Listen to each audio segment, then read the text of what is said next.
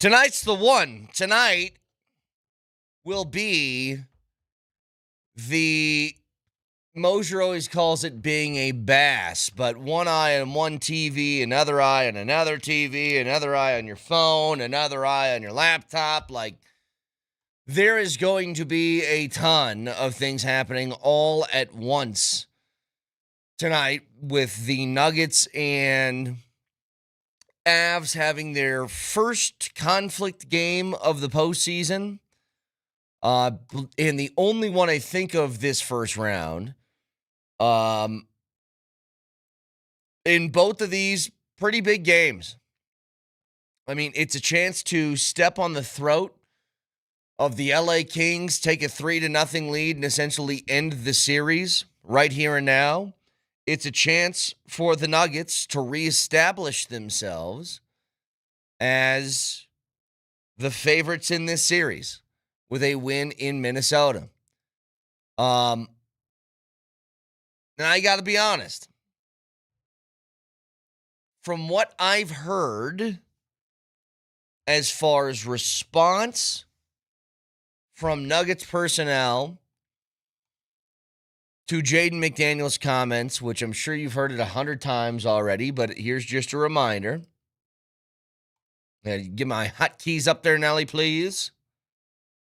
Go out to Jokic, Jamal, all the bad defenders, Tim Hardaway, Cam Johnson, Aaron Gordon, the whole team.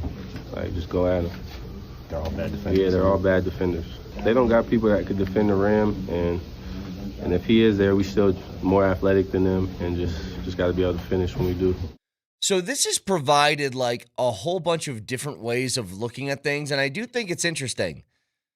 You know, I am somebody that feels like if you get an opportunity to have an athlete tell you the actual truth, because make no mistake, that's exactly how Jaden McDaniels feels. And say what you want about that perhaps being a weird comment from a player of his caliber. Again, a good player, but somebody who is not like a star. I mean, if you're going to have somebody calling out Nikola Jokic or Jamal Murray or something like that, perhaps you could be somebody who is near their level of player. But I don't blame or I don't mind players being honest. I just don't think it's wise to basically call a team, your opposing team, trash when you're heading into game 3 of a 1-1 tied series.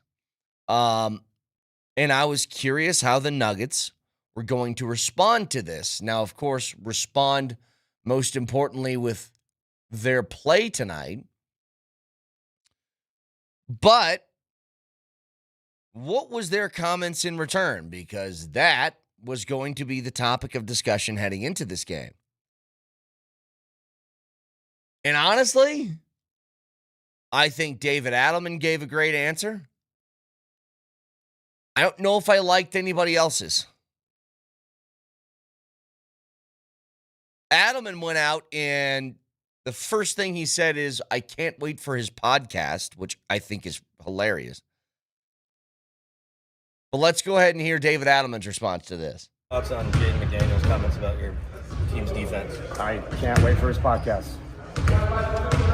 Well, does bulletin board material, does that work at this point? Christian said if you need extra motivation in the playoffs, but can it work to some degree?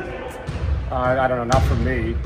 I think narrative's really interesting too. Like, you hear so many things, and we've gotten really lazy in society. Like, what's our defensive rating in this series? Through 2 games. You're 109, right? 109. Yeah, really good. How is that? That's fair. 6th best in the playoffs. 6th best in the I was just playoffs? thinking. Okay. Now, that's through 2 games. One, I would say, good game defensively. One, not very good game. So you're split there. The point to me is this. At least he was saying, he's giving some pushback to it. I heard Aaron Gordon talking about this. I heard after the game. I heard Cam Johnson's response. And both of them basically dropped I don't care. They dropped the Bruce Brown. I don't really care. And I don't think I like that response. I think I want them to care. I want them to have some sort of response to somebody calling you out. Somebody called you and all your teammates bums. And I think it should serve as motivation. I know in the question to Adelman, it's like it's the playoffs. You shouldn't need extra motivation. It's like you shouldn't need it, but when somebody gives it to you, I'm going to take it. I mean, the Last Dance documentary about Michael Jordan, all 10 episodes were the same thing. It was, I took that personally. Everything that he said, and even when they were being like nice to him, I don't get it.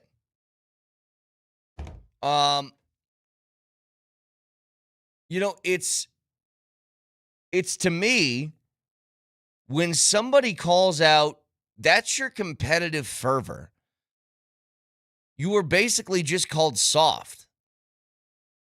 When somebody criticizes you defensively, the translation of that is you either aren't physical enough or you aren't giving enough effort. Both of those very, very big curse words in the sports community.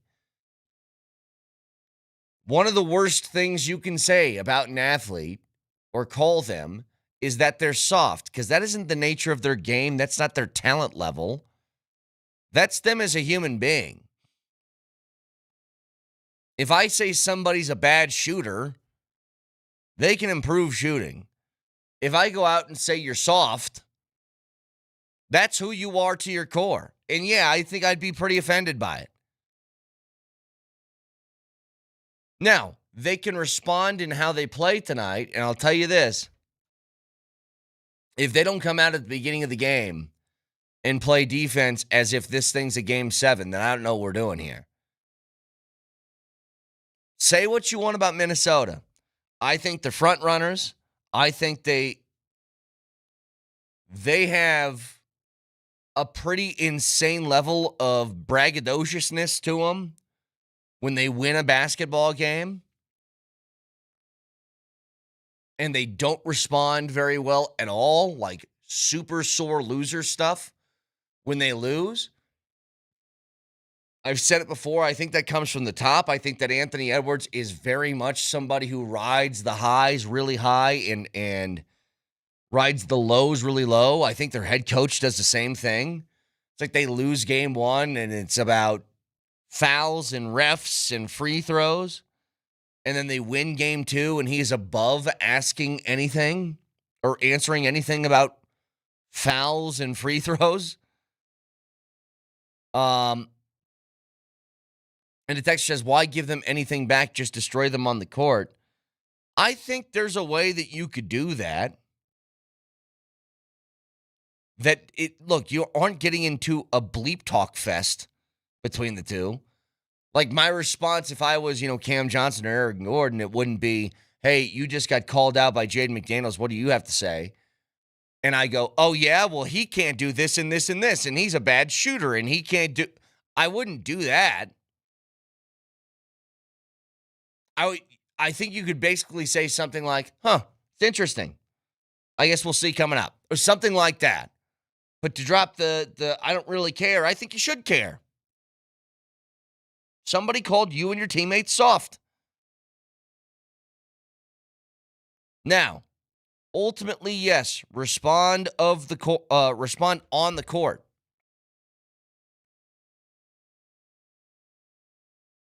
But I really need to see a huge response tonight. And part of me thinks if they don't go out and find a way to get a dub in this game 3, then you're in some real trouble. You can tell me that the extra motivation stuff when the postseason starts is just, it's all sort of made up. I don't think so.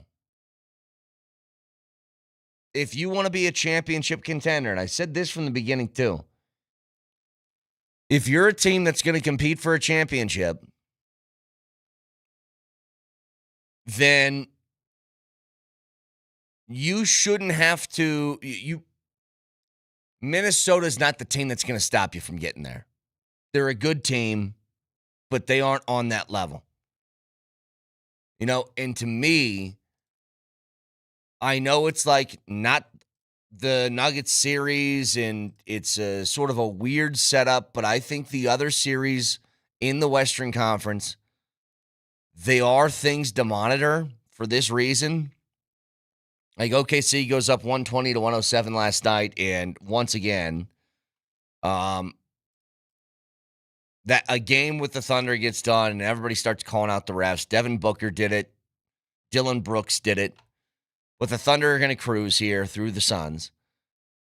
The reason the Lakers series and it being 2-0 right now is so important is because, first of all, with the concussion to Victor Wembanyama, who knows if he's going to play in Game 3, and that game currently is tied, or that series is tied 1-1, but the game that's coming up tomorrow night, the Spurs are only a 1.5 favorite against Portland. But your path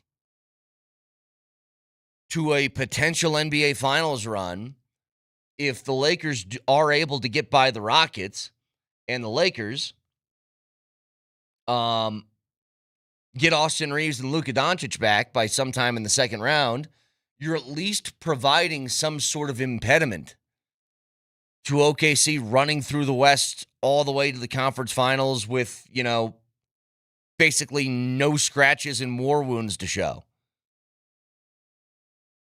So that's what I'm waiting for. Speaking of a back and forth, two guys that disagree on the Jaden McDaniels stuff. Barkley thinks he shouldn't have done it. Shaq doesn't care. I don't think you should have said that. Why? Because you don't poke the bear. Why not? You don't poke the bear. Yeah, you do. Yes, Listen, you do. You can think that. You poke the bear. Yeah, and you stab him. You and can you make a fur coat. You can think that. And you go into the mall naked with your fur coat on and say, hey, I stabbed you can the bear think and I killed that. him. And we've all said stuff like that in the locker room, and coaches have said it to players, and players said it to coaches.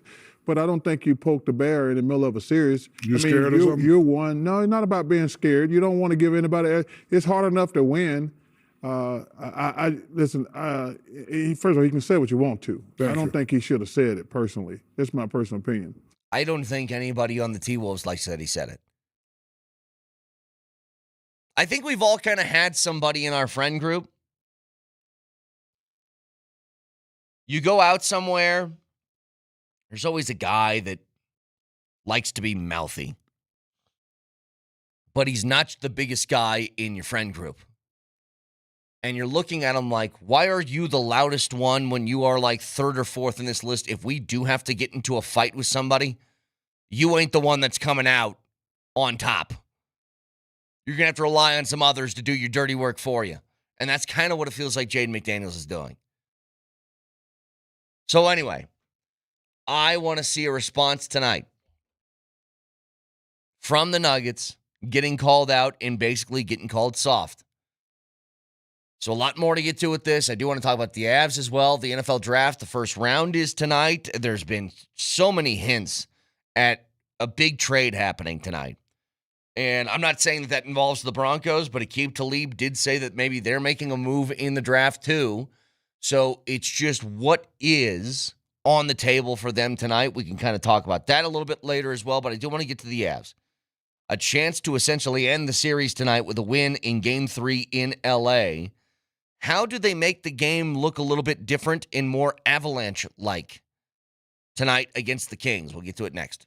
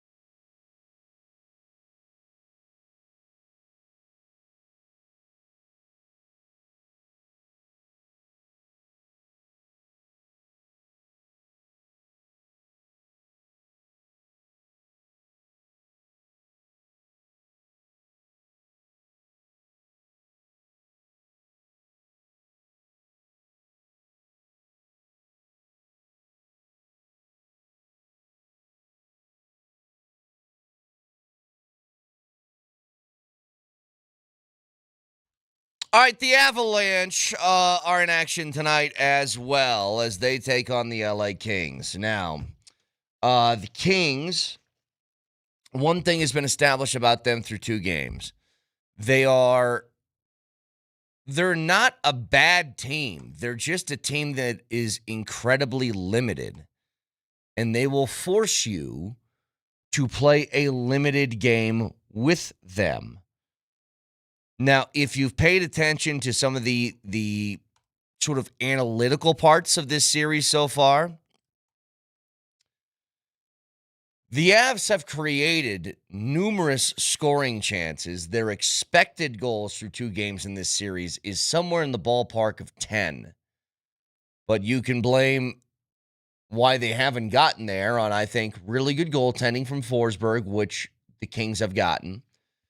And you can also blame it on some posts and maybe indecision shooting and all that different stuff. Like, it's all kind of piled together. But it reminds me of like when you're watching a boxing match and you got 2 guys in the ring. One of them is the clear and overwhelming favorite of the other. He is bigger, he is stronger, he is faster. And then you got the guy who's the underdog. And there's kind of 2 ways you can do this. You can throw caution to the wind. I can't remember the guy's name who fought Mike Tyson when Mike Tyson was in his heyday. But it's basically the bell rang and he just marched right at Tyson and started swinging. Like just throwing haymakers. And his hope was, hey, I'm just going to do this. And if I connect, then I'm going to win. But if not, it's going to be a quick out for me. And some guys have tried that with teams like the Avalanche in the past. Let's just go balls to the wall, see if we can throw together some goals, steal a couple of games, and go from there. Or you can take the strategy of what the Kings are doing, which is you're going to dance around the ring. You're never really going to try and throw a punch, but you're going to make sure that they aren't going to get a clean shot on you either. And you're just going to hope and pray that they'll make one mistake at some point that you can capitalize on. That's the game that LA's playing. The Avs are standing in the middle of the ring with the fists up saying, let's fight. And they're dancing. Because they feel like that's the only way they can survive in this series. And I'll say this, I think to the Kings' credit, it is exactly what they want to do. They have no problem going out there and turning that game into kind of a boring mess. Because they're waiting on exactly what they got in game 2. That you just, every time the Avs enter the offensive zone, they're going to get the puck, they're going to chuck it out, make you reset, do it again. Hope they get a stick on a puck in the neutral zone. They can get some sort of break. Like, that's what they're hoping for. And in game 2, they held the Avs to nothing. They were able to get on the board first, well into the 3rd period with a power play. And they were going to hope that that was enough. Because if you remember, the lead wasn't that long after it. But very clearly, if they got a stick on a puck, they were playing full-on PK.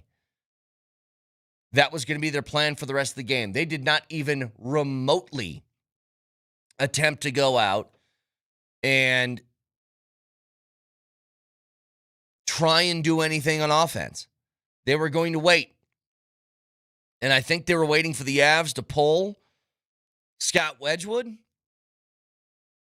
And they were going to try and find an empty netter at the very end of the game to seal it. But fortunately for the Avs, you get a pass from Marty Natchez that 5 holes Forsberg, goes straight to Landeskog on the other side, tap in, tie game. Now they're forced to play hockey again. But that's their strategy. How can the Avs counteract that? And I think to a certain extent, it's continuing to do what they're doing, but just being able to finish.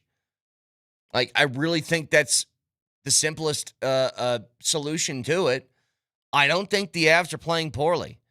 I just think they're a couple of inches away from winning a game 5-1. I mean, think about it. I think Johnny Lyles was he was counting up all the posts that's been hit over the first 2 games of this series, and I think it's 6 or 7. Let's say half of those don't hit the post, and they find their way in. I don't think anybody is questioning the Avs offense anymore. Now, again, to a certain extent, that's the nature of how hockey kind of goes. It's what makes individual games so random in that sport is you can have a team that maybe dominates the pace of play and everything for 60 minutes, but sometimes all it matters is getting a bounce or not getting a bounce. But don't you think the LA Kings also are doing the Buster Douglas approach? Shout out the text line for bringing up the name Buster Douglas. He was the one who beat Tyson. That's not the guy I'm thinking of. The guy that I'm thinking of just blitzed Mike Tyson from the very beginning. He got knocked out in the first round. Oh, but gotcha. But he ran up and he just started chucking with the guy. Like, I'll find it, but continue, Nelly. Because that's what the Kings do, is they go, all right, we're playing the 1 seed. Let's get any edge we can. Let's lay these borderline hits that toe the line, but don't cross it. Anytime there's a whistle, let's start shoving dudes in front of the net. Yeah. That's kind of the approach they're taking. And Johnny Mitchell was on with PhD yesterday. I'll see if I can go find the cut, but they asked him about Kempe roughing up Cale Makar, and he said, I think that's a playoff hit. I don't think that's dirty. I think that's just what you do in the playoffs. You know what? And part of me is like, I kind of respect that. It's just, you know that the team is going to try and be grimy. This is what they have to do. They loved the idea that the Avs were kind of getting into, a slap fight with them early. If they get the Avs in the mindset of come out here and Peter McNeely is who I'm thinking of. Yes, thank you, Texter. Peter McNeely. If they get the Avs to go out and start focusing more on retribution than actual hockey, then they're doing the right thing. That's the only way they can win. I don't hate the Kings for it. I actually kind of respect it. It's an admission I'm not as good as you are. And I think that's almost the ultimate compliment. Like when you get another, and look, you don't like it because it's cheap shots and it's stuff like that. But the bottom line is, when you got a team that's trying to get you off your game, what's the reason for it? They don't trust themselves. They don't think that if they go 60 minutes of a regular hockey game, 5-on-5, they're going to win. And guess what? They'd be right. Everybody knew it heading into this series. And I'm just telling you, I think the strategy that LA has taken is a very, very smart one, and it's giving them the best opportunity to win. And because the Avs are the Avs, it doesn't matter.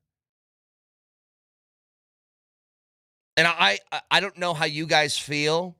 It's actually freaking me out how confident I am in this. I really think the Avs blitz LA tonight. I really do. It just feels like you've had this bubbling over 2 games, and they're going to find a way to put up 4 or 5 tonight, and there's no way that LA can keep up with it. No way. It is very much, to me, a matter of time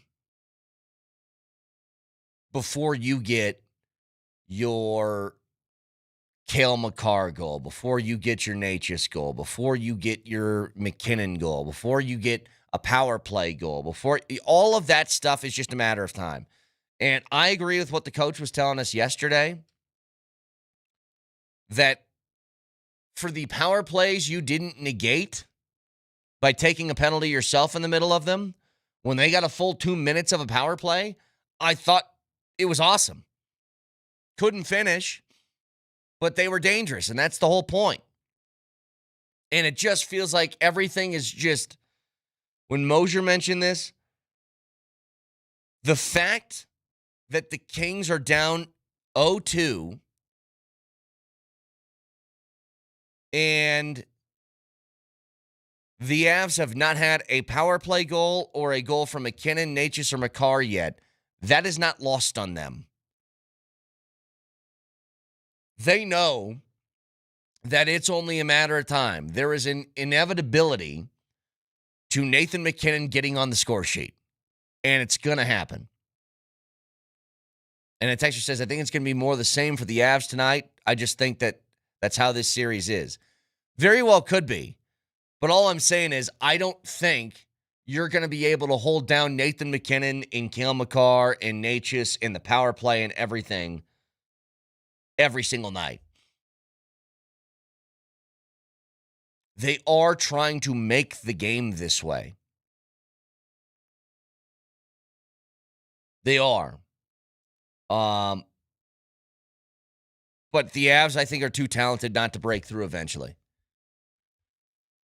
And whether they do or not, do or don't tonight, if you win, the series is over. And a lot of this stuff, the problem It's over, pal. The problem with things like that, if the Avs do win tonight, I just know Game 4 is just going to be the Kings trying to do the extra. When you're on the way out the door and you know it, it's just you're going to elbow, poke, prod, do a little bit of over the line. You'll be a habitual line stepper. So 303-504-0925. I think the Avs are going to break out tonight. It has that feel to me. Now, I want to get to the draft in just a little bit. By the way, Nelly, can you find, let's just see if my memory is serving right. YouTube like Peter McNeely versus Mike Tyson, and let's see if this is exactly what I'm thinking of. Because McNeely just felt like somebody's like, I'm an underdog in this. I know I'm going to lose. The only shot I got is if I just surprise him by acting like the Tasmanian devil when this thing starts. And look, it didn't work out for him. But I'm telling you, when you're a team like the Kings and you play the Avs, you have one of two strategies. It's you do what the Kings are doing right now, or you go full Peter McNeely, who was ahead of his time. He was Leroy Jenkins before Leroy Jenkins existed. So here you go. Let's see if I'm correct, if my memory serves right on this. So, yeah, they just – see that, Nelly? Do you see what I'm talking about? He basically takes a sprint at Tyson, pushes him all the way to the corner, and he can't wait to jump back on him. The ref's got to hold him back because what did Tyson do? He already knocked him down once in about 10 seconds, but he's like, I'm still going to run at him. Try me. And Tyson's like, all right, if this is what you want to do, you want a quick night, go ahead. Eat a couple of these, and then we'll be done. But it's probably from the beginning of this, Tyson's shocked that somebody's running at him like it because he's used to people being scared. So anyway, that's what I remember. It was just a dead sprint towards Tyson, and you're looking to get a knockout on the first punch because you're just like, I don't stand a chance in this anyway. So let's just be done. And down goes McNeely. 303-504-0925. Good win for the Rocks last night. They go out. Sugano goes 5 2/3, 5 hits, 1 run given up to the Padres. Padres a good team, by the way, 16-8 on the year. But you get another homer from Hunter Goodman, who's got 6 now on the year. Another 2-hit night from guys like TJ Rumfield, from Willie Castro. I'll tell you who I'm starting to, and this was last year too, but I really love this guy. Mickey Moniak's a player. He plays multiple positions. He's a guy that is still only 27 years old. He's got 6 homers on the year. He's hitting .286. He's just a professional baseball player. And I think that Mickey Moniak was a really big late acquisition last year that has turned into a guy that looks like he could be in the everyday lineup for you for a few years. No, he was a high draft pick, kind of flamed out in Philly, went over to LA, played a little bit, not too much, wasn't great, but I think really found a stride here in Colorado. But the Rockies go out, they win 8-3 over the Padres, making them 10-15 on the year. Let's play a fun game. Nelly, take a guess. How long did it take the Rockies last year to get to 10 wins? 10 wins. I'm going to say June 6th. Their 10th win came. Wow, Nelly, you almost nailed it. June 2nd of last year. June 2nd. That means you would have to wait a full month and what? About 5.5 weeks? 6 weeks to get to this point last year? So again, maybe not great, but improvement from the Rocks. You could make a strong argument they aren't the worst team in the league. That would be reserved for teams like the Mets or the Phillies or the Royals. There's a bunch of them, and it's not you. That's the good news. So 303-504-0925. Yes, that's right. I knew Moniak was a high pick. He was number 1 overall. So it's a guy who had talent. Obviously recognized, just not realized in Philly, then in LA. The Rockies do what I think smart teams, well, a smart thing to do when you're a very bad team, I should say, which is take a flyer on a guy who seems to have talent and see if you can do something with it. And Moniak, I mean, he hit .270 last year with 24 homers. You would take that from anybody on any team. And now this year, he's already got 6 homers in 18 games, hitting .286. He's just a good professional player. So 303-504-0925, Champ Mazda text line, one price, one person, 1 hour. Do want to talk about the draft a little bit as we move along tonight. And is there any opportunity that the Broncos could be a factor tonight despite not having a first-round pick? We'll get to it next.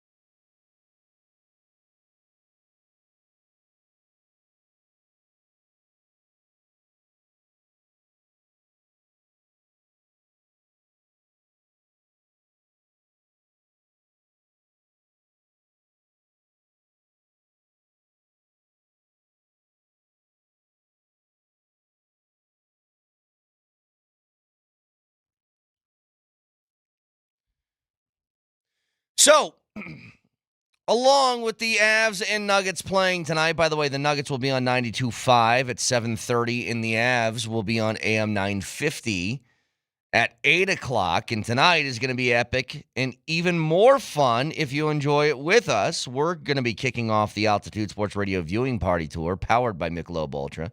Join Andy Lindahl at Jackson's in Lodo for the Avs game, with Raj hosting the network broadcast on site. We've got prizes, wall-to-wall action with the Nuggets and the NFL Draft on TV as well, so don't miss the start of the tour. We'll see you at Jackson's tonight. And speaking of the draft, I will throw a reminder to you guys that this was said, what was it, like 2 weeks ago, Nelly? Is that what this was? Week and a half, 2 weeks ago, something like that? Yeah, a couple weeks ago on his podcast. The Arena Gridiron, here is Aqib Talib. So, Kinsey, I keep waiting for the bombshell to drop because this man across from me over here keeps saying Denver's going to make another big move, and I keep waiting. It might be the waiting draft. And wait. Oh, yeah. The draft. It might be the draft, Skip. Yeah. So just, maybe they're just getting gun shy in Denver. Hey, come on, Skip. Come on. You still don't believe me? You still don't believe me, Skip? No, Come on now. unfortunately, All right. I do, and I'm dreading All what's right. about to happen. It might be on draft day. Yeah, okay. Just know that. So he says draft day. There's 3 days. So maybe it's tonight. Maybe it's tomorrow. Maybe it's the weekend. Maybe it's nothing. But I do think the Broncos, with the position they're in, they still need to draft somebody. And that's why I don't think they're going to be giving away maybe their pick on Friday. I don't think so. Because you still need to build a little bit through the draft. You need to create young depth on cheap contracts. But we keep talking about this. When you're in a window like the Broncos are, where it's not just being good. Being good's one thing entirely on its own. It's being good with a quarterback that costs you virtually nothing. It's the most envious position, I think, in all of sports to be. Competitive team with a rookie contract at quarterback who you trust. You look around the rest of the league. The good teams that are out there, once you get a certain level of payment for a quarterback, you just don't have the flexibility to go other places. The Bills last year, I think they took, even though they were like the only team of your typical contenders between the Chiefs and the Bengals and the Ravens and the Bills in the AFC, the reason why I think they looked a little bit worse than usual last year is because they had to offload a whole bunch of good players because they have to pay guys, including their quarterback. And it just makes your margin of error on ways to win. And I think that's maybe the bigger key. How are you going to win this week? It just narrows that a lot. Like in the case of the Broncos, it was mostly winning, due to defense. Defense and late game heroics offensively. But they did have games where they won, 44-24 or 33-32 or 27-26, or the Packers game was 34-26. They did have games like that. If they can continue to add for Bo Nix and give him more playmakers to be able to utilize on the offensive side of the football, you can start to be a team that can win kind of any style. You become what the Avs are doing right now. The Avs just won 2 playoff games on really low scoring results, which is not the way that they play. They play a high-flying, fun, bunch of goals scored brand. But they're capable of winning back-to-back games 2-1 if you need to.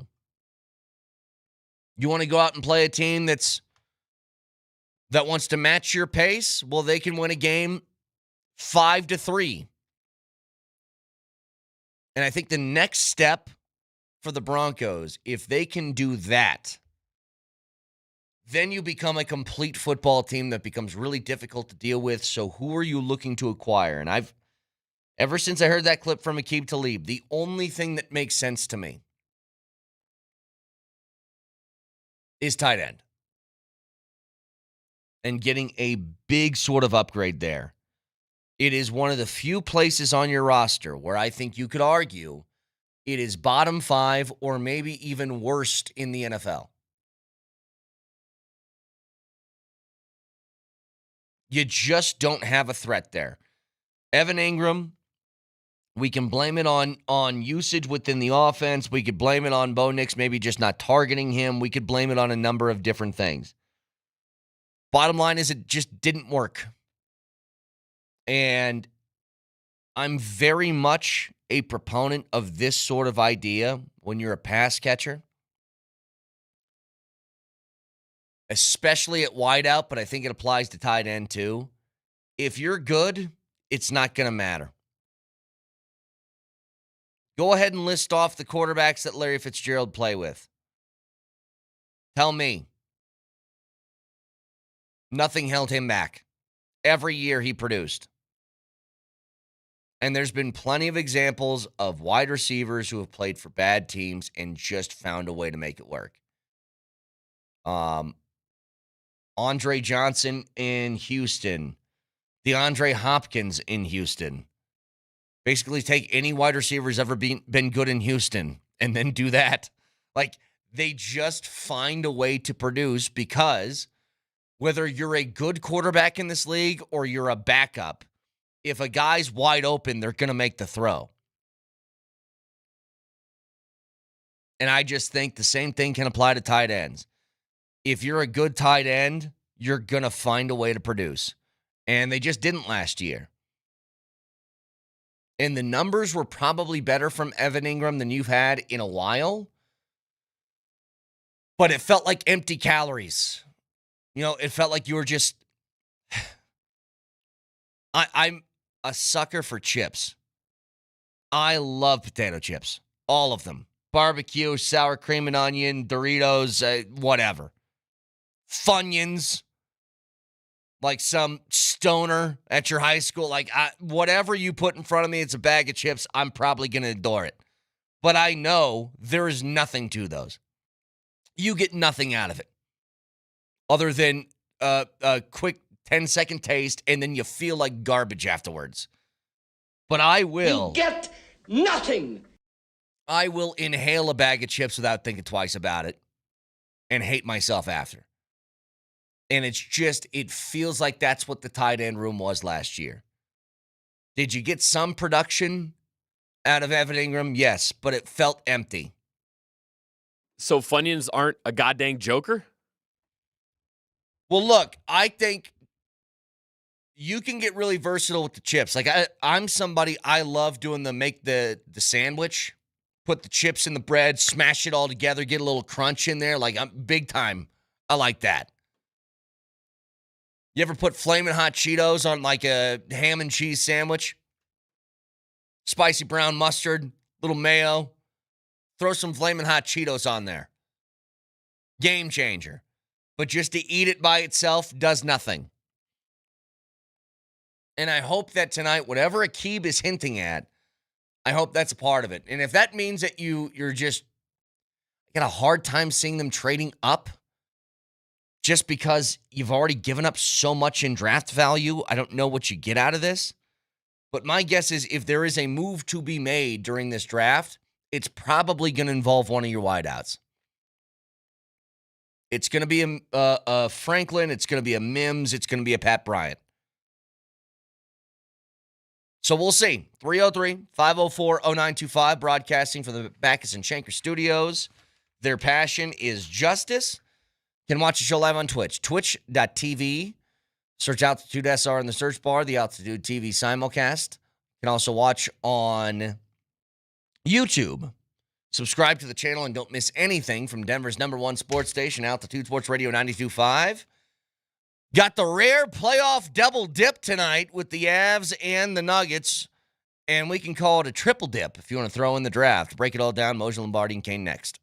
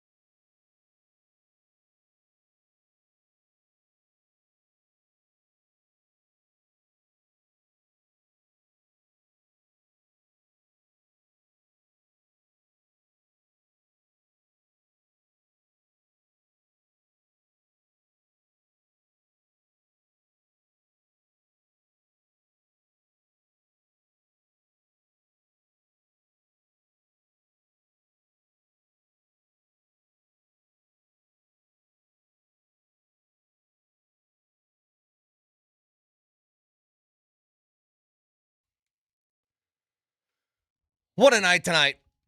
We have our first playoff double dipperoo. We have a triple dipperoo if you want to include the NFL draft. You have a Double dipperoo. You have a quadaroo. I don't know what you call that. Quad dipperoo if you want to involve the Rockies in that discussion as well. What about an Algeroo? His name's Al Giroux. I knew it. I just knew the first thing out of his mouth today was going to set me off because I'm tired in L.A. I'm sorry. Let me tell you something. I still remember, and I can't get it out of my head now, and damn you for making this happen, Vic. Every time I see T.J. Rumfield up to bat, I think of his father, Donald Rumsfeld. Every time. So anyway. Thing that comes to mind. What is Al Giroux's best song? I'm trying to think of it. What's his best song? I don't know. Okay, well, he did a lot of good stuff. So I want to start with the Nuggets because I heard a couple of the responses to the Jaden McDaniels comments, which I'll give you all of this again. I know you guys have heard it, but just a refresher. Go out to Jokic, Jamal, all the bad defenders, Tim Hardaway, Cam Johnson, Aaron Gordon, the whole team. Like, just go at them. They're all bad defenders. Yeah, they're all bad defenders. They don't got people that could defend the rim, and if he is there, we still more athletic than them, and just got to be able to finish when we do. So I do think this is important because when somebody calls you out like that, they aren't calling out if I said, he's a bad shooter or he's a bad rebounder or something like that. Being called out this way feels like the translation is he called you soft. Yeah. That's what happened. And that's a personal thing. That's not a skill or talent thing. For the remainder of my life, and I don't know how long that will go here, all right? We've established you're well past mid. Yes. For the remainder of my life, I will not understand why that person said what he said when he said it. And everybody online who tries to come back and say, he's not wrong, or it's not that big a deal, or you're looking too deeply into this, or I know for a fact his bosses, his people in Minnesota are very, very upset with him. Yeah. Very, very upset that he said what he said. Forget that, though. That's their problem. But when you're trying to tell me that those comments are normal, that those comments are, it's just playoffs. Again, I still can't believe he said what he said into an open microphone. Moser, where do you stand on this? I'm completely with you. Even if you think it, even let's say it was true, even if you know it, you don't say it. Not at this point. You know what it's like, Moshe? Point in the series. This would be like Devon Taves after the second game against the Kings saying they're a terrible offensive team. They can't execute. All they do is dump. Yeah. They can't do anything offensively. We know that. What would that lend anything to the Avs by saying? What would that do if you said it would? There's no help or benefit to your team whatsoever. How stupid are you to speak those words? Well, I was waiting for the response. Pretty silly. I was waiting for the response to the Nuggets because they were all going to get asked this question. Here's Adelman's. Coach, what was your thoughts on Jaden McDaniels' comments about your team's defense? I can't wait for his podcast. Well, does bulletin board material, does that work at this point? Because Christian said if you need extra motivation in the playoffs, but can it work to some degree? I don't know, not for me. I think narrative's really interesting too. You hear so many things, and we've gotten really lazy in society. What's our defensive rating in this series through 2 games? Really 109, right? 109. Really good. How is that? That's fair. 6th best in the playoffs. 6th best in the playoffs? Oh. Okay. Next. Okay, so there's something I liked about that answer, which is the beginning when he said, I can't wait for his podcast, which is funny. That's a good response. But to use a 2-game sample as your defense being good, I think is a little weird. To be fair. Yeah.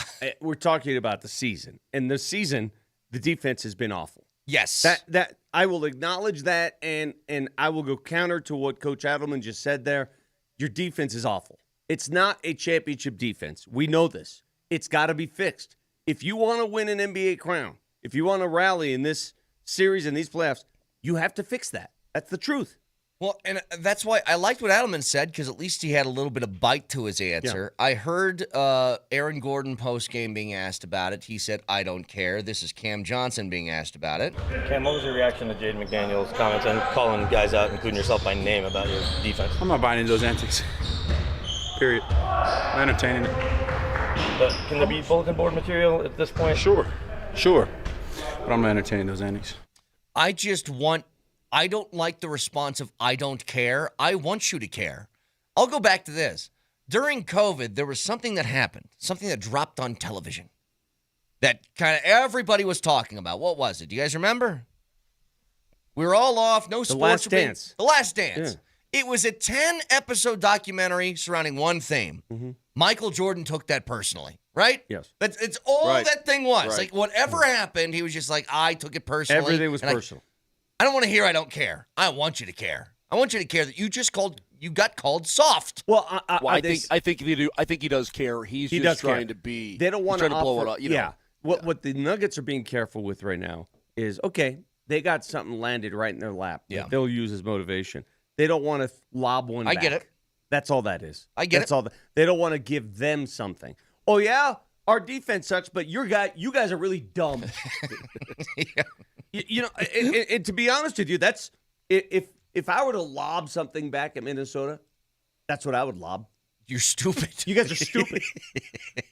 Yeah, but you know what? At least we didn't pick up a human helipad off a buyout contract. Huh? Kyle Anderson and his forehead. Kyle Anderson, please. Okay. That's what they're trying to avoid. Don't you please me. It's my thing. It just didn't make no sense. Nobody understood what you said. Here's the deal. You don't want to counter what they've already done. No, I get that. Let them live in it. Yep. And I think the response tonight is going to be interesting. If they get called out this way, guys, and then lose, I don't know where you go from there. You get called out like this, and let's say you don't play any better on defense, you lose Game 3 in Minnesota. Like, I don't know what else to think now about the team. Like, we've had sort of these fears all year long, these sort of trends that we've seen at times that are concerning, but then they kind of flip them around sometimes. I really think this is a game where you're going to see exactly what kind of team you have. You are. Yeah. And I'm reading a lot of stuff right now, even on the Twitch feed. Oh, what if the Nuggets overthink it? What if they start switching too much? What if they do this? What if they do? Guys, gals, listen. At the end of the day, it's basketball. That's all it is. It's basketball. You're not going to suddenly start doing things completely out of the norm because some dude questioned your defense. At the end of the day, it's just basketball. You're not going to. You're not going to try some new interplanetary move that's never been seen before. Let's get into a Karate Kid stance because none of that's happening, okay? None of that. The only thing that may happen tonight is you're going to dig a little deeper on the defensive end. That's it. Yeah. That's it. And when somebody sits in front of Jaden McDaniels tonight and they see Jaden McDaniels, maybe they approach that a little differently. But to assume that you're going to see some wild changes, that's not. They're too deep into this. I mean, been saying this all year. Is part of the reason why I just think the defense is what it is. We've now played 84 games this season. There's no more aces up your sleeve, okay? Your team is what it is. Whatever you got on the floor is what you got, and is what we've seen over the course of months. You don't have some special trick you're pulling out of the bag. You don't got any of those. Line it up, and then it becomes, how much do you want it? And I really think against a team like Minnesota, that part of it matters. It really does. Did Vic go full Space Jam with that? There's not some sort of interplanetary defense that you're going to come up with. Is that what he did? A little Space Jam-ish? Yeah. Okay. I like that. I do like that. That's a great point. You'll find some Monstars? Pretty much. There's no secrets out there at this point. At this point, it's you go play and you inflict your will and you win the dang game. By the way, the Nuggets are a favorite tonight. Did you see that? They're the better basketball team. Agreed. They are. It's just a matter of, Game 2 was just weird because it felt like, Vic, we turned a corner in late game production offensively. And it kind of reverted to what we saw maybe earlier in the season where they weren't executing in crunch time, the way that they have lately at the end of the year. And so maybe you call that a one-off, but these games are going to be close against Minnesota. You're going to have to execute late. I just hope that they come out, and if you can take one against Minnesota, because let me tell you this much. We know how much of a front-running team the T-Wolves are. What do you think Anthony Edwards' press conference is going to sound like if they win tonight? I mean, he's going to sound like he just wrapped up an MVP. Did you guys hear what he did after Game 2, by the way? He's up there in a bro tank and shades, and he's dropping, I think, 15 curse words in 30 seconds. It was crazy. But that's how that team is, and that's what makes them so detestable. I would love nothing more than to see his post-game press conference when they lose a fourth game in this series. I know. Just see that one. So that game's going to be on 92.5 tonight. The Avs will be on AM 950. We'll get to the Avs in just a little bit. And kind of what they can do to make the game feel different. Nelly, can you pull up the video I had in the appetizer? Because, Moj, just to set the table for this before the break, it feels to me that the Kings, who know they aren't as good as the Avs, it's why they're playing the style that they're playing against them. You have two options if you are a team that is a big underdog. You can do what the Kings are doing right now, which if I related this to boxing, bell sounds, they're dancing all around the ring trying to avoid getting hit and just hoping they can hit you with one counter, right? That's what they're doing. They're just playing the waiting game, waiting for an opportunity. You can do that, or you can do, if you guys remember what Peter McNeely did when he fought Tyson in his prime, where the bell sounds and you just go Leroy Jenkins and you sprint at him and just hope that you can catch him off guard. And I think that's what the Kings were trying to wrestle with was, I don't know, do we just go out and try and blitz them at their own game, or do we just dance around the ring for 10 rounds? This didn't end well for Peter McNeely. No, he gets knocked out immediately. Yeah. But it's like, that's the only other strategy you got if you're an underdog. I can dance or I can just try and blitz. And in the case for McNeely, he's going to go down here in about 5 seconds. But it's true. Tyson fight. Yes. Did McNeely land a couple? He landed a couple. Yeah. Well, if you saw the very beginning of the video, Tyson was like, what is this guy doing? This is stupid. Yeah. What ultimately happened? This. Watch. Yeah. That. You end up gone. face first on the mat. Gonzo. Yep. But that's the thing. And I really feel, Moj, and we'll get to this in a second. Tonight's the night. I think the Avs break out and they put up like 4 or 5, and this game isn't very close. It's only a matter of time. Well, they're so due. I mean, you can play great defense. By the way, McKinnon has had his chances, guys. He's really close. His legs are moving. Marty Necas has been really close. He's hit the iron a couple of times. His legs are moving. It's only a matter of time. You can only hold the best players on the planet off the score sheet for so long. They're eventually going to break through. Brett, it very well could be tonight. So very well could be. We'll get to it in just a second. Reminder to you guys that the Nuggets will be coming back home on Monday night for Game 5 against the T-Wolves, and there's a ton of amazing stuff going on. So visit nuggets.com/playoffs. From base camp 5280 passes, that's the party that's going on outside during and after the game. Game tickets, trivia, gear. The Playoff Hub has everything a Nuggets fan needs to know during the playoffs. That's nuggets.com/playoffs. Big turn of events last night in the NBA playoffs I want to talk about. We get to all that next.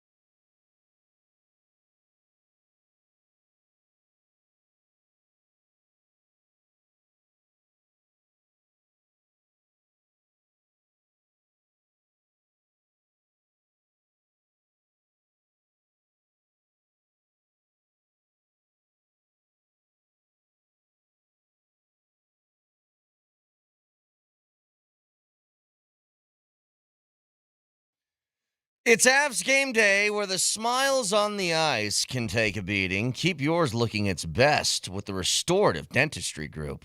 Get the smile you deserve. DenverSmileAgain.com. That actually worked great with that music, Nelly. This is Vic's boy, Al Jarreau. Love it. This isn't DeBarge. Love it. So listen, Avs play tonight, game 3. Moser, if they win this, I mean, it already feels like this series is kind of over. But if they win tonight, it's over. Because the Kings just aren't going to win 4 consecutive games against the Avs. So you asked Bednar yesterday about what could make this team better. What can the Avs do to improve despite being 2-0 in this series, he said. There was a few things that we talked about after game 1 to get more dangerous offensively. And I saw flashes and stretches of it in game 2 that helped us create some chances. I think we can chip in a power play goal. Like last night, we nullified all our power plays. It's going to come down to execution, shooting. How well do we shoot? Game 1, we missed the net a lot. Game 2, I think we got a little bit better, but passed up on some shots like Marty's on the 3-on-1. Like, you just got to keep creating those looks and making good decisions. The expected goals for the Avs in this series is around 10, is what they should have at this point, and they only have 4. And that's why I think we're on the cusp of one sort of breakout game. Yeah. Eventually, Forsberg is going to have to surrender goals, right? Eventually. Yeah. And that's a credit to him, by the way. Like, I'm not taking that away from him. Like, Forsberg's been great. Completely. There have been pucks there, and I said it during the game the other night. He's made saves, but he's coughed up rebounds. There have been pucks laying around him that you haven't gotten to, where there's nobody in position to pound home a rebound, that sort of thing. And the Kings, if you watch their structure, I mean, they do this, Vic. Mm-hmm. They suck to their goalie like a black hole. Like the goalie just sucks them in, right? And they don't want to allow any second chances because they know. I mean, they have to play that style. They know. But if you keep firing that puck, Brett, you stop passing up on some of these shots and you keep trying to bury that thing, you're going to be okay. You're going to solve them. Guys, everybody listening, I have to admit something. Can I admit something? Sure. Can I make an admission? I'm an easily distracted driver when it comes to playoff hockey in the Avalanche. I'm a distracted driver. I want to go all in on you guys breaking down the rest of this Kings Avs series, but I freely admit I have one eye on the next round already. Sure. I'm not all there with you. I'm already looking there. Mm-hmm. So that's where my focus is. Watching Dallas and Minnesota last night, Moj, watching Minnesota rally for 3 straight goals to take a lead. I don't know which team you're better off playing. I mean, Dallas, in case you missed it, Dallas wins in double OT, power play goal, Wyatt Johnston. That guy's, he just makes got the tip in. Huge goals. Yeah. Huge goals. So they rally. They were down in the third. They get the tying goal from Duchesne. They send it to overtime and then double overtime. So Dallas wins it. They lead that series 2-1. Did you see how they got that power play in the double OT? I was in and out, Moj. The rookie threw it over the glass. Oh. I was going to say, I told Kaner during the break, I said, how do you get a power play? There's no way you get a power play. No, they don't call anything in overtime, playoff overtime. I mean, you can amputate a guy. They're not going to call it. But if you throw the puck over the glass, they're going to have to call it. I mean, it's pretty black and white, yeah. Yeah, so the kid throws it over the glass. You realize, see, now this is the difference, right? And Coach is just talking about, we can chip in with a power play goal. That would help. Well, yeah, it would. You got to get you must get that cranked up because Dallas last night, of their 4 goals, 3 of them were power play goals.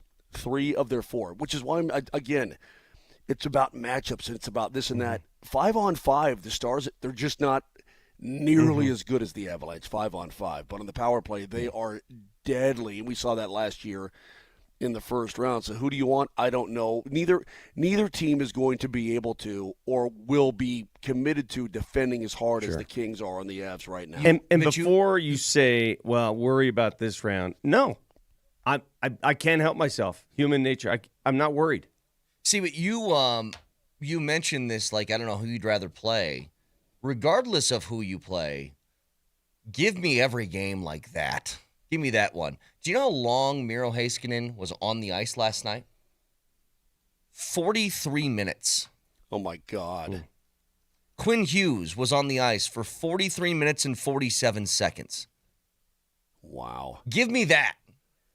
Just 100%. wear these guys, whoever makes it past, keep wearing each other out for round 2, please. Like, Moj, 100%. ideally, you get through here, you win tonight, and you win on Sunday.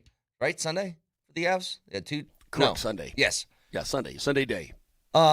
Win tonight, win on Sunday, and then kick your feet up and watch these guys go double OT every night, please. Let's go back to 2022 real quick. Playoffs come. And it's 2020. Yeah, the playoffs did come, and the Avs won the Cup. But Game 1, the Avs beat up the Preds pretty good. Game 2, Nashville took the Avalanche to overtime. And it was Cale Makar that scored the game-winning goal. It was a 2-1 game in overtime. Game 3, they go to Nashville, and the Avs put 7 on them. They just blew their doors off, and it was over. It's almost like, once you get to that point, mentally and physically, where you realize you can't, there's doubt in your own head, things just, in the Stanley Cup playoffs, but they have a tendency just to fall apart. And they're gone. So we'll see if the Avs can inflict that will. I saw a breakdown of the game-winning goal in overtime the other night. I thought it was very good. And the point was the Avalanche wore the Kings out, just wore them out and wore them down. And these guys couldn't move in time. They couldn't get to proper positions because they were on a shift that was a monster shift, like a minute-and-a-half shift, and they're dead. Mm-hmm. And it's every little half second that creates a chance that normally wouldn't be there that ends up winning the game. So the Avs keep pushing. I mean, you can do it for, 40 minutes, 60 minutes, but can you do it for 67 minutes? That's the question. Just keep pushing. The weird thing about the Kings, by the way, and we've mentioned this, Moj, they're a team where they're pretty good on the road. They're terrible at home. They're awful. They're not good. And I don't know. Under 500. I don't know why that is. I don't know how that is. They have the third least wins at home in the Western Conference over the course of the regular season. Is there any, I don't know, if you talk to people, Moj, do they have an answer for it with why the Kings struggle? They have no idea, no clue. And the Avs tied a franchise record for road wins at 29. Yeah. I mean, that's things. If you have the 2-0 series lead and things are now, they're still shifting in your favor, you got to feel pretty good, pretty dang good. But again, the Kings, when they score 3 goals, here's their MO. When they score 3 goals, they have 4 regulation losses all year long because they're just so tight defensively.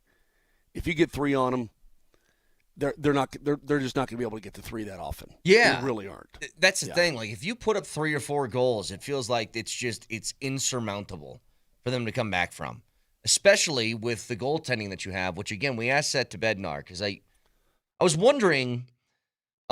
He said a few weeks ago to us that the rotation between Wedgwood and Blackwood was the rhythm of their team, and he thinks you continue that going into the postseason. And then after Game 1, I saw Wedgwood on a post-game interview with the TNT boys. He said, used the exact same line, it's the rhythm of our team when asked about Mackenzie Blackwood. So I just wanted to reiterate. I was like, so is that still kind of the plan? Wedgwood's played 2 games in a row. It feels like if this is the rotation, it would be a Blackwood night tonight.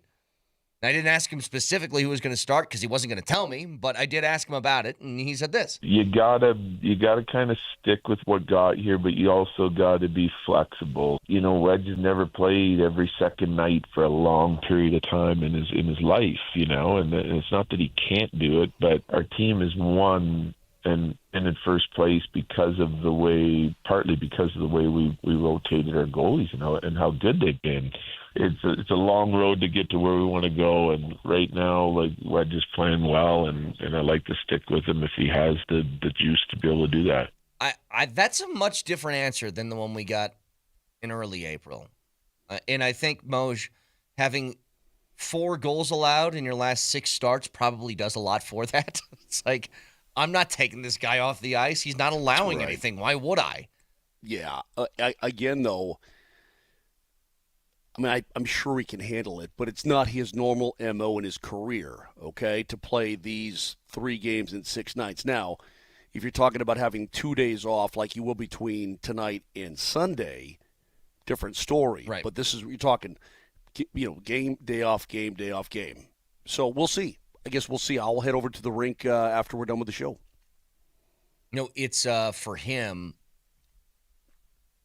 Do you think about maybe giving Blackwood 1 start, then an extra 2 days, and you give Wedgwood an extended rest, and maybe you're like, hey, if I want to try something up 2-0 against a team that we're likely going to beat anyway, maybe tonight's the night that I do it. I don't know. But do you want to mess with anything that's going on right now? Right. I don't know. Mess with the mojo. Switch it up? Because let's say something. I mean, yeah. I'll say this.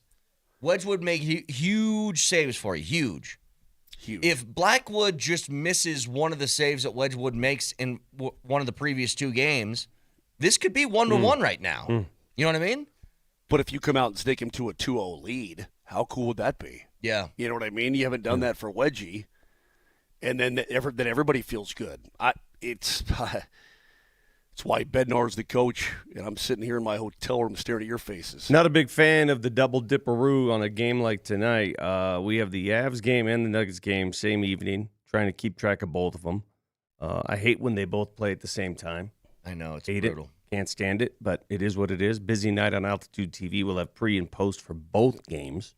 So we'll be sharing that studio with Kiefer and Johnny and company. Oh, God. Tonight is also round 1 of the NFL draft. Did you guys hear what Jay Glazer said, what he is saying? Jay Glazer says that tonight he's told by a reliable source of his that there's going to be some serious drama in the draft. And when he says drama, big trade, big to-do, something.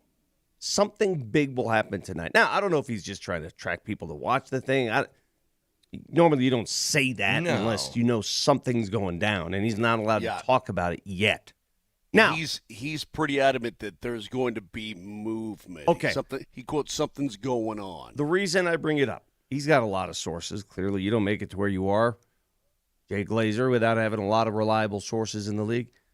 Guys, which NFL coach is considered one of his best pals, best friends? Like best Jay buds? worked with him. Sean Payton. Sean Payton. He spent like 3 days at Broncos camp this summer. He ate with the team. Yeah. He hung out with he worked out. Yeah. He worked out at the Broncos facility. He ate with the Broncos in the cafeteria. He literally was part of the team. There's also a guy who's friends with a whole bunch of people still on the Broncos. So, Kinsey, I keep waiting for the bombshell to drop because this man across from me over here keeps saying Denver's going to make another big move, and I keep waiting. It might be the draft. And wait. Oh, yeah. It might be the draft, Skip. Yeah. So just, Maybe they're just getting gun shy in Denver. Hey, come on, Skip. Come on. You still don't believe me? You still don't believe me, Skip? No, Right. unfortunately I do, and I'm dreading what's about to happen. It might be on draft day. Yeah, okay. Just know that. Okay, so Akib says this. Now, Akib says draft day, there's 3 days. So, I mean, it could be any one of the 3, I suppose. Yeah, but you're talking first round, bro. You're talking today. But Glazer says this. Here's something else. If Glazer, and there's been hints that there's a big trade coming, I'm not saying for the Broncos, but hints that something big's happening on draft day from multiple people. If they know that something's going to happen, does that mean that the NFL was aware of this potential huge trade and said, guys, save it for our television show? Yeah. Is that what they did? Seriously, I Save think it they for might a have. made-for-television No, show. I think that's what they're saying. You know what? That's a very good point. Trades could already be done. Yeah. And they're just simply unveiling them on the night of the draft. So they can have the big to-do, and they can get Schefter on, they can do this, that. Brett, I don't say this too often about you. Because your television acumen usually is really poor.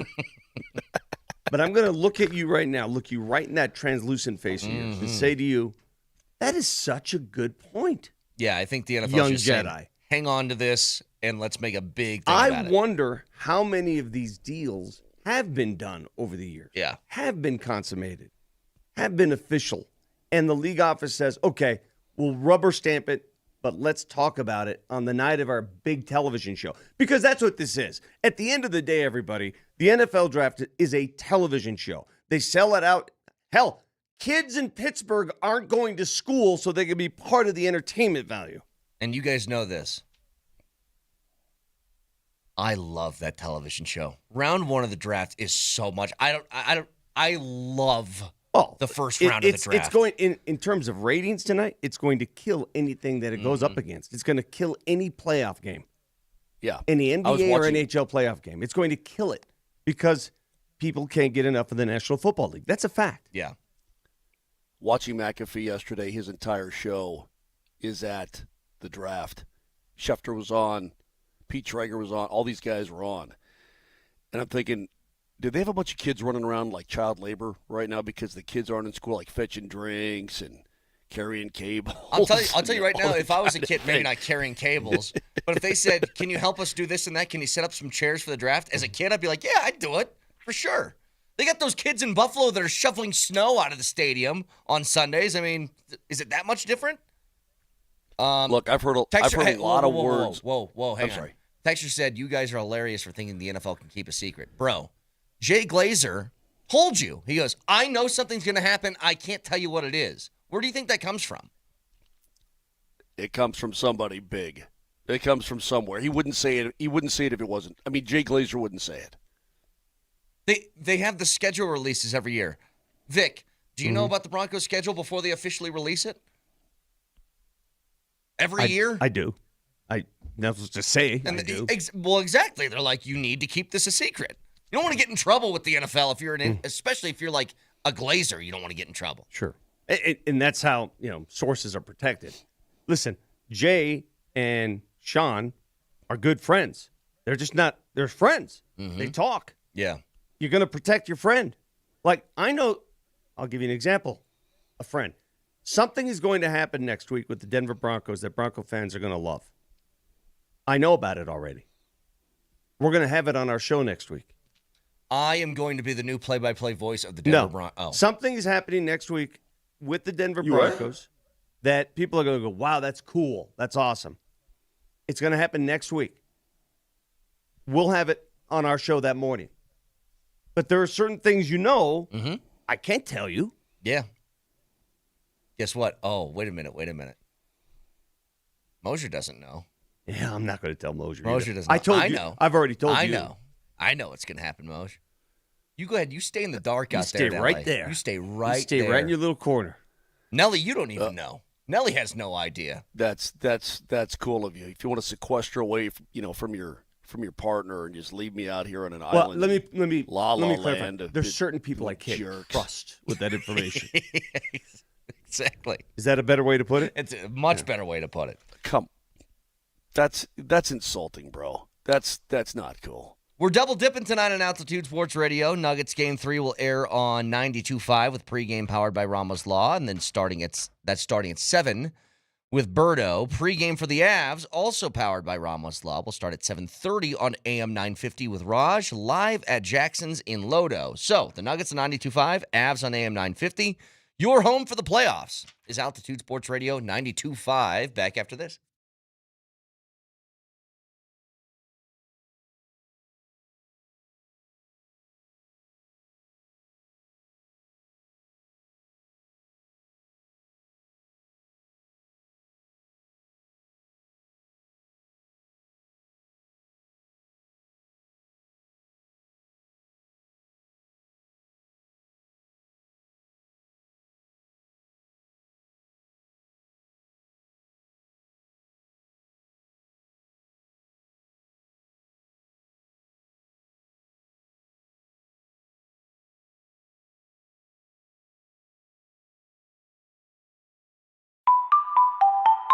That is the sound of Tulatero. It's the favorite lottery app of many where you can play all your favorite games. Powerball, Mega Millions, Lucky for Life. Well, what's Lucky for Life? That drawing's tonight. $1 million a year forever. And you can join in on the fun and have a chance to get $1 million a year for life if you download that Tulatero app and use my code MAGIC. You get a free credit to play in your first lottery game. Then again, $1 million a year for life. So download the Tulotero app, Tulotero. Use my code MAGIC and try your luck. Oh, where's my sound? There we go. It's Tulotero, your lottery app.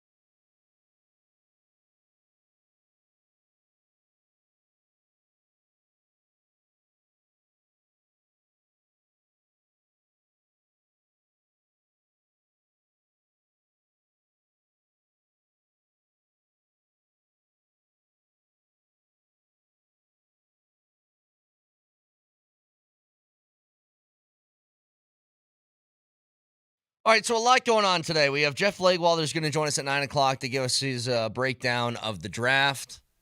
This is the architect of the top 100. Should be your Bible for the NFL draft. So he'll join us at 9 o'clock. David Adelman is going to be on with PhD today at 12:20, leading into Game 3 between the Nuggets and the T-Wolves. Can I make one reference to the text line? Sure. Because I saw this too, and I know this guy's referencing Moser here, but I would like to say something about it. Texter 970. Moser, did you see Boldy dangle that last night, setting up Eriksson Ek for the second goal? Absolute filth. We were watching that during dinner, and I'm looking at Boldy, and Boldy was one of the heroes of the Mm-hmm. Olympics. This dude is something else, man. Yeah. Against the Avs, he seemed to make a play every single. That setup he made, he went through how many people, Moj? Like 4 people? Yeah, he's brilliant. He's a brilliant player, dude. I'm telling you. I mean, this is Minnesota for the longest time has lacked that real top end guy. I think it's fair to say that Kirill Kaprizov is probably the most talented player in the history of the team. It was Marian Gaborik for a long time. Mm-hmm. But this Matt Boldy, wow. He's a top 12 clutch. pick. He is. I mean, he's a really good player. He's a big kid, talented kid. He's going to have a fantastic career. Yep, he really is. Sorry. Well, you said earlier, Vic, that you wanted to talk about something in the NBA last night. I did. And there's only 2 games, Yeah. and neither of them particularly close. Yeah, So. I did. Did you happen to watch, Moj, Brett, the Oklahoma City-Phoenix game, which was going to end up – the results didn't change. Oklahoma City's going to sweep that series. Yeah. They're up 2-0. They won last night, 120-107. But, there were some calls made. The typical OKC whistle after the game. Devin Booker ripped the officials. He's going to get fined heavily. He basically called out the officials by So's name. Dylan Brooks. By name. Yeah. So's Dylan Brooks. Yeah. During that game, Alex Caruso called a technical for the officials. Literally said, give him a tech, and he did. So there was a lot of stuff behind the scenes going on. The typical OKC stuff you get, but that's not my business right now. Our business is just getting through Minnesota. The result of that game, though, what's lost is if you look at the box score, Jalen Williams, the good one, he had 22 points in the first half. Yeah. Left the game with another hamstring injury. Yeah. He's been bothered by hamstrings all year. He's done, bro. He's done. Did not, and they're saying we'll see what happens. Dude, he missed most of the season with hamstrings. What's with all these hammies, dude? We're no strange. I was just going to say, know. we're no strangers to guys leaving with hammies. I know. And did you look at the Nuggets injury report for tonight? Yeah, AG was probable and Peyton Watson was out. Peyton Watson is still out with a hamstring, and AG's dealing with calf tightness. Yeah. What is going on? I don't know. Here's my question. Moser, do you remember in the 80s and 90s this many hamstring, calf? I'm trying to remember. I didn't even know I had a hamstring. I didn't know what a hamstring was. Are guys recently. overtraining? I'm trying to figure it out. Are guys overtraining? I don't know if there was such a thing, but I guess you can probably overwork a body part. But I don't recall, guys missing. I mean, I'm sure it happened. I'm just losing perspective. It didn't happen like this. Hey, for those of you Not like listening this. that were Not like around in this. the 80s and the 90s, please, old people, all olds, fellow olds, please combine, unite, fellow olds. Do you have a hamstring, number one? And number two, do you remember this rash of hamstring injuries in the 80s and 90s basketball days? Because I don't. Well, Moj, guys in the NHL don't really have hamstring problems, do they? It's always like broken bones or something is why they're missing games. It's different. The motion is different. Well, they have they have groins. Groins in They hockey. do have groins. Yeah. Yeah, those are the ones that get Raise your hand if you got a groin. I got a groin. Okay. Yeah. Okay, good. Big groin guy over Nelly, here. Steve, you were really late to put your hand up. That's okay, though. Yeah, okay. Just think about it. But it's different What's that motions. number for Rocky Mountain Men's Clinic, Moj? Yeah, I'll get you taken care of. It's just different. It's just they're different motions. That's all. Here's my other thing, and I don't know where people are at on this. I don't even know how to approach it anymore because I watch OKC, and it is so frustrating still to see just a team get. And I think this is just, I really think this is objectively true. And if OKC fans are for whatever reason listening to this show, don't yell and scream about it. I think this is the case. When 90% of an NBA viewership all comes to the same conclusion that they're just officiated differently than other teams, Dude. I don't know what to do with it. But here's where I'm like stuck between this rock and a hard place. It's frustrating. And I watch SGA get calls. I watched him straight up throw a guy on a push-off That was to Colin the floor. Gillespie. Colin Gillespie, and make a shot with no call. Yeah. And then I hear Devin Booker after the game say this. I heard Caruso tell him to call the tech, and, he ended up doing it. So that's one ref. In my 11 years, I haven't called a ref out by name, but James was terrible tonight, through and through. It's bad for the sport, bad for the integrity of the sport. People are going to start viewing this as a WWE, if they're not held responsible. Similar thing for you on the offensive foul with Caruso. Where whatever. It goes on from there. That will be a $75,000 fine For minimum. sure. He called him out by name. Here's my question to those listening. I am, frustrated still with watching OKC games and seeing them officiated differently. And I'm also now entirely exhausted of people complaining about it. I don't know what to do. There's nothing you can do. Yeah, I'm like, I can't take every time OKC plays, there's somebody that goes to a podium and complains about the call. But it's every team. It's every fan base. It's every team. It's a constant in life. It's a constant in this sport. They are the source of this. The SGA stuff, you're not going to get away from that. It's not going to change. That's the way he plays. It's the whistle that he's been given. It's not going to change. I would have called, now this is me speaking, an offensive foul on that Gillespie thing. I actually tweeted it out. It's on my Twitter. What do you think this call is? The reason I believe it's an offensive foul is he forced the contact. Now, people are going to say, well, Colin wasn't set. I don't care if you're not set. Here's what I can cut. If you're playing rec league basketball, if you're in the gym, there's no refs, you blow the whistle. What do you call in there? You can't just push throw off. You can't throw me to the ground. It's the arm extension. The extension. Yes. Exactly. If I'm playing against somebody and he does that to me, I'm like, that's a foul. Yeah. You can't just throw me.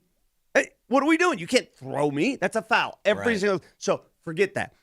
What bothers me about that game last night, did you see the technical that Devin Booker was handed and why? He's trying to save the ball from going out of bounds. There's a whistle called. He's fouled by the other Jalen Williams. He's trying to save the ball. As he's saving it, he throws it behind his back, and it hits Jalen Williams in the shoulder. Alex Caruso sees that and says, well, you can't be just throwing the ball at our player, even though he didn't intend to. And he turns to the referee, Caruso does. Signals T. And signals, hey, give him a T. And the referee did. Yeah.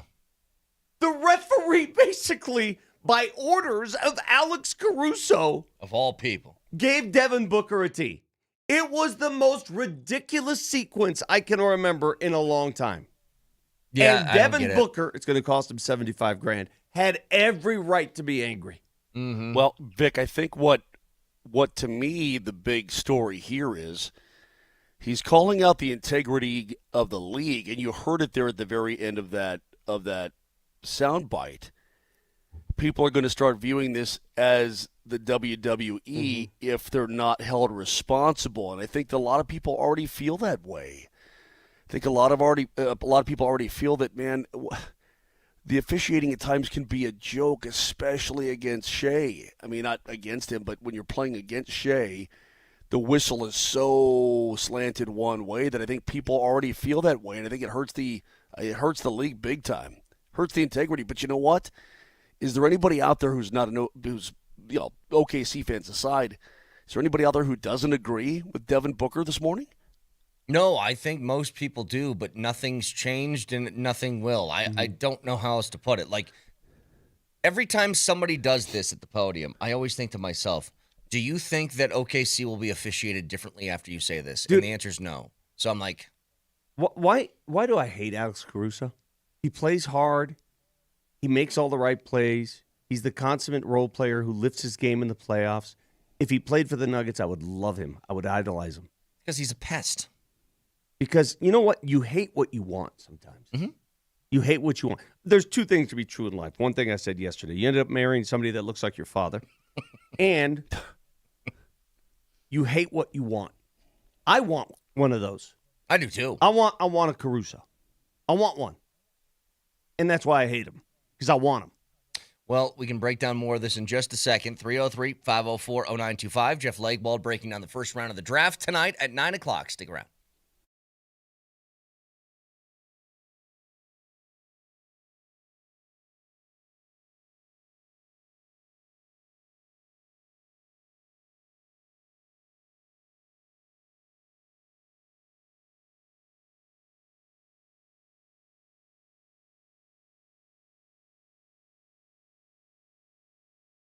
I was just at the golf course yesterday, and we wanted to get a few drinks, and so we went inside, and I said, "You guys got Surfside here?" And they did. And I was like, "Throw 6 of them in there." They said, "What flavor?" I go, "Don't care. They're all great."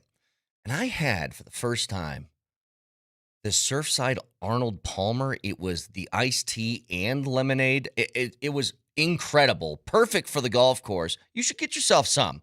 Surfside's the best. 100 calories, 2 grams of sugar, and the best part, no bubbles. Easily crushable for these warmer months coming your way and being on the golf course. Cool down with a Surfside, official partner of the Broncos, Denver Nuggets, and Colorado Avalanche. Sold in Ball Arena and at restaurants, bars, and stores near you. Must be 21. Please drink responsibly.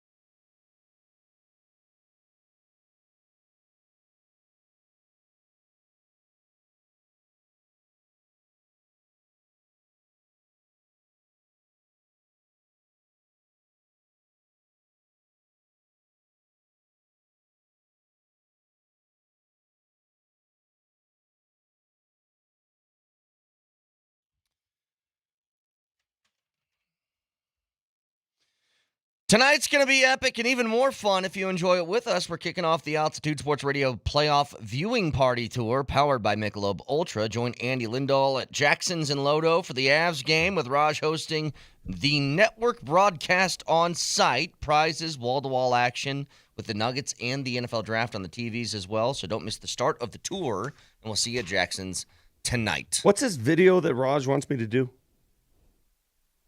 I don't know. Remind me to do it, Nelly. I'm supposed to do some video. I got to do video.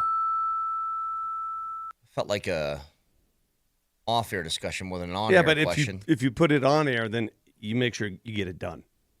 Okay. It becomes appointment. Nelly, when am I supposed to do my dishes today? Oh, the car wash dishwasher? Yeah. That.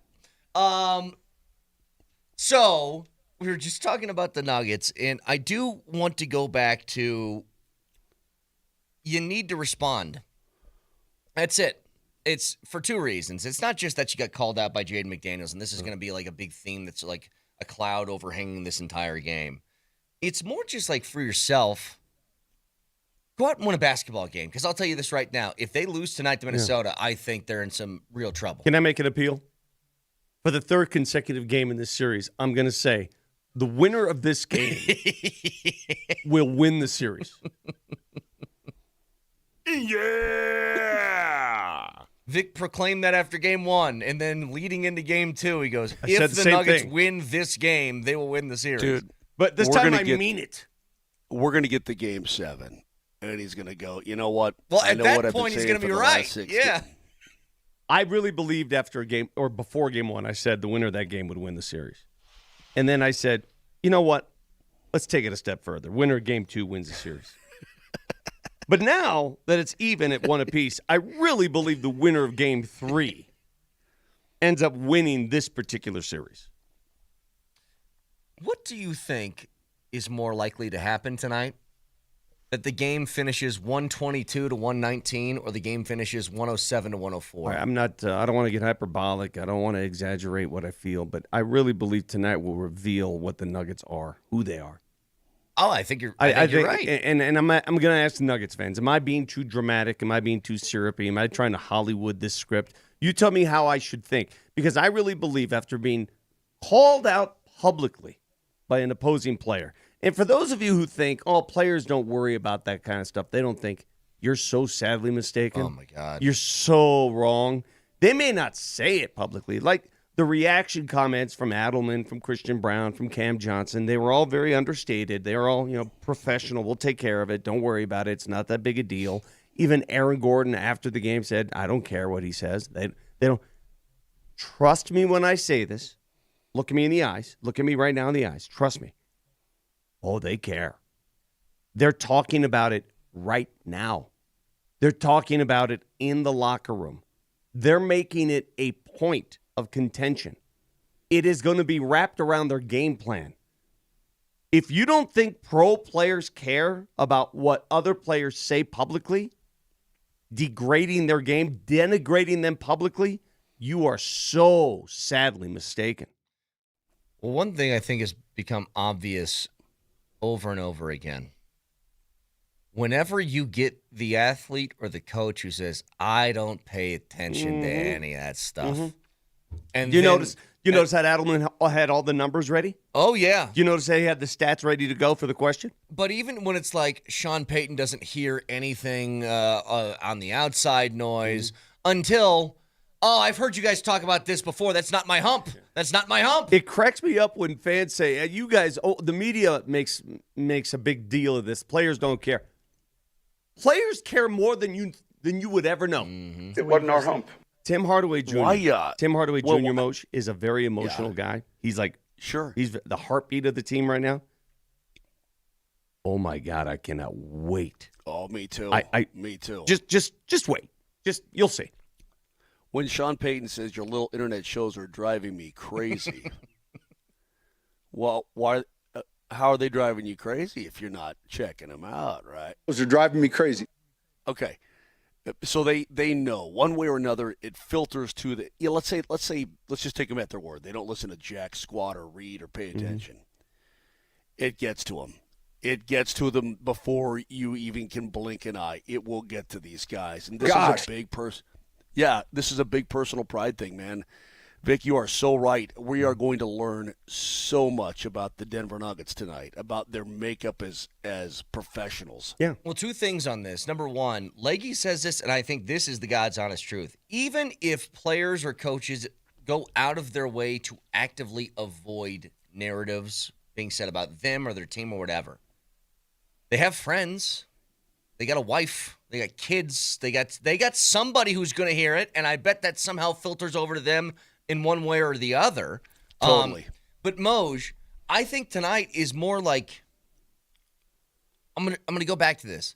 When Jaden McDaniels says you go out them because they don't play defense, right? And he called out, he didn't say the Nuggets don't play defense. He said Jokic and Murray and Gordon and everybody else that he mentioned.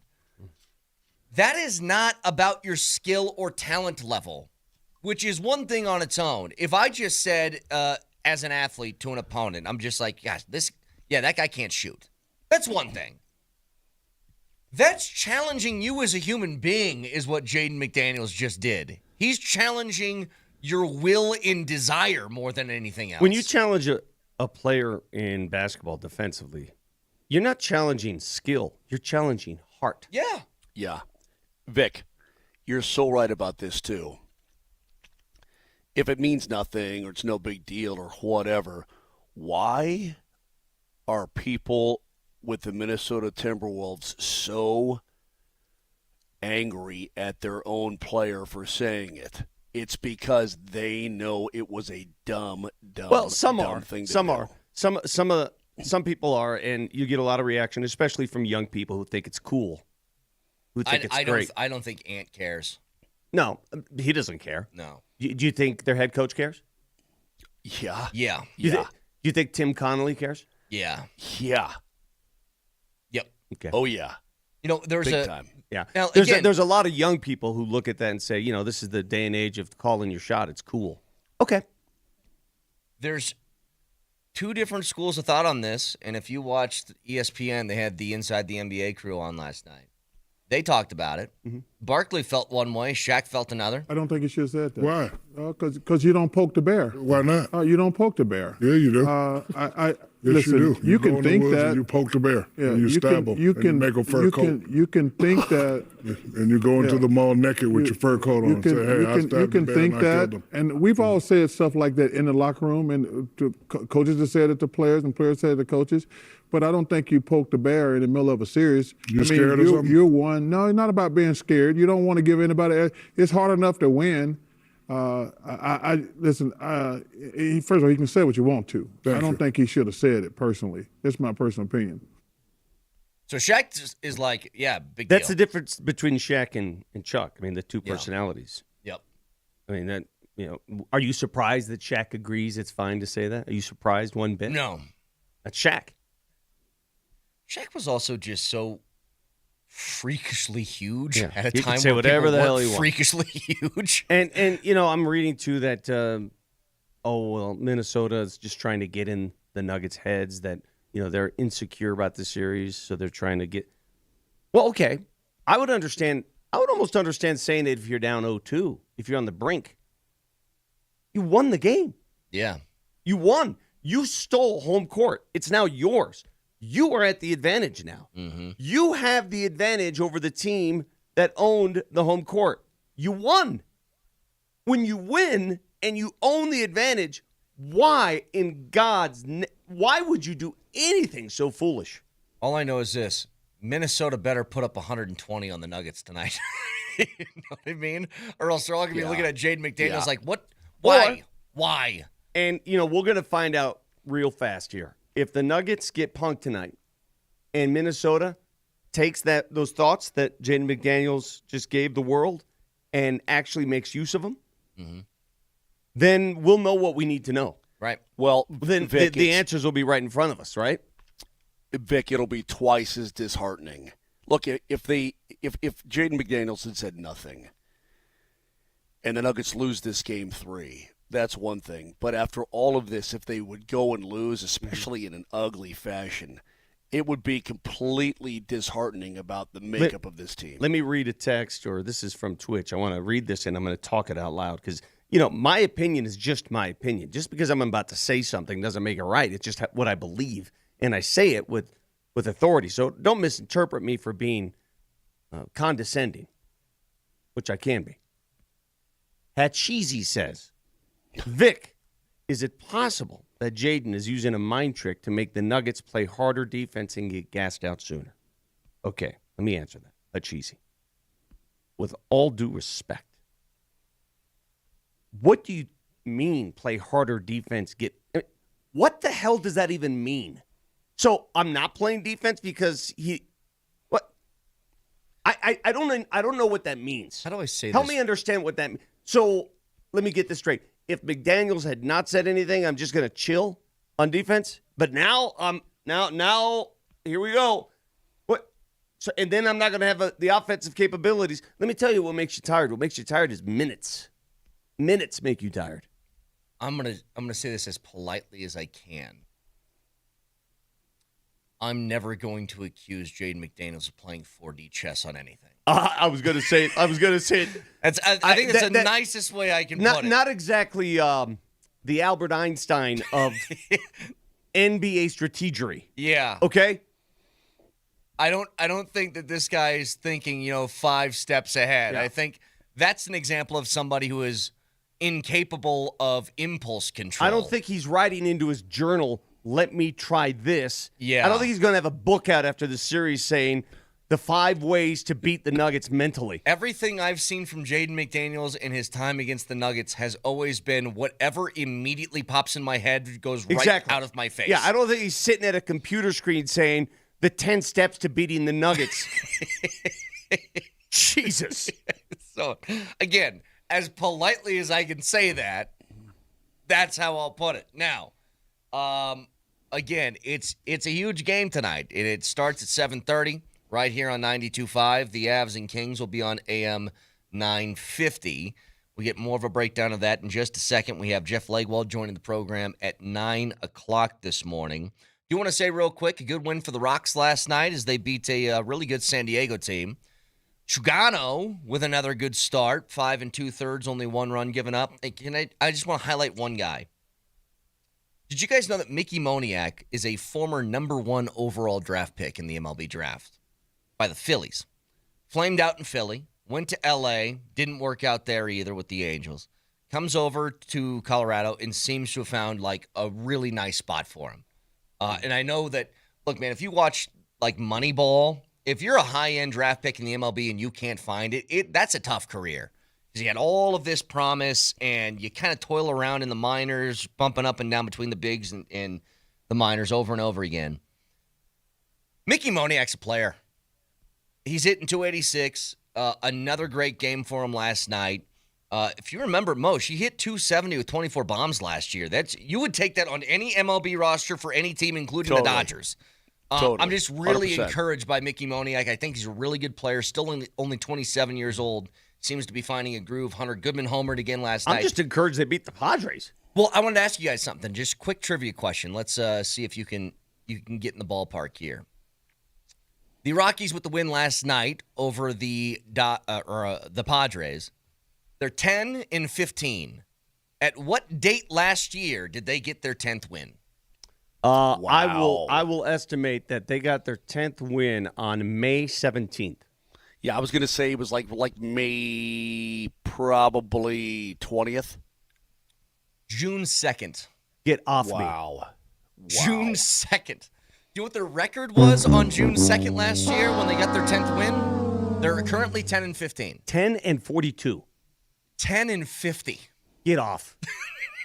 10 and 50. So, yes, might not be a great team in the MLB this year, but much better from last year. 303-504-0925. Back after this.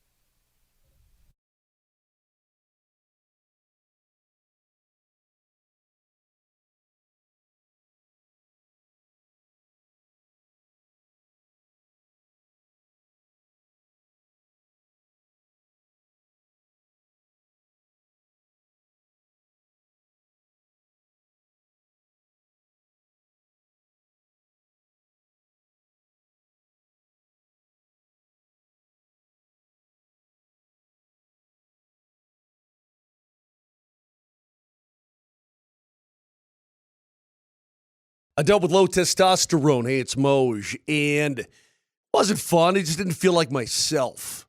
You get a little bit older, you start to lose 2 to 3% of your testosterone production every single year, dudes, and it hits you before you know it. You're like, man. And by the way, guys younger and younger are experiencing low T. Well, call the Rocky Mountain Men's Clinic. Get on that today. The number is 720-440-7900. 5 locations in Colorado. Fort Collins all the way down to Colorado Springs. And right now, not only are they experts in treating low testosterone and ED and other men's sexual health conditions, they've got those new body composition plans that are awesome, featuring TRT, GH peptides, NAD+, GLP-1s, PDAs, and more. These are medical strategies designed to enhance your body composition, have more energy, improve sleep, and much, much more. So don't sit there and be older. Take control of your situation. That number again, 720-440-7900, or find out everything that they do, and it's a lot, at RockyMountainMen'sClinic.com.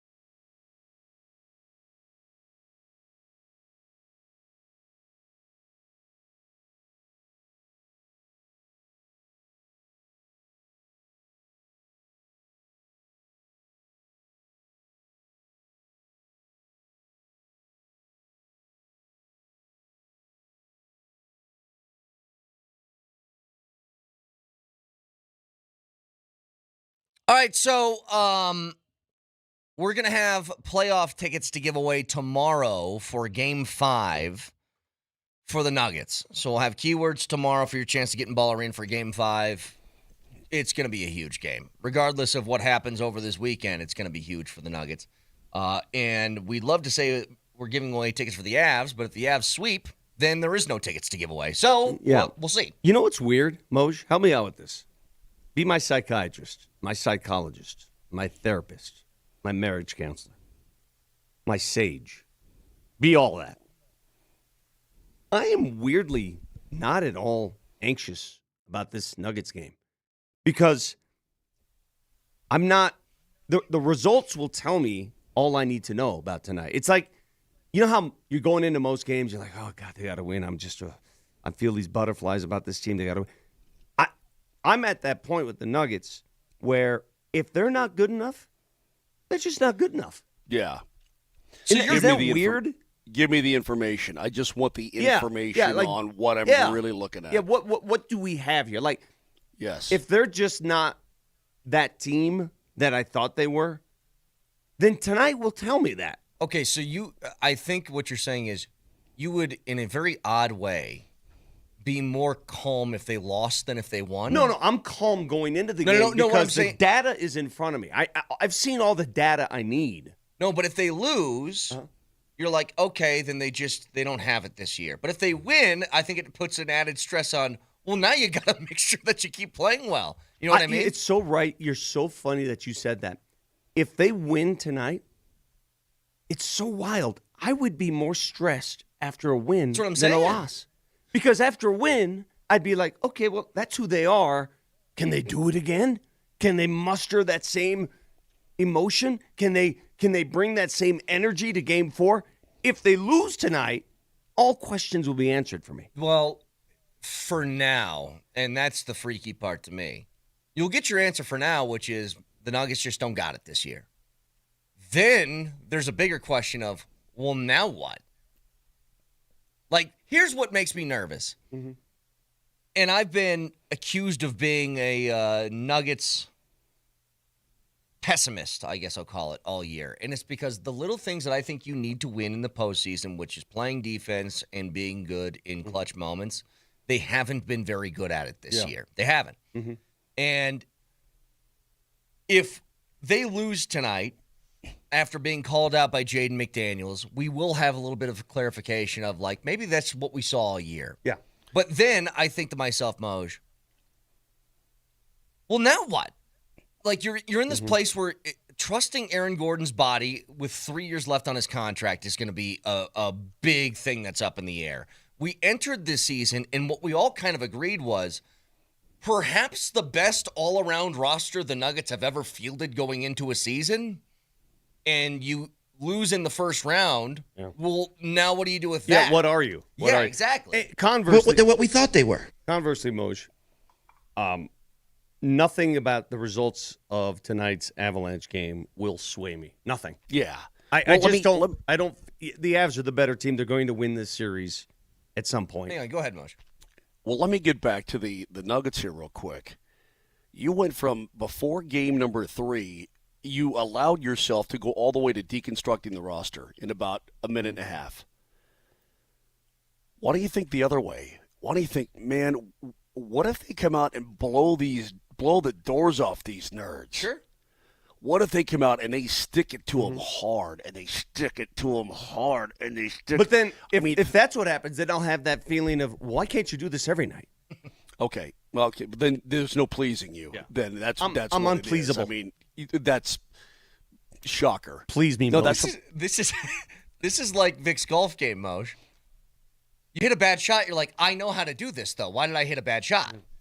Well, I mean, just why don't you go with the positive sign? And if they come out and they beat these guys hard, and they use all that as motivation and so on, then you'll know what's in there. You'll know that this team, when they really, really dig, they can get there. I still wonder how much this season could feel, look, whatever, differently if you didn't deal with the number of injuries that you dealt with this year. I mean, to a certain extent, guys, the Nuggets are still trying to figure this out on the fly. They are. And I don't know when Peyton Watson's coming back. It won't be tonight. and I think it's pretty likely to say, Vic, he's not coming back for this series, wouldn't you say? I mean, I don't think so. I haven't heard any inkling that he's close to being back on the floor in a game. So I don't know. But the question is, if you can't wake up after being called out like that and win this game, then are you capable of doing it? Now, to the Avs side of this, Moj, Vic's right. I don't think the result of this game is going to sway your feelings on who wins the series either way. But I do think it can just provide an extra sort of shot of if they win tonight, take a 3-0 lead, it just further confirms like this team has every opportunity in the world and is the overwhelming favorite to hoist that cup at the end of the year. Yeah, again, it's about matchups right now, and it's not about want to. It's just about figuring things out and getting to your game. And, in a 7-game series, the better team is going to do that. If you beat them, if you explode tonight like I think that you could, then, yeah, it's all over. The Kings are going to try to do everything they can to make this ugly. Everything. Text line says, regarding the Nuggets series, why are we panicking? They lost one game. It's a hard series. Nobody's panicking. Does this sound like panic? Is there panic here? I mean, it's not a panic. It's simply a statement. I mean, I don't know how to put this to you guys. It's you know what it is? It's clarity. I feel clarity now. There's only one satisfactory result at this point into the Jokic era. It's winning a title. That's it. And if you lose in the first round, I will get a little panicky because I'm like, well, how are you going to get back to it? Like, the last thing that you want, and look, this is my own personal things that I've seen in my life. With my stupid team, I watched what I saw was the best running back I've ever seen and will ever see in my life with nothing to accomplish from it in Barry Sanders. I've seen Calvin Johnson, one of the best wide receivers to ever live. Not even a playoff win. And when you waste a talent of the nature of a Nikola Jokic, and look, they got a title out of it, I understand. But for how good that guy is, the names that we put him next to all time, the caliber of players, all of them have one thing in common. They've done that multiple times. And it would feel like you are not living up to what the caliber of player that you've been blessed with on this roster. You aren't living up to the expectation of what you should get. And that's what freaks me out. Like, I told you, was it last year? How old is Jokic? Is he 31 now, Vic? I believe so. Once you start to see that 3 on the first number of your superstar's name, you start to starts to be this, like, sports mortality feeling of, where's like, this let's go, man. Where's this going? Yeah, the clock starts ticking. Yeah, we're just not all wired the same. Like, this person keeps saying, hey, if we win one of the next 2, everything's fine. You're wired differently. It's okay. I wish I was as easy-minded as you were. I take every game like it's very important. I'm not looking at this long-term like you are. I'm looking at this every game matters, every quarter matters, every minute matters. The Nuggets let one slip away. The Nuggets led a game in which they led by 19 points at home, and they let it. Think about that again. I want you to put this in your head. They led by 19 points in their home gym. If they lead by 19 tonight, will you be secure? No. Nope. Unless it's like with 3 minutes left. If they lead by 19 at the exact same moment. If they lead by 19 at the exact same moment of the game. No. Okay. I'm at the point now, Vic. So to these people that think, everything's good. Just think about that for a second. I hate when people say that. When they say, what you got, Moj? What? I kind of forgot what I was going to say. Because we're talking about being I up said, 19 with 3 minutes left or something? Oh, I'm talking about people going, I'm trying to think of what lead with 3 minutes to go would make me feel secure. 19 would do that. Even a 10-point lead with 3 minutes to go. That's not enough. No, that's not enough. And that's all I'm saying. That's what this Nuggets team has done. It's put that uncertainty in your brain that is any leads. Well, I'm going So excuse me. Let me clarify something to people. for having doubts. Let me clarify something. I still think the Nuggets win this series. So whatever you're hearing right now, this is all like the hypotheticals of if they lose, if they win, whatever. I still think they win this series. All I'm telling you is there's just a point to the disappointment of not making out of the first round with this roster would leave me with so many off-season questions that I don't know where the next step is. Like These are the hypotheticals, right? I love them. You start to get to this category. Remember when Golden State was making the finals every single year and they were the top contenders? And now it's been 4 straight years of playing games, and Steph Curry's 38 years old, and Steve Kerr might step away and all this different stuff, right? If you're a Golden State fan, you're like, well, now what? What do we do now? And I don't want to be in the what do we do now part of this. I'm just not right now. You don't. The reason I'm hyper focused, and when I say there's clarity, is because of this. I'm really worried about the physical status of Aaron Gordon. I'm really worried, and I don't know what I can say. Because his play will say everything, right? His play will speak volumes. But you've been watching Nuggets games, guys. I mean, everybody that's been around you. He's not right. You know, you see what I see. You guys, Moser, you're watching the games, right? Yeah. Nelly, you're watching the games. Of course. Texters who are oblivious to anything critical, who are so, oh my God, the sky's always going to be blue. You're watching the games, right? Does he look right to you? Does he look healthy to you? No, and he's too important to your team makeup and success that he has to be for you to reach your peak. And for AG, I don't know how many times we've mentioned this on the show, might be 100. Well, here's 101. He has not played 16 consecutive games in 2 years, over 2 years. We're 2 games into the postseason, and it looks like he's got a bunch of nagging injuries that are affecting his game right now. I mean, because it was the hammy, not once but twice, big time. And now this calf is acting up, and it was the hammy last year. It's just his legs are sort of letting him down right now. And look, I'm not trying to be pessimistic here, but if he doesn't look like himself and he's not playing like himself, then clearly something is going on, because Aaron Gordon is a tough guy, and he is a total pro. That's what he is. And what's difficult for him, Moj, when you're having leg issues or back issues or something that affects your mobility, how is his game built? Athletically. He's an athlete. That's what makes him so good. He runs, he jumps, he's really agile. He's got side-to-side lateral movement. Like, he's got all that stuff. But when you can't do that at the top of what you want, I mean, if he had a concussion like Wemby had, okay, well, let's wait 4 days and then you'll be right. But his game is built around athleticism, and it feels like he's being robbed of that at the moment. That's the problem.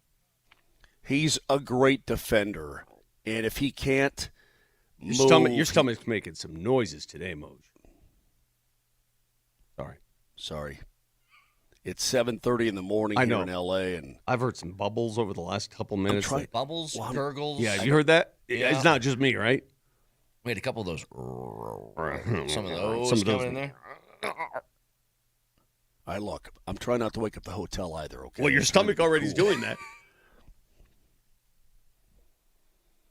I want that sound to be my alarm clock.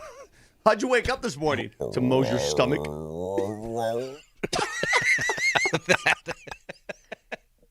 What's your ringtone?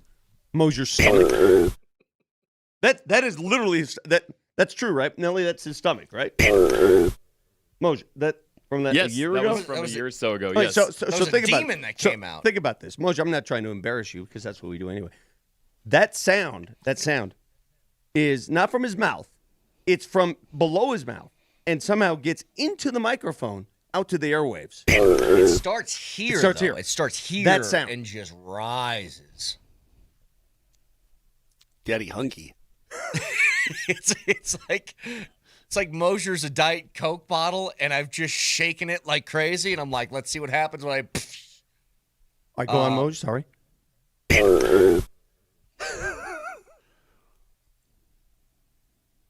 Moser's little buddy that's down there Yeah, somewhere. should I do the talking or my little buddy do the talking? You tell me. Unbelievable. Again, Nuggets on 92.5. I want to get to the rink, but I cannot wait, guys. I cannot wait to get to the rink today. I'm going to go over early. As soon as this show is over, I'm going to shower, and I'm going to get out. I'm going to take care of my little buddy, and then I'm going to head across the street over to the rink. I just want to get over there and get the full vibe of what's going on for this Game 3 and talk to everybody. 3 things top of mind for me today. The results of the Avs game, the results of the Nuggets game, and I want to see how many people are in Pittsburgh for this draft because it's going to be a scene. Well, they're all going to watch their kids. They're not going to be there. Well, they'll bring them with them. It's going to be insane. So all of that happening tonight. We'll break it all down as we go along today. You can listen to us anywhere on the Altitude Sports Radio app. It is powered by the Will Hite Law Firm. Injured lawyers go to willhitewins.com. That's willhitewins.com. You've been remarkably quiet today, and maybe this should say all of it, Brett. Vic, he's been remarkably quiet about his round of golf yesterday. Well, it's hard to hear him talk over your stomach. So for the record, I don't know if people care about what I shot. I shot an 85. I mean, it wasn't as bad as I thought it was going to be. But I was telling Vic, I was hitting a draw yesterday. So I guess no sleep leads to me randomly finding a draw, which was cool. Which you haven't hit in about 10 years. No, ever. Ever in my life. Yeah. I used to think that was a myth. When you get to that draws point, were fake. Just so for the golfers out there, when you get to that point where you've lived your entire golf life hitting that nasty fade, right, that push fade, and then that day arrives where you can actually control the draw and you hit a couple, it changes everything. It changes your life. Look, here's what happened. You're a better husband now, better father. I agree. Moj, here's what's cool. I hit a draw yesterday pretty consistently. They all went in the woods. It doesn't matter. But God, they were pretty. It was beautiful. Isn't that the beauty? It doesn't matter what your score is. It doesn't matter how you putt. You hit a draw I know. On purpose. Uh-huh. So 303-504-0925. Oh, by the way, next.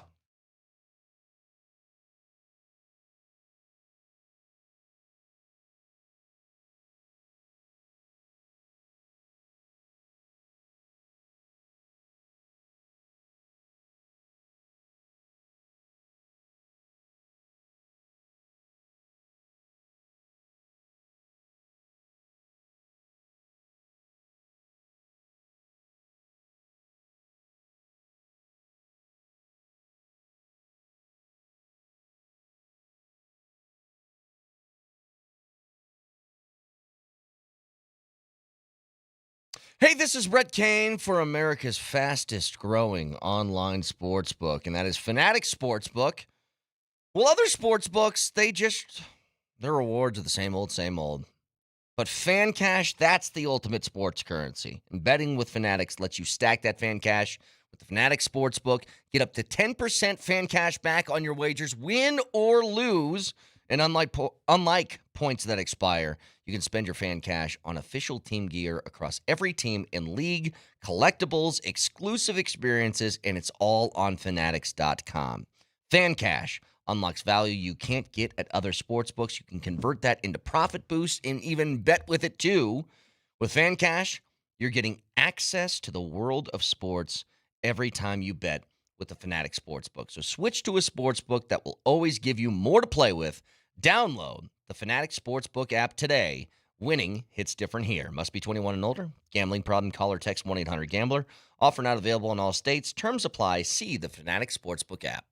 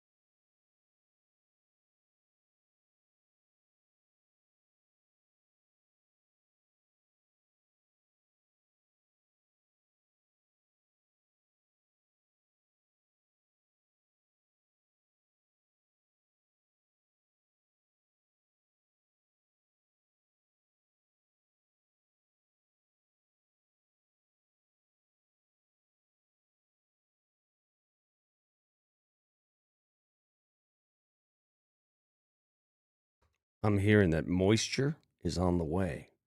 We could receive some moisture. So you know what I'm doing today? I'm opening the gates to my backyard for the big ones, the big machines from Mile High Aeration. Today's the day they're going to aerate my backyard, my front yard. They're going to give those big, deep plugs, allowing the fruits of that water and fertilizer to hit the roots of my lawn so I can be greener than anybody in the cul-de-sac. Today's the day. You need to aerate your lawn. You know what's going on. We got drought conditions. It's so important at this point to take care of it, to be proactive, and nothing is more proactive than aeration. Mile High does it better than anybody. MileHighServices.com. The phone number, 303-778-1000.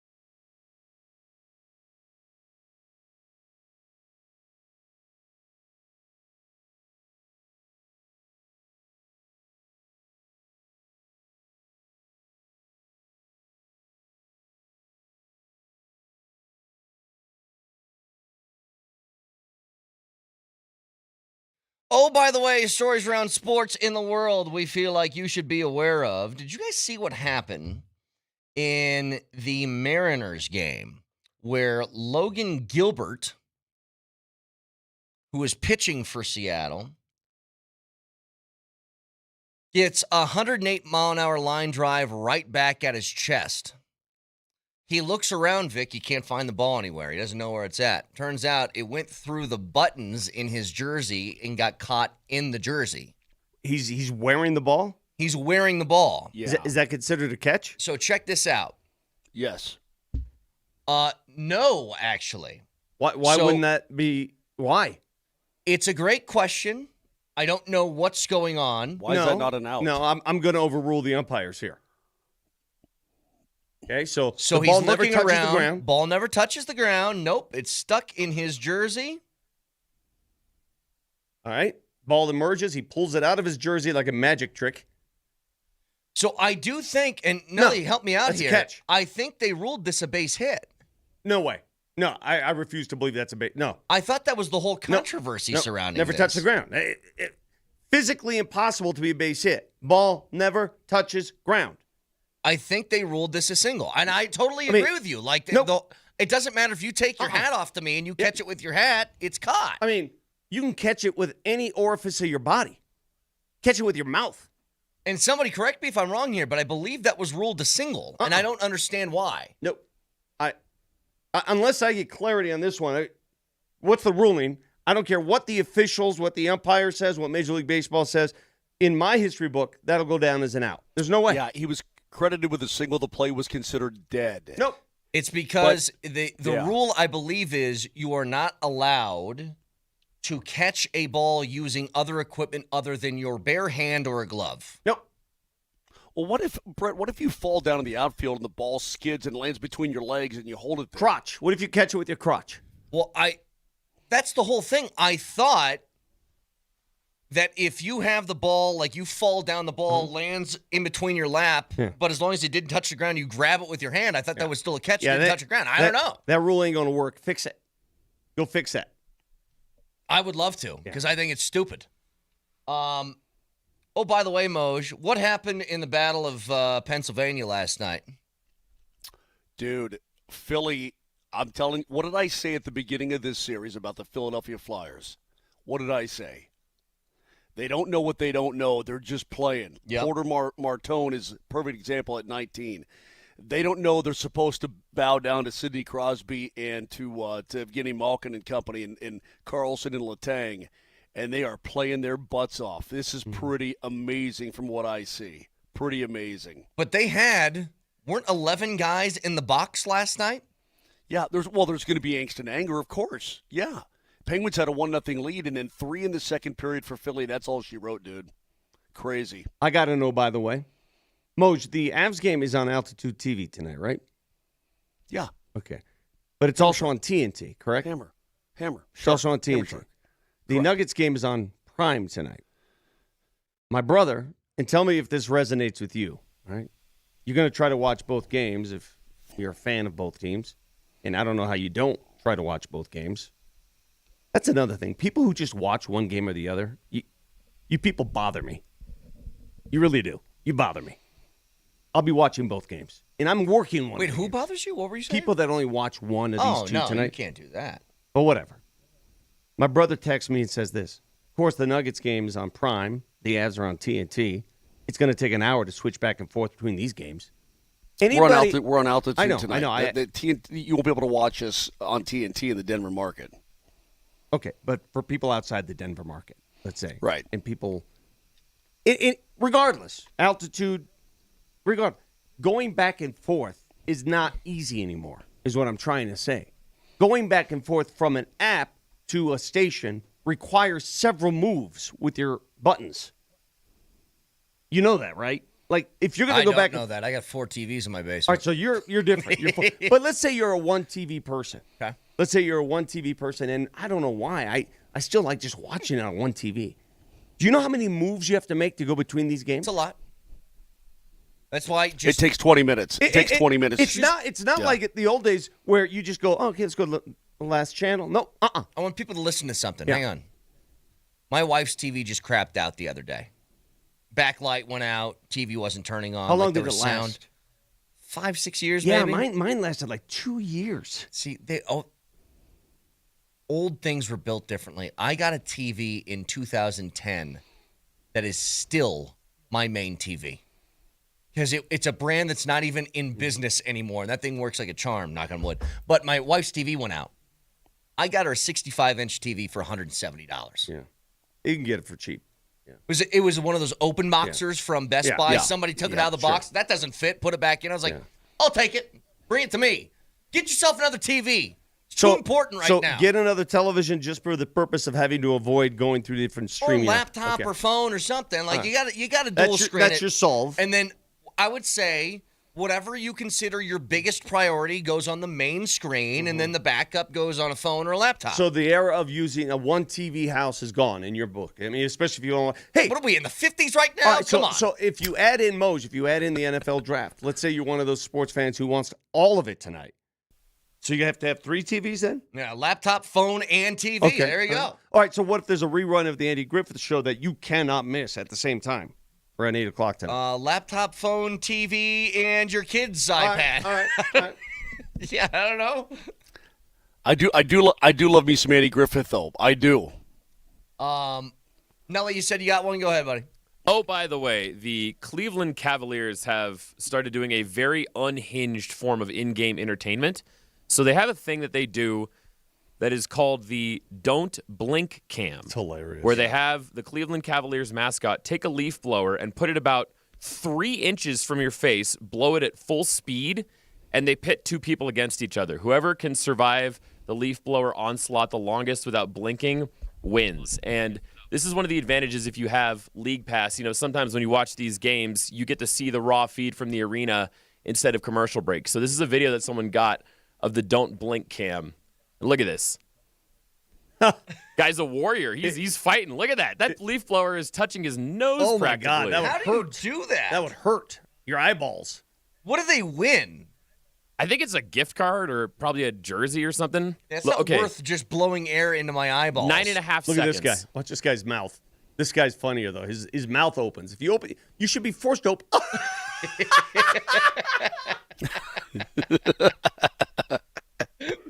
He made it 5 seconds. It is funny. Like, it is funny. I don't think I would do that.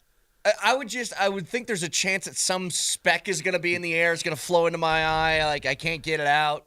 It would suck. 2 questions leading into the draft, and we'll talk about it more with Jeff Legwald. Oh, by the way, draft tonight. Over under 2.5 quarterbacks getting drafted in the first round. Under. Over under 1.5. Under. You think it's just Mendoza? Well, Ty Simpson could sneak in there. If Well, that's why I'm asking. Yeah. Well, I've seen some other stories that maybe Carson Beck is being I've valued seen that higher too. than I've seen people that are too. saying. I don't know. Had a decent year at Miami. I would still bet the under on that. Yeah. I'll tell you what, if Carson Beck does end up being a first-round pick, one thing is infinitely clear. If you're a quarterback who is like a mid-round guy, transfer your final year to Miami because Cam Ward ends up being a first-round pick. And Cam Ward was good at Wazoo before that. You're so true. Not only for the money, the NIL money that allows you to stay in college longer than you normally would, go to a place where your stats will shine. Yeah. And give yourself a springboard to the draft. In a conference that's not all that great, could win it, like that sort of thing. Next question is, where do you think Jeremiah Love gets picked? Is he a top 5 guy? Yes. I said that from the get-go before everybody started chiming in on this. I think Jeremiah Love will be one of the first 3 names called tonight. 3. And it's a crime. He should be. It's He's a crime really, really good player. against humanity that he wasn't featured in the college football playoff this year. Of course this was coming. It's just it. We are never going to get away from that ever. Because there's going to be some criminal action. People, trust me, it's going to be like the Nuremberg trials. There will be trials for years about this. Oh, by the way, is brought to you by Rock Plumbing, Heating, and Air Conditioning, your local home comfort specialist. Visit rockheating.com. Rock, bringing comfort home and simplifying your life. So, again, the Nuggets on 92.5, the Avalanche on AM 950 tonight, but there's also the draft, and we will discuss that with the man who is the curator of the ESPN Top 100, Jeff Legwald, next.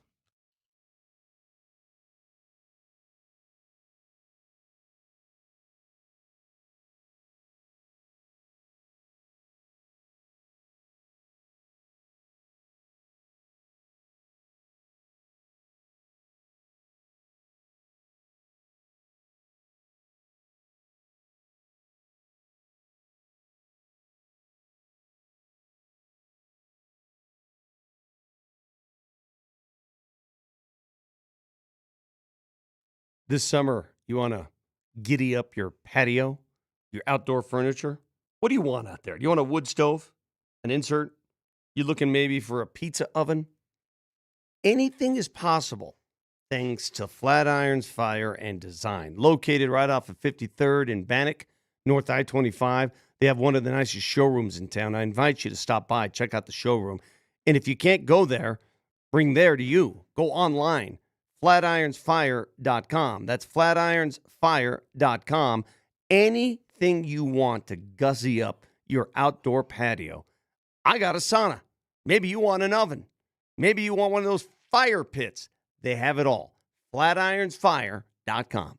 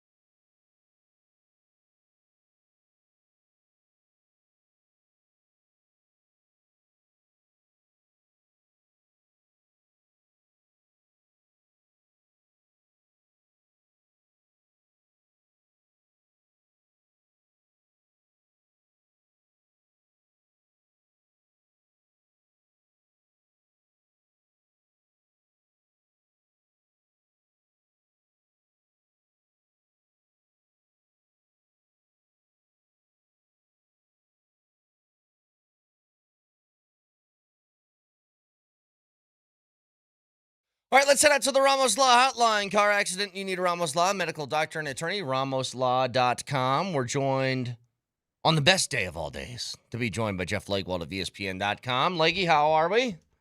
I'm great. How are you guys? Doing good. All right, so draft tonight. Here's what we've heard. I've heard Aqib Talib hint at a move possibly being made for the Broncos during draft night. I have heard Jay Glazer, close friend of Sean Payton, talk about a big move that's going to happen tonight that he can't discuss. What do you know about all that, Leggy?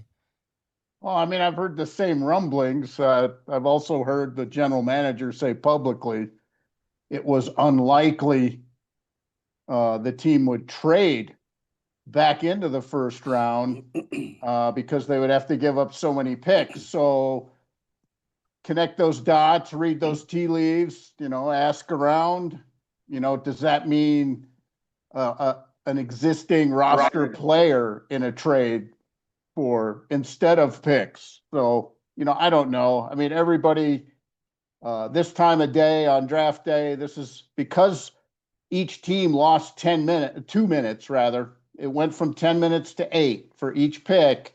So a lot of the discussions people would have on the clock some years are being had now during the day. So a lot of this you're going to hear a lot of this until tonight. I just, if they do make a big move and it's a player on the roster getting moved, then they've done what a lot of teams do, which is say one thing and do another on draft day. So just to follow up on this, we just threw this out there. If Glazer is saying that there's a big move that's going to be made tonight and he just can't say it, is there a chance, does the NFL come in and they're aware of a move that's going to be made and they're like, hey, guys, this is all good. Let's save it for the TV show tonight. Would they ever tell? No? Okay. No, there's none of that going on. Teams don't worry about the televised drama. They mostly don't want other people getting involved to affect what may have already been sort of agreed to verbally. Like, oh, we got a better offer after it got out. So, sorry. So some of it's that, just people trying to keep their own business. And, frankly, some rumors are planted. I've had in my career teams try to get me to report something so a guy drops or a guy moves or somebody reacts. I mean, a lot of people in the league feel like the Arizona Cardinals, quote unquote, interest in Jeremiah Love is because they want somebody to come trade for that pick. Who wants Jeremiah Love? So, you have to look. I know information is king and people love the insider game, but I'm telling you today, until it happens, you're going to hear every version. Aqib's been saying this for a while. People keep asking me for a while. I'll just tell you, everyone I've asked has, effectively said something that's different from that. But that's not surprising. I report what I can confirm, and I cannot confirm anything big happening, but I don't dispute anybody saying those things just because I know how this day goes. All right, Leggy, like a fine Tuscan Pinot Noir that's finally uncorked, we can talk openly and honestly about Legwald's Top 100, which was revealed last Sunday. And yes, honestly, no more guessing, no more begging, none of that stuff. It's in front of us. We see it. Yes. It's on ESPN.com. I'm looking at it right now. I don't get to ask you who's number 87. Yeah, it doesn't happen anymore. Whether I like it or not, it's on there. All right, so let's pour that first glass. Why is Arvell Reese, edge out of Ohio State, your number one player on the board? Because he's the best prospect in my mind. I've seen very few like him over the years. I've had one team, multiple teams actually, tell me he's the best off-ball linebacker in the draft, and I've had other teams tell me he's the best edge rusher in the draft, and he will not be 21 years old, Vic, until August. And to do what he has done as an 18-year-old, a 19-year-old, at the highest levels of college football. He's a rare player. Nothing's guaranteed, but I will be very stunned because of his approach, what he has physically, how he plays, if he is not a long-term, just Pro Bowl level player in the NFL. Best Jeff, player there's on no this board. I no pun intended. I love Jeremiah Love, and I know that Vic does, obviously, because of his school. That being said, it's been really rare in recent times to see a running back go in the top 5 picks. I mean, you get your Saquons, and it seems like it has to be a really, really special guy. I love Jeremiah Love, but is he really a special type of guy? I think he is, and I think what separates him from it's just the combination of things. When he runs pass routes, he's not a running back running pass routes. He's a receiver. He runs routes like a receiver. He handles his body like a receiver. His hands, come to the ball like a receiver. And, oh, yeah, he's the best running back on the board, too. So that's when I look at high-value prospects, I looked at, the broad range of skills. I mean, look, I put it in the blurb for the top 100. He ran the same 40 time as Jahmyr Gibbs, and he's 13 pounds heavier than Gibbs was at the combine. And he led the nation in forced missed tackles last season. Mm-hmm. You put all that together, yeah. I think he and Caleb Downs are the overthinking players of this draft. Don't overthink it. Yeah. They're really good players. Take them as high as you want. And tell the analytics guys to shut up. No, occasionally there are outliers. Mm-hmm. And, I think I get the analytics of the running back position, but Jeremiah Love is, if you value a receiver at number 2, you should value Jeremiah Love at number 2 because not only is the best back, he will be a high volume, high impact receiver in the passing game. Don't forget the most important part. He's a Notre Dame man. I put that pretty far down the list because I know some Notre Dame men. Yeah. So just a quick follow-up on that. Ignore what they've done in the NFL so far. Just go off your draft profile, Leggy, if you can think back to this. If you had to power rank Jahmyr Gibbs, Bijan Robinson, and Jeremiah Love as prospects. Jeremiah Love, one. Really? Yeah. No, wow. I can tell you, he had a higher grade than both Gibbs and Bijan Robinson. Now, Bijan was close.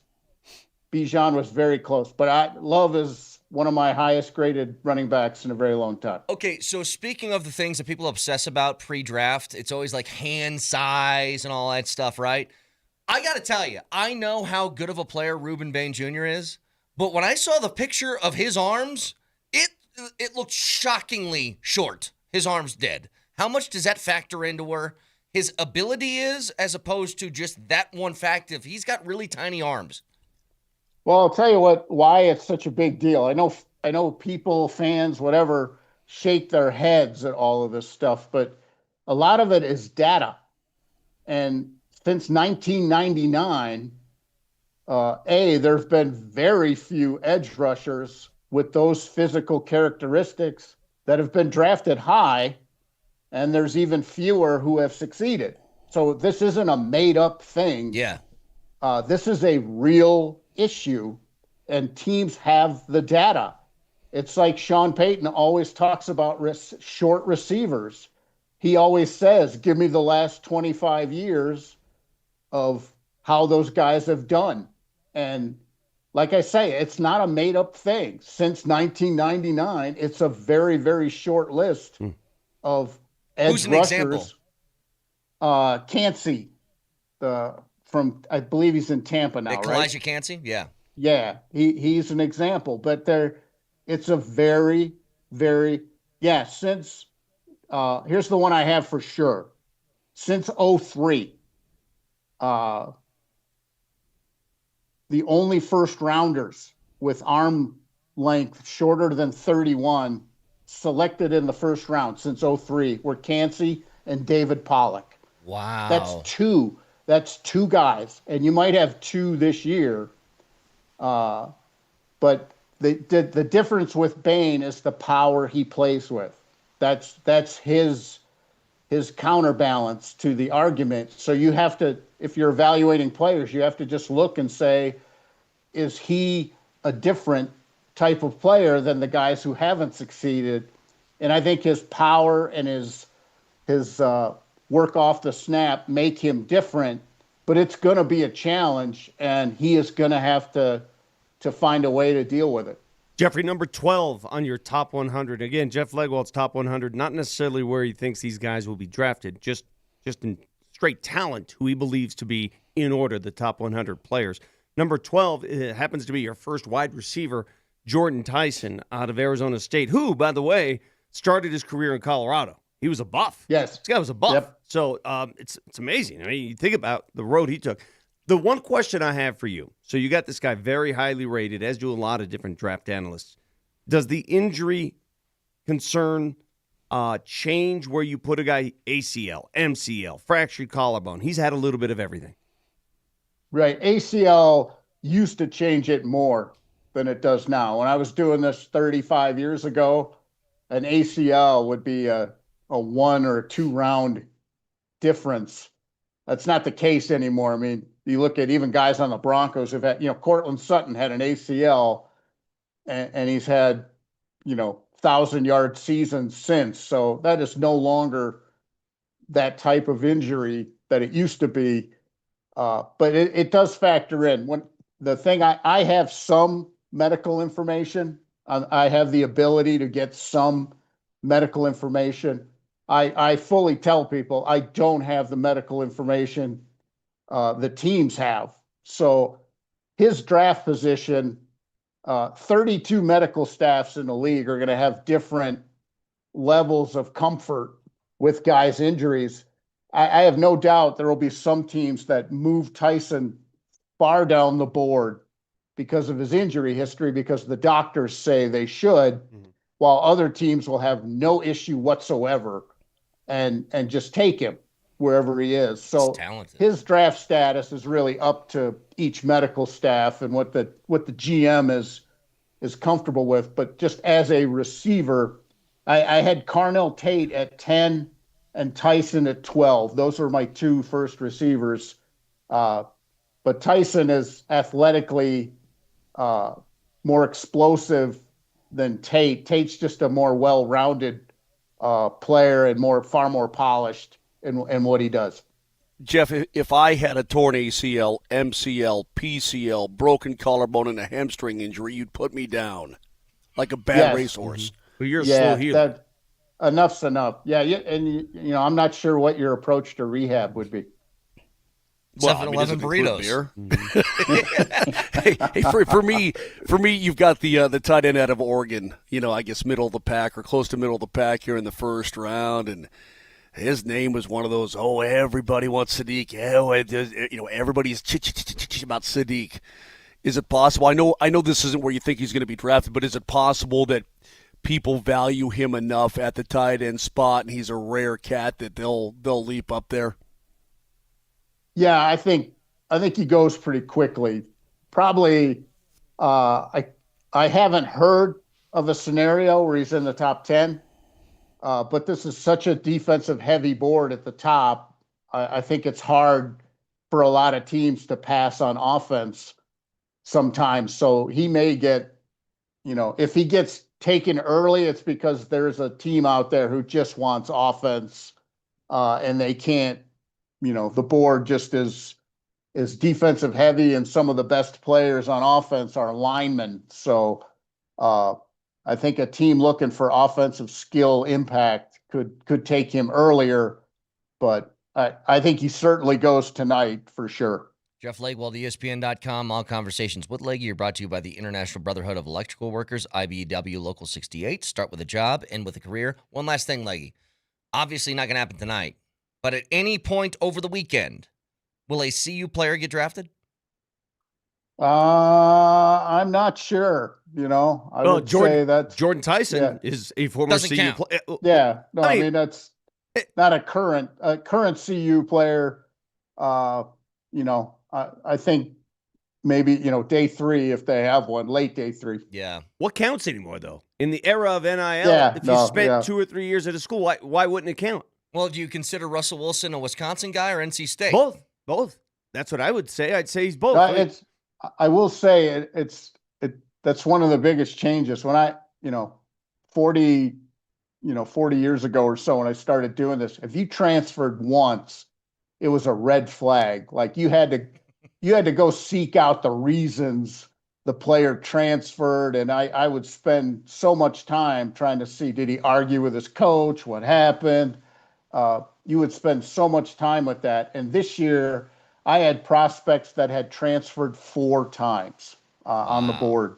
And it's just such a difference. And I think even the NFL evaluators have had to factor it in because they do give it a look if it looks like you just transfer because you didn't get your own way. That is one thing that's still a red flag. They get the money. Mm-hmm. They get all of it. They understand it fully. But if you transfer just because it looked like you didn't get your own way, that is still a bit of a red flag. Okay, last question. 62, where the Nuggets or the Broncos have their draft pick, right? 62. Mm-hmm. Yeah. If this holds true for you, you've got Missouri, that's right. You kept that mum. Missouri linebacker Josiah Trotter. If you hit on this for some reason, we will celebrate. We will take you out to dinner, any restaurant you please. There you go. Moser will cover the tab, anything you want. Jeff is like me. We order off a wall. That's how we roll. Wait. We'll be good to go there. But Leggy, why were you keeping that a secret when I asked you that last week? Yeah, you were so suspicious looking. Because that's a genuine player they're interested in. Now he was not a top 30 player, but he was the highest ranked prospect I had at that point, but I didn't have any Broncos top 30 guys left with that grade. But they interviewed him both formally and informally, both at the combine, and they got the medical information from his knee. He had arthroscopic surgery at the end of the season. They had all of that from the combine. So my understanding was they didn't feel like they needed him in for a top 30 visit, but that is a player they are genuinely interested in and have spent a lot of time on. But Rodriguez was already gone for me at that point, and the 2 tight ends were both top 30 visits guys were gone, and Christian Miller, Stowers and Claire were top 30 visits.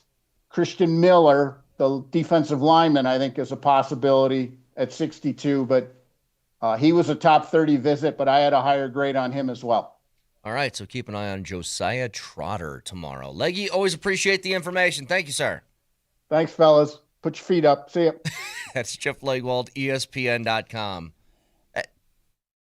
Legwald, I swear to God, how lucky we are. That guy is the draft guru. That's the one you go to. He's the one. He knows everything. He knows all. He watches all. Okay? And the reaction, to see the people get so reactionary, oh, you have my guy here, my guy.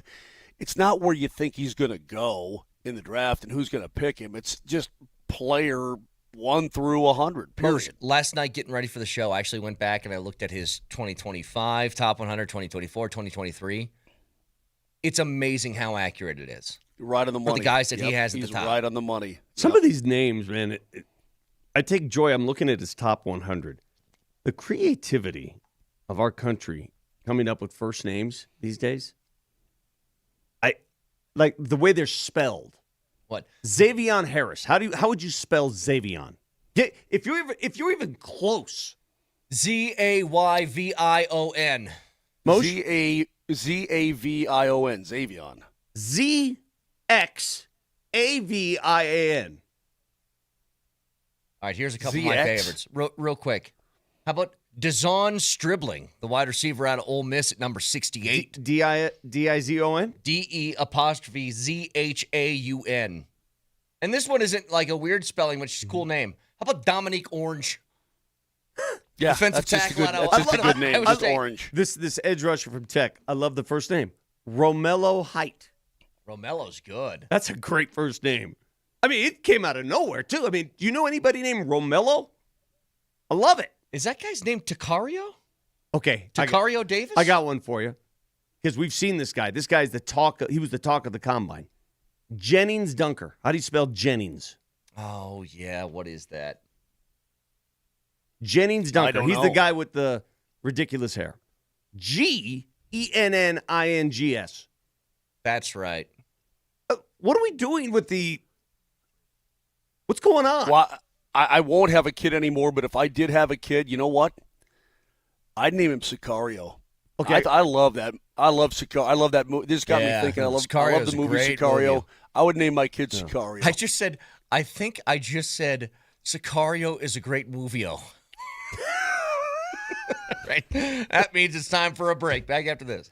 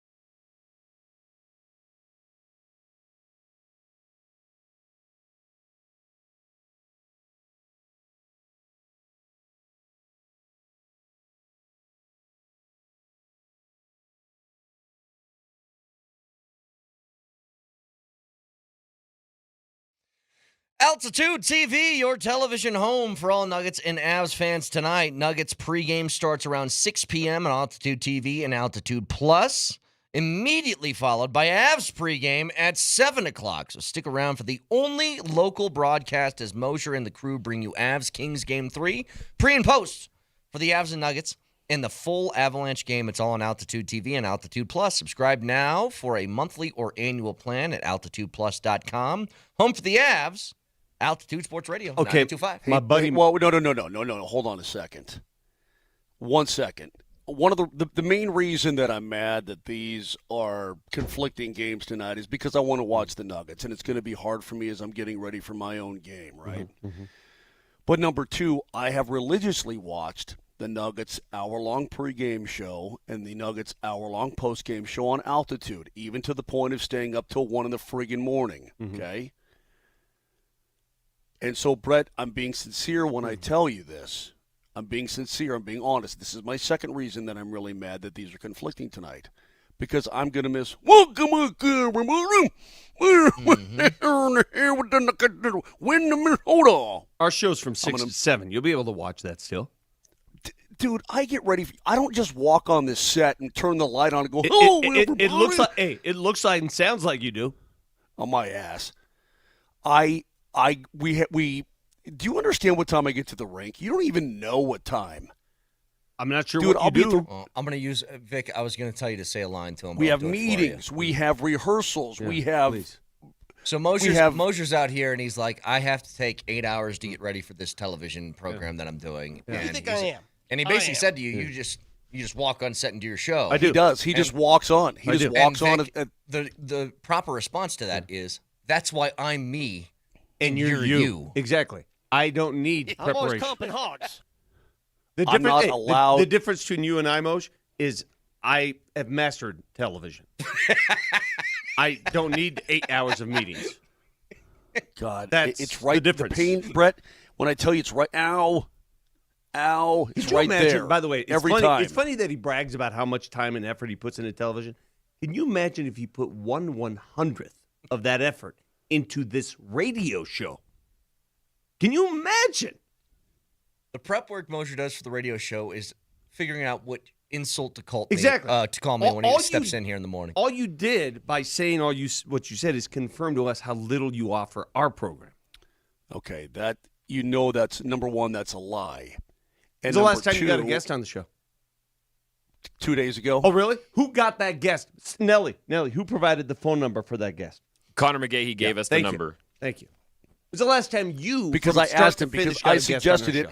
I texted him and said, "DE, will you come on?" He said, "I'd be happy to, Moj," and we got him on. So just shut your hole about that. Number two, that's a lie. That what you were just saying. But even if I wanted to just walk in the booth and say, "Let's go do some hockey fun stuff, everybody," even if I wanted to do that. I can't. We have meetings. I know you can't. We have rehearsal. We go through all all the graphics. We go through all the graphics, all the stuff. I know. Okay? It's a big deal. Let's do that hockey. That's the difference between you, and me. I can do that.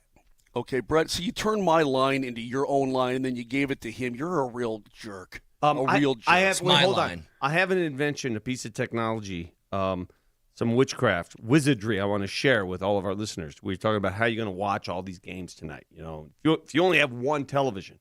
For those of us who want to live on one television, love flipping back and forth, given the apps, games are in one app, the other app, it takes forever to move to jostle between the apps. Here's the solution. It's brilliant. My buddy Matt's going to do this tonight. So you're watching your smart TV. You're watching the Altitude Television app on your smart TV. You're watching Moser call the Avs game, right? Mm-hmm. That's on your smart TV. If you have one of them there Fire Sticks or Roku sticks, you know, those little things you... Yeah. Take it off one of your other TVs. Stick it in that TV in which you're watching the Avs game. Put it in the other input. Have it already signaled on Prime. So you just go back and forth on the inputs. That way you don't lose time, right? You don't lose. You go input 1, input 2, input 1, and you've got the games in action right there. You know, Vic is right, though. The problem is that the apps don't you can't it doesn't navigate work. the same. Everybody says They're it doesn't work. Never mind, it doesn't work. Never mind. It doesn't work. Everything I just said, Just Matt, get another TV. Matt, you're a loser for suggesting it. Get another TV. Why doesn't that work? It's 2026. Why doesn't that work? Do the TVs just not like each other, or I'm just curious why that wouldn't I think work. when you switch the input, it shuts off the other thing. It does? Okay. Yeah, so it's not. These TVs are too smart. So it's not constantly running. The smart TV's too smart.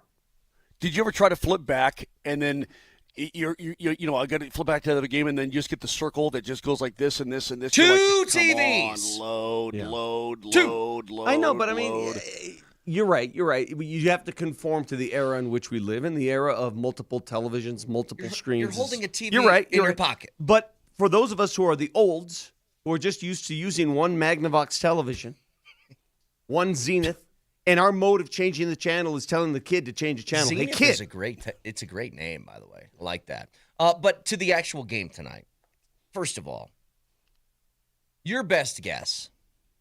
If I set the over-under, in fact, let me go look this up. I want to see what they have set for the over-under for the Minnesota Timberwolves tonight, for how many points they score. What would make you happy, Vic, as far as a defensive performance after being called out for being bad defenders? What would make you happy? A Nuggets victory like they beat Portland in Portland midseason. Do you remember that game? Well, yeah.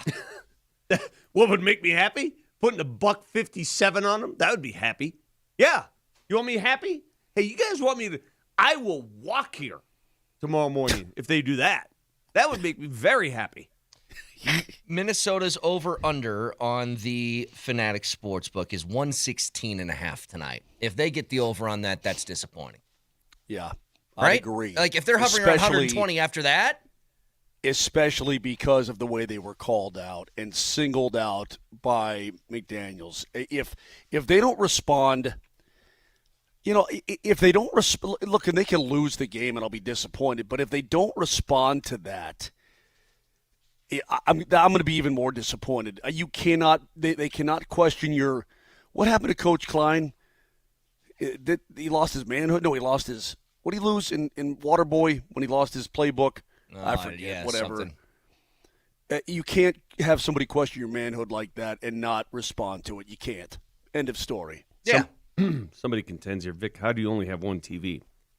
I have 13 televisions. Yeah, you have a lot. The point is I want to watch on one TV because I have a big setup. A lot of people only have. You're going to be working. I anyway. know. But like my parents, for example, they have one TV in the living room. They don't have a laptop. So, laptop. They don't have a phone.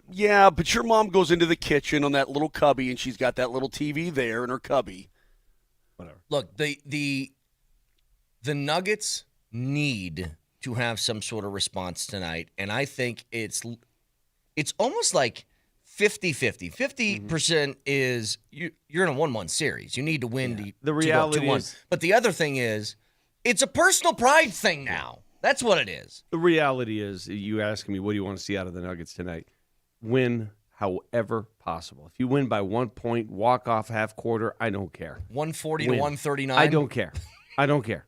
Because, if they do win a high-scoring game like that, then that argument made by Jaden McDaniels, you could turn it around and say, well, your defense ain't too hot either. Yeah. Well, let's do this then. Let's do whatever it takes to win. It's the Johnson Auto Plaza Keys to the Game. Johnson Auto Plaza. Experience the power of the plaza, where they have the keys to performance and style with Ram, Jeep, Chevy, Buick, and GMC, and a huge selection of used all in one place. Johnson Auto Plaza. Here's Moser, Lombardi, and Kane. All right, the earlier of the two, 7:30 Nuggets and T-Wolves. That will be on 92.5, Vic. You cannot have a more even series over the last 4 years of basketball between these two teams, and which is why the rivalry is what it is, because they've played so many damn times. They've played 30 times in 4 years. 30 times. Denver's won 15. Minnesota's won 15. Games have been close. Games have been blowouts. The games have had all kinds of drama. Tonight, in Minnesota, the Nuggets are used to winning game threes. This is what's crazy about this trend. They've lost several game twos of series. 7 and 9. Yeah, game threes they've won. They answer back. If there's one thing the Nuggets have done well this season, and they've done historically, answer back. I expect an answer back tonight. 8 o'clock, Avs and Kings on AM 950, Moj. So easy. Get to 3 goals. You need a power play goal mixed in there. I'm telling you, you got to get this power play cranked up. But get to 3 goals and you will win the game. The LA Kings have a difficult time scoring, and they've only gotten 2 goals this series so far, and both have been on the power play. If you get a power play goal or 2 and you get to 3 goals, you'll win this game. Keys to the game, powered by Johnson Auto Plaza. You get selection, service, and incredible savings on Ram, Jeep, Chevy, Buick, and GMC, all at one location. Experience the power of the plaza at Johnson Auto Plaza. See how easy that was for me, though? You see how easy that was? I didn't have to go to. You see, if you go back in the last several years, they're 15-15 against each other, and this is why the right you got your diatribe, which is good. Don't get me wrong. I'm just saying, mine's simple, clean. Yeah. Oh, it's so hard. Right to the point. Yeah, it's so hard to go score 1 or 2 goals against a team that can't score. That's such a difficult key to come up with. LA can't score. Hey, score 3 goals. They've yet to score more than 1. Hey, score 2 goals. Wow, man, you're thinking outside the box there. I think your answer was just win the game. Yeah. It's true. I didn't give you a key. The key for the Nuggets will be for Aaron Gordon to respond. I don't know how much he can, though, physically. Yeah. I don't know. Yeah, it's scary. If it's scary. In game 2, statistically, Julius Randle outplayed Aaron Gordon, right? Mm-hmm. If that reverses itself, I think the Nuggets win the game. You know what's interesting, though? Both these teams are on the road. The Nuggets are a favorite on the road. Brett, sorry. They're a favorite on the road. The Avs are a favorite as well, but not nearly as much as you would think that they would be. We'll get to that back to that in just a second, along with a fact checker. Stick around.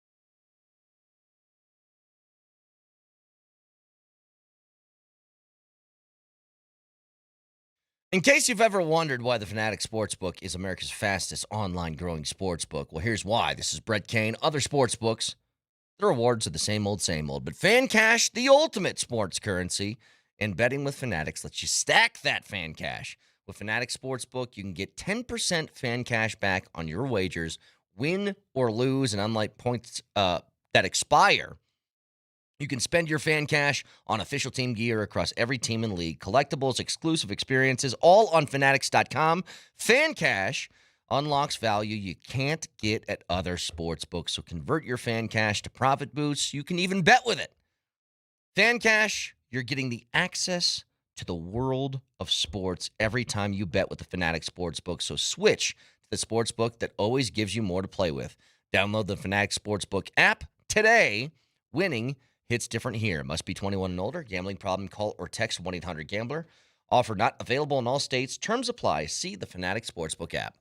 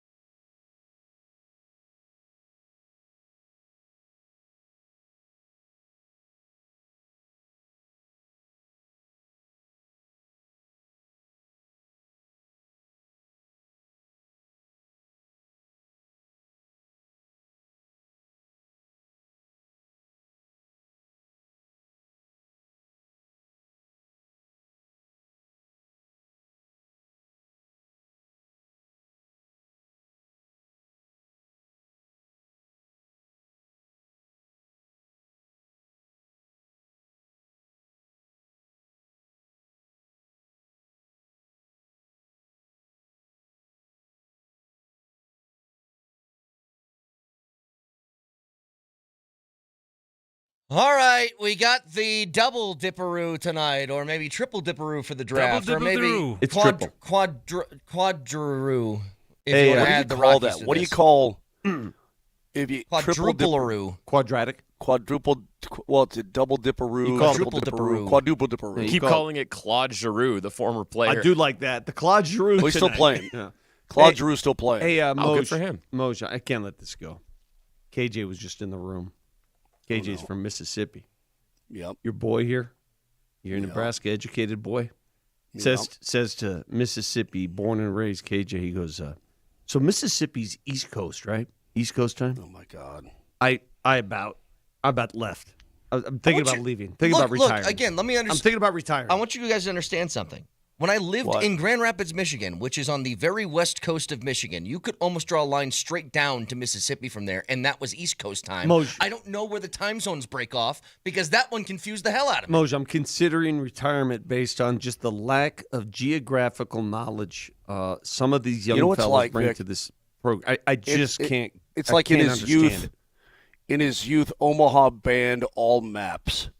Like, no, it's illegal to look at a map. You're stuck here. You're in Omaha jail. You can't get out. What a dunce. What's Milwaukee? Is that Central Time or is that East Coast? Central. Milwaukee. Yeah, 100% and Central. it's like a stone's throw from Grand Rapids, Michigan is my point. What does that have to do with the state of Mississippi? Because it's like straight down from there. I lived in Grand Rapids. I think it's like the very western part of the Eastern time zone. I don't know where it cuts off. Fix yourself. Fix your knowledge. Jesus God. You know, dude, we're going to sit down. The God's honest truth, Brett, I could draw a map of the U.S. from memory. Every state, everything, everywhere.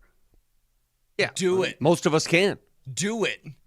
Most of us can. I'm going to tell you I'll right come now. in the studio. I'll do it as soon as I'm back in I know studio. you guys like to make fun of me about this stuff and whatever. Like, I know where the states are, except you give me the tiny little ones up there in the Northeast. I got no idea. Like Vermont, New Hampshire, I have no idea what those are. Afford me this. All right, you guys make fun of us olds all the time. Us olds, we don't understand technology. I don't know the witchcraft of all these. Like, I have to ask my son for help on the computer. There's something wrong. I don't have enough hardware, software. I don't know. But afford me this. When it comes to, like, basic geography, you are clueless. It's like you guys don't even get taught that anymore. I don't know You if it's are clueless. clueless. No, I've talked about this before. I could, if we went to Omaha and you asked me where something was, I could tell you top of my head, this is where you go. But everywhere else that I've lived, whether it's Michigan or here, I've always used my phone to get places, and it makes it really difficult because I'm not forced to learn anything. I've always used this everywhere I go. Where's Uruguay? South America. Where? The southern part of South America. It's like southeast. But what countries does it border? South of Brazil. Where is it? What? Point it to me on a map. I can get you near the ballpark. I don't know. I'll give you that. Yeah, it's pretty. You know, honestly, Rick, that's pretty decent. I'll give him a good grade. It's the southern end of Brazil, but right next to Argentina. That's pretty good, dude. You're doing okay. All right, you pass. All right. Thank you. Thank you very much. No summer school. All right. Here's the thing. I feel like I don't want to put all these eggs in the basket of Game 3 against Minnesota tonight. And it's almost like I feel bad because here's what's funny. If the Avs do lose, yes, I'd be disappointed, but I wouldn't be freaking because I'm like, they're better. And they're going to prove that over 7 games. I can't say the same thing about the Nuggets in Minnesota. I think the Nuggets will still win this series. But God, I think I might go into a tailspin if they lose tonight. Agreed. I'm not even kidding. I completely agree. I'm like Vic. Yeah. I cannot wait to just devour the information I'm going to get from this game. I want data. I want data. I want to devour the information. Totally agree. Moj, I'm going to give you a couple numbers. I wanted to include this in my keys, but there's too many of them. So Dan Hyatt broke this down perfectly. So what was the claim made by one Jaden McDaniels after Game 2? What did he say? Take the ball right at him. Nobody can play any defense on the Nuggets. Exactly. All these individuals can't play. What do the Nuggets lack? And they've lacked for several years now. What do they lack defensively? Rim protector. Exactly. They don't have anybody that's going to bat the ball away. They just don't. Teams have won championships without those. The Nuggets are NBA champion. They won without one, right? Yeah. You don't necessarily have to have one to win an NBA title. Golden State won titles without one, right? Sure. You can make do. It'd be nice to have one, but you don't have to have one. Listen to these numbers. In that Game 2 loss, going into what the Jaden McDaniels argument is, first quarter of that game, the Nuggets went right at them. They drove the rim. I know there's some great outside shots, a couple three-point plays plus one, but 58% of the Nuggets' shot making was at the rim. They drove, they attacked. After that, it dropped to 44%, then 20%, then 30%. They started settling for jump shots. They're tired. They got tired. Meanwhile, Minnesota, they did it more. They went 25% in the first, 50, 58, 68. Yeah. They went from jump shooting to let's go. That's the absolute opposite. When Jaden McDaniels calls out you defensively and says, these guys, boom, boom, boom, bleep you, bleep you, bleep you, you're cool. When he does that to everybody on the Nuggets roster saying they can't play defense, he's not saying you can't defend the three ball. What's he saying? Bring it. When I take the ball to you, you can't stop me. Yeah, and this is the one truth in Jaden McDaniels' thought process here. Defense is hard. Defense requires a lot of energy. But you know what else requires energy? Going to the bucket. Sure. Going to the bucket takes a lot. You know what the easiest thing to do in a basketball game is? Shoot. Jumper. There was one play, and I referenced this. Remember, I referenced this, where Jaden McDaniels guarded Aaron Gordon full court. Picked him up right when he got the ball. And at this particular play, Aaron was bringing it up. So he brings it up. He weaves from the right side. Jaden McDaniels is just dogging him. He takes it to the left side. Now the shot clock is at like 12. All right, you got to start moving. And at that point, I'm thinking to myself, all right, Aaron's going to back him up. He's 20 pounds heavier. No. He did a little cross-up dribble and settled for a three-point shot. Yep. Correct. Who wins that possession? Minnesota. That's what they want you to do. Sure. Correct. That's what I'm referring to here. Well, that's what, when Minnesota was taking all those jumpers in the first quarter, I was like, good, please. The Nuggets are decent at closing out. They just, I don't know if they have a hard time switching or what it is, but when people take the ball to the rack without a true rim protector there, they get beat. They get beat a lot. Yeah, go ahead. It takes energy, is all I'm telling you. It takes energy. And they lacked energy late, and they started settling for jumpers. It's only a matter of time before the Avs' big guns break out. I'm talking about Nate, Marty, Nelson needs to get going here. Kale. The Kale. These guys who are the drivers of this team need to drive tonight in a hard way. I see all these other games, Flyers 5 goals last night, Stars and Wild 4-3. Hell, the Ducks in Edmonton. Did you see the turnover McPickles made to lead to that Ducks goal last night? Just throwing it across the ice in his own zone. I'm like, whoa, he doesn't do that. 6-4 Ducks, bro. What was our poll question from a couple years ago? Would you throw your baby across your own zone with the guy charging down the slot? Best poll question. Yeah, no. Would you throw your baby across the top of the crease? Yes, with the guy charging down the slot. With a guy charging down the slot, you would not do that with your baby. No. Baby Zoe would stay in her little bassinet. That's right. You got to protect your baby. 303-504-0925. Let's get an early fact checker, please, Nelly. Nelly? Nelly's not Nelly monitors the mistakes in today's Fact Checker. Fact Checker. Presented by Backus and Shanker. Serious lawyers for the seriously injured. Attaboy, Brett. Got me sleeping there. All right, couple things. Vic, first of all, you asked me to remind you to do that video with Raj. Did you do that? I did it. Okay, Last cool. break. Brett, you told me to remind you to unload the dishwasher. Have you done that? I have not yet. Okay, cool. We'll get on that. So also, Brett, in your defense, I have a map here of every time zone in the U.S., and some of these dividing lines are pretty insane. Look at that. A sliver of Indiana is in Central, but the rest is in East. Part of Oregon is in Mountain Time, but the rest is Pacific. The Upper Peninsula is straight north from Mississippi. Yeah, I lived it in South Bend. South Bend was always like, what are we in right now? What is this? So is Arizona. Arizona's crazy. Arizona goes from our time zone to West Coast. That East Coast Central Time cutoff is just insanity. That's stupid. Dude, how about that part of Kansas there where that decides, we'll just good. creep a little bit of that mountain time. We're good with this. That's a stupid time zone map. That's the truth. It blew me away. I was like, because driving to Grand Rapids, I go through Chicago, and it wasn't that far from Chicago. And it was just like, I just went from Central to Eastern, and now I feel like I'm right on top of it again. I don't disagree with you in regarding time zones. It is pretty stupid how they map that. And look at Oregon. Oregon's got a sliver there on the far east side of Oregon that decides we're not West Coast. So if you lived like in that western part of Kansas right there, just that little sliver that's got some of that mountain time zone, is there an exact point on your phone? Because your phone switches automatically. Can you just jump back and forth and freak your phone out and like have it be, it's 8:55, 9:55? I don't know. One last question before we get out of here. The draft is tonight. The Broncos do not have a first-round pick, but there is hints about the Broncos possibly doing something. I'll ask it this way. Do the Broncos have a new player on the roster at the end of tonight? I think there's a 50% chance of that happening. I really do. I'll say no.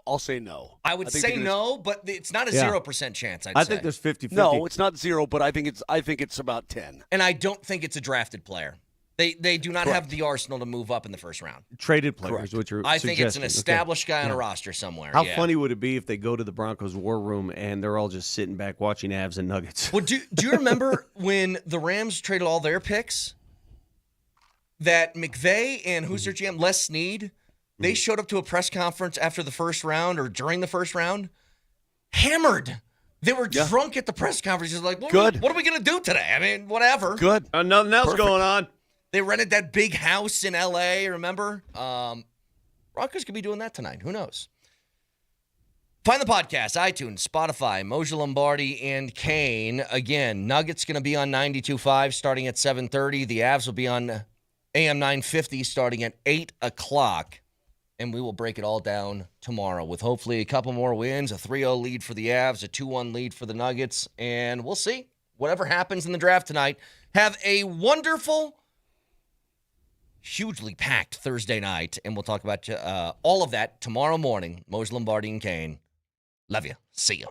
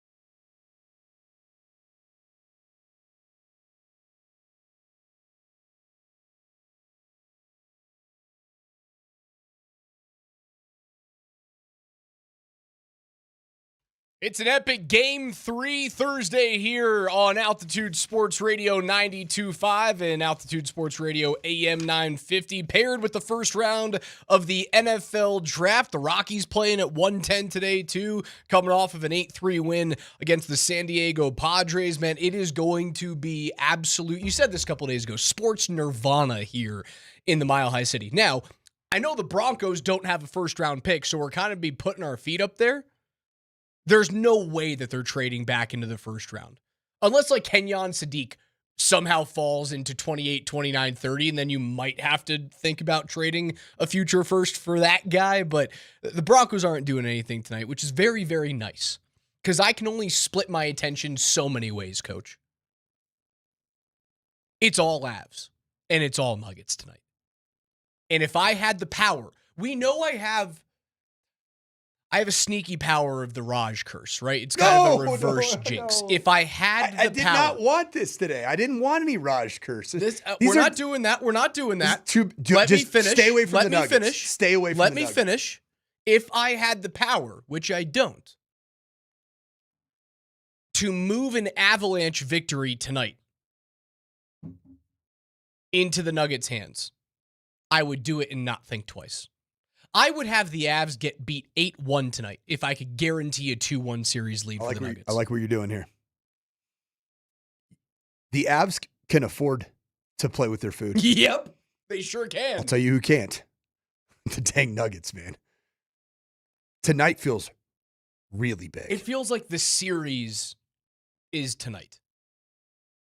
Regaining home court advantage is everything, and not having to do it coming from behind down 2-1 in the series. If you have any punchback, if you have any response to Jaden McDaniels and Anthony Edwards kind of like looking at you going, you're nothing to me. Even take away those comments and just think about how the game played out. Yeah. On your home court. You got punched in the face, you didn't really respond. You got your lunch money stolen. Are you gonna let Bobby, the bully, steal your lunch money on a Monday and a Thursday? Like, that's my lunch money. I'm hungry. I gotta freaking eat, man. So when Bobby the bully comes up to you on a Thursday and he wants to steal your lunch money again, you know what you do? Bah!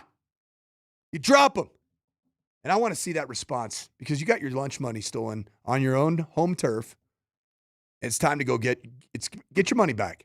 Go get it back. You know what I want tonight? Because I can't rely on Aaron Gordon, knowing that he's not fully there. He's not fully healthy. It's so unbelievably clear that he's not. Well, the injury report told me that Anthony Edwards is questionable also. Yeah. He's been questionable the whole year, hasn't he? He has been. That knee's been an issue. He looks incredibly healthy. When you see him drive he's doing the LeBron James thing. All of these players are trying to do the thing where they're they're unhealthy and they're limping, and then they drive through 5 defenders and they put their Netherland region on the rim. That's how high they are up above. They're like, yeah, people with knee injuries can't jump that high. Okay. What, he's doing his best like Willis Reed impression. Oh, I'm hurt, but I'm still the best player on the court right now. I think that's actually called the Ant these days. It feels like it's so ridiculous watching him limp around. And the first, like, you can listen to a Cos call and be like, Ant doesn't look right. And then 3 minutes later, and Ant penetrates through 5 defenders and dunks it over 3 human beings. Dude, come on. Frick out of here, Ant. Because Aaron Gordon's health is questionable at very best. He's going to play, right? He will be in the lineup tonight, but it just doesn't feel right. I think this has to be one of those, it goes to and through Nikola Jokic the entire time. I need Joker putting up 26 shots tonight. We went through it, right? Like, he's got 3 games the last couple of years where he's put up north of 50 against Minnesota. It needs to be one of those games. You have to rely on the best player on planet Earth or the second best, depending on who you voted for this year in the MVP. You have to rely upon him to get this series back and right. I want to see a Serb in 3 type of a game. I want a lot of Serb in the paint, and I want a lot of 3 balls off of that. And I want it to be very simple. Like you said, if you put up 26 shots and Nikola Jokic scores 40, man, I want to see 4 Cam Johnson 3s, 3 Tim Hardaway Jr. 3s, 5 Jamal Murray threes. Like that kind of a night. I know that's probably not going to get all those things, but I want to see a Serbian 3 type of a night. If AG is the same version of himself through his 37 minutes in game 2, where, I mean, he hit one big shot. He hit the wing 3 in the fourth quarter. It was almost a reminder like, hey guys, I actually played today, right? I mean, if we're having the honest conversation about AG's performance on Monday. Yeah, he was kind of a ghost until then. And then you're like, oh, there's AG's clutch gene. That was fun to see. But then it kind of went away again. He doesn't look explosive. He doesn't look springy. Right. He looks like he's standing around. So if he's going to be out there, he has to be a perimeter spot up 3-point shooter. That's it. And I'm okay with that. But if that's going to be his game, are we going to expect, like, can you expect 15 minutes from Spencer Jones tonight? But they're not going to put Deron Holmes in. They're likely not going to put Zeke Naji in unless there's some crazy amounts of foul trouble and then Valanciunas looks terrible. So you really only have one option to go to because Peyton Watson isn't available, and it's Spencer Jones. Any chance that you see Julian Strother tonight? Any chance? Maybe, sure. I guess, but like he's not in that conversation. He might be more in the conversation with regards to if Aaron Gordon's not right. Oh, then you're going small. Okay. But real small. If Aaron Gordon's knee and or calf or hamstring and or groin and whatever it is, that's why I'm bringing up Spencer Jones. I understand that. But if you're not going to get anything defensively out of somebody who's also like, why would you not even take a look at Julian Strother? You drafted him to be a part of this rotation at some point. Sure, but like you didn't draft Spencer Jones like at all. But Julius Randle, if he's in the game and you don't have AG and you're not putting Spencer in, Julius Randle would eat Julian Strother alive. He'll likely, if he has to go up against Timmy, he'll eat Tim Hardaway Jr. alive because of the discrepancy in size and weight. So if we're talking about Aaron Gordon not being right and them having to go to the bench, Julian Strother is not part of that particular conversation. It's not the same thing. Strother can't defend the 3 or the 4. Jones can. Mm-hmm. So could I see Strother playing tonight for a couple of minutes? Sure. If they go mega small and they need a guy who can hit from 3, yeah, I could see him playing. But it's not part of the AG conversation. Is there anybody... Zeke Naji's not playing. No. And the only way that Najee plays is if there's crazy foul trouble between AG and Nikola Jokic and Valanciunas goes in and he's a disaster. That's the only chance that Zeke has of playing. Or if it's a blowout one way or the other. How many minutes should Spencer Jones play, period? 7? No. He should play 12 to 15. Oh, wow. Because of Aaron Gordon. Look at Aaron Gordon. You want him to play 37 minutes again? The guy's not healthy. He simply isn't. Yeah, Jones should play between 12 and 15. The depth that you were banking on this season with Peyton Watson not being healthy has kind of been shot. Because AG hasn't been healthy the entire season. Yeah, I'd like to see 12 to 15 minutes of Spencer Jones. Is he going to pour in buckets for you? Likely not. But at least he's 6'6" and 230 pounds. 6'7". And he can bang 6'7". Yep. He can bang bodies a little bit. Like, Strother ain't that guy. They very clearly don't trust Najee. Deron Holmes is too young. Both guys are friends of the program. We've had them both on. I wouldn't mind That's the reason why I'm looking at Nikola, man. I'm like, this is your game. Go shoot the ball 28 times. Call me crazy. Because we have a guy in our market here, former Denver Bronco, that I call Aqib Stradamus. He's got the crystal ball. He's predicting something bold to happen potentially tonight or tomorrow on with the Broncos and maybe some movement, trade, announcing something, moving up to get some, whatever it may be. Is it possible that we have a Cam Johnson night tonight? Like the Cam Johnson game. What does the Cam Johnson game look like? 24. Defensive.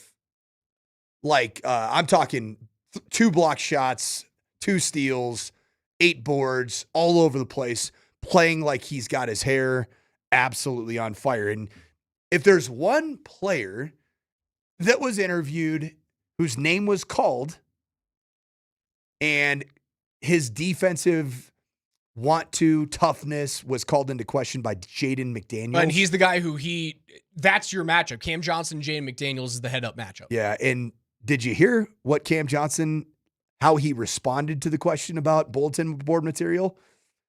He did not take those comments lightly.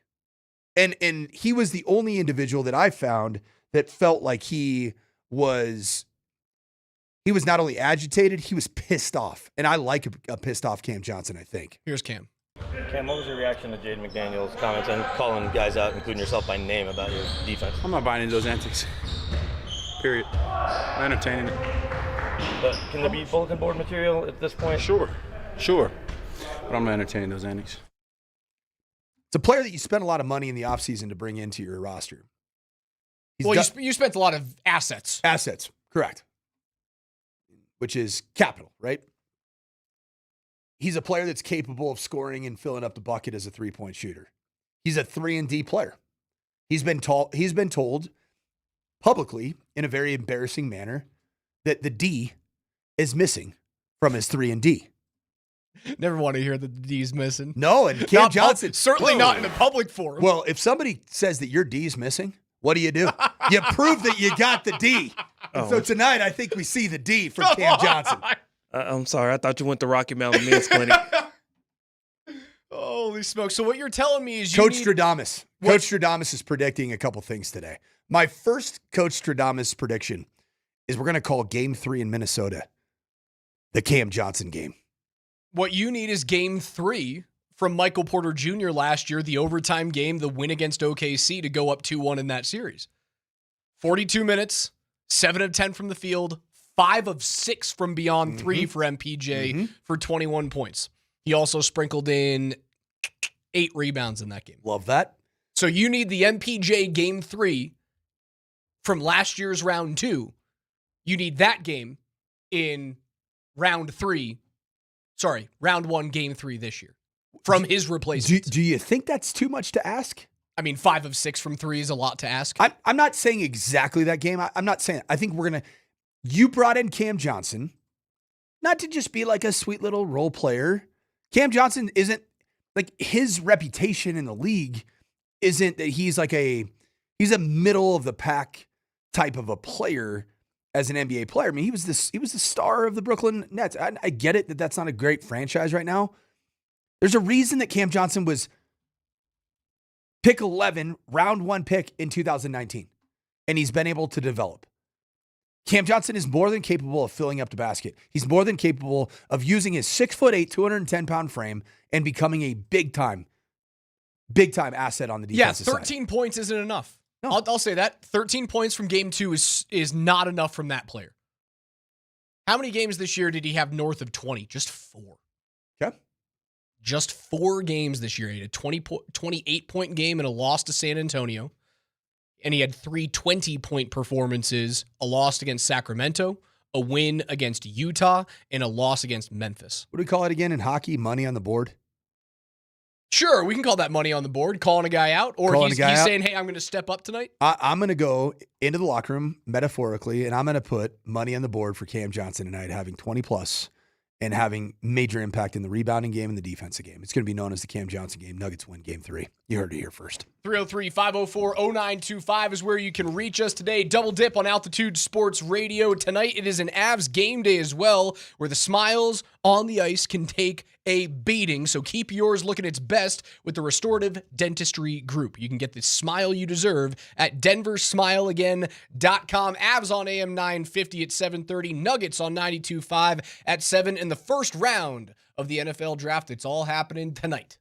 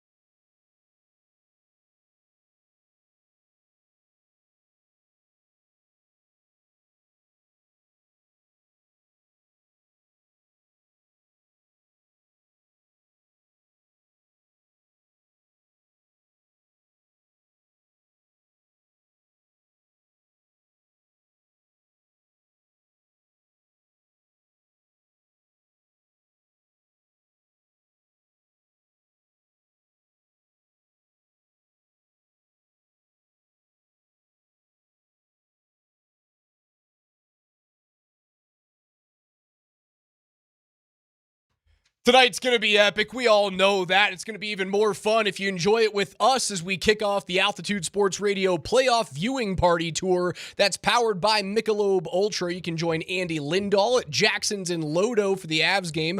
I'll be hosting network broadcast on site. That starts at 7:30. Avs puck drop is slated for 8:05 Mountain this evening. We're going to have prizes, wall-to-wall action with the Nuggets and the NFL draft on televisions as well. Don't miss the start of our tour. We will see you guys tonight at Jackson's. There's going to be TVs, live game sound, my Avs broadcast. Which live game?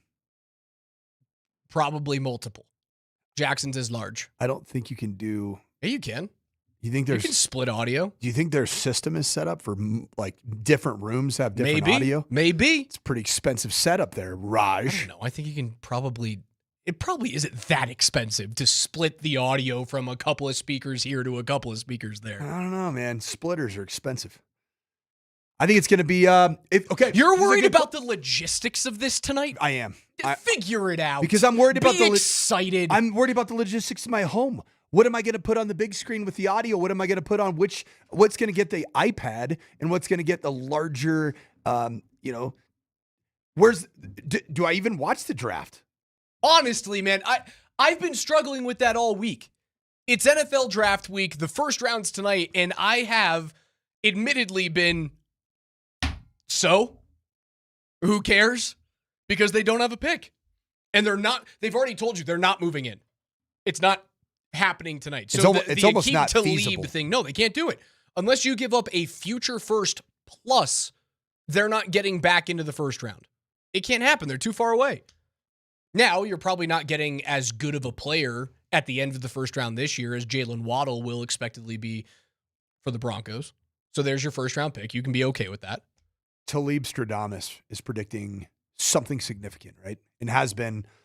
Is it on Skip Bayless's show that he's continually calling this out? I think something significant is moving up 15 or 12 picks in round 2. You ready for Coach Stradamus? Oh, please. Number 2. Coach Stradamus, number 1 is that Cam Johnson's going to go north of 20 for just the 5th time as a Nugget. He's done it 4 times this year. They've lost 3 of those 4 games. Ooh, I don't like that part. Stay away from that.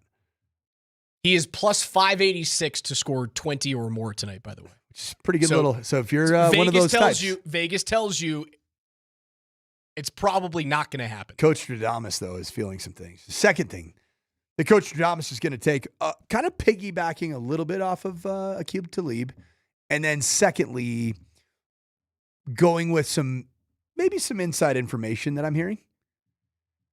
Just talking to people. I know some people that know some people that know some people. I think the Broncos are going to move up to get dang near an elite inside linebacker.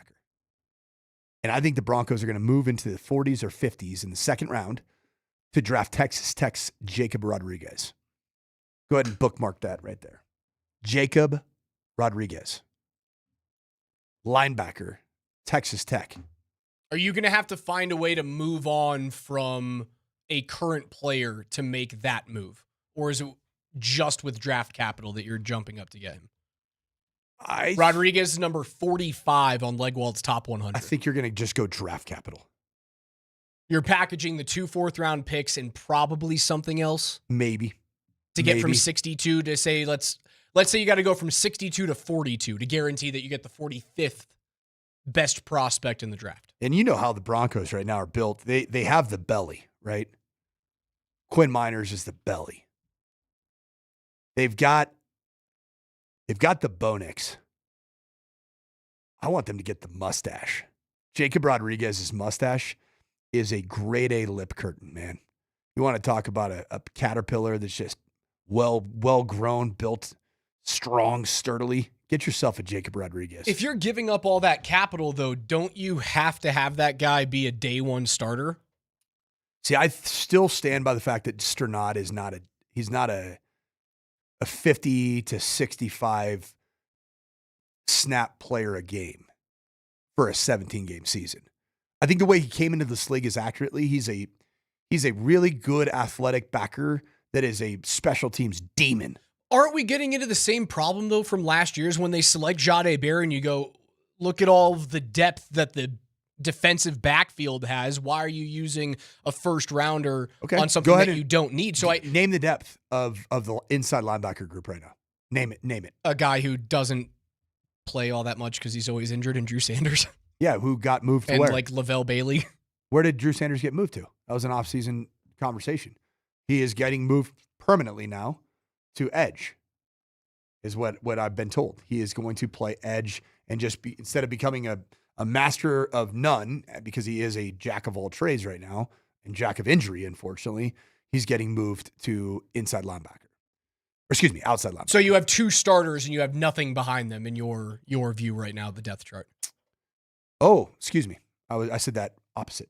He is going to be moved from outside linebacker to inside linebacker, which is where he started. So whatever. You can't depend on that player being available. Is it Karen Reed also is like these are all special teams players. They're roster contributors, and Drew Sanders is exactly who he is. He's been unavailable.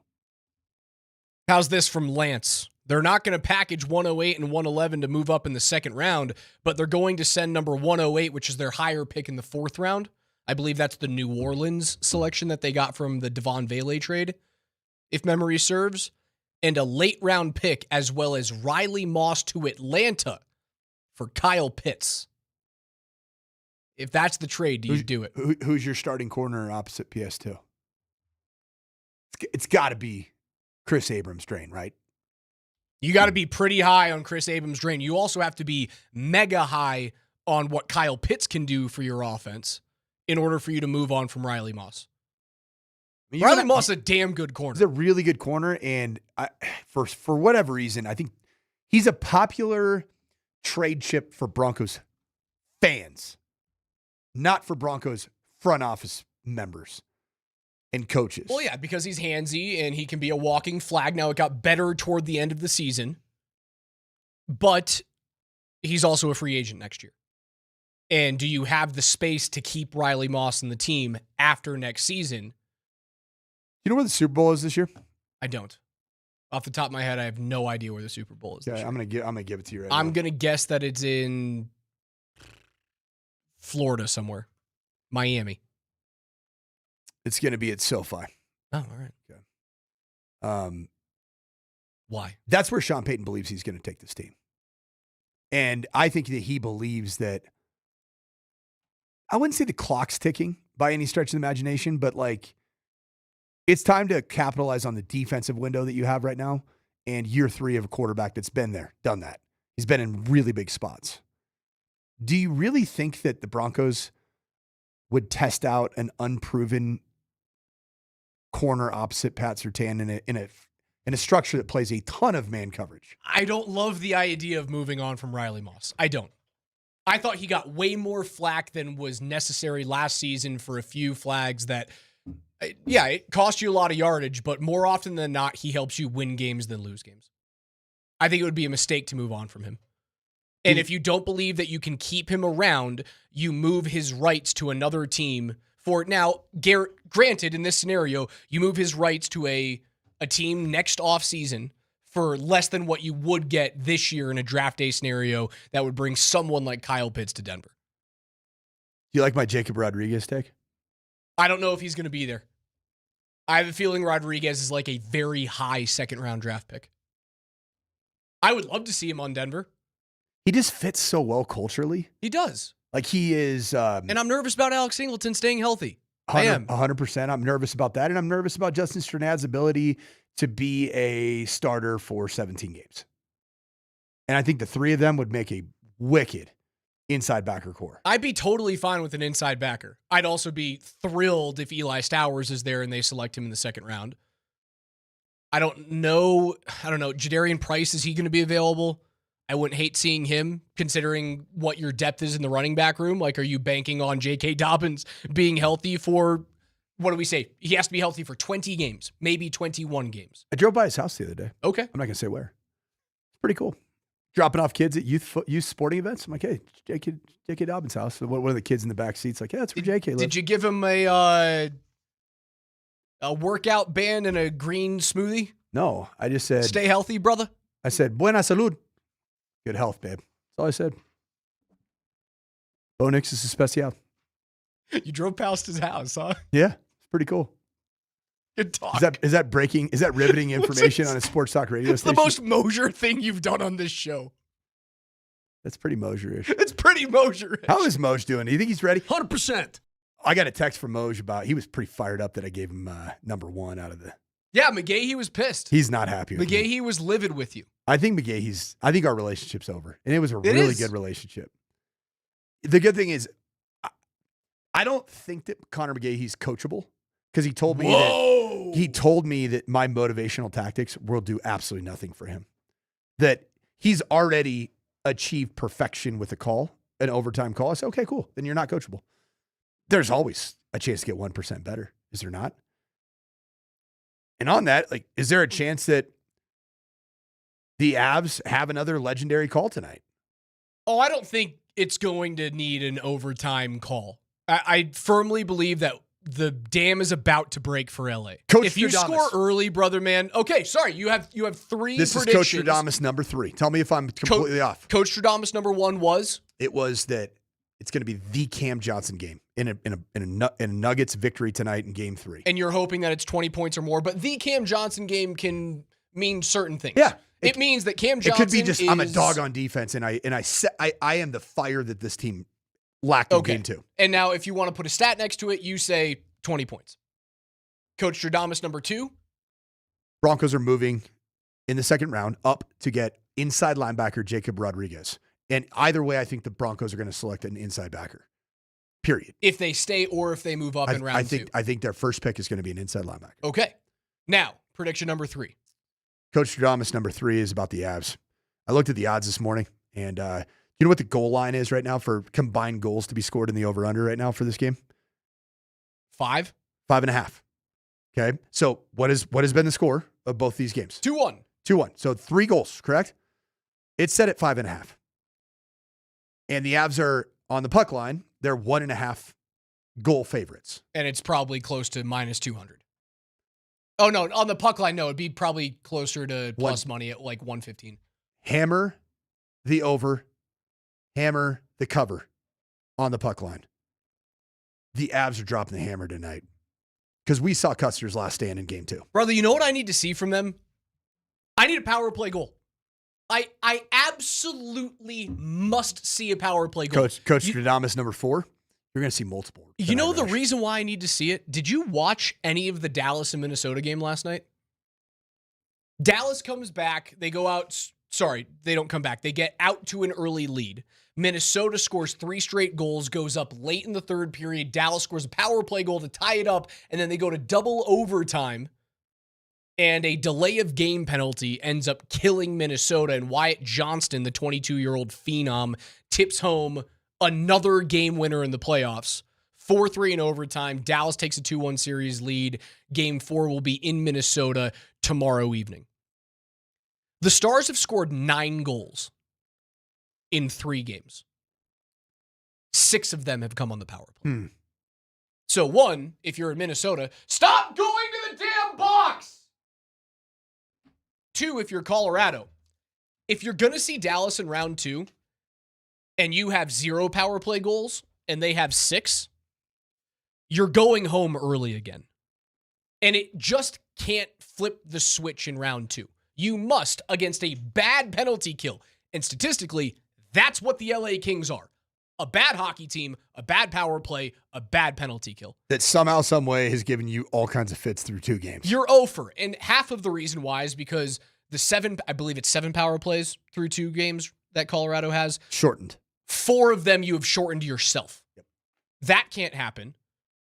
Stop trying to pass the puck into the net. Get Cale Makar running the point and firing through multiple bodies. I want Kadri and Landeskog stacked in the middle of the slot and net front and have McKinnon and Natchez both crashing from each side. I want more shots from Cale Makar. Right? The Edmonton power play looks so dangerous, and the Dallas power play looks so dangerous because they have a threat at the top of the zone. You have the best defenseman on planet Earth, especially from an offensive perspective. Yeah, to run point and to not shoot pucks for some reason this year. Shoot pucks, brother. And I don't need things going off the elbow and in. I don't need Cale picking the back bar. At some point, a puck's going to jump off a Forsberg pad or Landeskog's going to tip one home. Shoot for the logo at this point, man. I want Kale shooting, because at that point, LA's kill starts to shrink. And once it starts to shrink, then Kale can look for the shot and then no look go to the backside for an H's on a one-timer. Or he can feed McKinnon coming down the strong side, right shot on the right side. Do you love why does it appear that McKinnon never wants to stay on that right side on the power play? It seems like he's always just clogging up that. But it seems like he's clogging up that left side with Natchez. Yeah, there's been a couple times where they run into each other. It just feels a little like I like your vision for it. For whatever reason, it doesn't appear that McKinnon feels super comfortable just crashing from one side. Yeah, it's something that this is new to him this year, right? He's always been an off-wing power play shooter. This is new. And it's new because Natchez is more comfortable there than McKinnon is elsewhere. It's not that Natchez is better at that spot. It's that he's more comfortable there than he would be anywhere else. And you can force McKinnon into different spots where he will be just as or nearly as effective. But he always tries to get over that left spot. Well, yeah, who doesn't like an offhand one-timer? I know. It's the most fun thing to do in hockey. There's nothing more fun in that sport than taking an off-wing one-timer. What a feeling. It's like striping a drive 300 yards. It's like burying I don't know what it feels like to dunk, and I'll never know what it feels like to dunk. It has to feel like a breakaway dunk.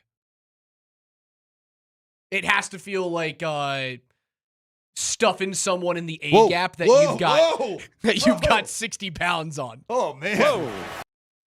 Did you hear I didn't know you were talking about Vrabel. Did you hear John Michael Lyles the other day on the Altitude TV broadcast? I think Lyles, I want to say this was going into overtime. Lyles mentioned I think it was like the Manson hit that he launched into Scott Lawton.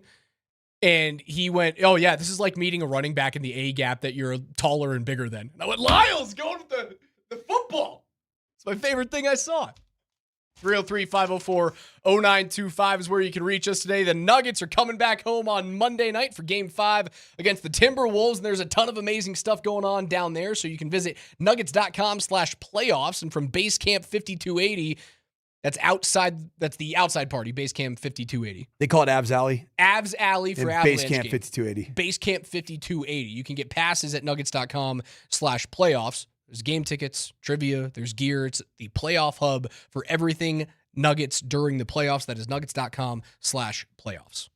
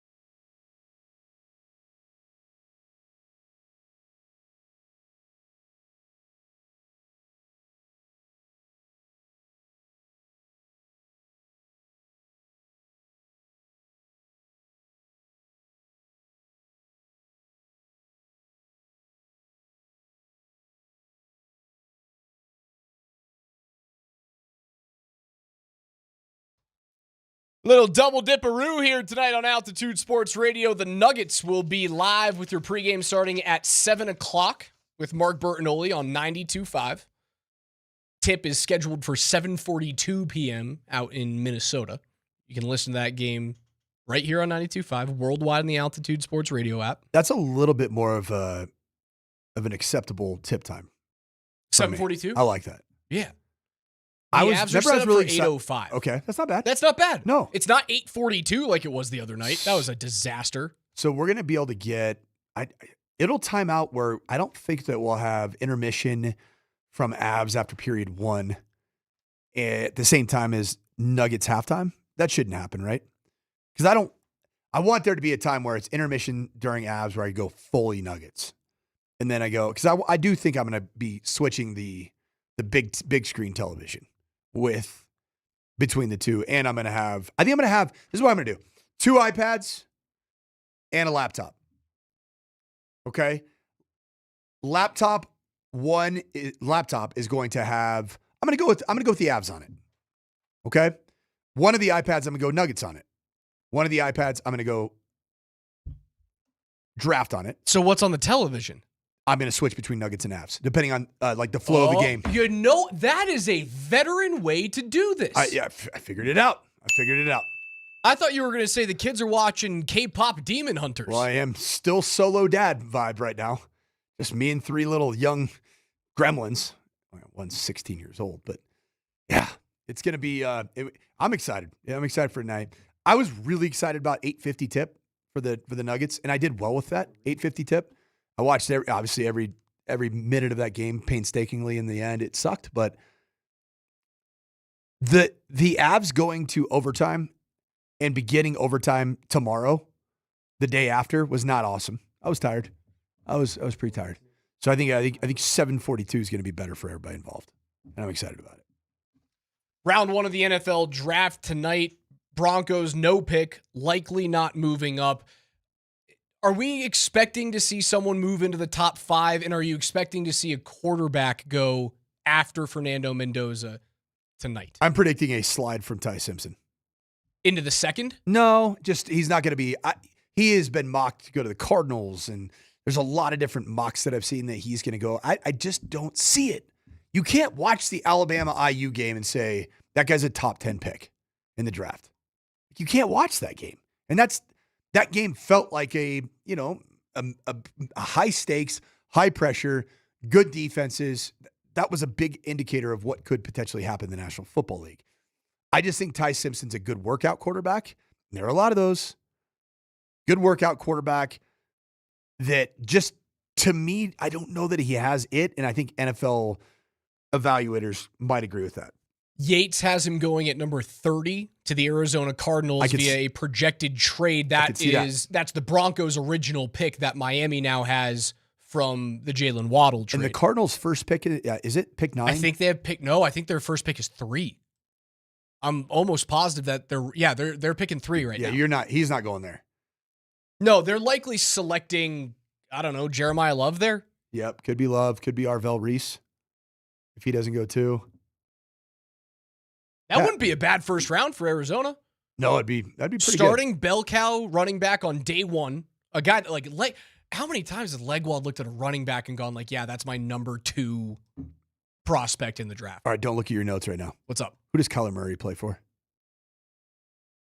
Oh crap. KG, don't look at your notes. Where did Kyler Murray go in the offseason? Isn't he still a Cardinal? Minnesota Vikings. Minnesota. That's why I have I send out show notes to KJ and Mike every single day, or we have a running Apple note that you guys look at. And I have off-season refreshers because I need to look at those off-season refreshers when I'm doing these things. And when I say that, I'm not actually trying to stump you. I don't care about that. It's just, it's a weird thought, right? Like, it's just kind of happened. It came and went. It was big news at the time, but you kind of just like, wait, is he still in Arizona? I could have sworn he was still a Cardinal. It's wild, man. Yeah, they're hitting the full-fledged. I mean, they are hitting the reset button. Yeah, like he's got Jeremiah Love at number 2 overall behind Arvell Reese. Yep. Where does he have Fernando? Does he have him at 9? He has Fernando Mendoza at 7. Okay. Behind that corner from LSU, Delane, and right in front of the two guys from Miami. The tackle, was it Mayaga, and Ruben Bain. Where did Leggy have? Do you remember this? Do you remember where Jeff Legwald? Do you remember where Jeff Legwald had Jade Barron in his top 100? Excuse me. Jade Barron was ranked at number 8. I was high. Last year's ranking for Leggy's top 100: Travis Hunter 1, Abdul Carter 2, Ashton Genty 3, Tyler Warren 4. Walter Nolan, the defensive tackle from Mississippi, at 5. Will Campbell, who went to New England, at 6. Mason Graham, the D tackle from Michigan. And then Jade Barron sandwiched in between the two Wolverines, Graham and Colston Loveland. He had him at number 8. And here's the read. Some people might scoff at Barron being this high, but he's a resourceful player with the versatility to play outside in the slot or as a dime linebacker. He has elite speed, doesn't waste steps or miss tackles, and he won the Jim Thorpe Award in 2024 after recording 5 interceptions and 11 pass defenses. I mean, we're 1 year removed, but do you, in your opinion, is Jade Barron, does he feel like the 8th best talent after watching what he was able to do on a field? He did get reps. He did play. Did he feel like the 8th best talent? After a full season? No. Like, how many plays did Jade Barron make this year that you can say I remember that play? It's like 1. I'm trying to remember there was a game. I think he had a pick 6 that was called back. It was like a fantastic play, but it got called back because of another penalty that was not involving him. How much of that is his fault, though? He just wasn't utilized as much as you expected him to be. But you got to pop, man. Like that's your way to get more reps, bro. It's like Jaquan McMillan was making all the wild plays. He was making the pop plays, right? Because it was a bit more of an even distribution of reps before you got into gotta have it type games. I think down it's the stretch. so early to write the book on him. So early to write the book. I agree. And the reason why we continually talk about that pick is because, the Broncos accelerated where they should have been at that point in time. Right? When we look back at the teardown that Sean and George did with this team and then resetting everything with Bo Nix, they were a year ahead of schedule every single year. So if the Broncos had just made the playoffs last year, right, and they were a wild card team and they lost in round 1 or round 2, are we still having the same conversation around Jade Barron of was that a waste of a pick? Because last year very quickly turned into, holy crap, it's a Super Bowl season. And I think that's the reason why you look at Jade Barron, his lack of usage by the Broncos this year, and also the lack of getting an impact every down starter, whether it was on offense or defense last year with the 20th overall pick. I think that's the main reason why it comes into conversation, is because you are a year ahead of schedule. Okay. What happens next year if he's an impact player and they get back to the AFC Championship game or they get into a Super Bowl? Are you still looking back at that pick and going, wish it was a Marion Hampton there? Wish it was Harold Fannin Jr. there? No, you're not doing that. Well, those two sound pretty sexy, though, don't they? You wouldn't mind having one of those two players. No, I'd like both of them. Yeah. You know, the problem. I think I'd probably take Quinshon Junkins over a Marion Hampton. Here's my problem with the Jade Barron pick. Total hindsight pick. Total hindsight evaluation. I would have probably been better with the pick, how it all played out this year, had one of two things played out.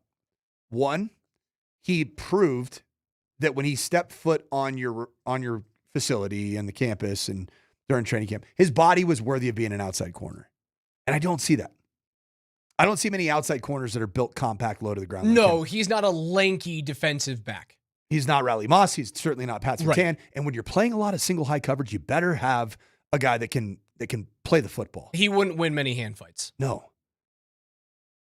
And then the second one is, do you show signs that you're going to outplay an undrafted free agent that's at your nickel position? And he didn't. You know what you need him to be next year? He needs to be Marvin Mims. Anytime he steps on the field and the ball is around him, you go, why isn't he utilized more? I think that's the reason why people are so upset about it, is that you didn't get the, as you say, pop plays. You get the pop plays from Mims. He just isn't utilized a lot.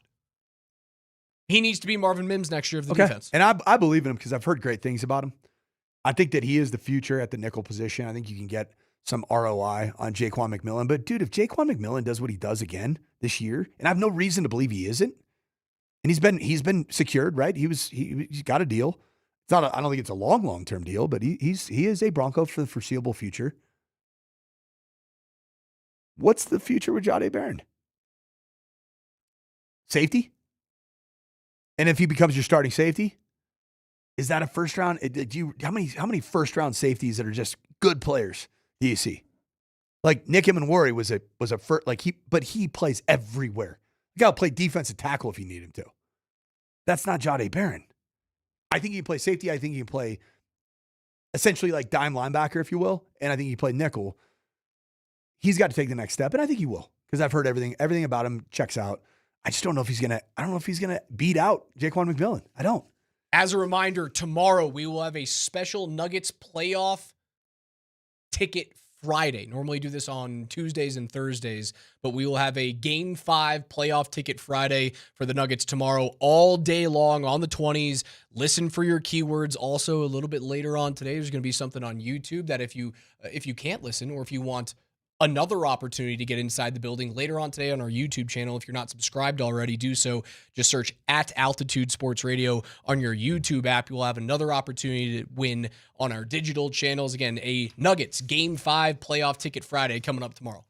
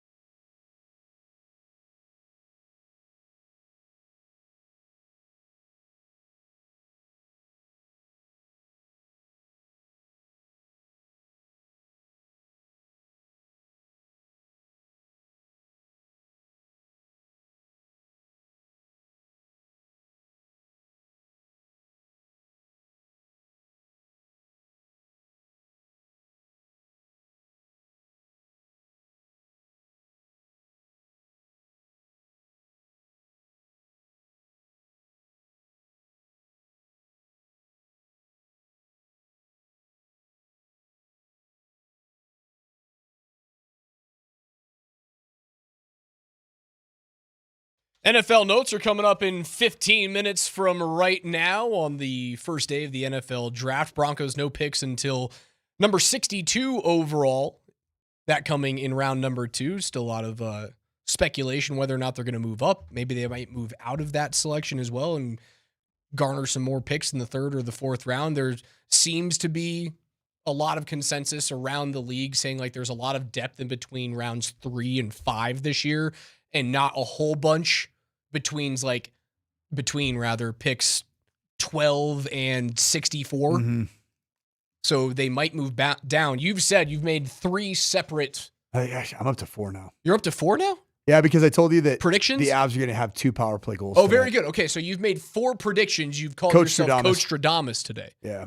Shameless self-promotion. I'm fine with that. Yeah. You guys know me. The Raj jinx. I have held off on the Raj jinx. I know that I have power. I'm not using it in the first round. No. You got to hold that. I'm not doing it. I'm not using it in the first round. We have to hold that, keep that chambered and locked and ready to go until we desperately need it here in this city. The Avs will not need it.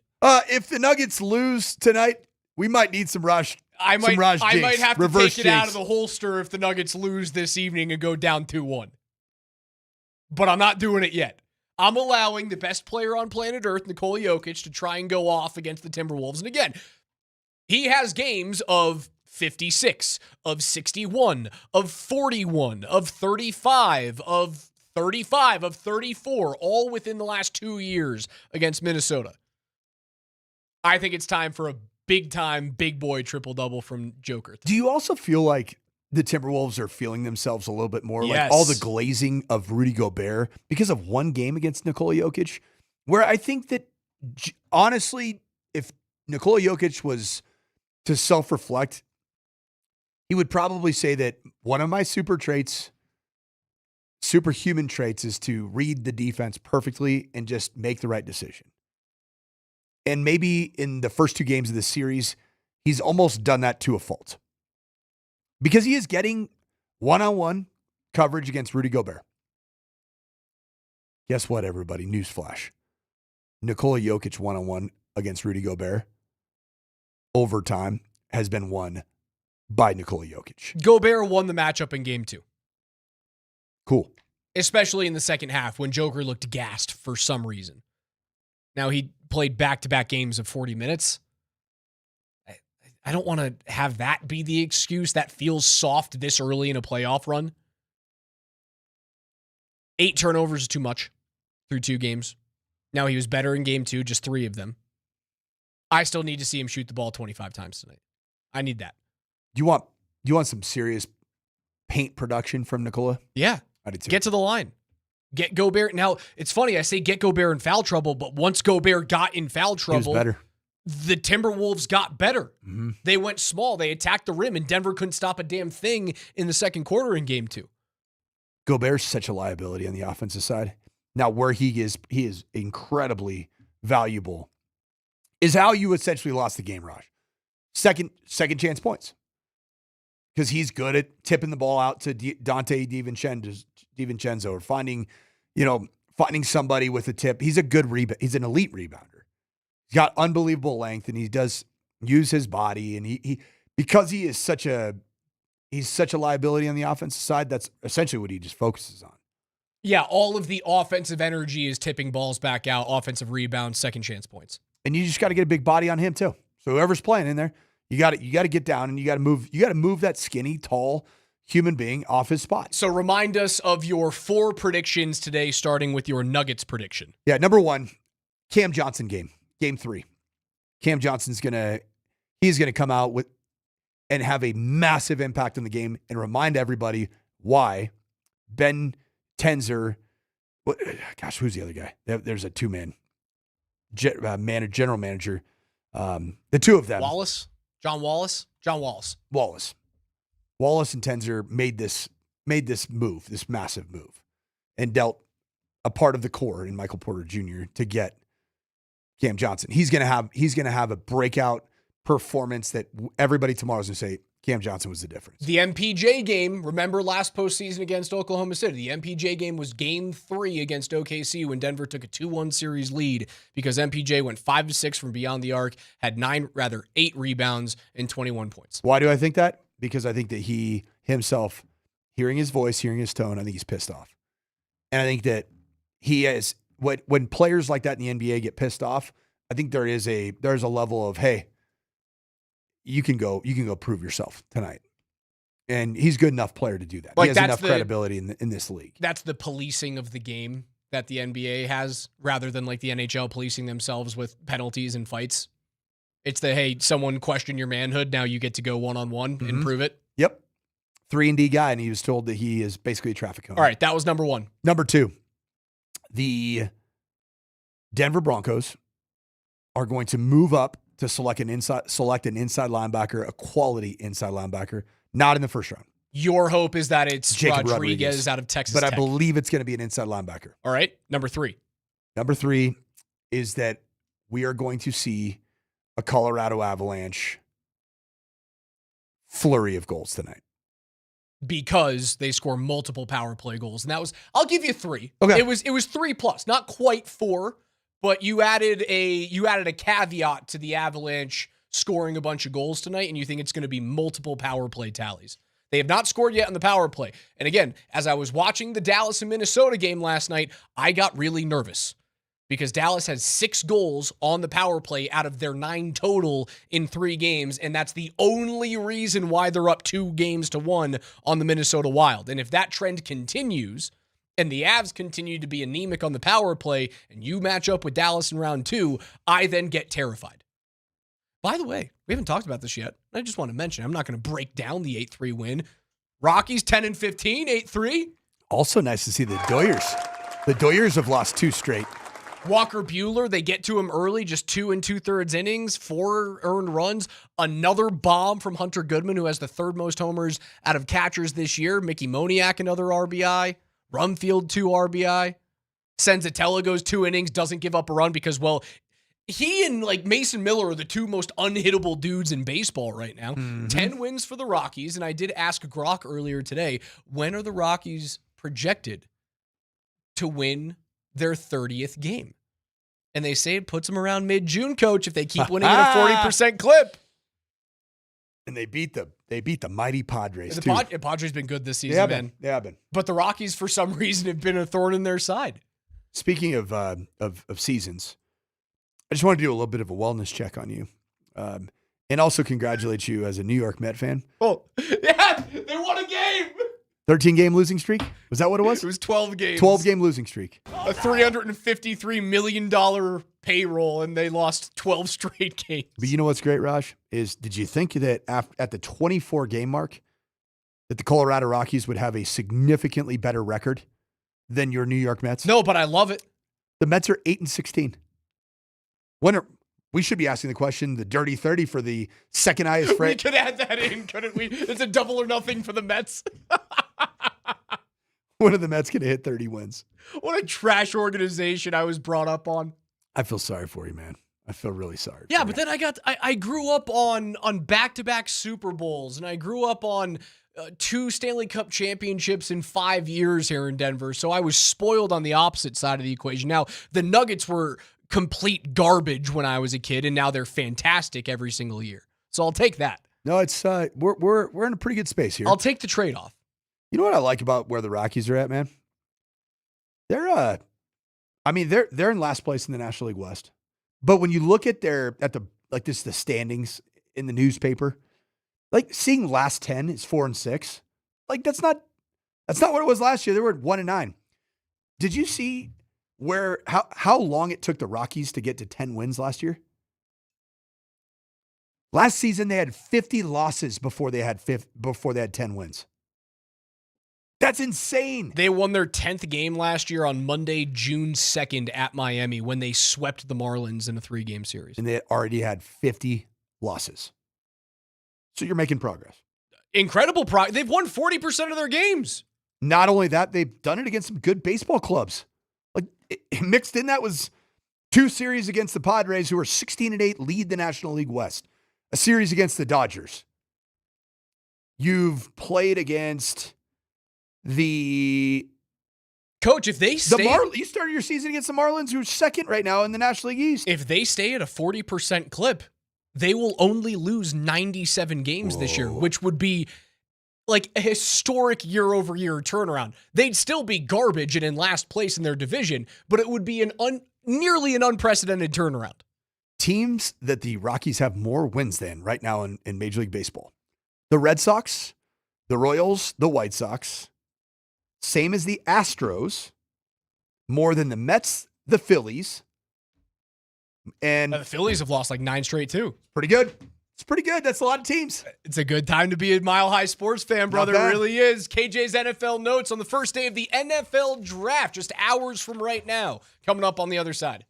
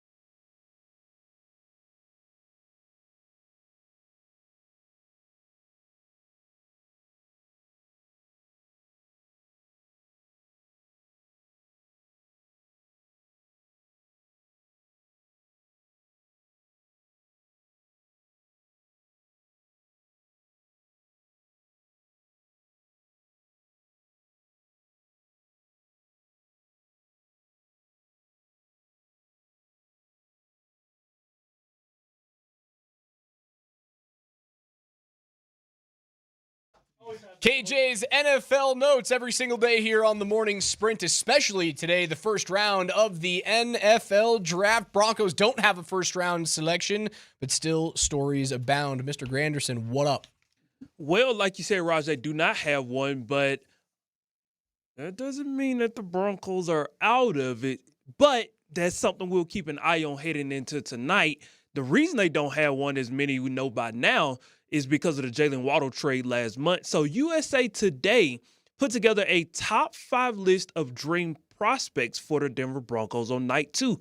Here's the list. Number 1, Oregon guard Emmanuel Pregame of Oregon, Georgia linebacker C.J. Allen, Notre Dame running back Jadarian Price, Vanderbilt tight end Eli Stewart, and Washington running back Jonah Coleman. So I want you guys to rank these dream prospects from most likely to least likely to fall to the Denver Broncos on night 2. It's a good question. I would say Coleman will likely be available if they stay at number 62. So that's number 1, most likely to drop. I would throw maybe. See, I think Emmanuel Pregna's going to be gone in the late first. So do I. Or I think he's going to be a high second-round draft pick. Guy's an absolute freak. You know where he went to high school? Thomas Jefferson here in Denver, Colorado. The chances for him at 6'5" and 315 leaving the top 40, I think there's going to be a team down there in the late 20s that wants the extra year on a big guard who's played at a couple of big-time programs at USC in Oregon. I don't think he gets out of the first round. I would say C.J. Allen is the second most likely out of Georgia. Jadarian Price third. Agreed. Stowers fourth. Yep. Pregnon fifth. Yep. I think that's a very, very, very fair list. And frankly, I don't know if any of them are going to be available at 62. I think that Jonah Coleman's the most likely.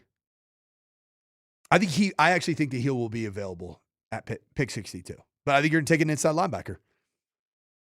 I just feel it. What do you think about Coleman? I like him. Just treading the tires available. He's a good player. Never was ridden too hard and has a lot of production. I think he could be a massive upgrade over time over Tyler Bidet. KJ, what's next? I would say it's unlikely, but we certainly could move up in the second. So I saw this stat from Adam Schefter this morning. He said heading into the NFL draft, there are now 23 trades since the start of the league year, including the Dexter Lawrence deal. From the start of the league year until night 1 of the draft last year, there were only 15 trades. So here's the updated list of the teams that will be drafted in round 1 this year. And I wanted to kind of pose it to you guys like this. With the updated list of who's drafting where in the 2026 NFL draft tonight, do you guys see an over or under 6.5 trades during the first round of the draft? Whoa! I'm going to say under. I don't think 6.5 is a lot, man. That's a big number. I say there's 4 trades, but one is like impact someone getting into the top 5 or the top 10. I'm going to go over. I keep hearing this about this draft that a lot of people want to get into that 3rd and 4th round and have quantity. And they don't love what's available, like you've said, between like picks 12 and picks 75 or 70. So I think it's going to be, I think a lot of people are looking to move. My question is, who's looking to move in? So what you're saying here is Jacksonville, Buffalo, LA, Kansas City, Seattle, New England. You're looking at those picks between 24 and 32, and you're going, oh, there's going to be a lot of those teams that are going to try and move out. Or I think between picks 2 and 20, I think there's going to be a lot of shifting. Moving 2 spots. I feel like that's a lot of trades, brother. I think you're spot on, though. Who's looking to move into the first round and move into the first round at the back half of it? It's likely going to be a team that wants a 5th-year option on a quarterback or a 5th-year option on a guard or a tackle. I still feel it's going to be 4 with one big-time trade. Here's what I think is going to happen.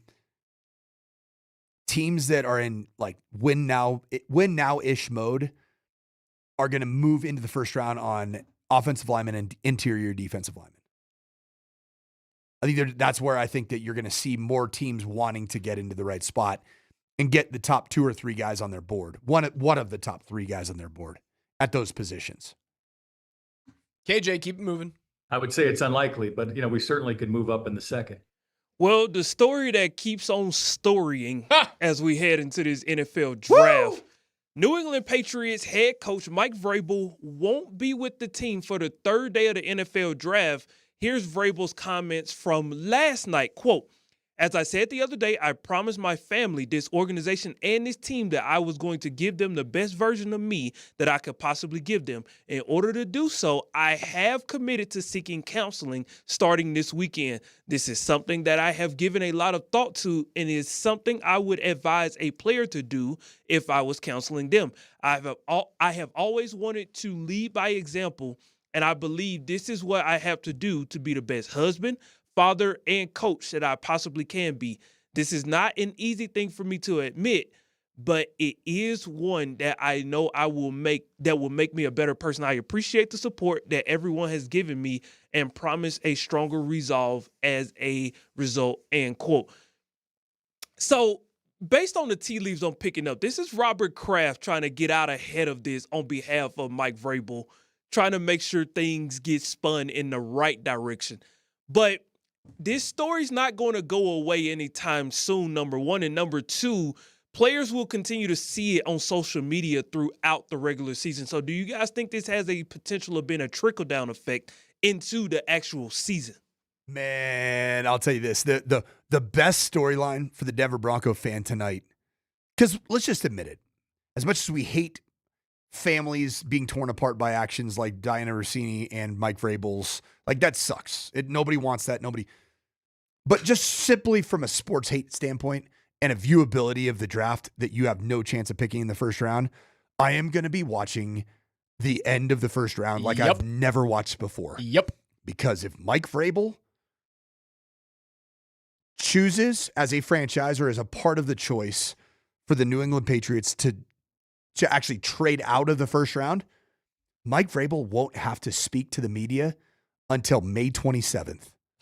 That's his first media availability that will be scheduled. So they trade out of the first round, and the way that they'll spin it is, hey, we just wanted second round and third and fourth round picks because that's where we see the value in this draft.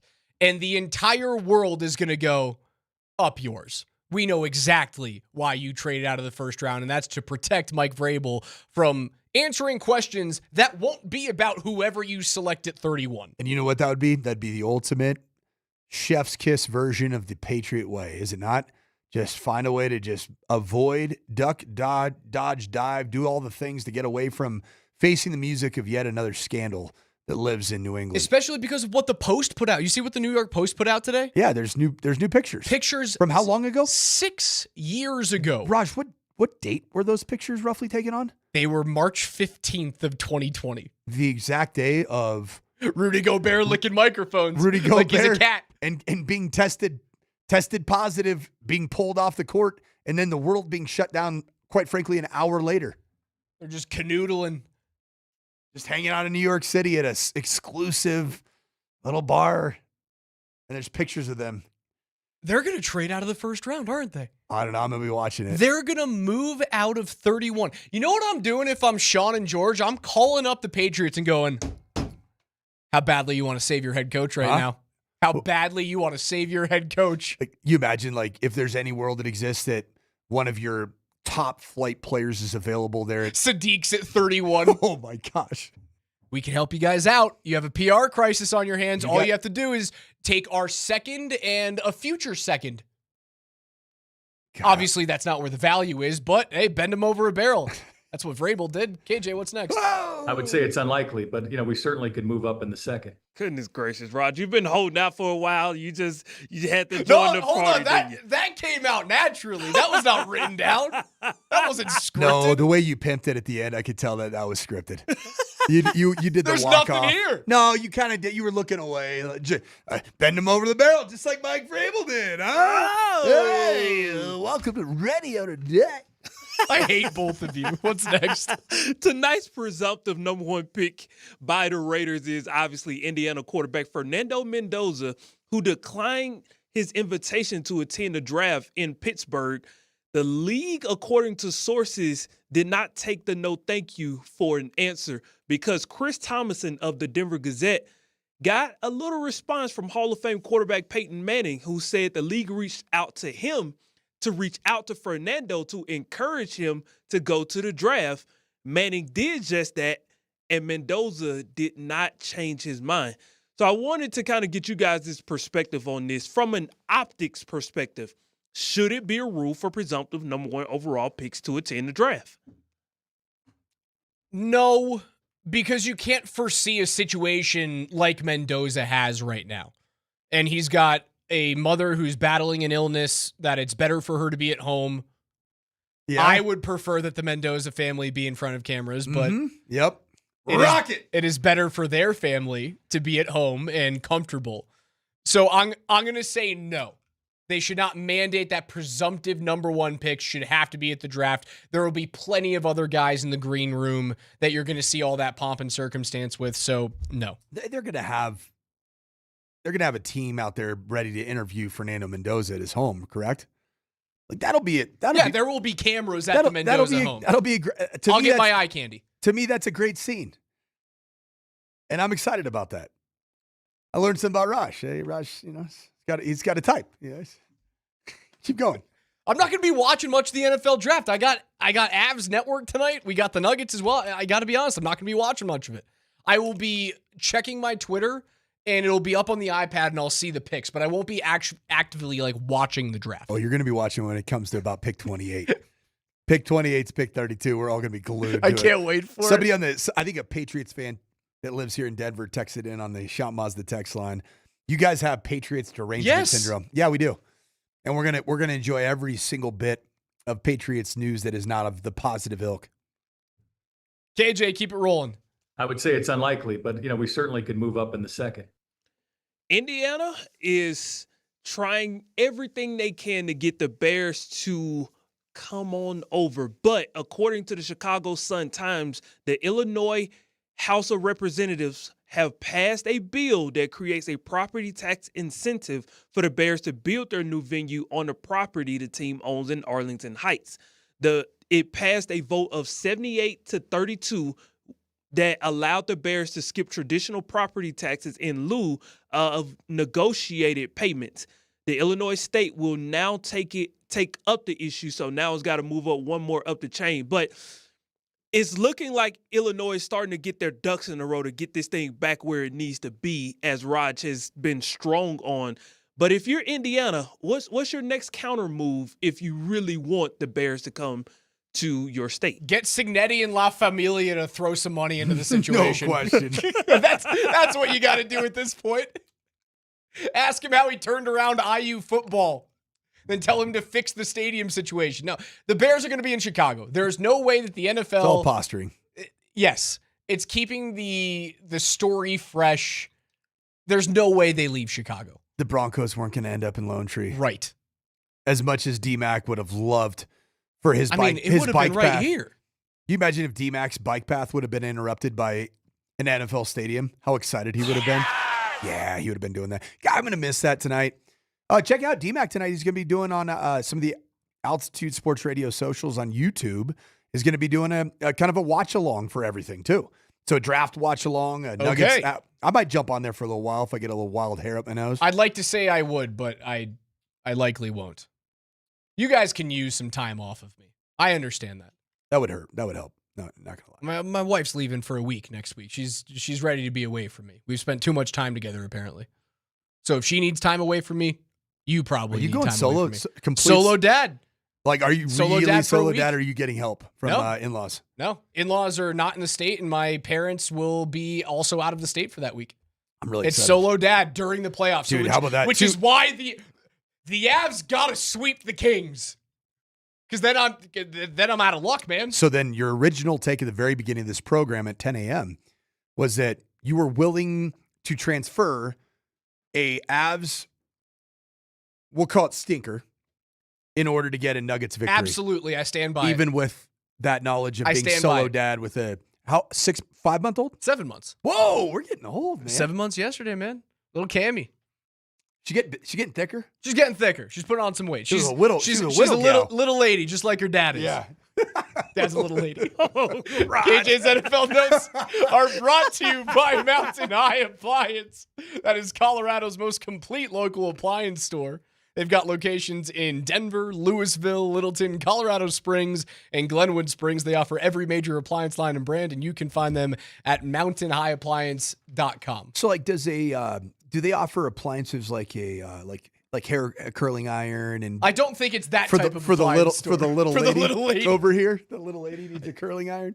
Altitude TV is your television home for all Nuggets and Avs fans tonight. Nuggets pregame starts at 6 p.m. on Altitude TV and on Altitude Plus. It's immediately followed by the Avs pregame at 7 p.m. You can stick around for the only local broadcast on television. Obviously, we have both of our local broadcasts right here on 92.5 for the Nuggets with Kaz and 950 with Connor McGahey for the Avalanche. Moser will be on TV. The crew will bring you guys Avs and Kings Game 3, pre and post for the Avs and Nuggets. And the full Avalanche game is all on Altitude Television and Altitude Plus. You can subscribe right now for a monthly or annual plan at altitudeplus.com. On the other side, a little heat check for the Nuggets. Who's hot? Who's not? Who needs some spice going into Game 3?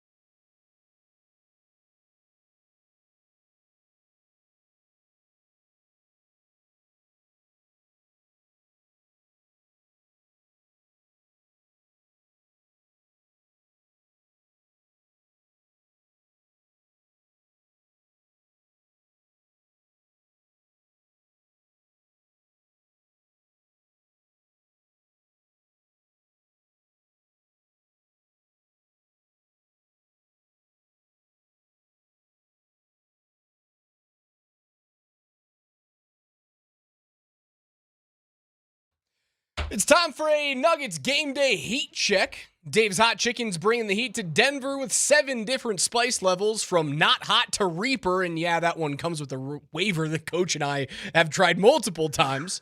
Every piece of hand-breaded chicken is made fresh and spiced to order. Get your post-game snack at Dave's Hot Chicken, open late with multiple locations across the Denver metro area. Not hot all the way up to Reaper. Yeah, we've tried that a couple times on camera, and I have come to tears. It's a fun night. And it's a fun time. It's not a fun night. I recommend that you try it once in your life. Go to Dave's Hot Chicken, try the Reaper sauce, and just full send it. Their hot chicken sandwich, for me, really good. One of the best chicken sandwiches in the entire Great state. sauce, too. So, Nuggets, game day heat check. Who's hot? Who's not? Who needs to add a little bit of spice to their game? Gilbert Arenas on the Jaden McDaniels and Nuggets defense comments. I'll quote, "I don't want to tell you what not to say during the playoffs, but Ant-Man, when he called out Kyrie did Kyrie stuff. You just called out a 3-time MVP, which if you contained him and he was 8 for 20 and he had 24, so less 15 and 8. And you contained him where the majority of his misses came from the 3-point line and they shot bad from the 3.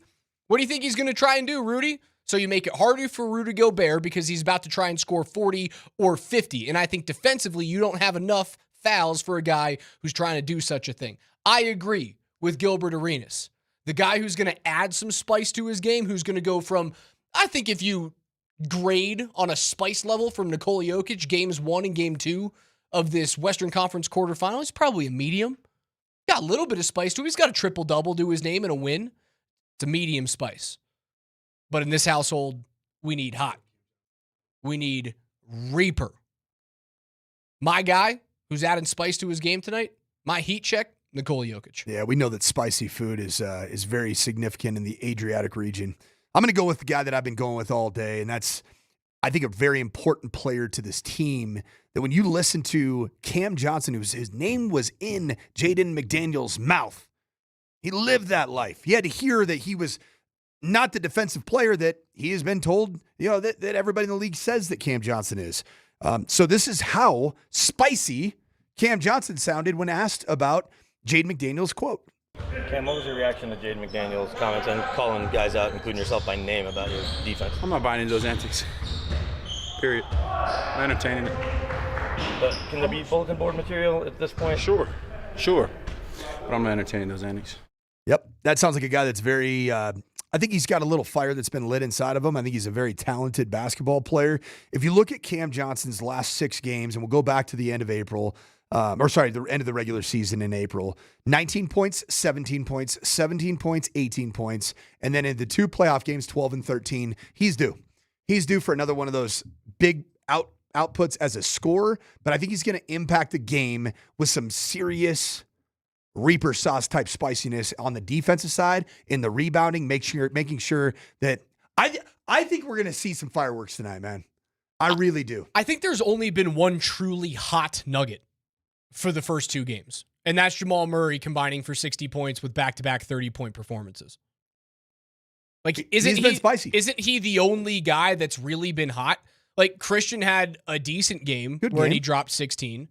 But Murray's been the only dude who you've looked at and gone, oh yeah, he's feeling it, at least from a jump shooting perspective. Now, 16 of his 30 points in game 1 came from the line. But he feels like he's the only Nugget that has been truly hot. And maybe it's like is it me being numb to the heat of Nikola Jokic? I think, no. He's got a different level. He's got Joker's been kind of a B version of himself the first 2 games. And I don't think Nikola Jokic isn't going to take to those comments very well, especially because the comments are a little bit around how great the defense is of Rudy Gobert, which means essentially that Nikola Jokic is not as advertised as an offensive player. And Rudy really is worthy of being called the best on planet Earth in terms of post defending over the course of the last decade. That is your Nuggets heat check, presented by Dave's Hot Chicken. Coach has Cam Johnson going off tonight for hopefully 20 or more. I've got Nikola Jokic dropping, I think 35? He's going to drop 40. 40. I think it's a big-time game for Joker.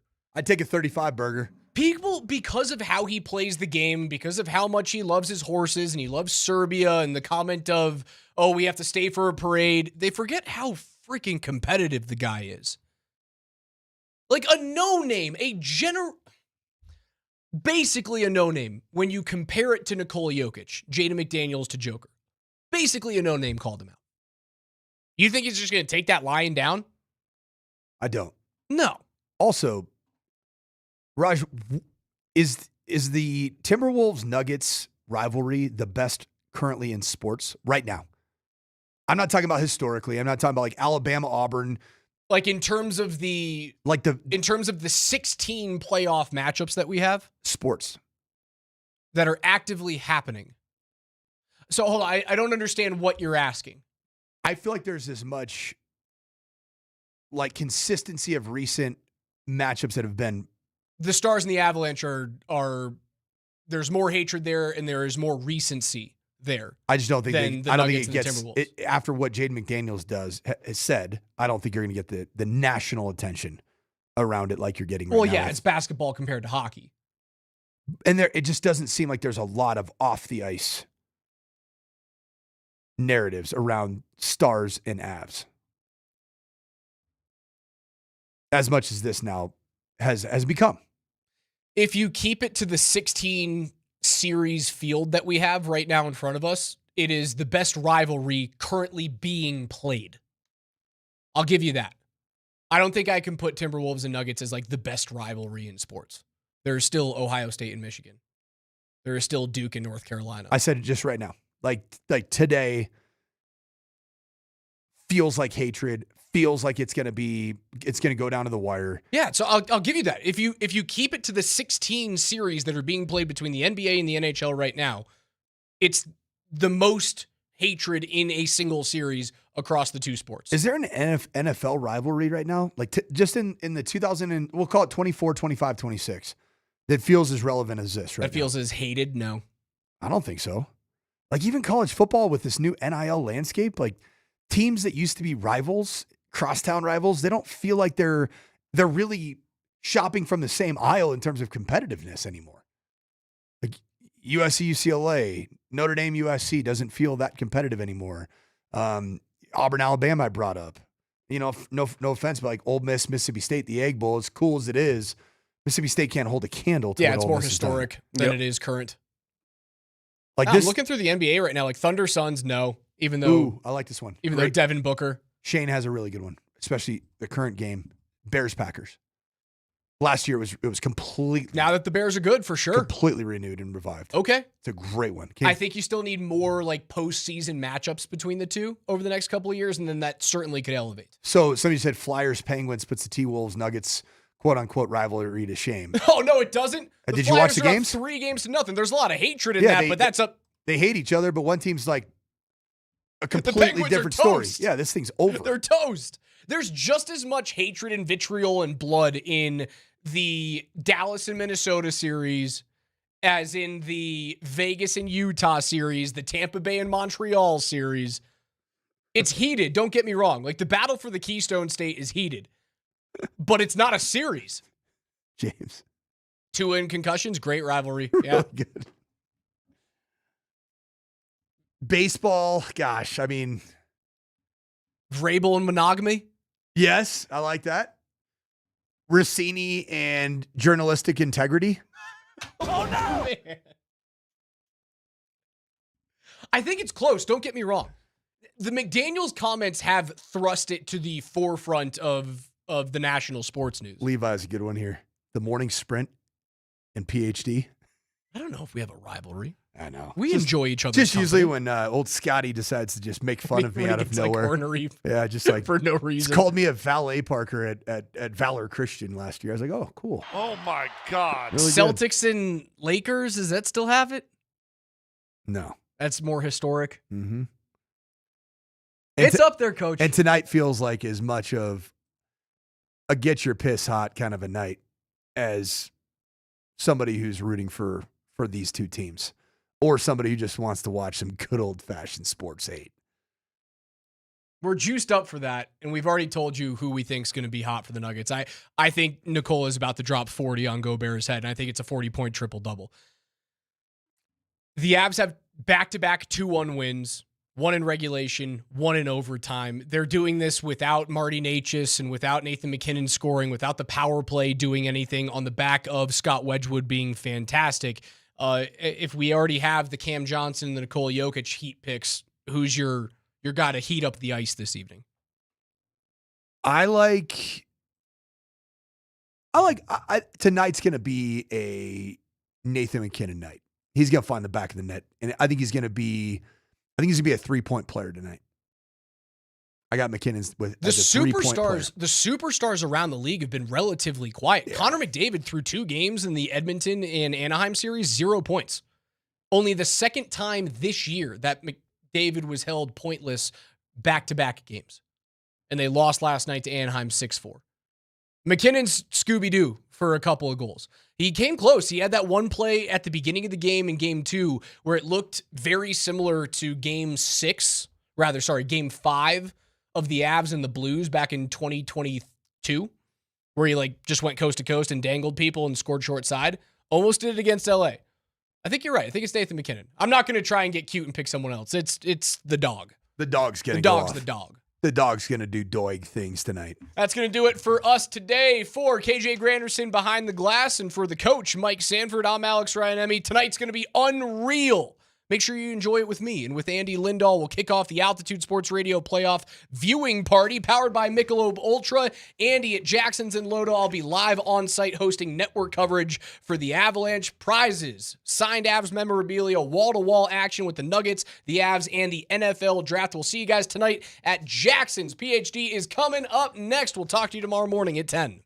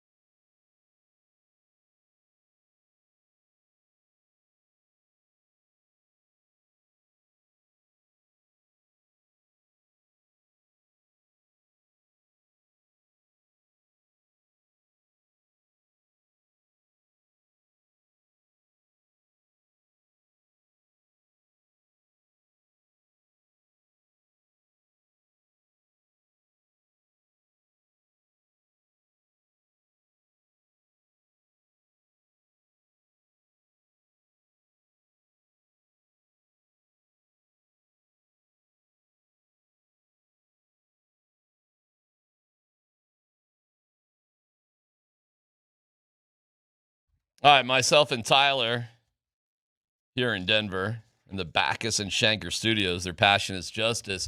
Scott with the Nuggets out on the road. And Minnesota, as the Scott, you could have, if you wanted to, man. You could have headed on over to see the Stars and the Wild play a double overtime right around the corner from where you're staying right now, actually. Last night probably wouldn't have been too far, would it? It's they play in different, so they do not share arenas. The conversion crew for the Timberwolves just is like when the circus comes to town, or I don't know, whatever the hell they got there. But they don't do what no conversion. The light conversion, probably very, very light conversion.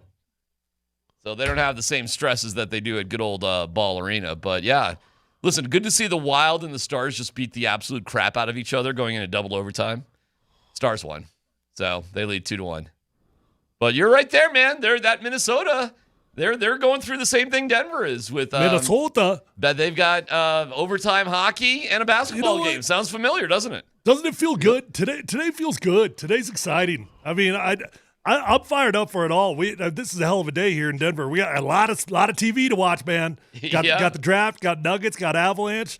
At some point, you might have to prioritize something. I don't know, unless you got 2 screens going. But I'm excited for all 3 of them. I don't know if I need 4 screens, but I have 4 screens that I've thought out, like how I'm going to do it tonight. You could do dual draft coverage because there's usually double draft coverage. I could use the 4th for you could do ESPN NFL and Network. Oh, ESPN. you're right. You're actually right. And then you got Nuggets and Avs. Yeah. So I got the laptop, I got another monitor, I got the TV, and I got another laptop. Oh, I got the phone too if I need it. So you can do it all at the same time. Yeah. Scott, what's the vibe there in Minnesota? What's your feelings that you're there?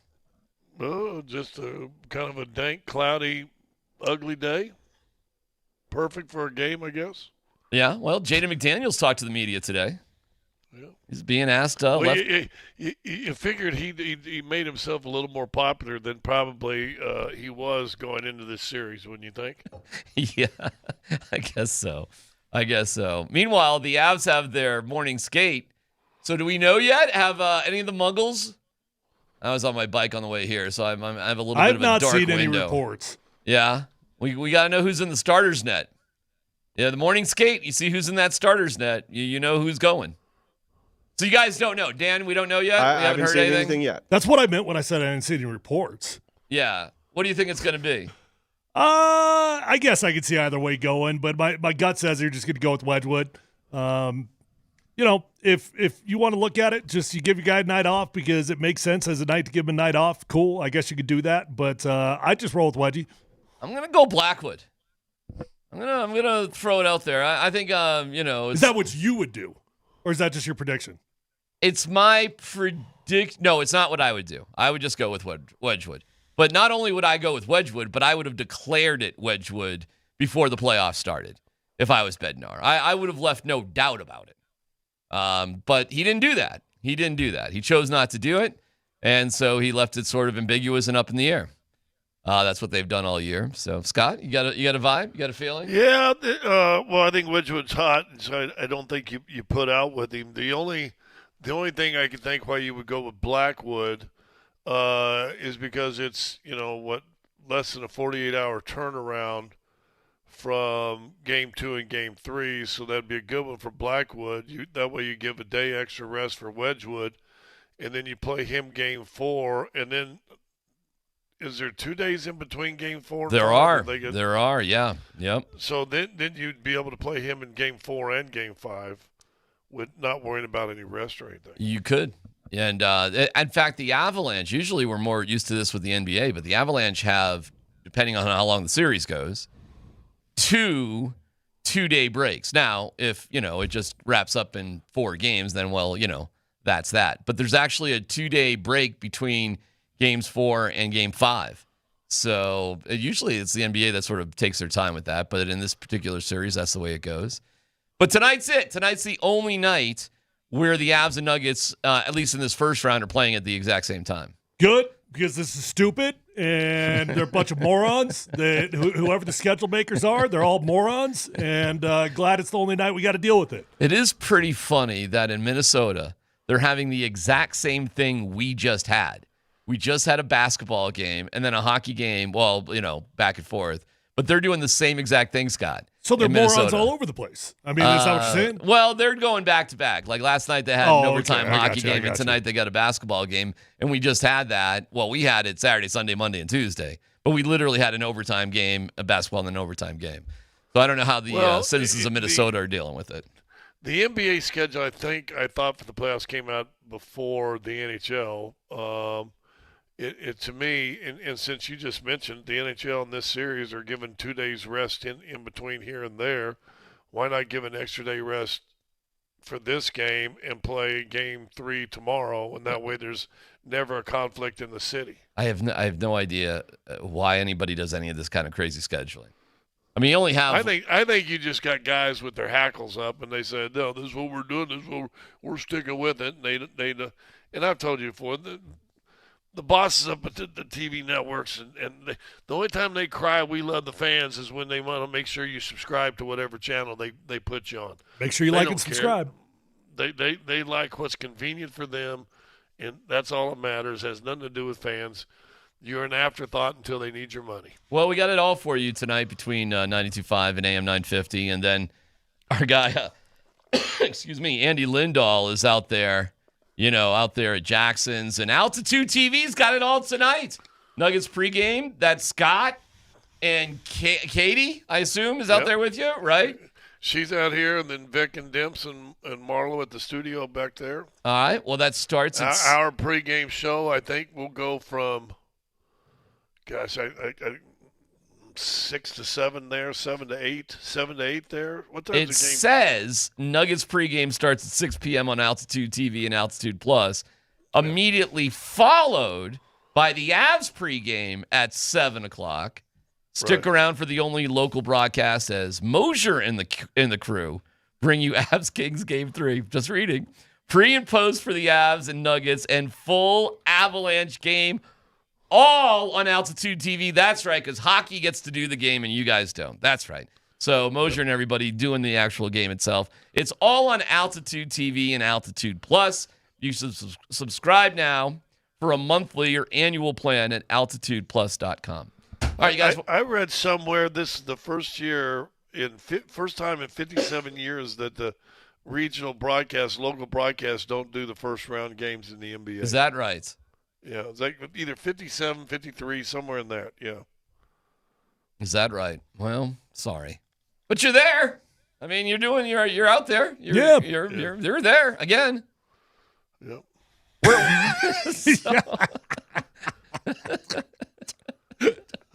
So you're there.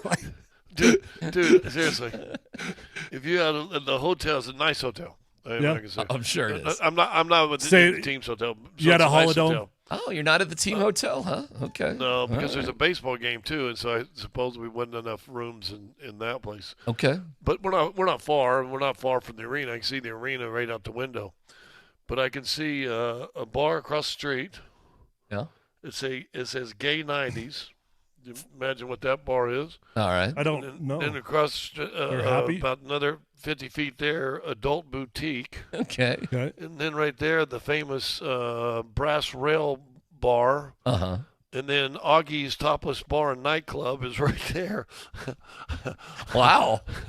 Listen, I'm right Classy. here. I'm staying here in a DMac hotel right now, baby. You're in the red light district. He's staying on the corner of Sodom and Gomorrah in Minneapolis. Hey, right? Hey, Scott. That's what it feels like. Scott, stay strong, bud. Okay. Yeah, exactly. I know you got it in you. Stay strong. Yeah. I did send a message out to all the social media and Katie. I said, I'm going old guy dad on you. You guys are not walking home from the game from the arena because it's literally, I can see it right here. It's 6 blocks because they're going to have to, before they get to the hotel, it's a little sketchy. Wow, that brings a different meaning to the name Avs Alley from where your perspective is. That's for sure. Yeah, we're just in the alley. Be careful. By the way, There's a bus stop on either side of the hotel too. So You're all set. You're good. You're good. The hotel is super nice. Yeah. And yet really. Let's put it this way: and you came in. Katie and I ran into the sliding door because they have to buzz you in from the front desk. That's great. That's good. Well, security. It's important to know. Good. Security is important to have some security. Security is an important thing. All right. Well, hey, it's a good reminder. You can't always be at the Four Seasons, Scott. Not always. No. I'm just telling you, be smart and wise in any of your circumstances. All right. Well, I'm sure you're gonna, ward off all the negative. Yeah. By the way. Yeah. I forgot. Right across the street, also, Yes. H&H established 1957. It's happy hour bar, world famous. It says. Okay. Good. And I didn't know if you guys have seen if you've ever been to the world famous happy hour bar. I have not. It's funny. I actually never even heard of that world famous one. I've only been in Minneapolis one time, and it was for the Super Bowl, and they did everything, literally everything at the Mall of America. The team stayed at the Mall of America. We broadcast from the food court, and our hotel was a million miles away from downtown Minneapolis. I was there for 6 days, never saw downtown Minneapolis. Never saw it. No clue what it looks like there. So yeah, you know what? I went to the Mall of America one time, and it's like Chevy Chase in Vacation at the Grand Canyon. It's just a mall. But it's got roller coasters. It does have roller coasters inside the mall. Have you not seen Mighty Ducks? I mean, did you not see any kids roller skating, rollerblading? Huh? No, it's big, but it's a mall. I gotcha. You're right, but it does have. Actually, it's got multiple roller coasters, more than just one in there. It's got like a water flumy sort of deal, and a upside twisty whatever majigger. So in other words, what you're saying is they have like an amusement park and a water water park all in the mall. Yeah. Huh. Wonder why? Maybe because you're in Minneapolis and it's like minus 20 degrees in the winter, and if you ever want to use it and have kids, okay. Hey, we were there for the Super Bowl. None of us were complaining. No, nobody else. I was like, hey, we're near the Shake Shack. Sounds good. We'll keep it there. But that being said, you see where I'm near, where I walk to. Can you see? Well, there you go. Little Jimmy John's action for you right there. Jimmy John's for me. Yeah, all right. Well, listen, you keep us updated with all the goings on there outside of your hotel room. We'll play some Jaden McDaniels for you, and we'll hear more from Cam Johnson and CB. And I love David Adelman's. We'll catch his podcast. And reporters brought that up to Jaden McDaniels. Had no idea what they were talking about. In fact, are we having Adelman on next? He's next. So, you know what? We'll hear right from him. Let's do that. We'll hear right from David Adelman about what he was talking about. That's coming up next.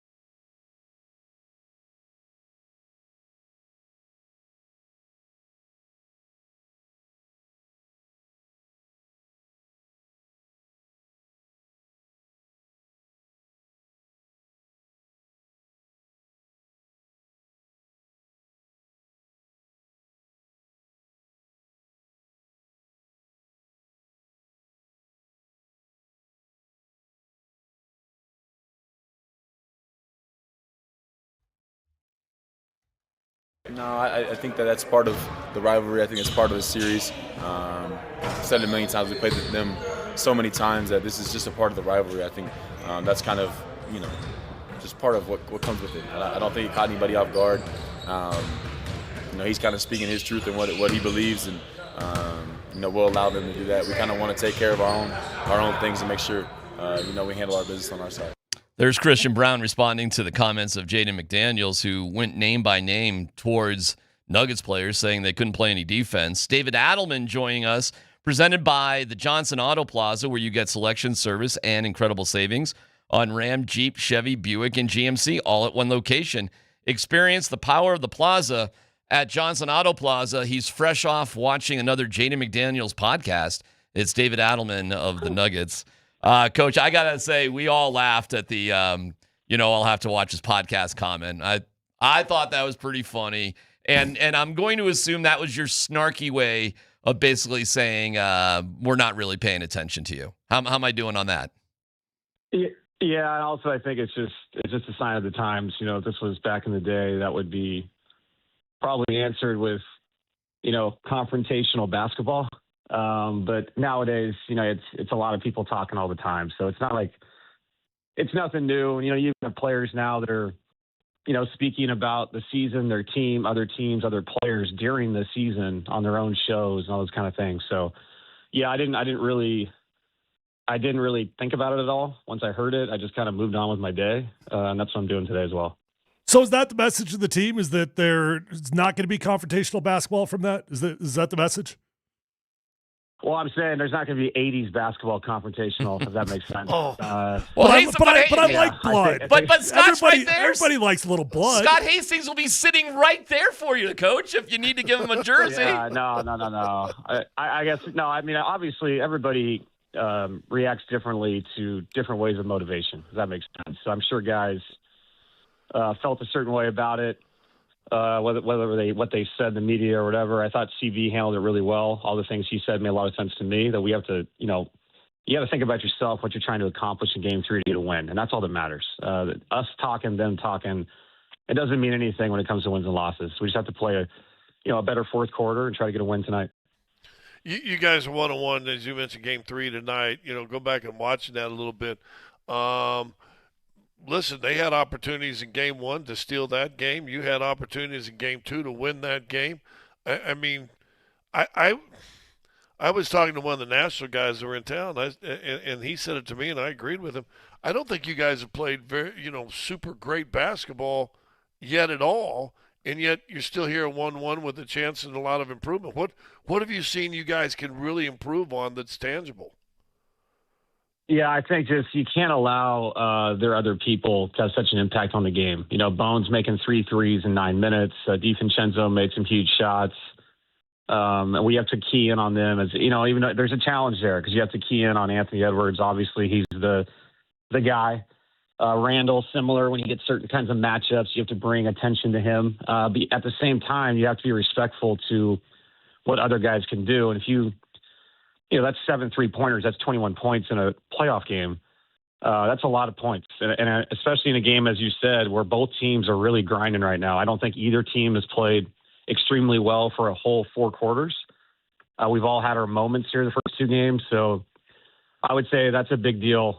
There's times you can't avoid it when you bring 2 people to the ball, but we have to have a heightened awareness to those 2 guys. They really flipped the game for their team. And I just feel like we always talk about the star players, but in a lot of times in the playoff games, it's always the 3rd or 4th act that wins the game. So, we just have to pay attention to those guys. And I'm hoping, we'll have our guys, have a moment, step up and make some shots because we have not shot the ball well the first 2 games. Coach, I know there's not a single answer to this, but when a 19-point lead evaporates, what are you looking for as a coach that you can do in that moment to prevent it?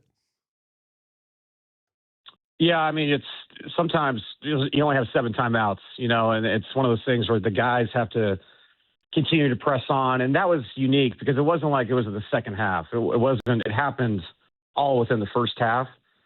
And I thought we actually ended that half well to get ourselves back to a place where we felt good after, the barrage they put on us, but you're up early in the game, 4-4-25. In today's NBA with a 3-point line, it's not it's a good lead, but it's nothing that really matters unless it's the second half.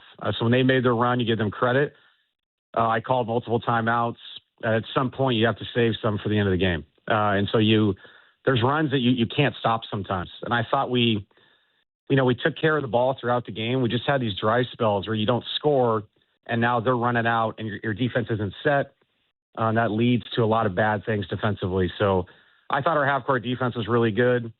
But when they got them out in transition like they did in the second quarter, it can be an avalanche, just like we did in the first quarter. So it's just a really unique game. To have the exact same score in both quarters with both teams winning one of the two quarters, I don't know if I've ever seen that. So it just was one of those things. Like I said, timeouts, getting good shots to the rim, which I thought we did. And then I think the next layer is when they're on a run, we've got to get our ass back. We got to stop the ball and not give up easy baskets like we did in the second quarter. I say this all the time, and I think I've heard you say this in a presser also. You can play great defense for 22, 23 seconds, and then if the shot goes up and you stand and just watch, and Reed was active in that early fourth quarter, a number of guys keeping the ball alive. You're talking about the uncontested threes you gave up. It was 20-3 and points off of second chance points. Yeah, that's a big deficit too. You guys played good defense 14 times, but you allowed them to get a second chance. What did you see with all that? Yeah, and it was honestly competitively, I did not think we blocked out well enough, especially guys crashing from the corners. Our smalls have to take that responsibility on. It's obviously a challenge because, to your point, sometimes that's Naz Reid. It's a 6'10" guy crashing the glass, and a small has rotated onto him because of our team defense. And they have to, if you have to take fouls, take fouls. But you can't let guys, basically bum rush you and find easy baskets. And that's what happened in that game. And it's crazy to think that we were minus 17 in that area and still, had a great chance to win the game. And it tells you that our half-court defense held up. It wasn't, the physicality wasn't good enough after the miss. I thought that's why they won the game. Not to mention, I mentioned this after the game, the amount of 50-50 balls that aren't second chance points, but, there's a deflection, the ball's live at half court. It seemed like they always got that ball throughout the second half, or if we have possession of the ball with the lead, you feel really good about it. So it's just, every sport's the same. Football teams that run the ball. If you possess the ball, you control the game. And that's what they did throughout the second quarter, and then obviously in the fourth. Speaking of the fourth, when you look back at it, how many games are Joker and Jamal going to go 2 for 13 combined, right? Was it something that they were doing, or was it just it wasn't Jamal and Joker's night for those shots? They just missed shots, or was it something? Was there something different that the Timberwolves were doing in that quarter? No, they didn't. Absolutely nothing different. And I'll take Yoke posting up, shooting a jump hook. I'll take the ATO we ran for Jamal, where he came off a double, was wide open for a three. Those are your guys, and we have to execute and get them the ball. I would say there was only one possession where we got up against the shot clock and Jamal had to take a really tough shot that wasn't good enough. But besides that, you don't turn the ball over. Those two guys get that many shot attempts in the quarter. You have to feel good about that. And I think the interesting part of that whole quarter was it wasn't like it was Anthony Edwards that was killing us. It was their team, to Scott's earlier point, second chance points. DiVincenzo makes a big three. It was the other guys. And on our end, I thought we got our best players good looks, and we know those guys can knock those shots down. So I had, when you trust these guys, you've seen them win a championship doing it the way they do it. You're going to stick with your bread and butter of who we are. And I believe that if we get back in that situation, those guys will close the game. Hey, the last play of the game. What did you see on that? Is there something you'd like to see different? Did you have the shot? What take us through that last shot by Jamal? Yeah, 18 seconds to go. We've talked about it, 2 or 3. Whatever the best shot available is. I thought Jamal could have attacked the basket. He felt good about the pull up. With one timeout that allows us to control the game. Even if with a 2-pointer, you're only down 1. They had missed, I think, 11 free throws up to that point. So you're playing the foul game from there, but you're also, advancing the ball with the timeout left. So that was the goal. Try to find a 2 or a 3 for either guy, playing the 2-man game. If that's the case, I have a timeout. We can control the clock. You can set up a 1-pass 3, or, you can execute for a 2 to tie it if they happen to miss a free throw. So that was the idea. Maul knew that. He had the green light. He felt like a 3 was available to him to shoot it.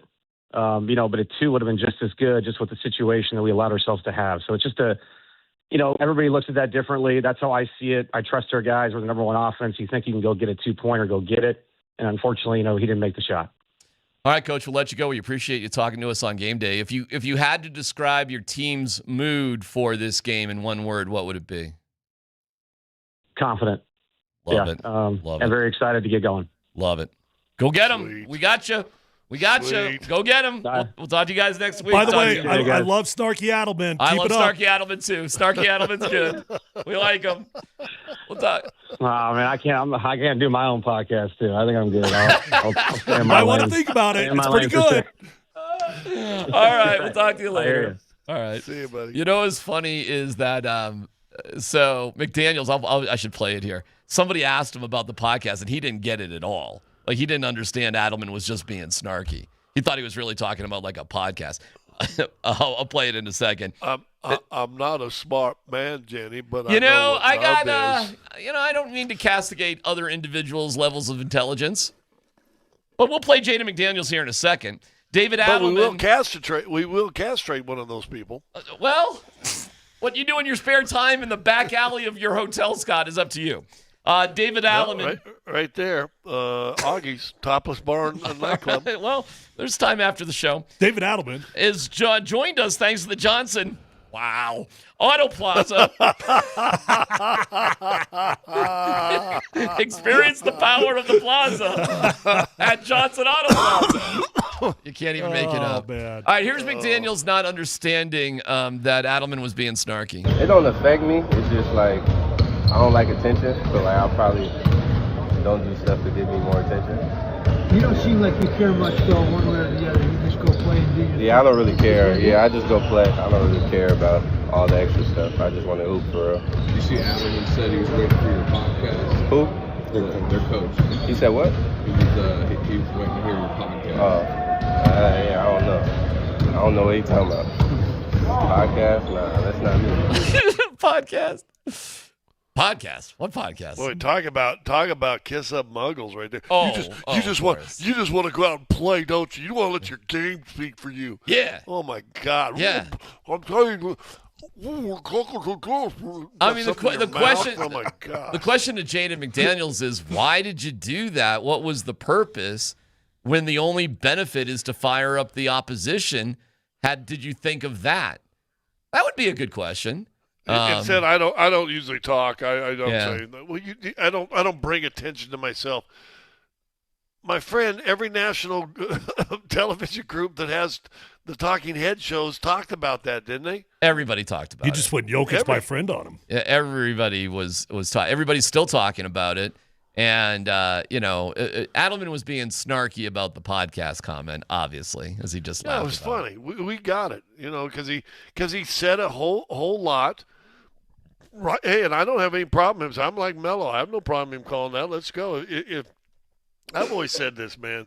If you got to have a bulletin board to get you fired up to play in a playoff game, Yeah. come on now. Well, the problem is, can you, if you talk the talk, can you walk the walk? And you know what? They'll throw the ball up in the air, and we'll see, won't we? We got plenty of games left here in this series to see that, Jaden McDaniels. So here we go. But now your teammates have to answer the question. Yep. Your coach has to answer the question. Oh, I guarantee you, everybody in the organization, including his teammates, are either irritated or angry at him. Yeah, what was the point of that, Jaden? Nobody wants to deal with that. Everybody's looking at him like, hey, man, you could have kept that to yourself. They're having to back him up. They're saying, hey, this is what he does to motivate himself, so Jaden's got to do what he's got to do. Yep. But internally, nobody can be happy. And you know what? Because, Tyler, we talked about this. There's a lot of stuff that goes on in the locker room. We always say, right? It stays in the locker room, right? Yep. I guarantee you the coaches have probably said the exact same thing that Jaden McDaniels said publicly. I promise you he has heard that from multiple coaches in either practices or in the huddles or whatever it is. Yeah, maybe. Guys can't go. And you know what? But that's supposed to be us, dog. And at the end of the series, they go, what was your success? I mean, they ain't got no defenders. Let me You play. don't say it afterwards because you ain't got nothing to say about it. Let me play a little Stephen A. about it. When I heard Coach Adelman's response, you know what I wanted him? I wanted him suspended by the Denver Nuggets organization for a week. That was what I wanted. Let me tell you why. Let me tell you why. Because I want you to embrace it. Yes. I want you to embrace. What? All right, your defensive rating is 109.3. Ranked 7th out of the 16 teams in the playoffs. It was 21 throughout the season. You were not a stout defensive team. All right, fine. But, Shay, they will tell you this. If I don't give a damn who you are, you could be the biggest scrub as a defensive player. If you're on the basketball court and somebody mentions you by name about what you can't do, you fired up. I'm sitting there, I'm looking at Aaron Gordon. Brother, I don't care. I'm looking at McDaniels, and he's talking what he's talking. Cam Johnson, they just been saying a lot. Where is the, okay, we'll see. Where is the Michael Jordan at a press conference where he's shrugging it off, and then he stops and looks at the media? What did he say again? Tell me exactly what he said again. Oh, okay. Where's the Kobe? Remember, you asked for this. Where's those guys at? You understand what I'm saying? This is basketball. Oh, my God, Stephen A. My Lord. Yeah. My goodness gracious. Talk about not getting it. Adelman did say all that with the podcast comment, and then dismissively, he did do that. I don't think I hear anything Stephen A. says anymore. Because he talks like this with everything. I'm going to the bathroom. I just don't hear it. What? What'd you say? I don't know what he said. I think the Nuggets handled it just fine. We fine. just chided Jaden McDaniels for putting the inner office memos out to the public. Yeah. And yet he's mad that the Nuggets didn't respond with inner office memos. Yeah. Because I guarantee you, coaches and players have plenty to say. And guess what? You put a microphone in their mouth and say, man, he's good to his word, whatever he wants. That's cool. No big deal. But you know what? When they heard that ML said, what? All right. We'll see. What's one word to I describe? guarantee you, inside the locker room, every bit of that was said. And I'll tell you this also. Yeah. If it wasn't in the locker room saying that stuff, you ain't going to win this series. See you later. But I guarantee you, knowing those guys, it was said. Oh, and David Adelman did not hesitate. One word to describe your mood tonight. Confident. Good. There we go. We have some breaking news about a Nuggets player, though. And it's a major player. I don't know if this is major news, but we'll give you the details coming up next.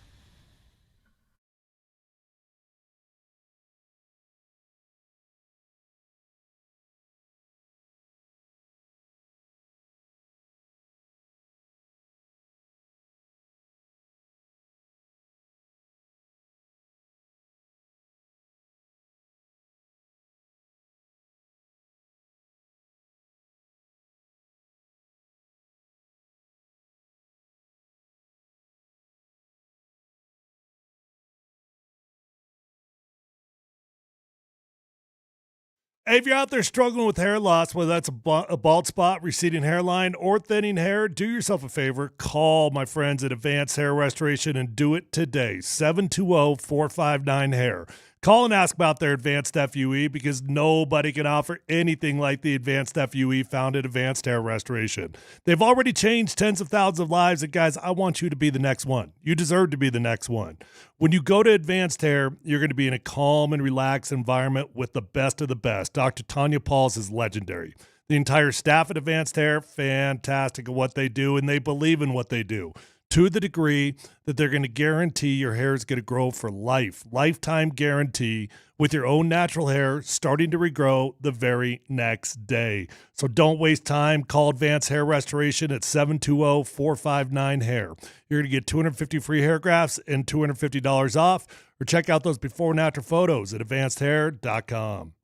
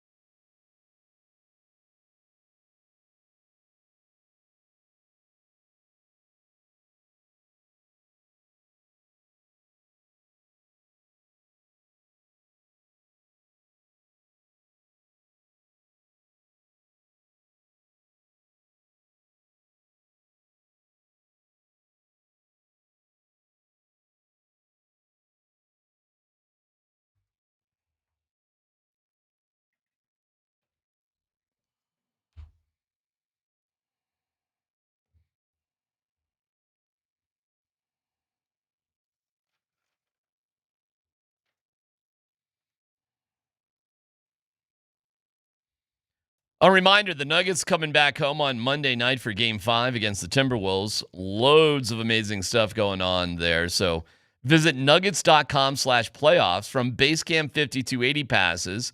That's everything going on outside. Game tickets, trivia, and gear. The Playoff Hub as everything a Nuggets fan needs to know during the playoffs at nuggets.com/playoffs. Okay, guys. Here we go. Aaron Gordon with left calf tightness has been downgraded to questionable for tonight in Game 3. Normally, when we hear guys questionable, that means they're playing. But obviously, does it work in reverse if you're downgraded to something? If you weren't there and now you are. Scott, what's your reaction to that? Well, I talked to Dan during the break because as soon as you said that, I said, oh, let me go check the injury report. Every time I've seen a game where I said, man, he just did not look right, it seems like he is downgraded and either will miss or does not play in the following game. I didn't think he looked completely right in that game 2. Mm-hmm. And now this come out. In fact, I think we talked about it, didn't we? Did we say he kind of looked stiff a little bit? Yeah. Or, I mean, in game 2, and then this comes out, and I'm sure he's going to play. That's not really what I'm. Well, okay. I don't know. I think he's going to play, but he ain't right, boys. That's the biggest thing. Whether he plays or not, and maybe he shouldn't because he is not right. I've never seen Aaron Gordon look less athletic than he did in Game 2. I mean, he couldn't move, he couldn't cut, he was slow-footed. He was in pain. Yeah, I guess we shouldn't be surprised. I mean, listen, it's been kind of a lost season for Aaron Gordon. Did we think it was going to be some sense of magic that he wouldn't suffer for what he's been suffering from all year in the playoffs? Right. Now, I'll circle back to this, Scott. Is there a difference from guys who have been out and get listed as questionable and guys who weren't on the injury report and they go questionable? Is there a difference there? Yeah, I think you got to say at least a concern has popped up that maybe wasn't there completely. I mean, I think there's always going to be a concern because, as you just said, how the season has gone for Aaron. But yeah, it's worrisome to me. And now you've got to figure out, okay, do I have him for these 2 games? Can I have him if I rest him tonight? Can I have him for Saturday? And then we got 2 whole days in between. No, we don't. We got a day in between Saturday. You just have Sunday, one day. Yeah, that's it. And Plays on listen, Monday. this is coming up after 2 days rest too, isn't it? This is, yeah. Correct, yes. Yeah, maybe you play him now, go for the win. I don't know, man. It's tough. A calf. Tough deal. Last few years, calves have always, there's so many guys, Klay Thompson, Kevin Durant had these calf issues, and next thing you know, they're out with an Achilles.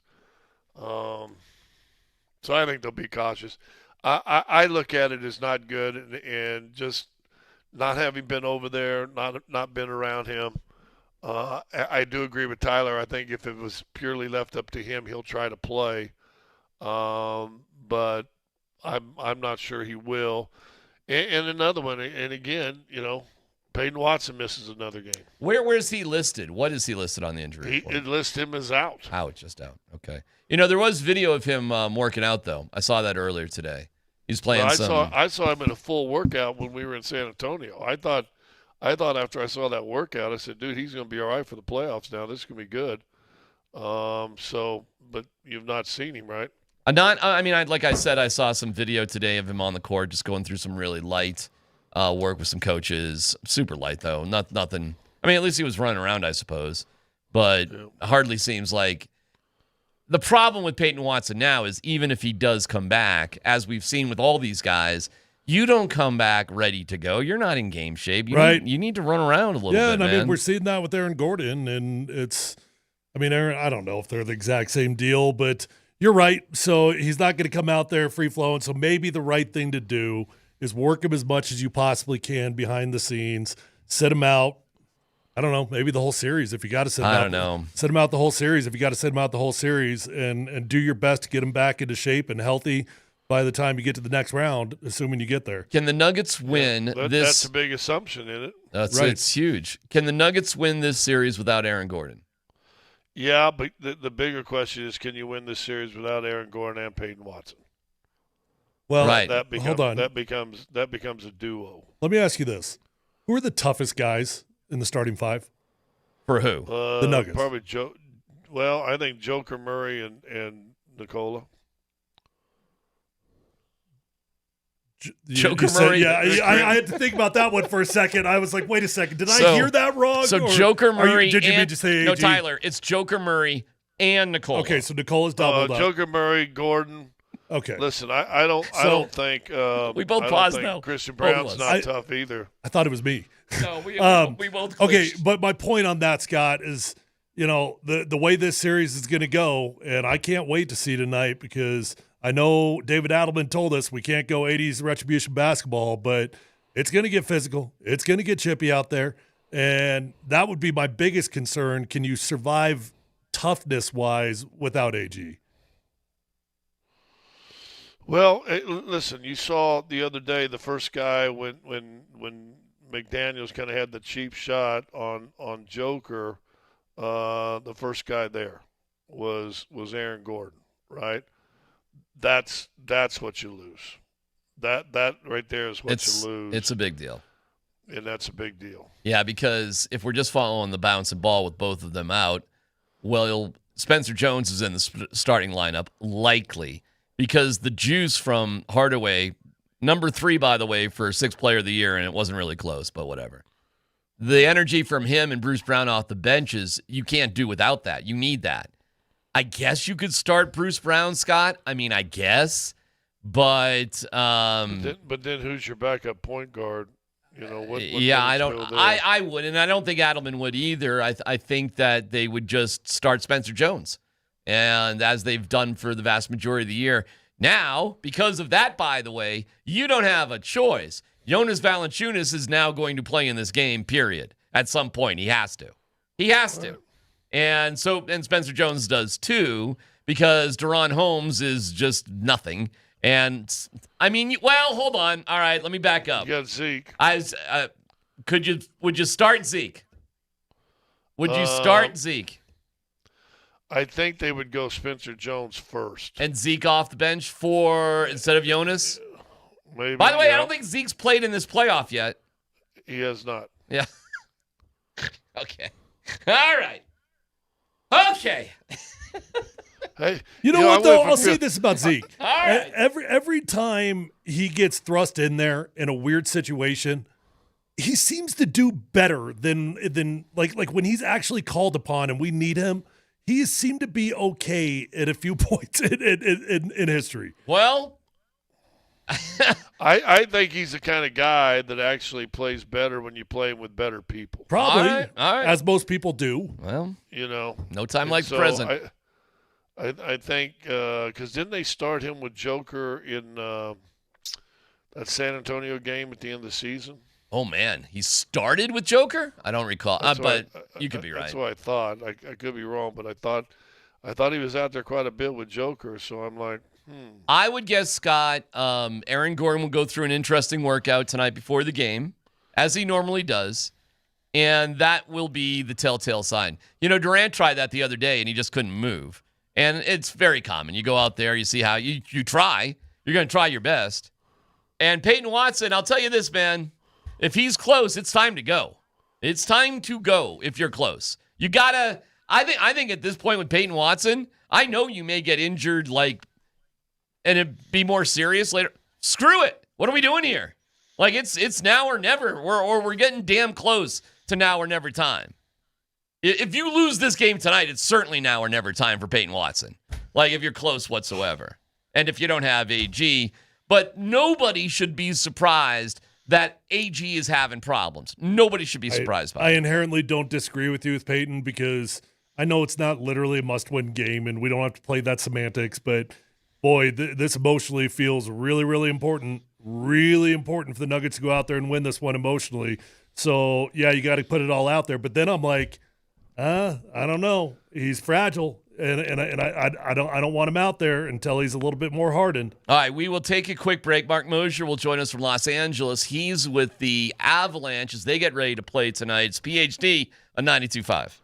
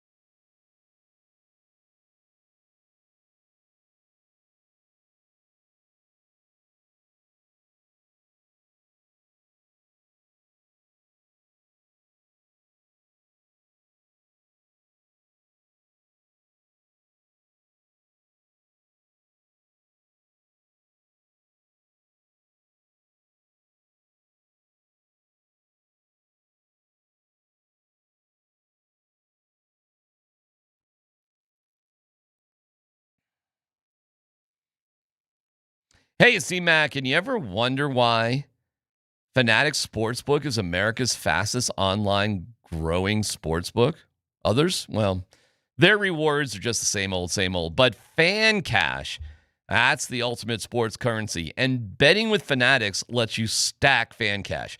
With Fanatics Sportsbook, you can get up to 10% Fan Cash back on your wagers, win or lose. And unlike points that expire, you can spend your Fan Cash on official team gear across every team in league, collectibles, exclusive experiences, all on Fanatics.com. Fan Cash unlocks value you can't get at other sportsbooks.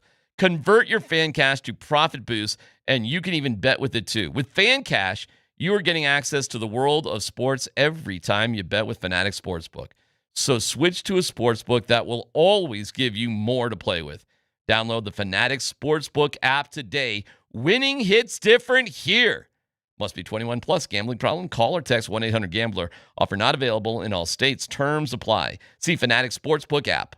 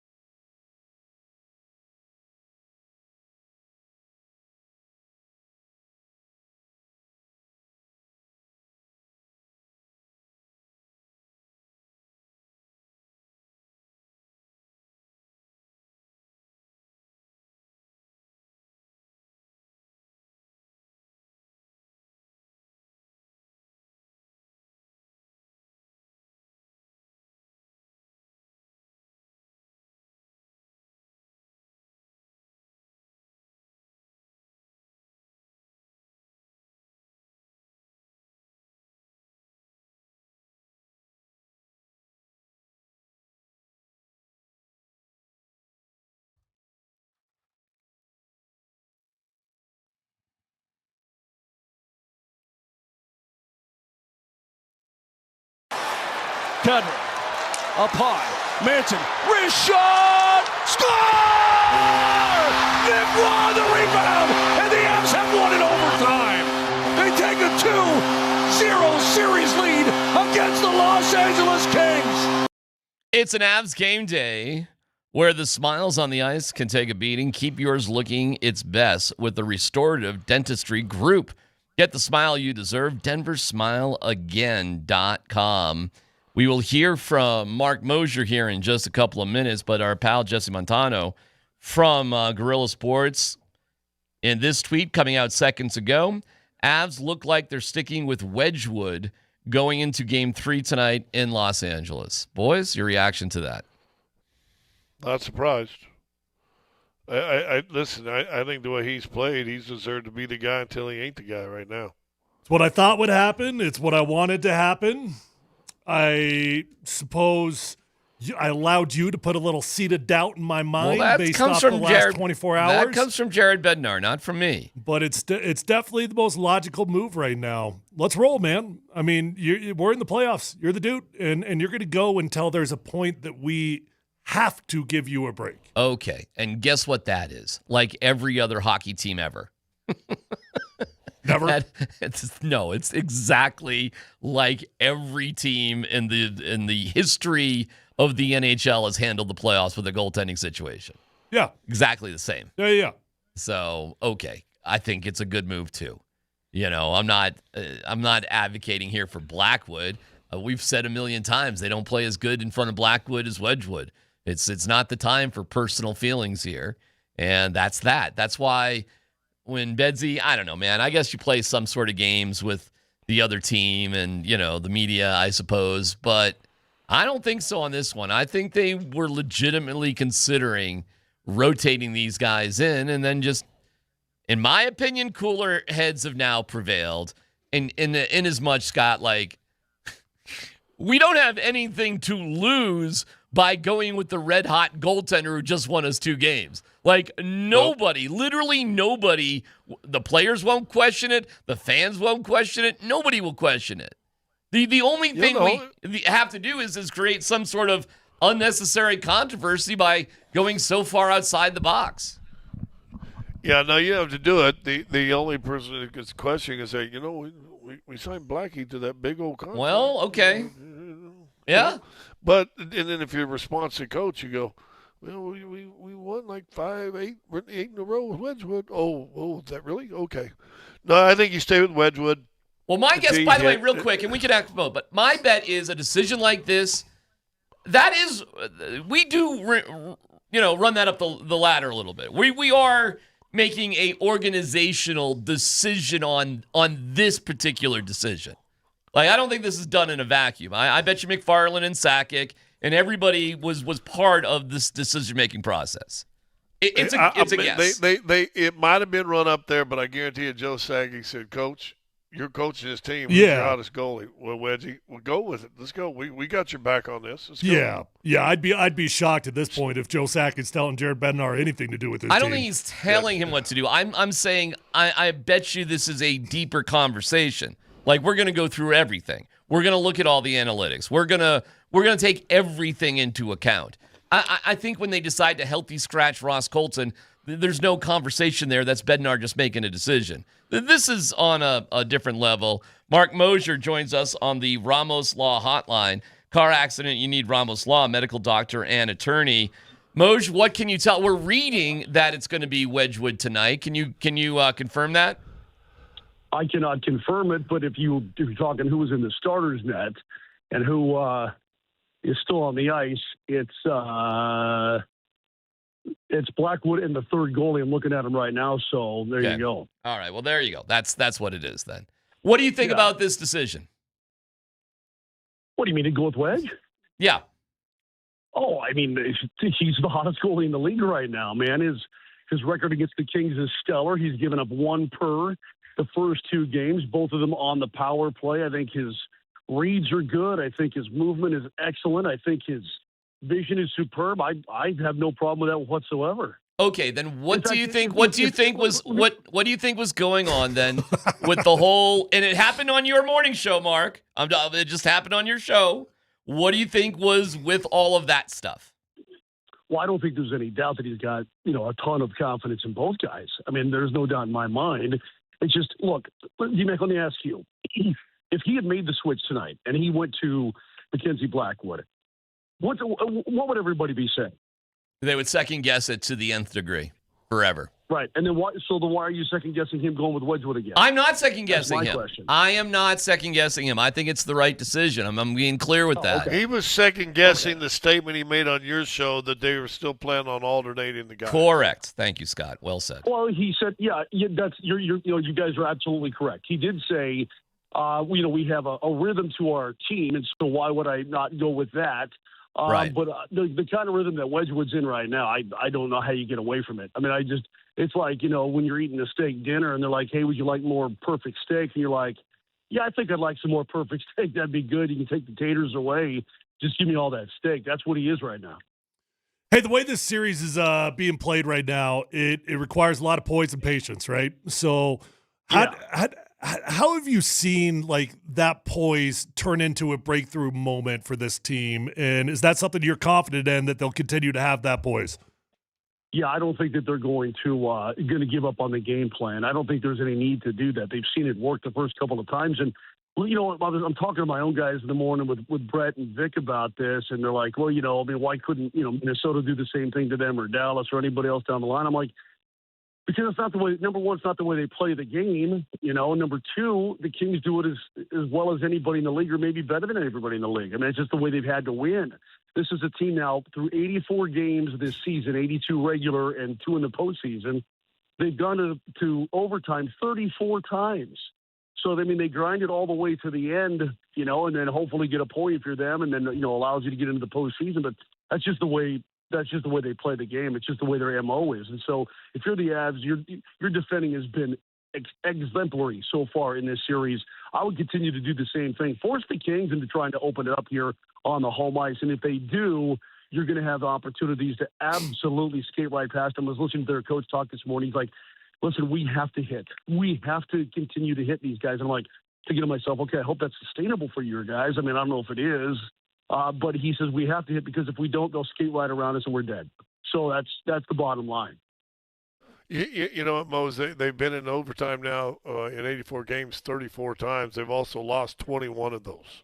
So the announcer was over on ESPN for a little bit, and they said, well, hey, the Kings, they're comfortable in overtime, and and they put up that stat, and I'm going, well, they lose 2/3 of the time anyway. How comfortable are you really going to overtime?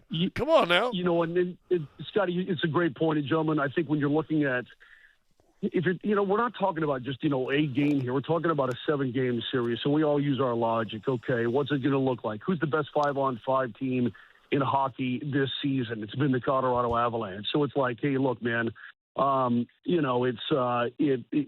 more than comfortable continuing 5-on-5 hockey beyond regulation if need be. So, I mean, that's just the way it is. Everything's going their way. The Avs tied a franchise record with 29 wins on the road this season. And while the Kings, they had a good end to the home season here at Crypto, they went 6-0-1 in the last 7 here. They were one of the worst teams at home this year overall. So everything just kind of bodes well as breaking the Avs' way. Now you got to go play. I mean, you got to go play. And one thing I was talking to their guys about, the Avs have got to go from Landy and Leckie, okay, cool, but also from Logan O'Connor and from Nick Waugh. McKinnon and Natchez and Makar and, Big Val and Nelson, these guys haven't even gotten uncorked yet in terms of scoring. And I think once they do, they're going to pour a lot in. We'll see if tonight's tonight, but you're not going to be able to keep those guys down for a 7-game series. Hell, I'm surprised they were kept down for 2 so far. Was Colton one of the skaters who is late on the ice with Blackwood? The skaters who are on the ice right now are Sakar Bardakov, Nick Blankenberg, and Yoel Kiviranta. Oh, okay. All right. Ross Colton. Here we go. Getting a shot. Okay. I don't know. You're going to have to ask the coach. In fact, I left the coach. He's talking right now. I left him to come talk to you guys. Well, we appreciate that. And we'll catch up with what Betsy had to say here in a little bit. But if the trend follows as it normally does, Ross Colton gets a shot. So I like that. You can mix that up, right, Moj? We can see what's what on that line with those guys, right? Yeah, these guys are like me at the end of BP. You know what I mean? DMac, I finally get in the cage at the end. Everybody's gone to the dugout and beyond, right? I'm just sitting there taking the BP by myself. It's kind of how it goes, yeah. All right. Hey, yeah. So when you leave the arena, and I'm assuming you can walk back to your hotel right there, where are you stopping for lunch? You know what, Scotty? I don't think I'm going to today. Let me tell you why. Oh. Because I was up this morning at 5:30 to get ready for the show. I'm on at 6 LA time. And so before I came over to the rink, I stopped and I had a burrito that would choke a giraffe. And so I think what I'm going to do is I think I'm just going to chill out. You know, from right there at the hotel, I think I'm just going to chill out because the Kings put on a pretty good spread and they got this nacho bar. And I think I'm just going to tear into like, I don't know, a pile of nachos like you ain't never seen tonight. So I'm going to kind of save myself, I think. All right. Do they do the soft serve ice cream there for you guys in media? Hell yeah! Oh, yeah, you bet your butt they do. Oh my! Listen, man. I'm planning my whole. I'm planning the rehearsals. I'm planning the meeting. I'm planning everything around this meal. Trust me. That's so funny. In Nashville, they give you a coupon and tell you to go find a concession stand out in the concourse. Yeah, but like, here's a buck. Go get a dog someplace. Kind of, yeah. All right, Moj. Hey, does the Bear come with you on playoff games? Does it reach that level or? It depends. I mean, she was there in 2022 for the Stanley Cup final. In fact, she actually was flying home for Game 4, and she convinced everybody who was flying out that day to stay at a hotel bar and watch the end of the game. She had plenty of time left on their flight, and then they all missed it. That's fantastic. Yeah. Well, have a great call tonight. The shenanigans. Oh, by the way, the video of Little Andy battling Little McCarr. You guys got to put some sound to it. You got to put some voice to it. You know, like call it. You know, I mean that's as good as video as you're ever going to find. It's pretty good. It's pretty good stuff, isn't it? It's fantastic. The cheap shot at the end just kills me. Oh, it's great. It just kills me. These tiny little guys too, man. It's awesome. Hey, listen, dudes, I'm telling you. I mean, I know you guys are around, a lot, but there's just nothing like the Stanley Cup playoffs, man. This building's going to be buzzed, and the vibe in here right now is killer. I love this stuff. Happy to be here. Happy to talk to you guys anytime. Love it. Let's see what can happen here, boys. All right, we'll watch you on TV tonight. Moj, the great Mark Moser. We'll listen to you tomorrow morning with Brett and Vic. We'll talk to you. Thanks, Moj. Theoretically, yeah, man. Theoretically. If they kick butts tonight, don't tell Kevin. But I may be sick. We never know. All right. Well, thank God Kevin doesn't listen to this show. The brown bottle, little brown bottle flu going back to 3-0. Sure. I'm just kidding. I'll be there. I'll see you, boys. Well, we'll see Moser at the Whiskey a Go-Go on Sunset Strip. Getting down with Motley Crue. Don't act like I haven't been there 1 or 2 times in my life. My youth. Oh my God. All right, Moj. We'll talk to you soon. See you, boys. Whenever. Be good. Okay. See you, man. The great Mark Moser. Yeah, it's crazy what's going on Altitude TV tonight. It's hockey pregame, it's basketball pregame, it's the hockey broadcast of the game, postgame for hockey and basketball. Andy's down at Jackson's. It's insane. It's insane what we got going on. Scott and Kaz on the call. DMac's hosting online stuff that he's sending out tweets to text to us this morning. Scott, you better find a way to jump on that thing. It's not necessary. We're just going to be sitting at home, just watching it online, talking to the fans if they want to. No guilt trip here. I'm just wondering whose audience you're trying to steal. Whose audience I'm trying to steal. Yeah. Well, here's what's remarkable, as we have found out.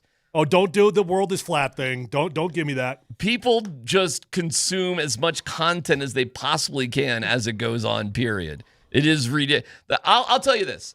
Doing the watch-along thing of all the digital things that I've done over the past 4 years, to me is the most confounding thing that people like. It is weird. The concept that people they love it. I can't even explain it. I don't know why, but they do. And I understand the draft is a little boring this year, especially tonight. Can you believe today is the first round of the NFL draft? I can. I'm ready for it. Scott, we have talked less about the draft this year. He just called me a liar. I think he said why. Oh, I thought he said lie. Why? Because the draft. Listen, we don't have to justify why the draft is interesting, okay? No. Can I say Don't something? worry about it. You're missing the point. The draft is usually interesting, but when your team has 0 picks until the bottom of the second round, I got it. Why am I? What are you going to do on their watch party? Jacksonville takes Bill. Jacksonville, yes. Yes, Scott. Yes, you sound Bill got drafted. Yes, you sound so basic right now. You just don't get it. You don't get what goes into this. We got to be. I could give a flip Scott, we gotta about be what paying the attention. 31 other teams do in this draft. We got to be Why do paying I care? attention to the runs. We got to Why? figure out what positions are being drafted because when George Payton's only got 6 guys on the board, now we got to know. No, but okay, Leggy already knows who they're going to pick. Three of those guys were tight ends.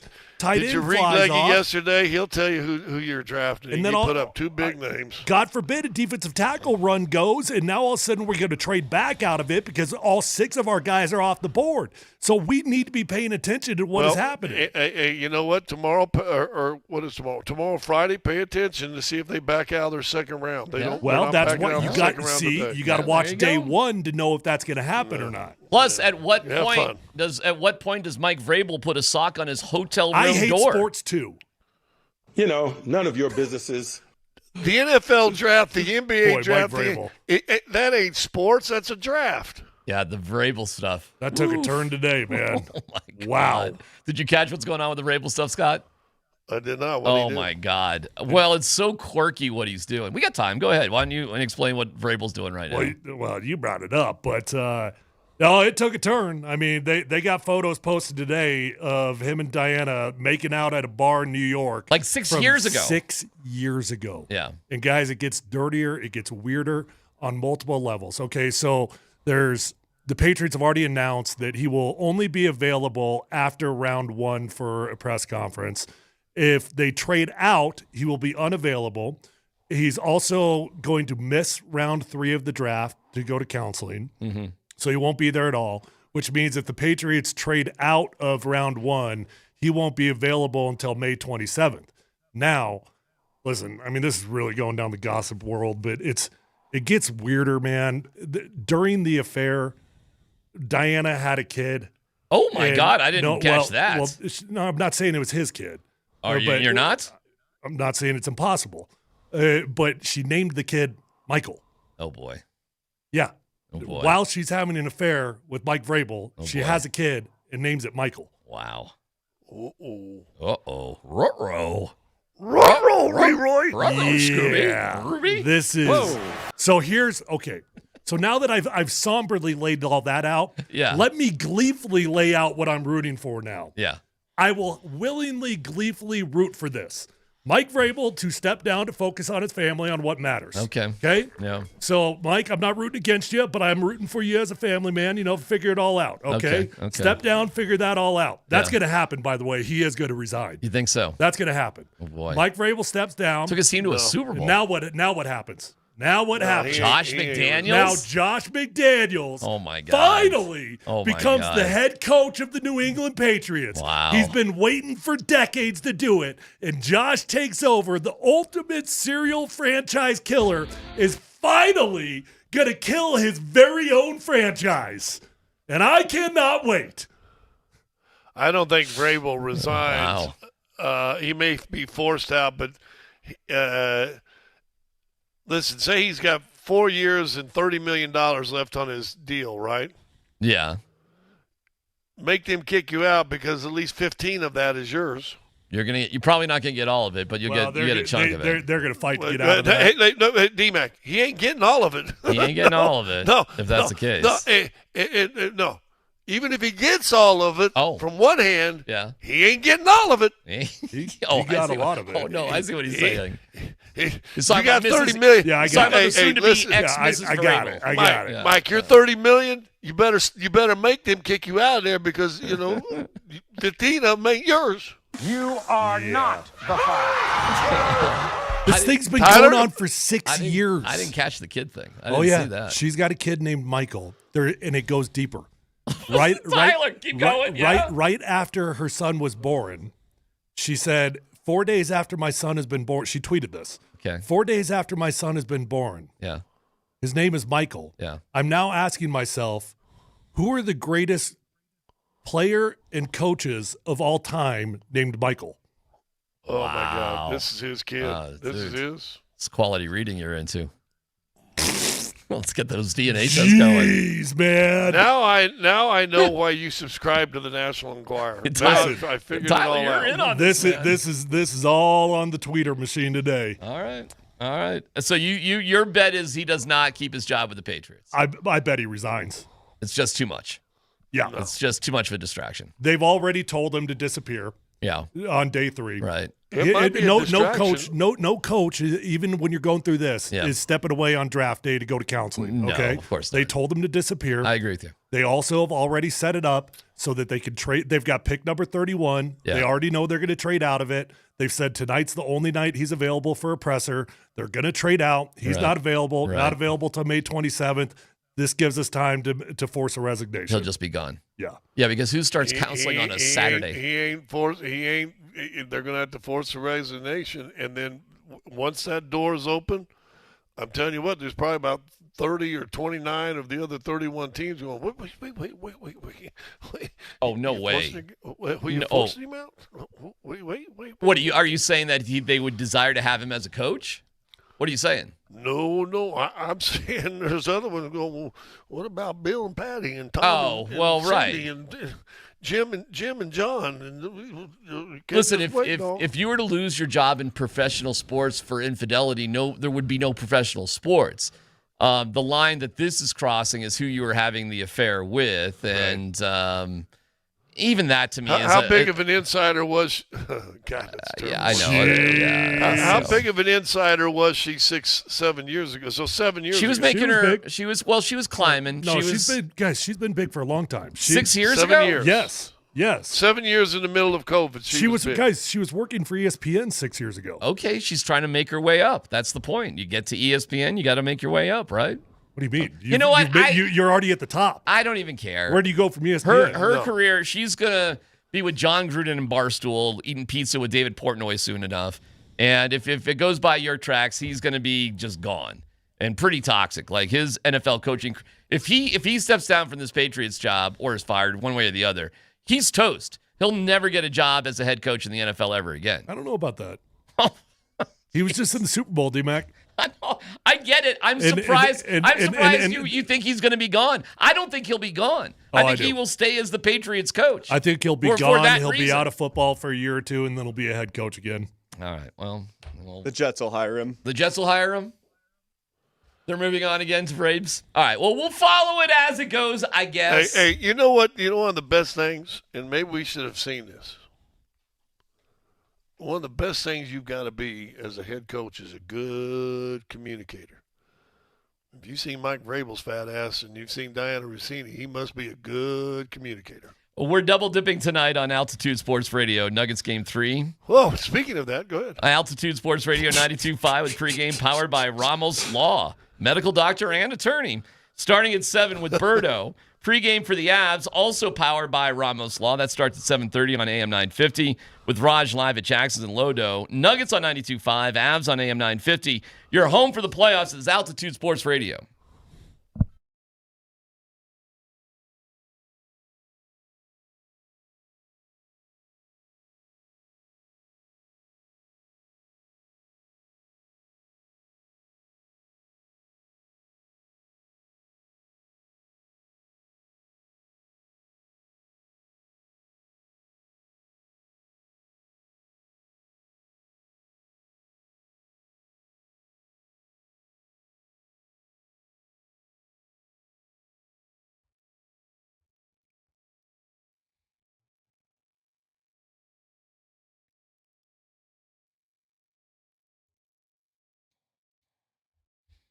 Hey, it's DMac for the Rocky Mountain Men's Clinic. Performance matters in intimate moments, but don't let ED get in the way. The truth is, most men don't have to live with it anymore, and you may be surprised by how the right treatment can improve your love life. The truth is, ED can ruin the moment, and when you're getting intimate with your partner and you aren't able to perform the way you want or used to be able to, well, that can be frustrating. But at Rocky Mountain Men's Clinic, there's a wide range of advanced treatment options for every stage of ED that can help you get back to performing again and maybe better than you have in years. The Rocky Mountain Men's Clinic delivers advanced medical science and proven therapies to treat erectile dysfunction. So find out for yourself. It's very simple. Call today. Find out what the advanced treatments are. It's 720-440-7900. 720-440-7900. RockyMountainMen'sClinic.com.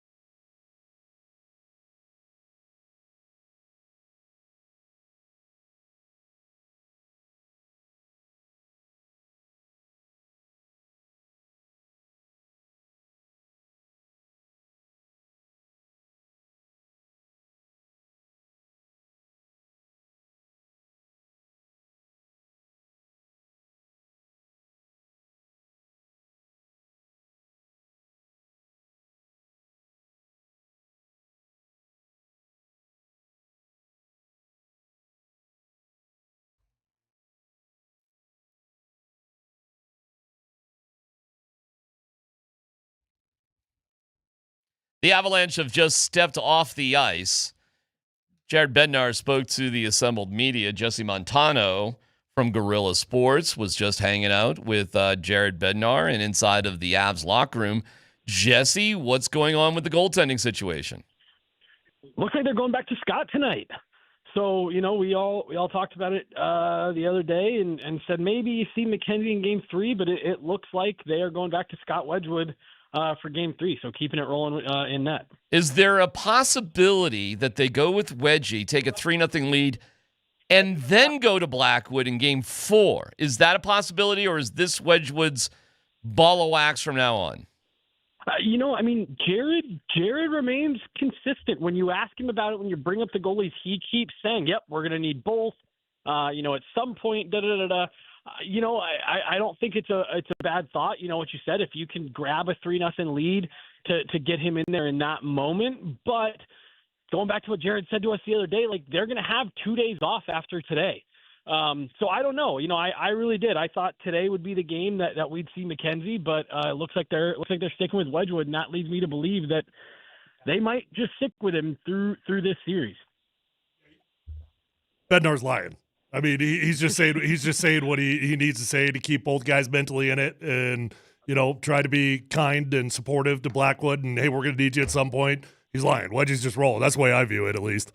Well, and didn't we kind of talk about that too? Of like, isn't he like Jared's just such an old school guy? I just still don't know if he'll actually do the tan thing. So you might be right, Tyler. Like, he might just be saying that, but we've kind of been skeptical from the beginning of if he'd actually do it.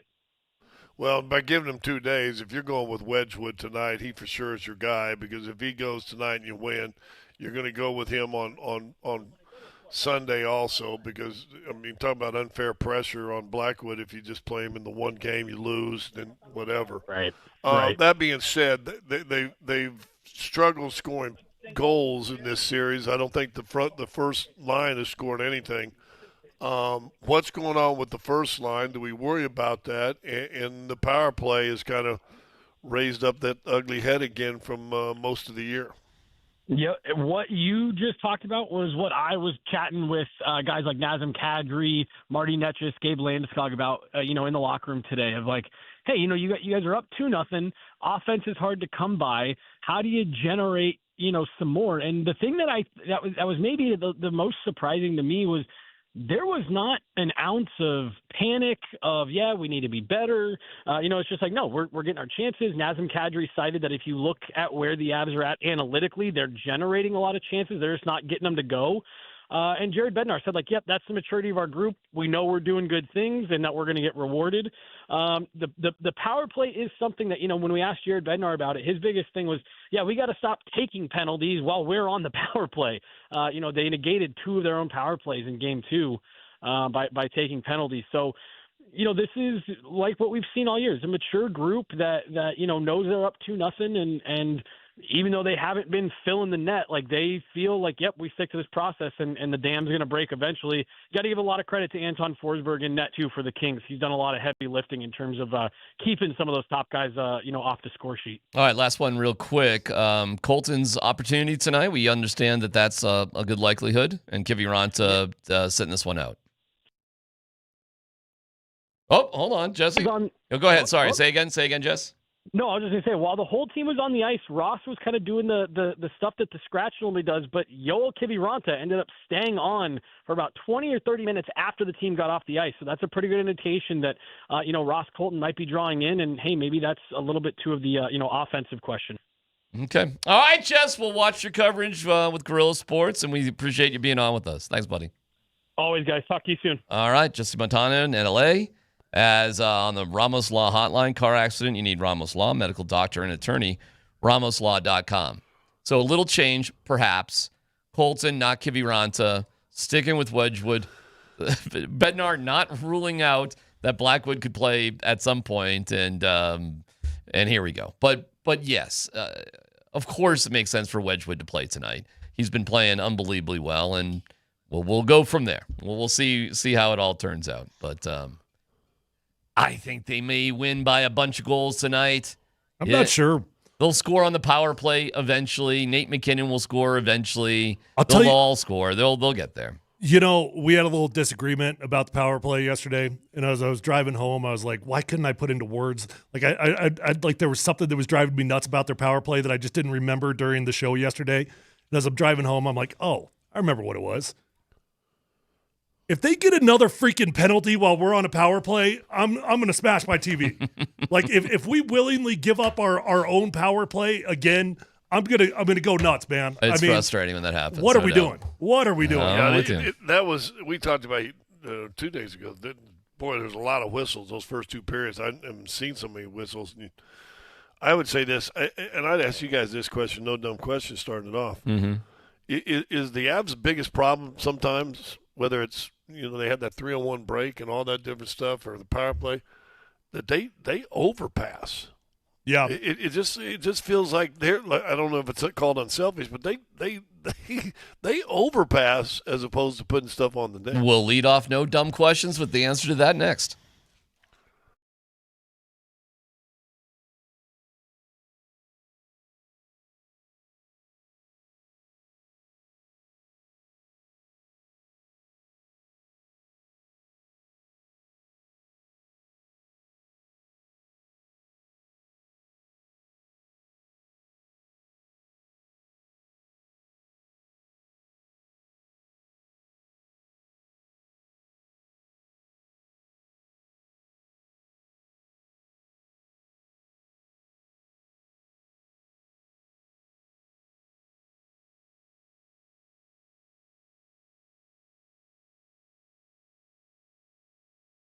Hey, if you're not feeling the love with your current financial advisor, call Trajan Wealth today, 303-900-1189. Trajan Wealth's fiduciary advisors are committed to working collaboratively with you to optimize your investment portfolio. And when it comes to wealth management plans, they know that one size just simply does not fit all.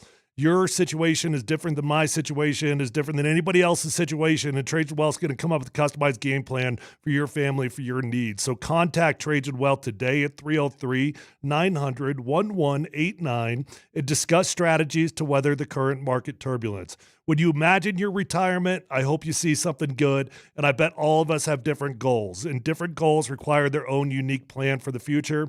That's where Trajan Wealth's fiduciary advisors come into play. Let Trajan Wealth help you craft a plan that is going to help you meet and exceed your goals. Call Trajan Wealth today, 303-900-1189, or visit them online at TrajanWealth.com. Advisory services through Trajan Wealth LLC, SEC registered investment advisor. Client paid advertisement. Additional disclosures at TrajanWealth.com.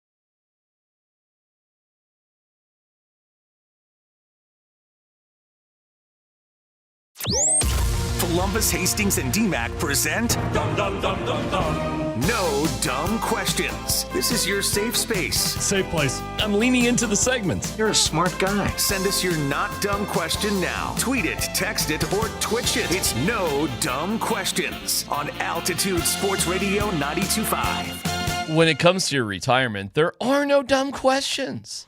Call Trajan Wealth today at 303-900-1189. Do the Avs overpass? That's the question. That's where you're going, I believe, right, Yeah. Scott? Do the Avs Well, overpass? no, listen, we always talk in team sports, especially hockey, basketball, probably lacrosse, anything when it's about movement and passing. It's different than football, which is set plays. But extra passes are good. But after hearing a number of announcers, I think the whatever the crew was, I can't even remember if it was ESPN or I think it was ESPN that did the last game nationally for the Avs. They even mentioned it. Subban broke it down on that 3-on-1. It's too many passes. It should go boom, boom, boom, shot. Instead it went boom, boom, boom, boom, boom, turnover. It gets too tight to the lane. But where passing is considered in team sports a wonderful thing, do the Avs too much of the time violate that and overpass So too many times? Are you saying, as Mike Vrabel would put it, is there too much boom boom? Is this thing on? Okay. I didn't get it with the passing. Yeah, can you explain that? Thank you. I think that would. And How did the boom boom correlate? Well, it's boom, Darren, boom, boom, boom. I applaud you for the attempt at humor because we miss sometimes, and that's okay. But the attempt is what I'm here for. Yeah, right. Thank you. If we just simplified this even further, and we're saying the exact same thing here, but if you just said, do the Avalanche turn down opportunities to put the puck on the net? I think we'd all say yeah. It's so hard. It's like the scene in Amadeus when the king goes, there's too many notes, and he's like, well, which notes would you like me to take out? It's like, if they're the highest. That is a great quote from an unbelievably great movie. Yes. That was awesome. Yeah. What notes would you like me to take out, sir? Well, There's a lot of notes. What? Yeah, less notes. When you say less, like which passes would you specifically not want them to make? It's hard to define. I will say this though, going back to forever. And look at the overtime goal. That was Manson just throwing it on the net. And Nick Waugh, he didn't know where that puck was going. He was just trying to. Nope. He didn't have a spot picked out. He's just in there with the defender roughing him up a little bit, and all of a sudden the puck comes out a little dirty, and he's right there backhanded. Right, he wasn't even his forestick, just backhanded it. Correct, but then again, look at Gabe Landeskog's goal, where Nate just put a beautiful saucer pass right on his stick. And now he was behind the net when he made the pass, so obviously he's not going to take that shot on net. But it's a tricky one because these are the highest skilled guys in the world. They had the highest differential goals against goals for. They led the league in NHL. Nate McKinnon is arguably the greatest player on earth, but yet we're going to sit here and say, well, they should take out the notes. Hold on. What was one of our big arguments on? God, I don't even know if today is Thursday. Tuesday. What was our big argument? Did Joker not overpass one time? Yep.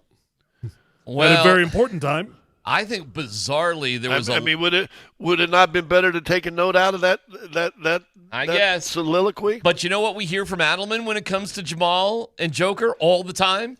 I trust these guys. Trust them. Gotta trust them. And it's like, yeah, of course you do, because they're some of the best in the world. So, but you know what?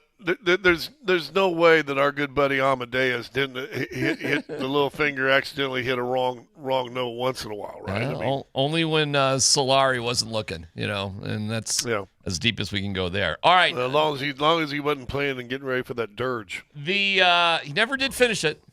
The Denver Nuggets. You ready for this? Don't worry. The Denver Nuggets are minus 75. In their last two playoff games, ref by Scott Foster. Foster is the ref tonight. Well, he was Game 7 in Oklahoma City a couple years ago.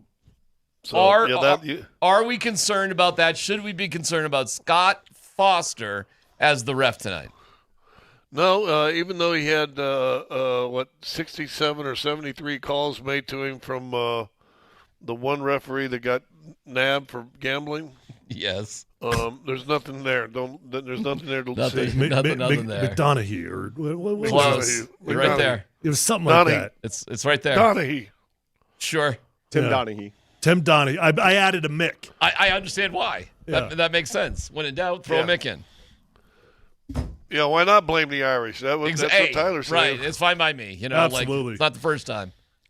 So are we concerned? Wasn't that the big thing that Donahue and Foster were best friends? Yes. And yes. There was like 73 wiretaps of conversations or calls made. The most interesting thing to me about the whole Donahue thing, there wasn't that much money involved. Like he was just doing it for the juice of it.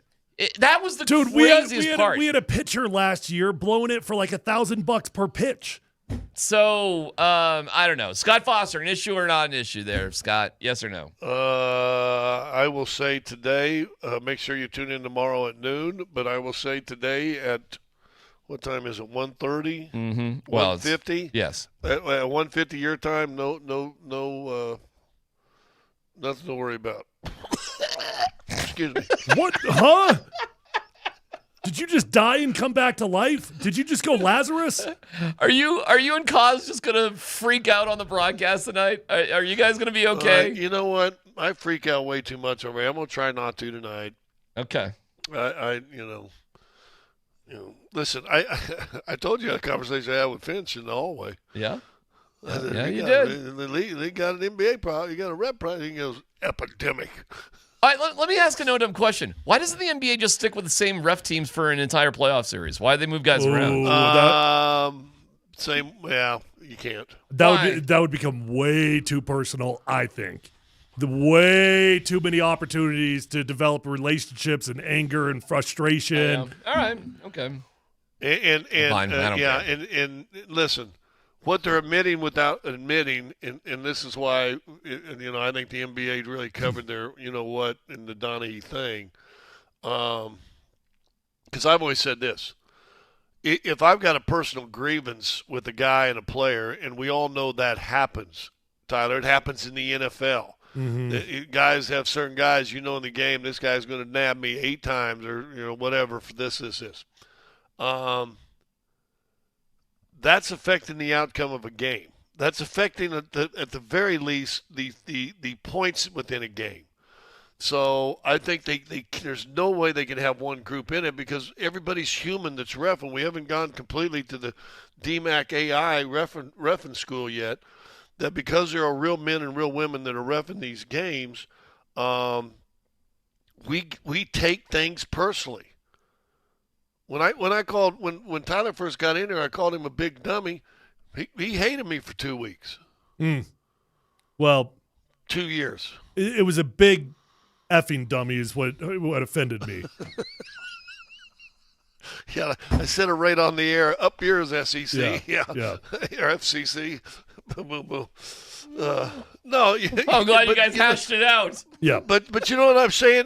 And Tyler's absolutely right in his answer. You get too personal, too intimate in those games, and you can't tell me if I called you a dirty, rotten SOB on Thursday, then on Saturday you ain't going to remember that I called you a dirty, rotten SOB. Well, speaking of, and if there's any chance of a retribution, doesn't that affect the game? Yeah. And if that affects the game, that should be illegal. Well, speaking of dirty, rotten SOBs, we will hear from Jaden McDaniels as he's asked about his podcast, as was proposed by David Adelman, Snarky Adelman. And if you missed Snarky Adelman, he was on with us earlier today. Yeah. We'll have a little bit of that. We'll get into all of it as we are entering one of the better sports days of the year. It's crazy. And by the way, your Rockies are tied with the Padres 2-2. Oh, I'm sorry. They're leading 4-2 after somehow beating the Padres last night. With the win today, they could actually win a series against the Padres. It's all happening. It's all happening. PhD on 92.5.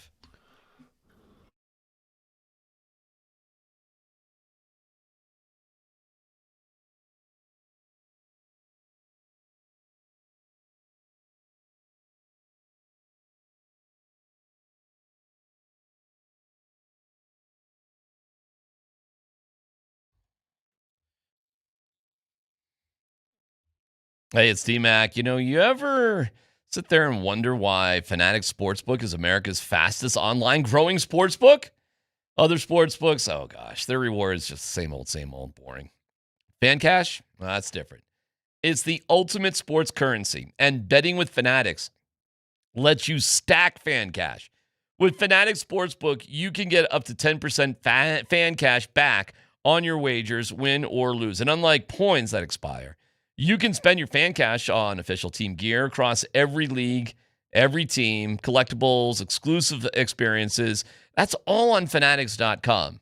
Fan cash unlocks value you can't get at other sportsbooks. So convert your fan cash to profit boost, and you can even bet with it too. With fan cash, you're getting access to the world of sports every time you bet with Fanatics Sportsbook. Switch to a sportsbook that will always give you more to play with.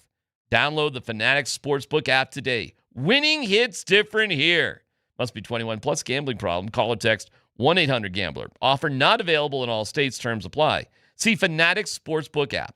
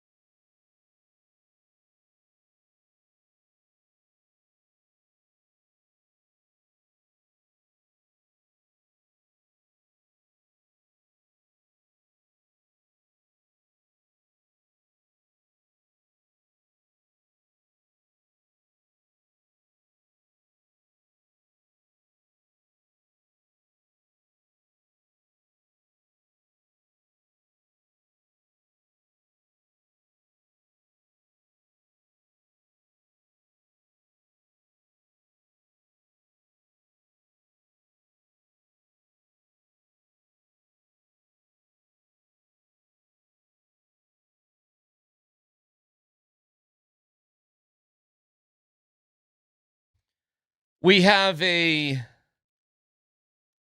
sports quad Daroo. I know it's the double dipperoo. Can you do a quad dipperoo? Sure. All right. I'm going to give you the 4 scenarios that are going on in our sports world today, and I want you to give me where you think these things are going to go or what's going to be the most interesting thing. Okay. The Rockies currently lead the Padres 5-2 in the 3rd inning. Just keep that in mind. 5-2, they lead the Padres in the 3rd inning. The NFL draft first round is tonight. The Avs take on the Kings in Game 3, and the Nuggets take on the Timberwolves in Game 3. Holy guacamole with sports, right?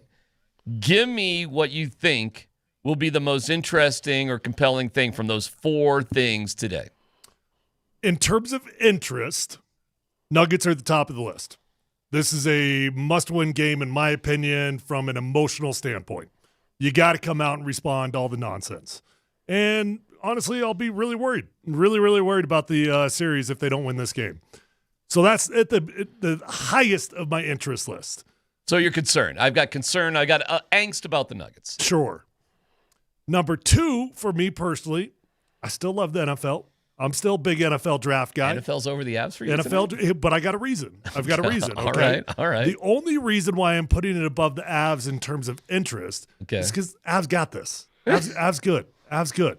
So your take on the Avs is Avs good. Avs good. Okay. They good, man. All right. No concern there. All right. High concern for Nuggets. No concern for Avalanche. And then there's another team that you mentioned. Will the Rockies finish the deal against the Padres today? Yeah, it was just... Are you being facetious and poking at my heart? Yeah. Padres have been really good, my man. They've been good, and winning a series against the Padres is no joke. They just swept the Rockies last week. It'd be a nice little taste right there. Scott, 4 things today. What's on your mind about all 4? I think I want to see an emotional reaction, not necessarily emotional. I want to be able to feel a tangible reaction to, okay, you got us in Game 1, or Game 2, it's done. Boom, boom, boom. Let's talk. Are you talking specifically about Jaden McDaniels and his comments? No, I mean he adds to them, but they still went into your building and beat. Whether he said anything or not, you should still kind of feel this energy of, okay, it's time to get one back. You have 2 games to do it. Why not do it 1 and then let's get greedy and take 2. So yeah, I'm anxious to see how they respond to losing Game 2 at home. When they won the championship, they lost Game 2 at home to Miami and went out and plowed them in Games 3 and 4. I want to see something like that. The Avs, because I think they're the best chance to win. I've been intrigued by this series because I feel like they've had popsicles in the first round, and then they meet Dallas in the second round, and they're just not ready. I think this LA team is getting the Avs ready for whether it's going to be Dallas or Minnesota. It looks like Dallas, but whichever one, because they're the quality physical teams. So I'm interested in that. Yeah. And then I'll maybe watch a little bit of the replay of Man City and Arsenal. The quietly, and maybe you don't even notice it because they're still not like a very good team, but for the Rockies to be able to actually win a series against the Padres is another step really in the right direction where they need to go. And right now they're projected to improve by 21 games, which would be a massive improvement. So you get better incrementally. And when you get destroyed and swept by the Padres and you can come back and beat them in a series if they can hang on here, that's significant. Those are significant, measurable steps in the right direction, and that's what I'm talking about for that team. So that's what I'm hoping is the story with them today, that they can finish this off. And you know what's funny about all that? They're projected to have a 21-game improvement. Yes. That'd be. We all think that's fantastic, right? Would put them at 98 losses. And that's how I was going to say. That's how you analytically hide everything. Oh, by the way, they're still going to lose 98 games. You know, it's one step at a time, man. You climb the ladder one step at a time, and you want to see that you're going in the right direction. Winning today would be one of the signs. They go and play the Mets after this, and they are terrible. So with the Rockies, it's little stuff at a time, but I just want to see the little stuff. With the Avalanche, I want the headline to be the Stars come out at night in L.A. Like, come on. Like, on the power play. Let's get scoring. It's great to get wins when your Stars aren't scoring. Awesome. You need a couple of those games, but you also need the games where your Stars dominate the games as well. I couldn't agree more, and I absolutely want to see that from the Avalanche. It's just my take on the Avs is good, bad, or indifferent. They're good after this game, right? So hopefully they go out there, and I'd love to see them win 5-0. It's probably not going to happen. That's not what the Kings are going to let you do. I will say, going back to the championship year in 22, they won 2-1 over the Predators in overtime. The next game in Nashville, they won 7-3. So it's not crazy that you have tough overtime battles, and then the next game can get kind of wild and crazy and completely different. And that won't surprise me if we have a game like that tonight. In fact, I'm almost, thinking that's exactly what will happen. And wouldn't it be ironic if it's some sort of crazy shootout fest for both teams after we're so used to this, and then we sort of go from there. But there's precedent. It's happened in the past. For the draft, we'll see with trades and what other teams want to do. The draft right now is actually being overrun with interest in this Mike Vrabel story. Yeah. So on the day of the draft, the headline story on ESPN isn't the draft. It's Mike Vrabel and photos from 6 years ago in a bar with Diana Rossini. Absolutely. You couldn't have predicted that in a million years. So the draft tonight, it doesn't have the same luster because it's not big on quarterbacks. Okay, fine, but who will do what? I'm still curious what will happen and where things will go. So I'm interested in that too. We'll see what trades happen. I think that's the most interesting thing. The manhood of the Nuggets was questioned. That's what happened, okay? If everybody's just being too polite to say it. And here's Charles Barkley about the situation. So it's a manhood check to me. Now, you don't have to go out and slug Jaden McDaniels, but I fully expect you to respond somehow. And to think that you just have dusted this off or it doesn't really mean anything to you, that's not the tone we got from David Adelman. I don't think that's what we got at all. He's not taking it overly serious, but you got to be kidding me, Jaden McDaniels, with saying what you said. Chuck? I don't think you should have said that. Why? Because you don't poke the bear. Why not? You don't poke the bear. Yeah, you do. Yes, listen, you do. You can go in the think woods that and you poke the bear. Yeah, and you stab him. You can and you make a fur coat. You can think that. And you go into the mall naked with your fur coat on. And say, hey, I stabbed you can the bear think and I killed that, him. and we've all said stuff like that in the locker room, and coaches have said it to players, and players said it to coaches. But I don't think you poke the bear in the middle of a series. You scared of something? You're one. No, it's not about being scared. You don't want to give anybody. It's hard enough to win. Listen. First of all, you can say what you want to. I don't think he should have said it personally. That's my personal opinion. What do you think about that, Scott? I think that's who they are. I think Charles still has kind of that old mentality. You don't kick a sleeping dog, and Shaq wants to sell that he's tough. Chuck kind of seems like the type of dude that would have said something like that, though, if I'm being honest. Like, that kind of seems like back in the day he would have done it. But I agree with everything he's saying.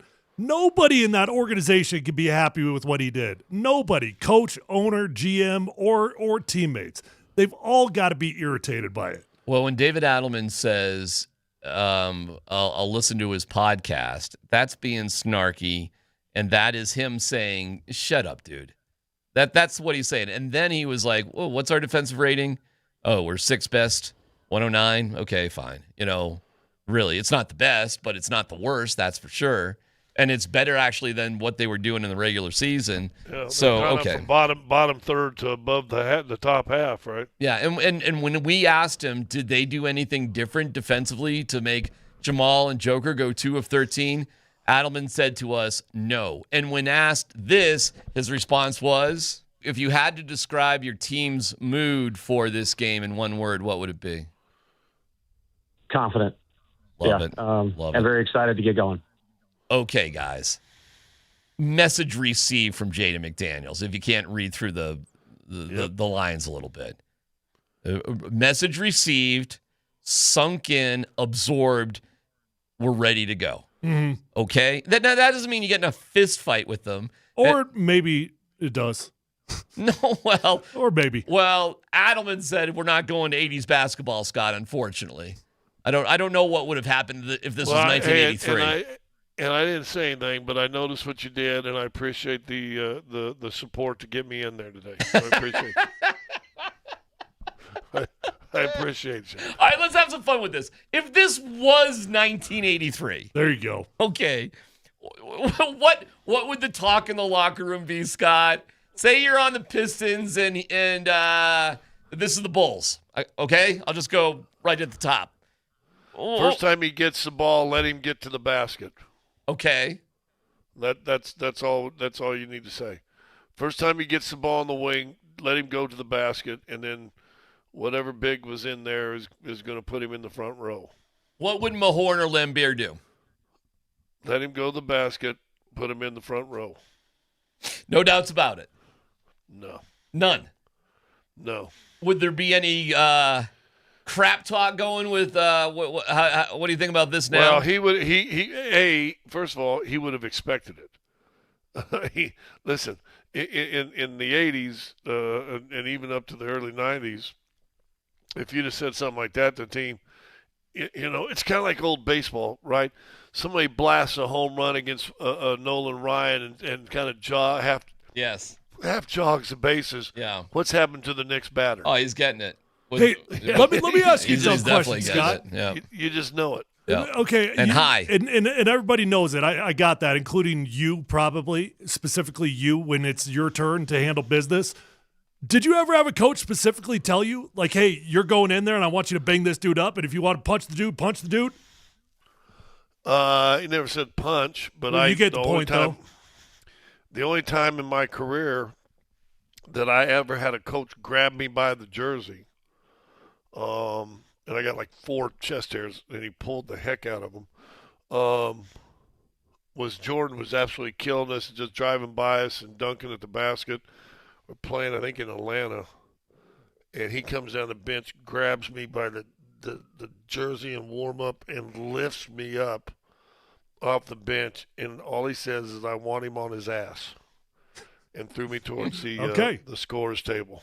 Heard. And first time he drove baseline and I was in there, he was in the first row. Heard and delivered. If you wanted to, and a guy on the Nuggets who could do it is Zeke Naji. He could, and he has in the past. No. Yeah, he has, and he can. He could. No. He could, Scott. You know he could. Maybe you don't know he could. Well, you have some doubts about it. Yeah. Because I say you could too. I could not. I could not do anything. You could. You could. I don't know, man. There were a couple games there late in the season. Zeke was getting physical with dudes. It was happening. I saw it. If it's not him, who is it, brother? If it's not him, who is it? Or it probably just doesn't happen, and it's just a bunch of crap talk. I think you'll, like I said. Well, no, I did. I said this on the podcast with Andy last night. In today's NBA, it's different. Correct. We're popping you. Back in my day, in the 80s and 90s, you're popping guys. I mean, you're popping them. You're letting them know.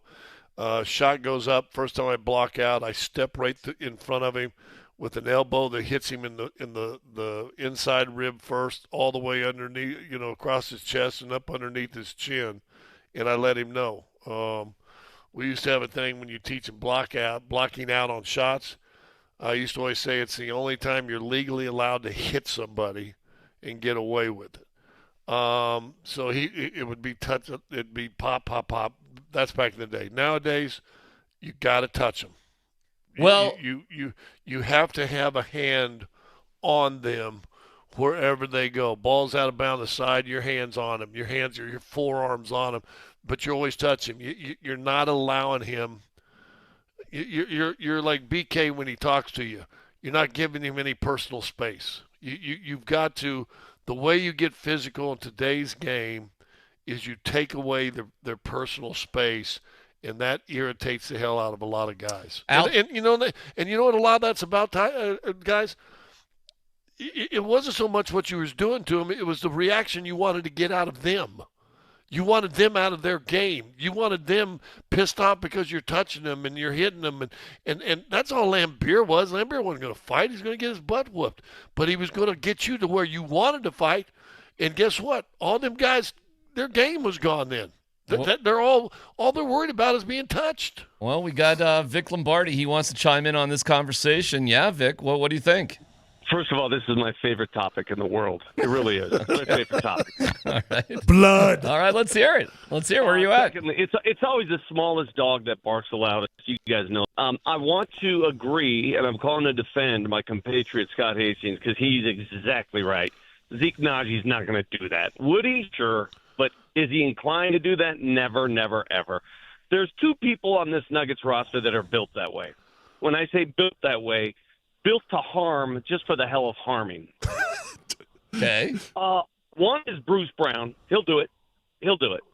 He'll do it. He almost got in a fight with Kevin Durant this year. That we all remember that. True. Yeah. And the other one, to be honest with you, and this is going to sound like a surprise, but you make him mad enough, Nikola Jokic will do it. But you don't want him doing it. We've seen. Don't want him doing it. We've seen angry Jokic. Yep. Exactly. You don't want nobody else on this team. Nobody else on this team is going to do it. I got one more guy, but again, you got to be in uniform. David Roddy would. David Roddy. Yeah, he would. 100%. David Roddy would. He's not active though for the series. David, if he were active, I'm telling you what, this would be a game. David Roddy would. He ain't backing down from nobody. Hey, Scooter, and I want to add one more topic here. You know, we're all like sort of taken aback by what Jaden McDaniels said. You know, he's crazy. I can't believe he said that. But the more I thought about it, and follow me along, every team needs a crazy guy. I think you need a crazy guy. You need one of those guys. I'm not saying that they're always conducive to winning, but to have a guy who maybe the dome light's not always on is a good thing. And and I mean that in the most respectful way. Vic, our guy in 2015, Aqib Talib, like the dude that you loved and will put you in bad positions, and you'd get mad at him, and then he redeemed himself. Yeah. That was our dude. Well, isn't Hardaway Jr. like that? You know, he is, but he's too important to lose as a shooter. That's the thing. It's got to be guys. You know, very rarely in an NFL game will a guy get ejected, so you can pull. I almost cursed. Yeah. You could pull stuff. Aqib Talib, what game was that, Tyler? Where was it? Yeah, it was the Super Bowl. But even in the Super Bowl, remember, a guy was about to score, and he said, "Nah, I'm going to take his face off," and he grabbed him by the helmet and took that 15-yard penalty. Yeah. That? Yeah, I mean, I remember that one, the Colts game where he poked the dude in the eye. Obviously, the Michael Crabtree re-yanking the chain twice. Yes. When you know you're good enough to overcome those things, you do it. But I really believe that kind of stuff is necessary. And sadly, and I mean this, people are going to think when I say this that, oh, look at you barbarian. The Nuggets are not inclined to pull stunts like that. They're just not. All right, can I just throw out the most obvious guy then? What about Valanciunas? Nah, he's not that guy. He's not? Why not? Why? He's a big guy, but he's not. Yeah, he's Herman Munster. He's a big, strong guy you probably don't want to mess with, but he's also a sweetheart of a guy. Exactly you know what? It goes back to what you said a while ago, Vic, and you can't have him do it. The guy that would do it would be Joker. I mean, 100%. I think the league ought to pray that Joker doesn't decide to play 15 years and spend his last 7 as a backup center, because he would then. Yeah. I think he would then be that guy. Aaron can do it. Aaron's not afraid. But with the report, we may not even see Aaron tonight. Left calf tightness, Vic, and questionable on the injury. Downgraded to questionable. It's. I'm going to tell you right now. I've been concerned about Aaron Gordon for a long time. I said going into this season that it would be the number one concern. I just don't know what the Nuggets can do without him. I mean, they could win a game. They could win tonight without him. Sure they can if he doesn't play. But to go where you want to go, to win a championship, I'm sorry. You're not doing that without Aaron Gordon. You're not. And you're kidding yourself. You're fooling yourselves if you think you can. So, it may rest on his back. Last thing on the whole needing that guy. Yeah. I know this to be fact. There's something about Europeans, Eastern European players, they have that quid pro quo mentality. If you did this to me or to one of my teammates, I'm going to do it right back to you. And you're going to feel it. And it's very prevalent and very prominent, and I grew up with that mentality. That's how I was raised, to be honest with you. So I love it. And I wish the Nuggets had somebody that would do it, because I would stand up and applaud, to be honest with you. You know, in hockey, you just get to punch guys in the face like Landeskog just punches Kempe, his Swede teammate, just up yours. I don't care. I don't care that we. Dan is running the stereotypical mob music. Well, you just said you grew up like this. No. It's not a mobster mentality. It's a quid pro quo mentality. Well, I didn't do anything. I didn't start this mess. I didn't two-hand push Joker out of bounds. I didn't But do I'll this finish stuff. this. But exactly right. Exactly right. I will. I think that that's the only proper way to live. The only proper way to live. If you do something to me and my family, by God, you're going to get one back. So there's a code in your family about retribution. 100%. Okay. And not only is it necessary, it's unsatisfactory if it's not executed. Just to be clear, are we rooting for blood tonight? I always root for it, but I'm not going to get it. So you don't want us to play into the Italian stereotypes, yet you want to talk about the familia and having retribution for being done wrong. You can have retribution, DMac, but after the game, you go grab a pizza and talk it over. No big deal. Has to be a pizza? You just got to make sure that the family that you're talking to's last name's not Valachi. Hey, I'll leave you with this. All we right. said it on our show this morning. Yes. Tonight, in my eyes, Scott, and you know I'm passionate and emotional, over-emotional. It's going to reveal a lot about what the Nuggets are tonight. Here we go. I kind of feel the same way, Vic. All right. Well, I'll remind everybody. And that's win or lose, because you know what, you can send a very good statement even if you lose the game. Oh, by the way, when you guys have to share the studios with the hockey guys, I mean, how does that go? Their hockey pads smell terrible, and they usually wear them before the game, so it's not a fun thing. I don't mind it. You don't mind? I don't mind it. All Yeah, right. they're good dudes. They're all good dudes. Tonight, All I'll one step further, Scooter. I don't know what I'd rather have tonight: retribution or a win. I'm not sure what would make me happy. Come on, Vic. What are you talking about? I'm dead serious. I am 100% serious. What are we talking about? I've never related What to are or we loved Vic talking Lombardi about? more than I do. I'll leave you guys be. You guys make sure you talk nicely. See you later. Bye-bye. Love you. Thank you, Victor. Bye, Vic. A quote from Vic Lombardi. I don't know what I want more tonight, retribution or a win. God. Meaning, as long as somebody lays out Jaden McDaniels, it's okay if the Nuggets lose by 20. I wish I would have thought of that. Check out I thought he was going to leave. I give this to you, but someday I will come to you for a favor, and you will grant me that favor. Leave McDaniels on the floor, but take the cannoli. Tonight, Altitude TV. Jaden Daniels sleeps with the fishes. Right. Luca Brasi says hello to Jaden McDaniels. Yeah, you'll put him in the movie.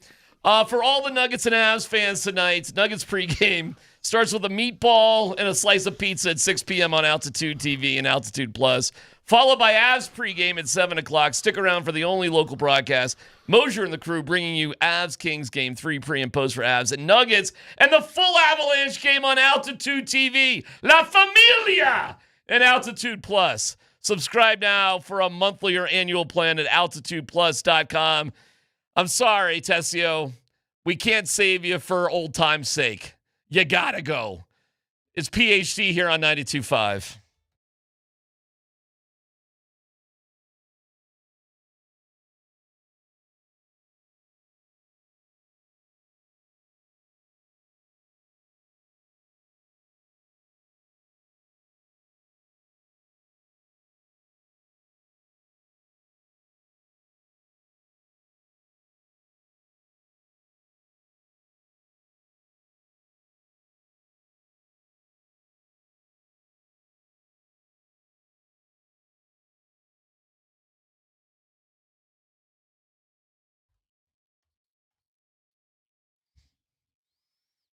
Hey, it's DMac for the Rocky Mountain Men's Clinic. All right, just because you're getting older does not mean you have to feel like it. So if you need to confront Jaden McDaniels, you're there.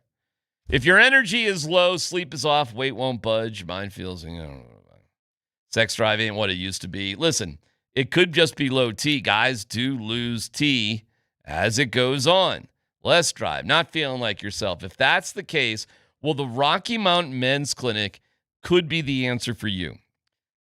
Their advanced medical strategies include TRT, GH peptides, NAD+, GLP-1, PDA, and more. So you can treat low T and other hormonal issues to help you shed pounds, have more energy, enhance your body composition, improve sleep, sex drive, fantastic, so much more.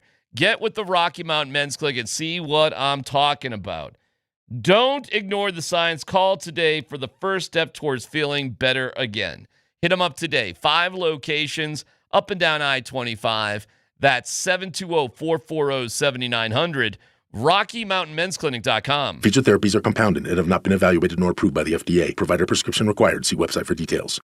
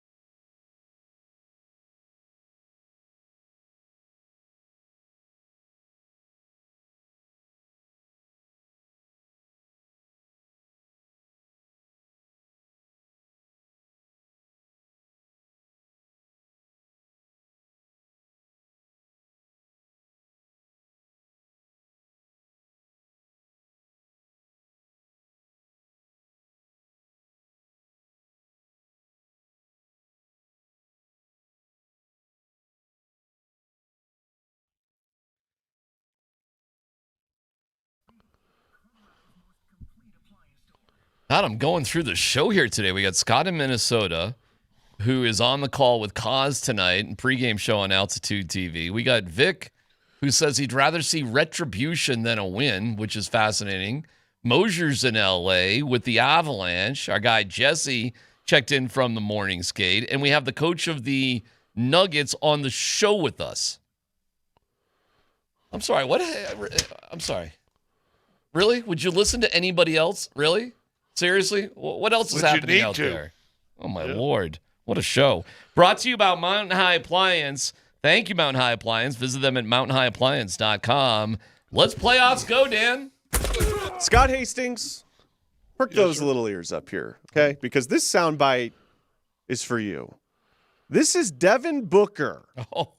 Last night, after the game, he got teed up late in the game. The Suns lost. They're down 0-2 to the Thunder. We do have some Thunder news, by the way, that Scott also sent. We'll get to in a second.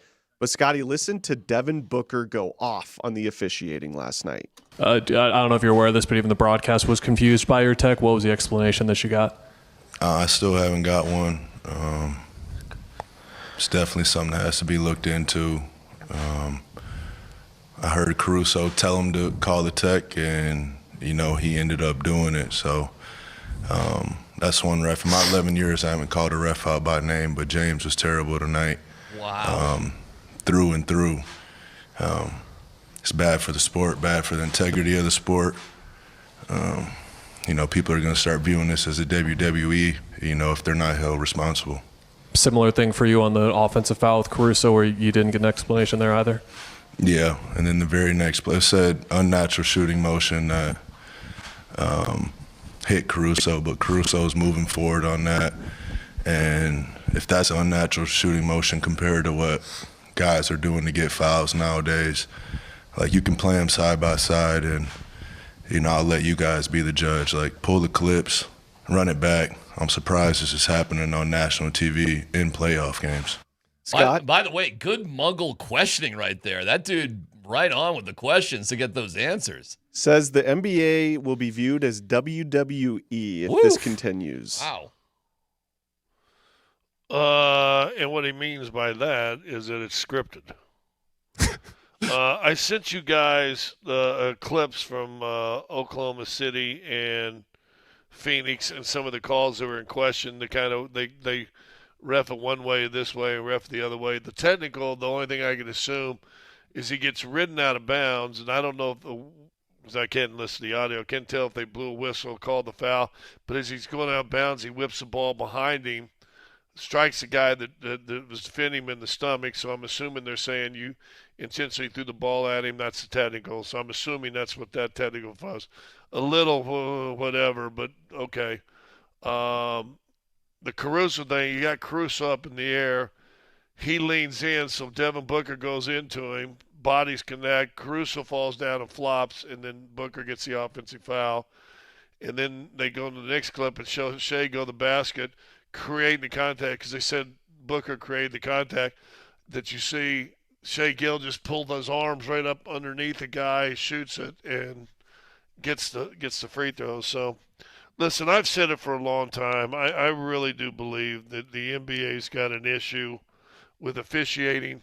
I think they got a big problem, not only with some of the officials, but how the officials are directed. And I hate saying that because I like Monty McCutcheon, who's in charge of it. They're trying to find every instinct.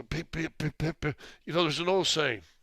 If it looks like a duck and it quacks like a duck, chances are it's probably a duck. The duck? And if it's a foul and it looks like a foul, then it's probably a foul. If it's an offensive foul and it looks like it's foul, it's probably an offensive foul. Don't need to have all these rules and D's and rules for this guy but not this guy. And, you don't have a big enough name, so I got to and the bad thing is, you know why it's getting so much pub in online? Is because the eyes on it is right now bigger than it's been in the last 10 years. They had like 46 million people watch the first weekend of the playoffs. Is Devin Booker spitting the truth or whining like a baby? Both. Sometimes right. You can whine and be truthful, can't you? Sure. I mean, if the baby craps his pants, you got to change the diaper. Yeah, He's not lying. Listen, he whines, and a lot of guys whine, but sometimes when you whine, there's a bit of truth in your tears. I mean, it just happens. Next story, Dan. All right, guys, let's move over to the NHL playoffs. Double overtime in Minnesota, where Scott is right now. Right now, yeah. The Stars take a 2-1 series lead over the Minnesota Wild. Hastings straight away. Shot, deflected, scored! Dallas wins it! Wyatt Johnston! The deflection in front, a power play goal! And the Stars have the lead in the series.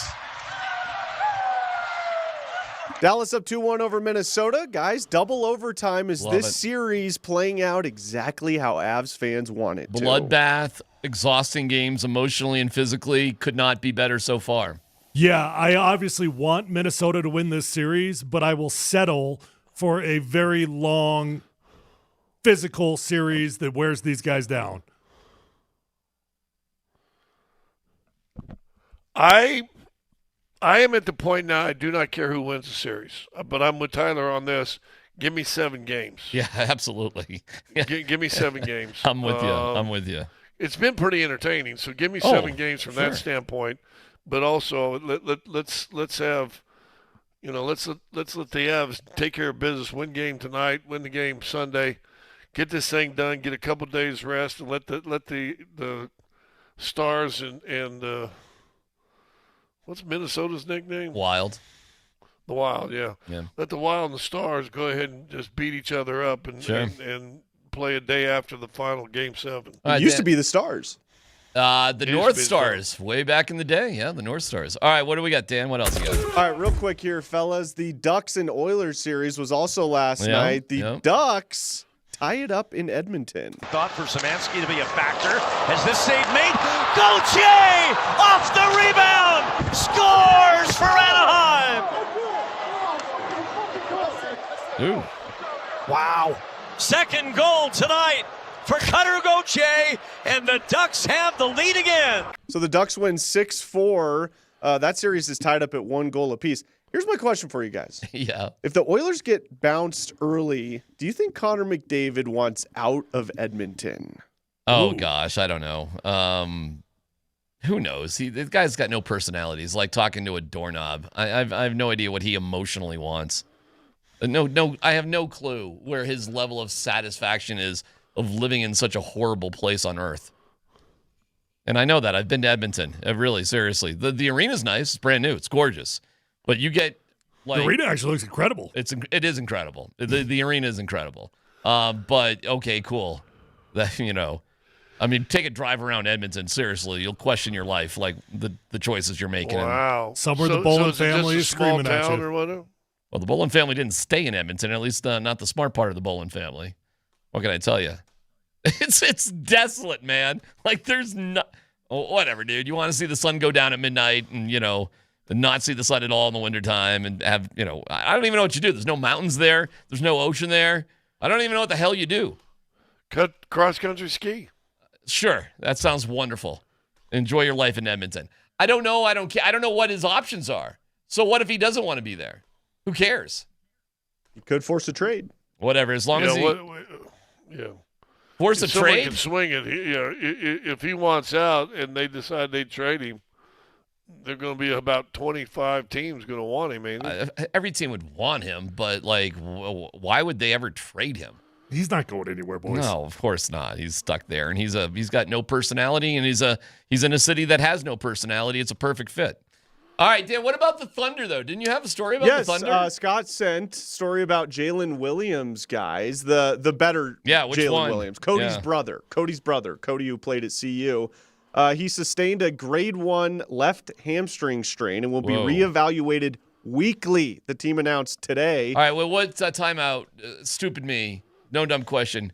Is grade 1 the worst? Is it grade 2? I thought it goes to 3, and 3 is the worst. 3 is because DEFCON 2 is worse than DEFCON 4. Yeah, that's confusing. Right? Yeah. All right. So the injury will sideline him for at least Saturday's Game 3, Monday's Game 4, and if necessary, Game 5. He suffered the injury during the third quarter of last night's win over the Phoenix Suns. So let's check this. The Thunder, the Spurs, and maybe the Nuggets all have significant injuries to core players on their team by the time Game 3 of the first round rolls around. Hey.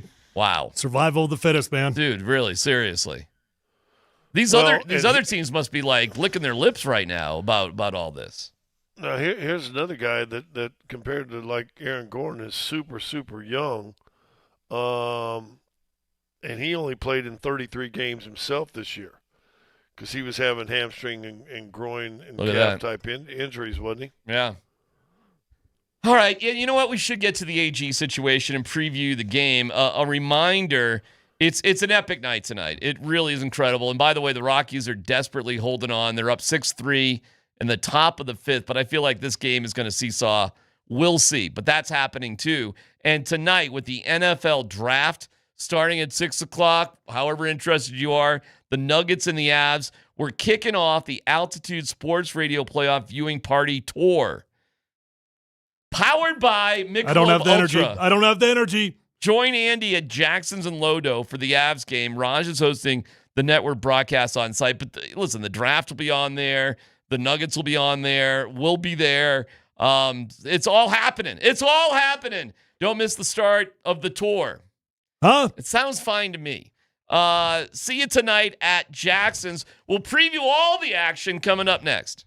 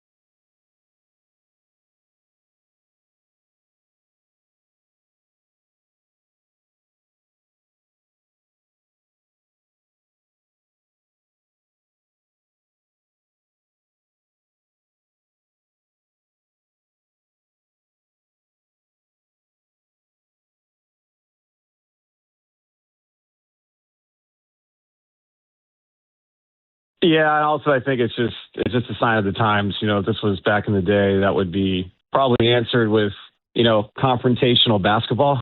But nowadays, it's a lot of people talking all the time. So it's not like it's nothing new. You have players now that are, speaking about the season, their team, other teams, other players during the season on their own shows and all those kind of things. So yeah, I didn't really think about it at all. Once I heard it, I just kind of moved on with my day. And that's what I'm doing today as well. All right. Is he completely telling the truth there or not? That's David Adelman on with us earlier. You can see the whole thing right on, like and subscribe. Follow us on YouTube, the whole thing. Watch the socials. Is he fibbing a little bit there, or do you think he means what he says? Scott? I think David pretty much means what he says. He just brush it off as no big deal. He just brought up the podcast snarkiness, and he knew the defensive rating right off the top of his head. No, not that simple. Definitely not that simple. Oh, okay. I think he means it to the degree like he doesn't want to have stupid things going on in terms of old school retaliation. But I think he wants his team to respond, and they all know, and you can hear it in his voice. They're going to respond within the game that they're allowed to play in today's rules. Well, what would responding look There's like? no coach that doesn't want their team to respond after what everybody in the media, in that locker room, in the fan base looks as a disrespect. Okay, so what does it look like? What does response look like? You win the game. That's I think it. it's more than that. That's it, huh? Yeah, go win the game.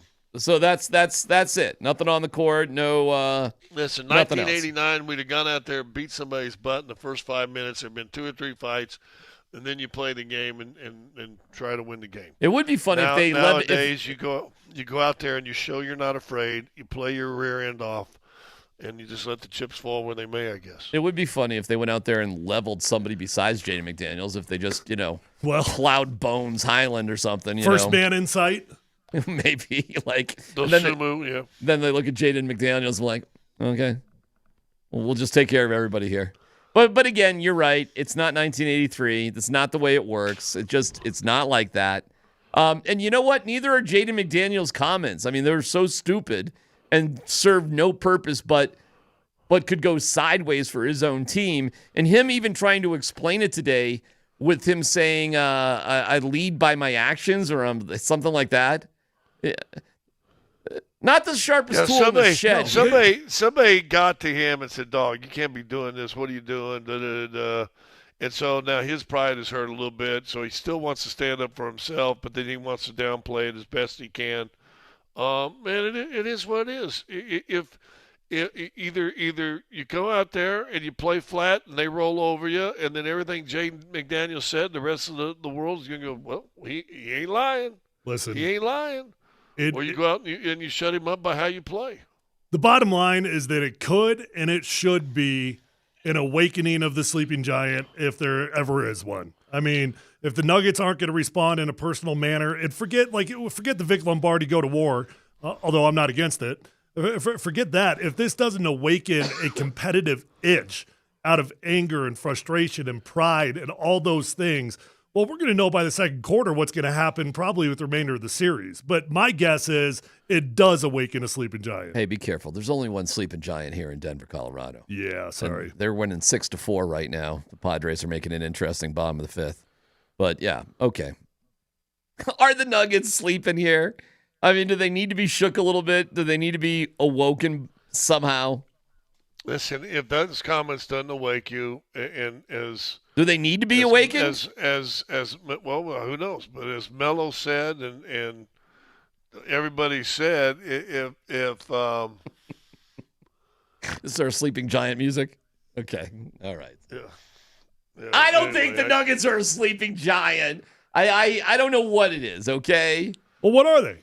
I think they missed a couple shots in the fourth quarter. They win that game by 10. I think they're the team that was up 39-25 after 1. I think they have the MVP who's not going to win the MVP, and they probably have a second or at worst third team All-NBA So guard. you're just saying they're a giant? I'm saying they are who they are. They're, okay, all right, they're right, a better team than Minnesota. So you're just saying they're a giant, they're awake, they're alert, they're fine. Yeah, I think so, unless Joker and Jamal. They're not a sleeping giant.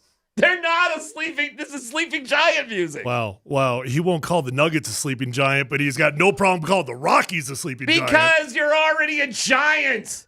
You're already awake. You're the Denver freaking Nuggets. You expect to win a championship. Sleeping giants, the bar is low. The bar is low with sleeping giants. The bar ain't. Stop with the sleeping giant music. Our expectations for the Nuggets Do are not to win stop anything that angers DMac. It's wrongly purposed. My expectations for the Nuggets are way higher. My God.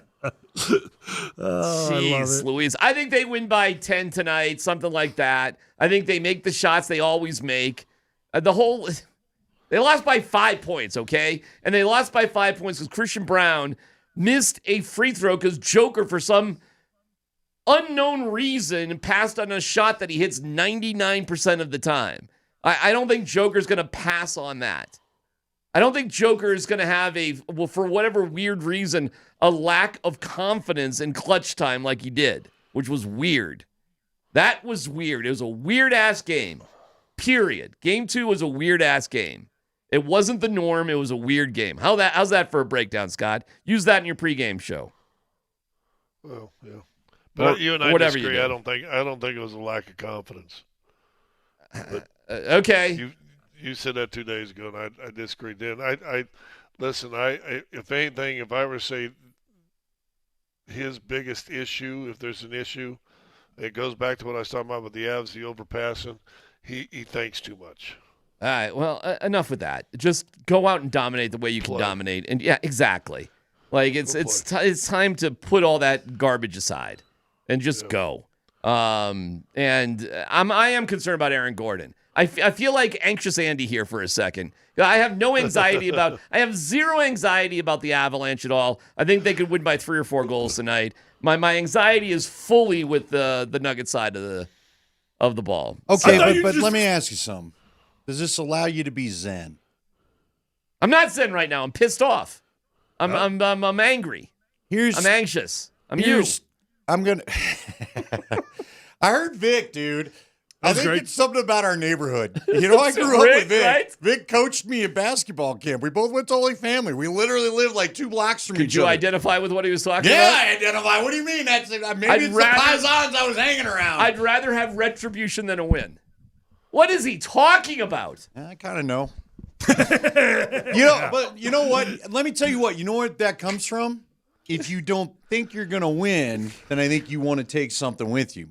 Scotty, is that a little bit of a... God, what is going on here? What are we doing here? No, I want them to win. I want them to shut them up. I don't want to hear about this. I don't want them coming in cocking. I want this done. I want revenge for, 2024? But, dude, if Aaron... We all know. We had a Godfather speech. No Aaron Gordon, you ain't going to the championship. We were in Orlando, and Isaiah Thomas gave us a Godfather speech. What did he say? And the Orlando they didn't show up. Our team, Pistons, didn't show up. We're not playing good. Didn't want to be there. Probably enjoyed the sun for a day too much or whatever. And it goes start between the third and fourth. I think we're down 24. Somebody got 20. And he goes, if they're going to beat us, and this is all the bench guys, so he's telling us, if they're going to beat us, we're going to beat their ass. That's all it said. Yeah. We go out go down with some pride. Yeah. We went down the fourth quarter, and this was like a hit. The rotating door was locked. Boom, guy down in that rotating door. Guy getting a massage. Boom, right in the eyeball. Guy over here out in the field. Boom, choking on a cannoli. I mean, it was 12 minutes. We still lost by like 18. It's okay. Listen, but it was a child being baptized at the same time? It was a celebration in the locker room after the game. And Really? I've never been a game where you get beat. DMac, we physically harmed them. They came to Detroit. They came to Detroit about a week later, wanted nothing to do with us, and we end up winning by 43. There you go. All right, well. And it was because of that message. You want to beat us? All right, and I'm telling you, dude, it was so much Look fun. at it, and look at the joy on his face that he at least took a little something home with him. You know what happened? Again, did you not grow up in an environment like this at all? I grew up in the marsh on the end of a dead end road. I grew up with like deer in the backyard and rabbits. I'll go real stupid for you. We had a pep rally in high school once. We were getting ready to play Regis, right? And that was the big rival. I went to Mullen, okay? Catholic on Catholics. And this, be careful now. And this little brother, and I should be careful. We had I can't remember what their brother, it's not like a priest, but it was. But he was that kind. Like when was he wearing a robe? Brother has a new meaning now than it used to. Little. Like he had the A on his sweater versus the C? No. Yeah, he just. Brother Bernard was his name. I got you. He was all right. Just want everybody to be clear. We understand. And he was like 5 feet tall, right? Brother Bernard. Brother Bernard comes out here and he led us in a prayer and we did all the religious things.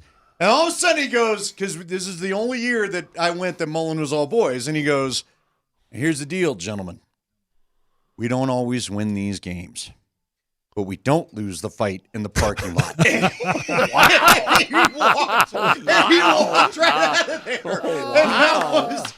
That's great. That was the life. That's great. That was the life. You can Fun see times it at too. Mullen. Like, I mean, he couldn't have been any smaller. I could have picked him up and put him in my pocket. But he let us know that day. Your school These was are the rules. Your school was next to a cemetery. It was, dude. Logan Cemetery's right we there. had a mental health institution. Yeah. We went and saw the And monkeys. a prison. Hey, dude. And a prison. Dude, we went to see the monkeys that they tested the psychotropic, the drugs on. We knew. Oh, dude. Hey, during Hell Week of lacrosse, we had to go running around by the halfway houses. Hey, you want to know why the text line doesn't bother me? You should have heard what was yelled at me from dudes on the porch. The hard scrabble I'm not world sure. of Mullen. Yeah, I'm Mullen was I getting- had threats. I was like, all right. Yeah, for a private You ran school, a little faster around the soccer fields Mullen there. was in an interesting neighborhood. Oh, isn't it really was. Yeah, it still is. It's KKSE FM HD1 Broomfield Denver Boulder. I mean, I'm not trying to rip on the hard streets of Parker and Arapahoe Road where Regis is. But no, Regis at the time was still in here we go, North Denver.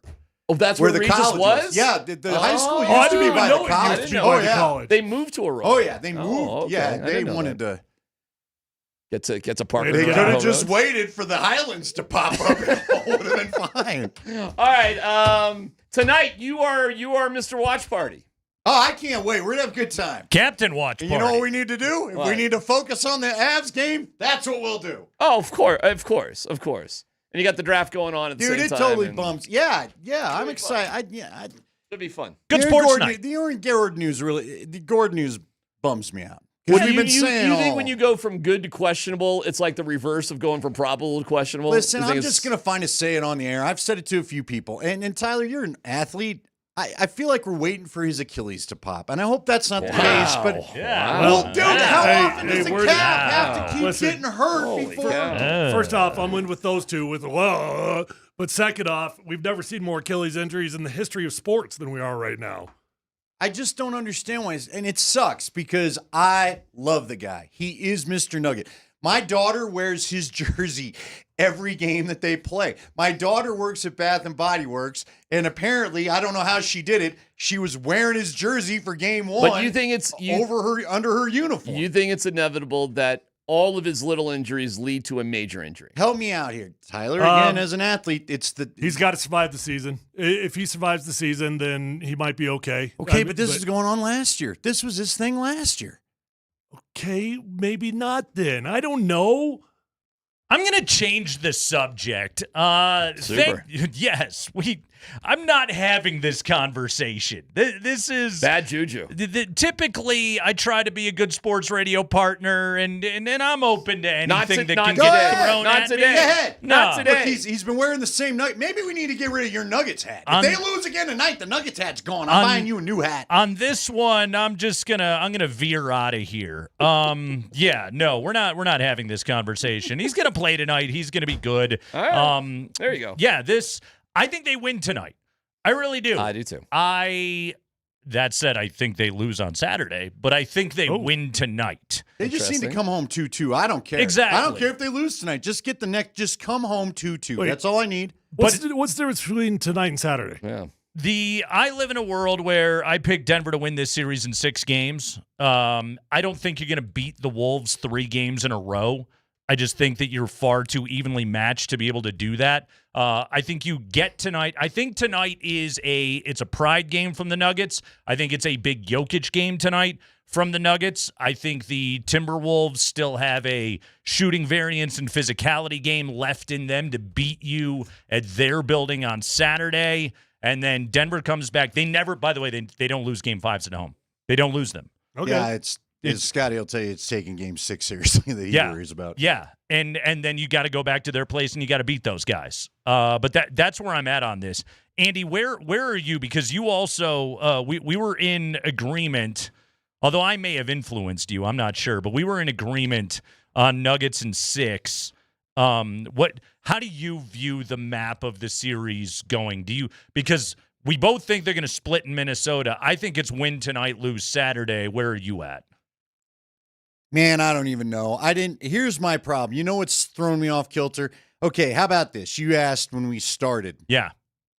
I thought the Nuggets would get 2. I thought they'd get 2, and then I thought the Nuggets would win 2 more. Yeah. I thought we were going to go there 2-0. We would come back 2-2, and the Nuggets would do the old, again, I told you, I thought it looked like that Phoenix series from a few years ago when they won the championship. Yeah. Where then the Nuggets just decide, no, we're done with this. I want the series over. Right. And they just get it done in 6 in their building.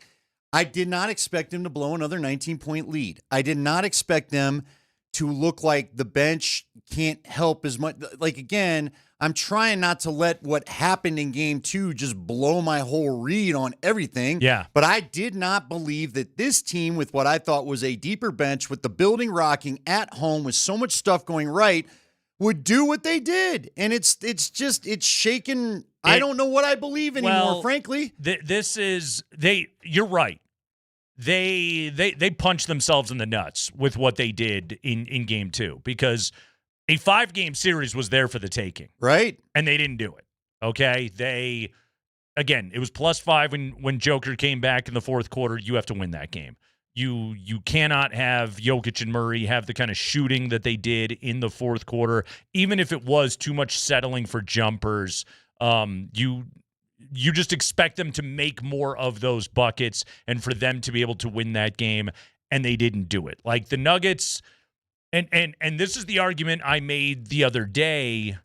What was that, Tuesday? This is the argument I made on Tuesday right after the game was I still think you win the series, but you made it harder for yourself to win a championship by blowing that game too.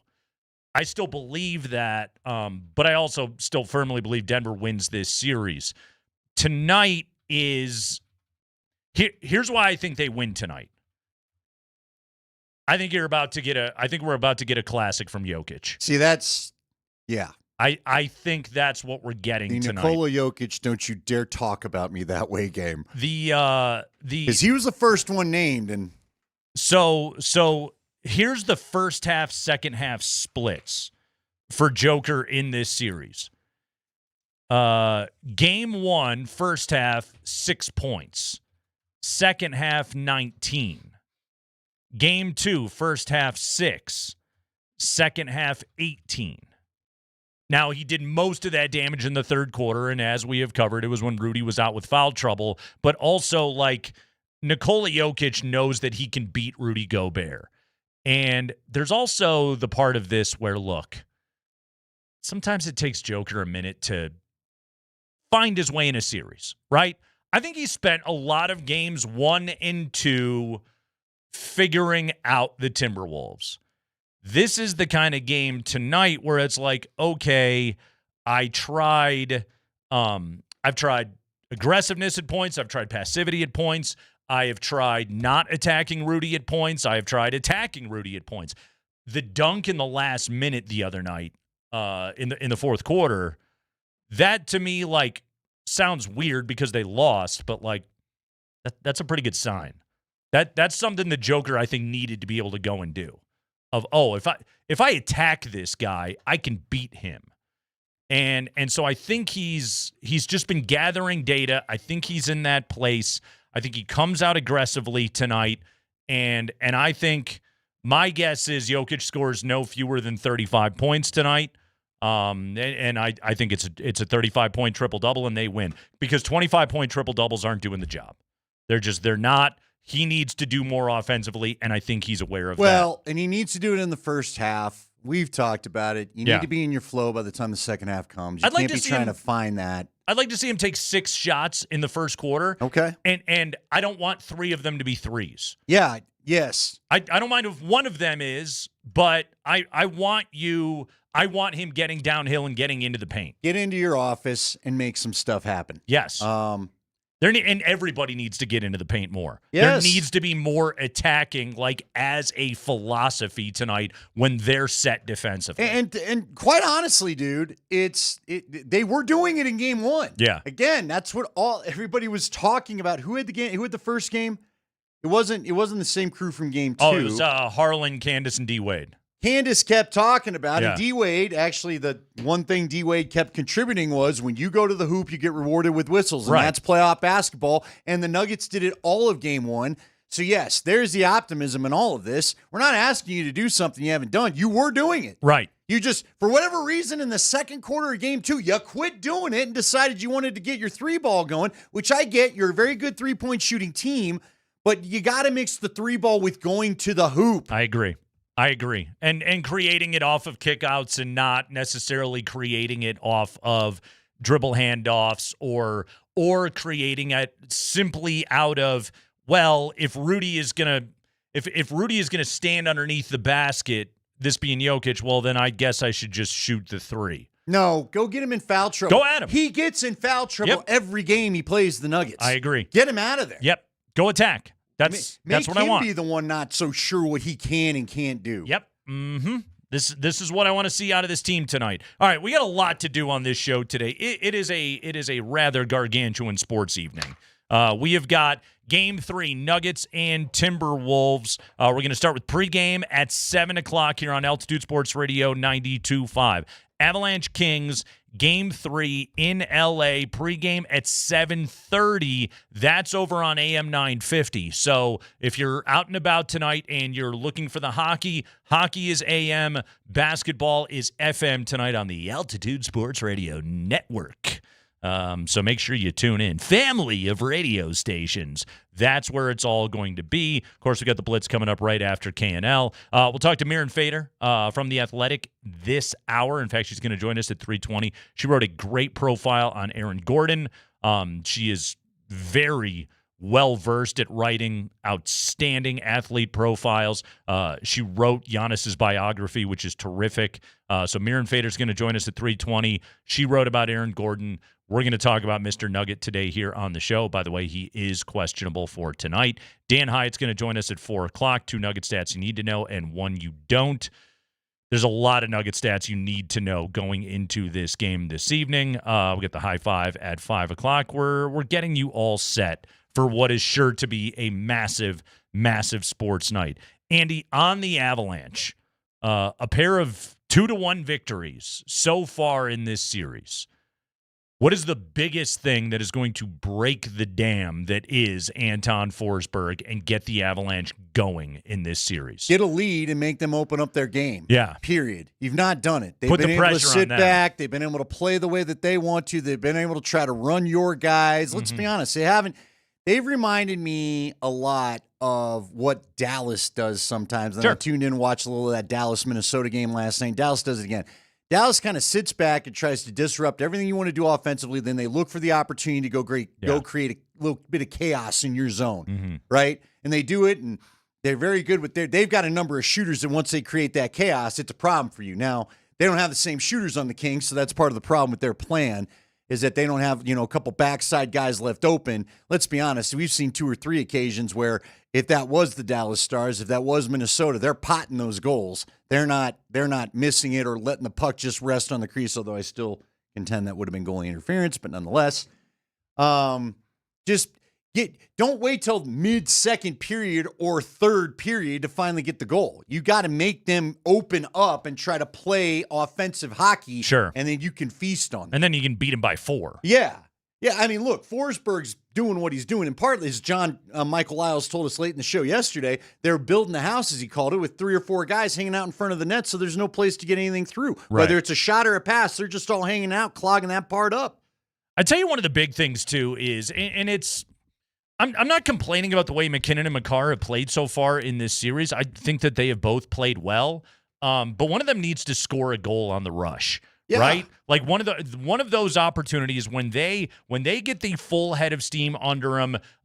Cale had one in the first period the other night. Nate had one in the third period the other night. Like, beat him and score in those shots, because to your point, when it's 5-on-5 and you're getting set up in the zone, there's just no friggin' room out there. Well, there isn't. Look, Makar did not have a great game the other night. There's just no, and I love Cale. He's our cherub face superhuman, but the dude needs to play better than he did the other night. He had some bad turnovers. He had one really bad one. Yeah, he didn't pass her on that 3. They did a great job. PK Subban and in another way, Messier did a great job of breaking down how the pass should have come out on that 3-on-1 with Anderson, and he almost waited and they closed in on the triangle and did the job for Anderson because he didn't have a lot of space to cover, all that stuff. So get out, play your game a little bit more. And look, the other guy, Marty Nate, has got to shoot, man. Yep. Shoot, Marty. You're a sniper. Let's go. And I would also ask this. If you're not going to set a guy right in front of the crease, at least let a guy try to shoot when someone's coming through. They've taken a lot of shots, especially to the side of the net, where you're trying to throw a fastball by a great fastball hitter in these goalies. Dude, get a little traffic. He's seeing it plain as day. Well, they tried to score through the side of the net. It was interesting. Yeah, that was another stupid thing. I've never seen that. We're going to talk to Mirin Fader of The Athletic, and we're talking about Mr. Nugget, Aaron Gordon, and where he's at mentally in this postseason. That's coming up next.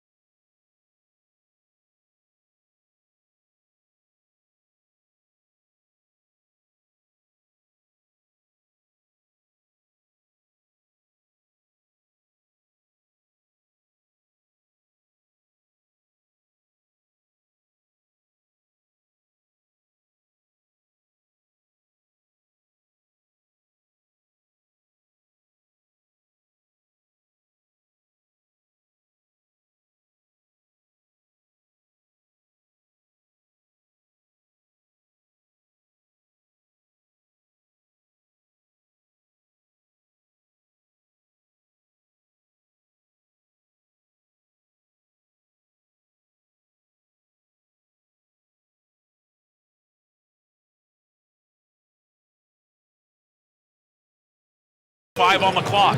Jokic knocked out of his hands. Turns it over. Loose ball, Murray from half court. Banked it, no good, but that's a rebound. Rebound comes down to Denver, and now Denver can play more clock. Down low is Gordon. Doc, 2 hands! That puts the Nuggets up by 7 with 1:45 to go. That's Kaz. We got Game 3 tonight right here on Altitude Sports Radio 92.5. We'll get you pregame coverage starting up at 7 o'clock, tip-off at 7:30. Aaron Gordon, by the way, is listed as questionable to play tonight because of calf tightness. Not ideal. Nuggets need him. Nuggets need him to be Mr. Nugget this evening. Joining us right now to talk about Aaron Gordon, great profile in The Athletic this week. The headline, how losing his brother taught Aaron Gordon what life is really about. Pleased to be joined by outstanding sports writer Miran Fader. Miran, welcome to the show. Thank you so much for doing this. Yeah, thank you so much for having me. So you got to spend some time with Aaron Gordon. You wrote a lot about how he has evolved as a person through the hardship of losing his brother Drew a couple of years ago. What did you learn about how Aaron Gordon has dealt with this and what he's tried to kind of introduce into his life to deal with the grief that he has had to go through? Yeah, I think first of all, Aaron is incredibly thoughtful.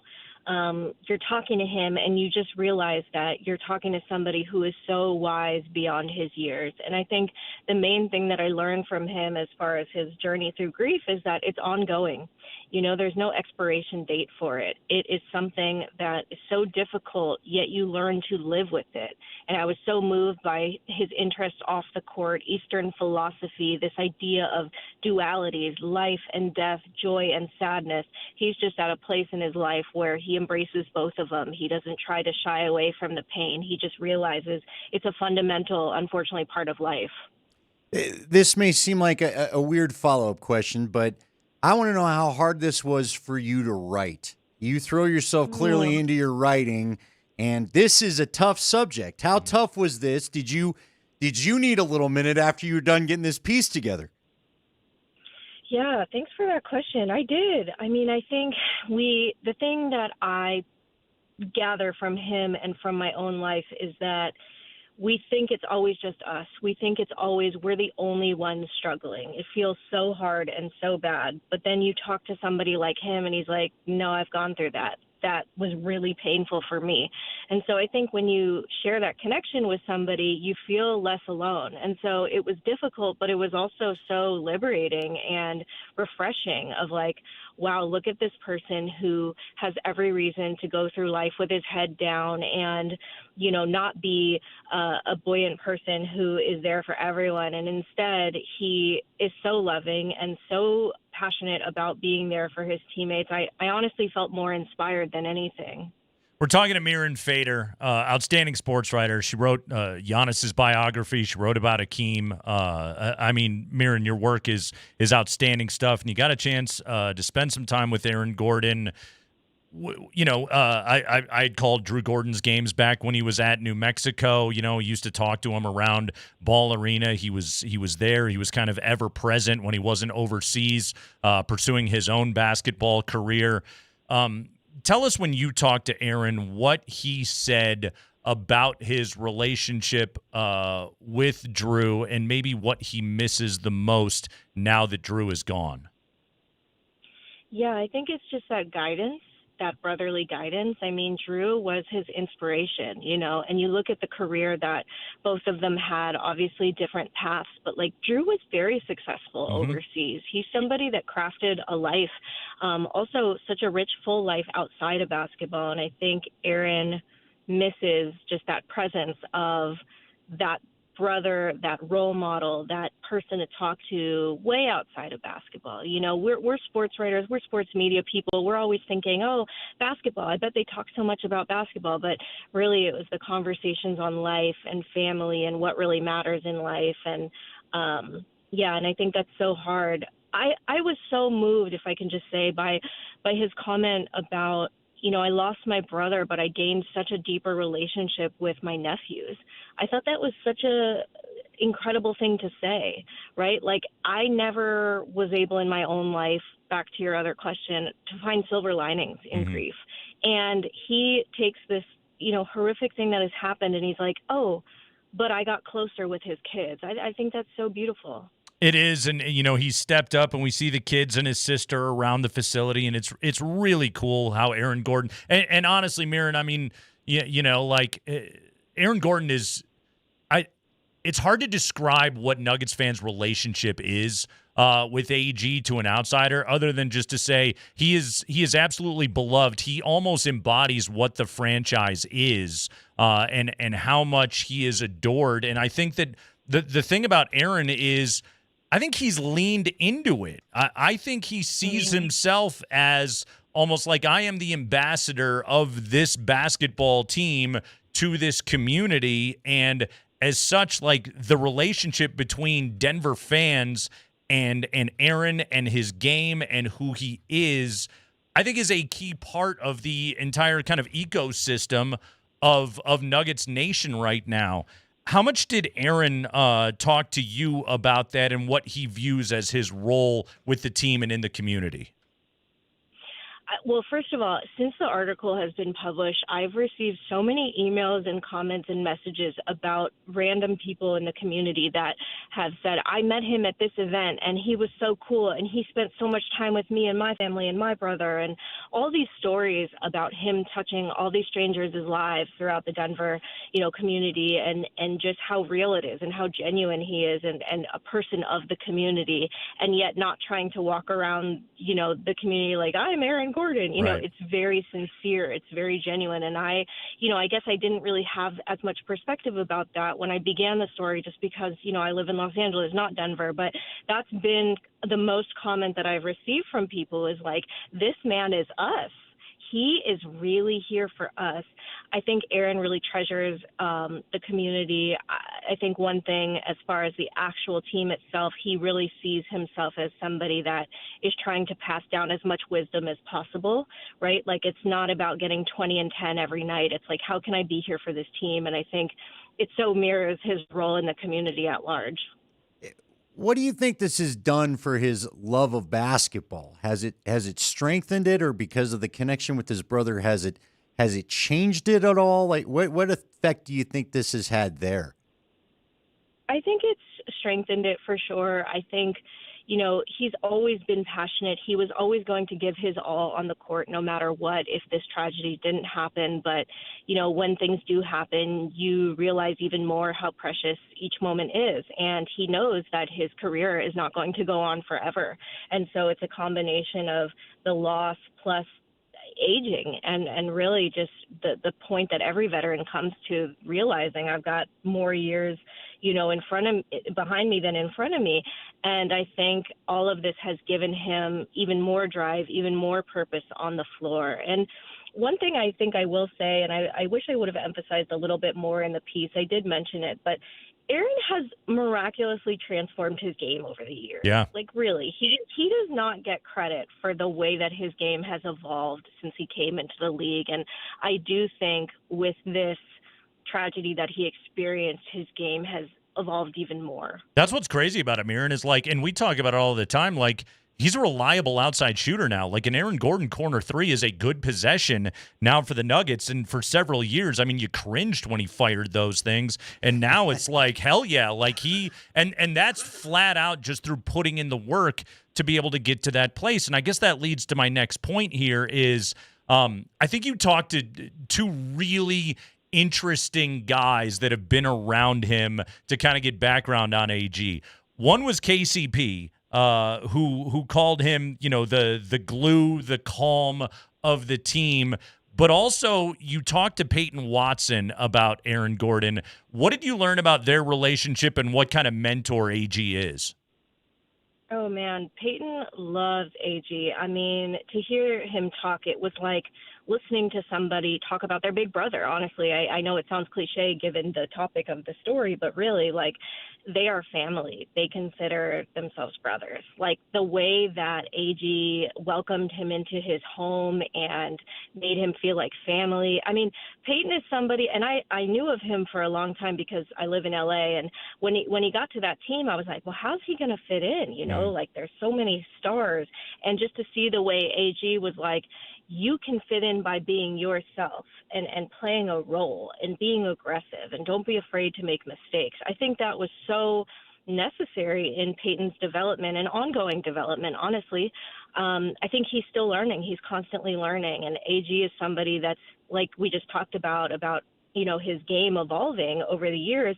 That's something that Peyton is aware of. You know, you've got to evolve. What you are now is not what you're going to be 10 years into the league. And I think seeing AG not just talk the talk, but walk the walk has been so beneficial to him. And, you know, when I asked Peyton about Drew's death, he got really emotional. He was just like, it broke my heart as well. And so it just kind of gives you a sense of just how close these guys are. I think when we cover the league and we talk about guys being brothers and teammates, it can kind of get cliche, but genuinely, these guys are really, really brothers. Miriam, why do the basketball players seem to be willing to open up like this? I feel like sometimes some of these pieces, we don't see them so much about the football players or even some of the baseball players. Is there something about this sport that leads to these kind of stories you get to tell? It's because Miriam's good. Well, it's also because Miriam's good, but... Yeah, it's far too kind. You know, I feel so lucky to listen to them. I don't know. I think that when you show genuine interest in somebody and you show that you really want to understand their life, they are willing to open up. You know, I reached out about this story like 6 months ago. So this is something that I really waited on, you know, and it wasn't like, hey, is he ready? Is he ready to talk? You know, it's just kind of like a distance and respect for somebody's grieving process. And most of my stories that kind of are like this, that get to the heart of a person's journey, they really took time, because the subject has to be ready to talk about it and the writer has to be the right kind of conduit to listen. And so, you know, I just feel thankful for that trust. But, you know, I think that is something I wish I saw more of in football. Because all these athletes have interesting stories. There's a tendency in sports media, I think, to just say, well, let's just talk about the person that's, you know, scoring the most or, you know, is the most famous. And it's like the eighth man on the team, the ninth man on the team. Man, people have no idea what they've been through. So I guess it's finding the interesting stories and hoping you'll be lucky enough to hear them. Well, Miriam, you did an excellent job with this profile of Aaron Gordon. Again, guys, it's in The Athletic. You should go read it, and we'll certainly tweet a link out to this story as well. But Miriam Fader wrote the bio on Giannis, wrote the bio on Hakeem the Dream, which both just excellent pieces of sports writing. But, hey, great job on this Aaron Gordon story. He's beloved in this community, and I think you did a really great job of just kind of laying out for everybody what Aaron Gordon's life has been like and how he's gotten through the last couple of years. So thanks so much for giving us a few minutes today. Oh, thank you so much. This was so fun. Appreciate y'all. All right, that's Miriam Fader of The Athletic talking about Aaron Gordon. Andy, he's a painter. He's into meditation. He's into Eastern philosophy. I learned quite a bit about the yin and the yang from having read this story.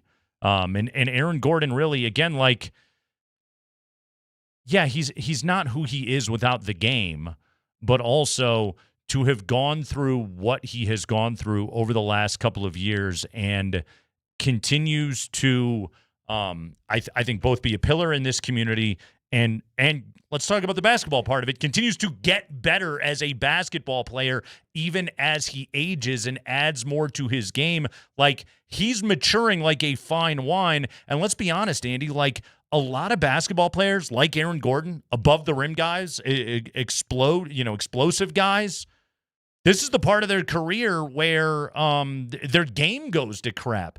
AG is dealing with injuries, but his game, I think, is as good as it's ever been. No, there's no doubt about it. He's also a bit of the muscle on this team. I mean, Jokic is a little bit of everything on this team, right? But AG's the other muscle. He's the one. I mean, he was the one on Julius Randle that was kind of letting him know we're not taking any of your crap the other night. A couple, game one.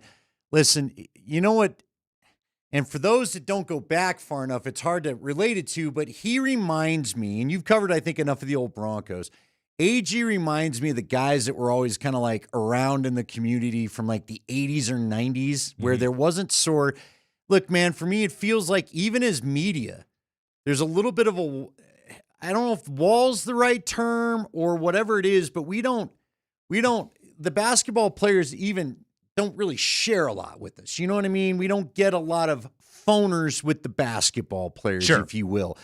But like you go back to, everyone's got a story about, oh, I saw Sammy Winder out at this place, or you know what I mean? Back when maybe there wasn't that wall, and AG feels like the guy that's taken the wall down. We talk about these parties at his house, that chicken fingers, and he lets people. He does charge for him. He does, but hey, look, he's still the party is at his house. Hey, you know what I mean? The bar is open. Got to pay for the a keg of beer is a little bit cheaper. Hey, the chili ones isn't so much by the keg compared to the. But I'm just saying, there's just something old school and throwback about. I mean, again, what athlete of any sport goes and walks through downtown the way he did the night they won? Right. Just hung out with a bunch of people. You know who used to do that, frankly? The Avs at the Chop House. Sure. And then at Sing Sing. Sure. How many times did you see an Av at the Chop House or the Sing Sing back in like 96 or 01, those teams? I mean, a part of this, too, is just, it's there's a cell phone everywhere. Right. And they've got to be careful, dude. Any stupid thing can get taken out of context, or you only see the one bad part and not the 5 things that led up to causing the bad part. Exactly. I mean, I get the caution and the hesitation on the part of these guys. So to your point, it's a much larger discussion, but it's, a city's relationship to its star athletes, like that's just evolved over time.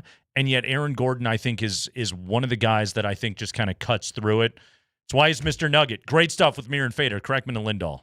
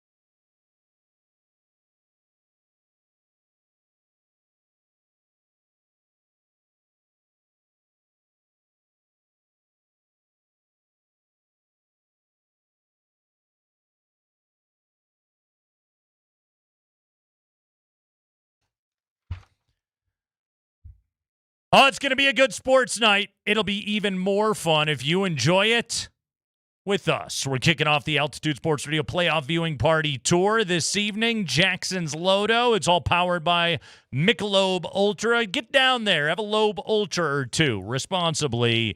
That's right. Join Andy at Jackson's. Raj is going to be hosting the network broadcast on site for Avs Kings Game 3.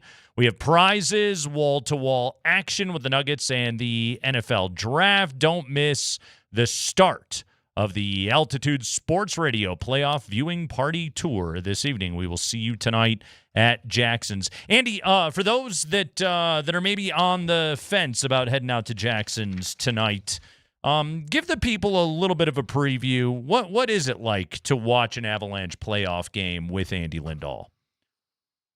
Well, it depends on how it's going. It's up to them, isn't it? You know, so here's the funny part. I told you, Alex, Ryan, Emmy, and I, that's like, you know, the fire starts and then some gas gets thrown on it and then the fire goes another place and maybe some more gas.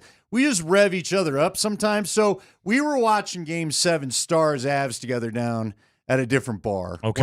Another one of our favorite spots downtown. But they didn't pay for this tonight, so they ain't going to mention. We're at Jackson's. Get down to Jackson's to come see us. We had fun there with our Buffalo Bills party. Remember that? Sure did, yeah. We love Jackson's. Listen. The tighter it gets, the less I'll talk, okay? I know I'm the loudest guy maybe in the media in Denver. You know, there's a problem when I get quiet. That's when you it's get like worried. Your dad, when your dad got quiet, that's when you really knew. Mm-hmm. Knock it off. Okay. I used to tell my brothers, things aren't going well. Yeah. You know what I mean? Let's shut up. Whatever we're doing, let's stop. Just sit down and knock it off. So yeah, we'll be talking. We'll be fine. Okay. Now tonight, listen, tonight's gonna be fine. Tonight's gonna be fun. It's gonna be be fine. a great time. Okay. It ain't Game 7 Stars Avs. Okay. That's a different deal, right? Okay. That's a different deal. You know, there's a salesperson that didn't want to talk to us for a while after because he walked by. I was like, man, you guys are really into this. Yeah, kind of are. You're not? Kind of a big thing to Andy. Yeah. Yeah, I kind of like it. Uh-huh. You know? It's kind of important. I to haven't him. hit anything for my passion for this team. I don't know if you've ever listened to him before. I might get a tattoo of the logo at some point. He has an irrational relationship with them. I've had 3 actual hockey players ask what my problem is in not so many terms. The Avalanche are very responsible and do a lot of heavy lifting on Andy's emotional well-being and health. Yeah. Yes. Yeah. I've gone sleepless nights. Now I'm worried because I might have to go home before I go down there because my stress-free gummies that I bought at Walmart, to be clear, from Ollie, I don't have. And I might need them. idea what's going on. Now, I counted today. It was a 42 tablet or 42 gummy jar. Okay. I believe we're down to 28, that's just through a game. I was going to say, what's the recommended dosage on these? Not what I've taken, I can tell you that. I think it's 2. Okay. It says take 2 as needed. Take 2 as... Hell, I had 2 going every 5 minutes the other night because I had my buddy. Now, luckily, Stan's used to me. Stan's watched football. Hey, Stan watched that first Super Bowl with me. Okay. Where I was trying to crawl. I should say the first Bronco win in 97. Yeah. Where I was trying to crawl on the TV and just coach the hell out of the team if I could. Mm-hmm. See, the Avs have taken the place of that. Okay. So what'll happen tonight is I'm going to find, when we go to the bar, there's not normally a floor TV. So I'll get as close to the TV as, I don't know what it is. I don't know why I think me getting closer to the TV is somehow going to make anything change. Maybe I want to screen the goalie for him finally. I don't know. No one else is doing it. Maybe I'll give it a go. Maybe I'll go get in front of the goalie. Can I be so bold as to suggest to any listeners that are coming out to Jackson's tonight that they could share their calming gummies with you? Well, I know a few of our listeners. I ain't taking your gummies.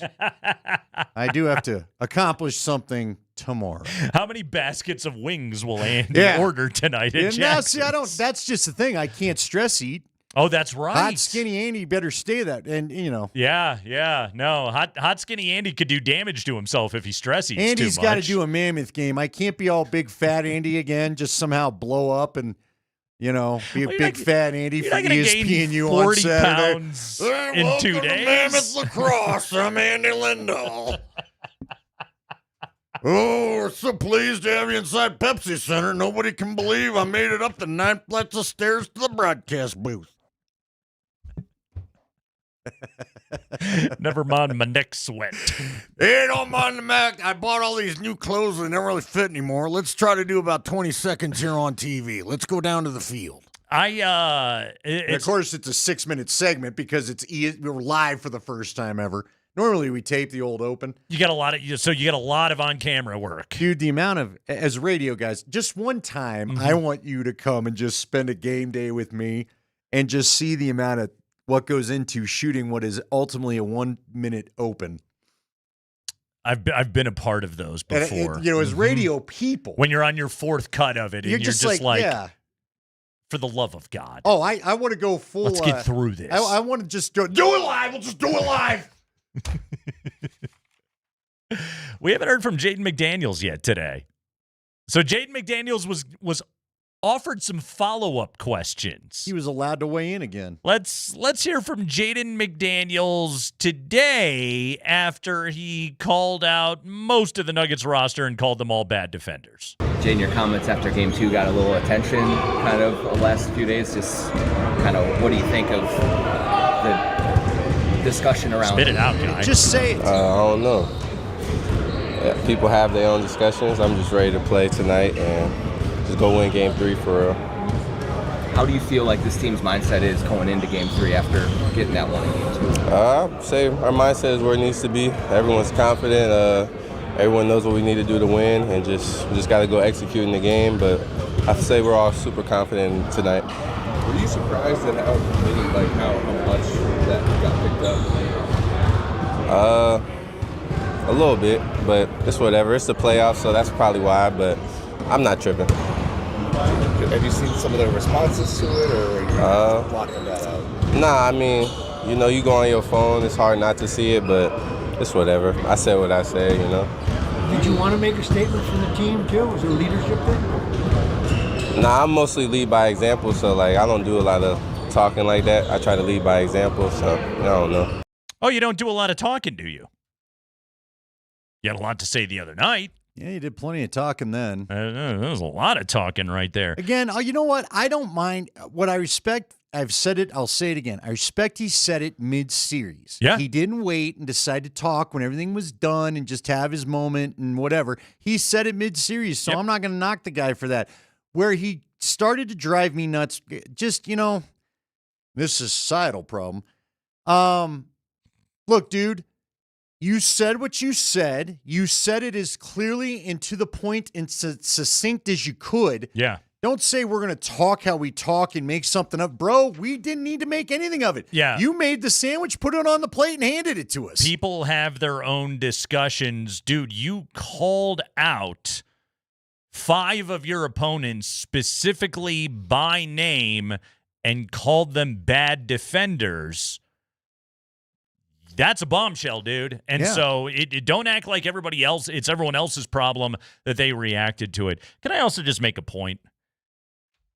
I good on those reporters for going out there and doing that whole thing. I'm not in Minnesota standing in front of Jaden McDaniels. The hell were those questions? I don't care about how he's reacting to the reaction. I still care about what he said. Hey, specifically, why is Cam Johnson a bad defender? Specifically, why is Aaron Gordon a bad defender? What is it in your game plan that you're trying to specifically target these guys? Maybe that's just the basketball dork in me, and I'd rather just talk about the game. But I'm glad that he said that, and I'm glad that I have a window into his actual opinions of the Denver Nuggets. I'm not even going to necessarily say I don't agree with some of his opinions about the Denver Nuggets, But I have follow-up questions. Yeah, man, you open the door. Now you get to play basketball analyst. Not Explain just, to me. Hey, can you believe people are talking about it? Like, yes, it's the NBA playoffs. People are obsessed with these teams. Everybody is on social media. Yeah, people are talking about it. The one guy in there that asked the question, and you could tell he was the grizzled old columnist guy, was like, did you take it upon yourself to be a leader and say these things right there? That was actually a good question. Okay. Yeah. Okay. Because how do that leads to a broader discussion of how do your teammates feel about you having said all of that? Okay. Is everybody on board? Is Chris Finch on board, et cetera? Like how does everybody else feel about this? What have the internal discussions been like? Because what you said is, again, outside of the typical athlete pablum. I'm not annoyed that you said it. I love that you said it. Made it interesting. This is I just making wanna know this more. interesting. I want to know more. It's Kreckman and Lindahl. We'll take a quick break. When we come back, Dan Hyatt getting you ready for Game 3. 2 Nugget stats you need to know and 1 you don't. Come right back.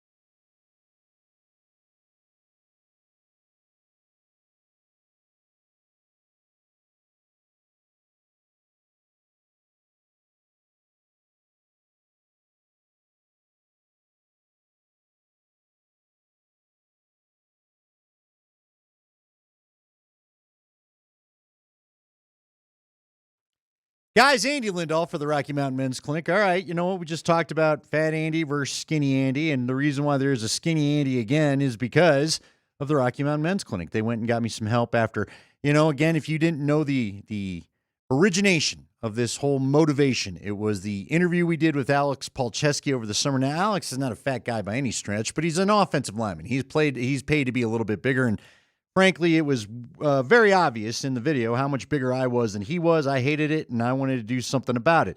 Normally, and what you mainly go to the Rocky Mountain Men's Clinic for is to get the old low testosterone checked. I'd already had that done. But I wanted more help. I was curious about the GLP-1. It's a program they started offering. It's something that the guys over there, that Jeff in particular, had talked to me about, said, hey, we're offering this now if you want to maybe come in and have a discussion about it. And so I went in and I talked with them, and it was part of their body composition plan programs that they've got going on. They have 4 targeted body composition plan programs featuring GH peptides, NAD+, GLP-1, and PDA. So again, I'm doing the GLP-1. It's helped me lose almost 50 pounds now. We're closing in on the goal weight, and then they're going to help me maintain it, make sure we get off this the right way, and away we go. But they've been helpful the whole step of the way. Maybe you've heard plenty about the GLP-1. When I'm trying to tell you what you need to get in, whether it's low T or any of these programs that they're doing, you're going to get great guidance from the medical providers over there. And they're going to make sure that you not only see success, but then you keep the results. So that's why it's key. Get in there and talk to them. First visit's really easy. You're going to have your blood drawn. You'll have results in 30 minutes. You get a T and a PSA test. You get the consultation. You can talk about what's right for you. You sign up for testosterone treatment the day of that visit. The $99 is waived. The visit's free. So get in there and have a discussion with them. You can do what I did. Call them at 720-440-7900 or RockyMountainMen'sClinic.com. Featured therapies are compounded and have not been evaluated nor approved by the FDA. Provider prescription required. See website for details.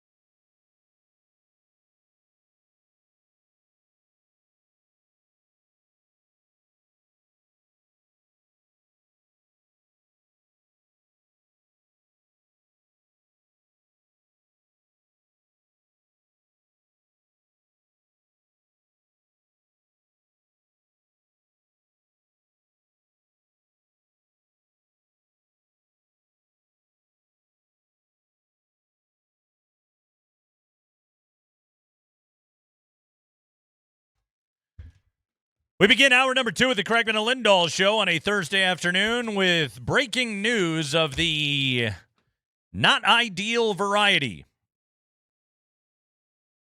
According to Chris Haynes of Yahoo Sports, Aaron Gordon is out tonight. AG will not play tonight in Game 3 for the Nuggets. Well, that kind of changes our upcoming segment with our buddy Dan Hyatt as we welcome in our favorite statistician to the show. Dan, let's just start here. Let's talk about the yes and of it all. AG is out tonight. Let's talk about now what happens to the rotation. You always do deep dives on these things, but kind of thinking on your feet here, go inside David Adelman and the staff's office. How do you want them to play this tonight? Yeah, this doesn't change anything for our segment because I usually just make everything up. Okay, but I do know that looking at the lineups and all the based on the game, you know, and watching Aaron last game, right? He's not there. Yeah. He's not him. Yeah, and that's you still are benefiting from him being out there because of what he can provide, even at 75 or 80%. But when all of a sudden the jump shots started to come in full volume, and when Aaron's not doing Aaron things down low, you know, the whole interview you guys had earlier was amazing to talk about, you know, the credit for his transformation of his game. He can do everything when he's out there. Yeah. But right now, when your legs aren't there, like the legs weren't there for the team collectively late in that game in the second half, and with Aaron right now, the jump shot is your go-to because it's easier. You can't crash and drive and board, and he's not getting the amount of percentage of rebounds that are available to him that he's not getting in these first 2 games is hurting the team badly. It's what cost you, you know, the 20 second chance points allowed was a big part of that. So if you can get Aaron some rest and you can get Spencer Jones probably in there to just say, dude, your job is to just be a menace, grab rebounds, body up, that might be okay because you've got Jokic, who everyone keeps saying tonight's going to be the night he just explodes and has his thing. We sure hope so. Yeah. But it's going to be a lot easier for him to do that when he's not worried about trying to get other guys facilitated. This does help that. So Aaron Gordon's force spacing is the best quality of that 5-man lineup because he can go anywhere. But without Aaron, you're at a deficit. If you've got Spencer Jones in there to just be a body and go after somebody on Minnesota, I think it's going to help. So let's, guys, there's no bad ideas in brainstorming, or so they say, and I suppose our listeners can be the judge of that.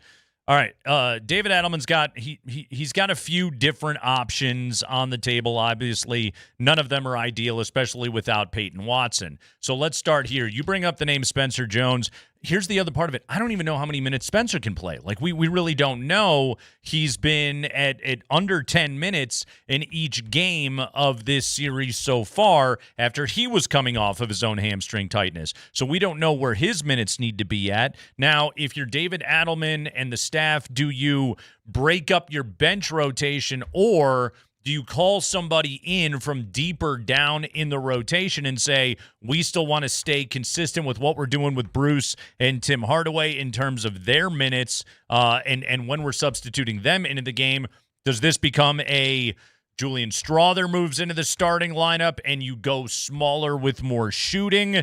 Is there a world where you start Zeke Naji? I don't know. He's big. He's tall. All right, if we're going that route, then Zeke or Val, what are you doing? Yeah. If you just need the size. Because this is the hard part of it, right? Is like, if you have Zeke out there, I don't want Zeke to have to guard Rudy because that's a really bad matchup. Like, Zeke will just get annihilated. Now, if you have both Jokic and Val together on the floor, I don't want Val to try and stay in front of Julius Randle or Naz Reid. Like, I don't like those matchups either. So neither of those are ideal. Zone defense. Seriously. Like, honestly, like, Dan's like, what do we do? I tell you what, honestly, my pivot might be just start Julian Strawther and just say, okay, Julian, you're gonna play the 3, Cam is gonna be the 4, Jokic is the 5, and we change nothing else that we do, knowing full well that Minnesota is gonna have Ant hunt for Julian Strawther and try and destroy him all night. You're back to the days, which was not that long ago, but it hadn't been addressed that much this year, of how do you just survive the non-Jokic minutes. Right. Val's played 11 minutes in this series. He hasn't taken one shot. He has as many fouls on average as he does rebounds. It's been bad. Yeah. Zeke will get exploited very, very quickly. Very easily. I understand the size and I understand the value. And you think, well, Aaron's out. You want a body in there. And I immediately go to Spencer Jones to be able to at least lock up your defender. You're probably going to foul him because that's what has been happening in these playoffs when Spencer's, when the bodies get close in paint. Yeah. But yeah, you're probably right in that you got to probably maybe flip this thing completely around and say, okay, we're going to try to spread and we're going to try to move. Julian can move around a lot. Yeah. Whether or not he's effective and whether or not he has the confidence to be able to shoot on the offensive side remains to be seen. Defensively, he's a liability. He is. He's a liability in the perimeter. You know what, though? There's size all over it. I'll make this argument, though, for Julian. He can rebound. Well, I was about to say, David Adelman made it very clear the defense wasn't necessarily the top problem. It was the rebounding after they forced a missed shot.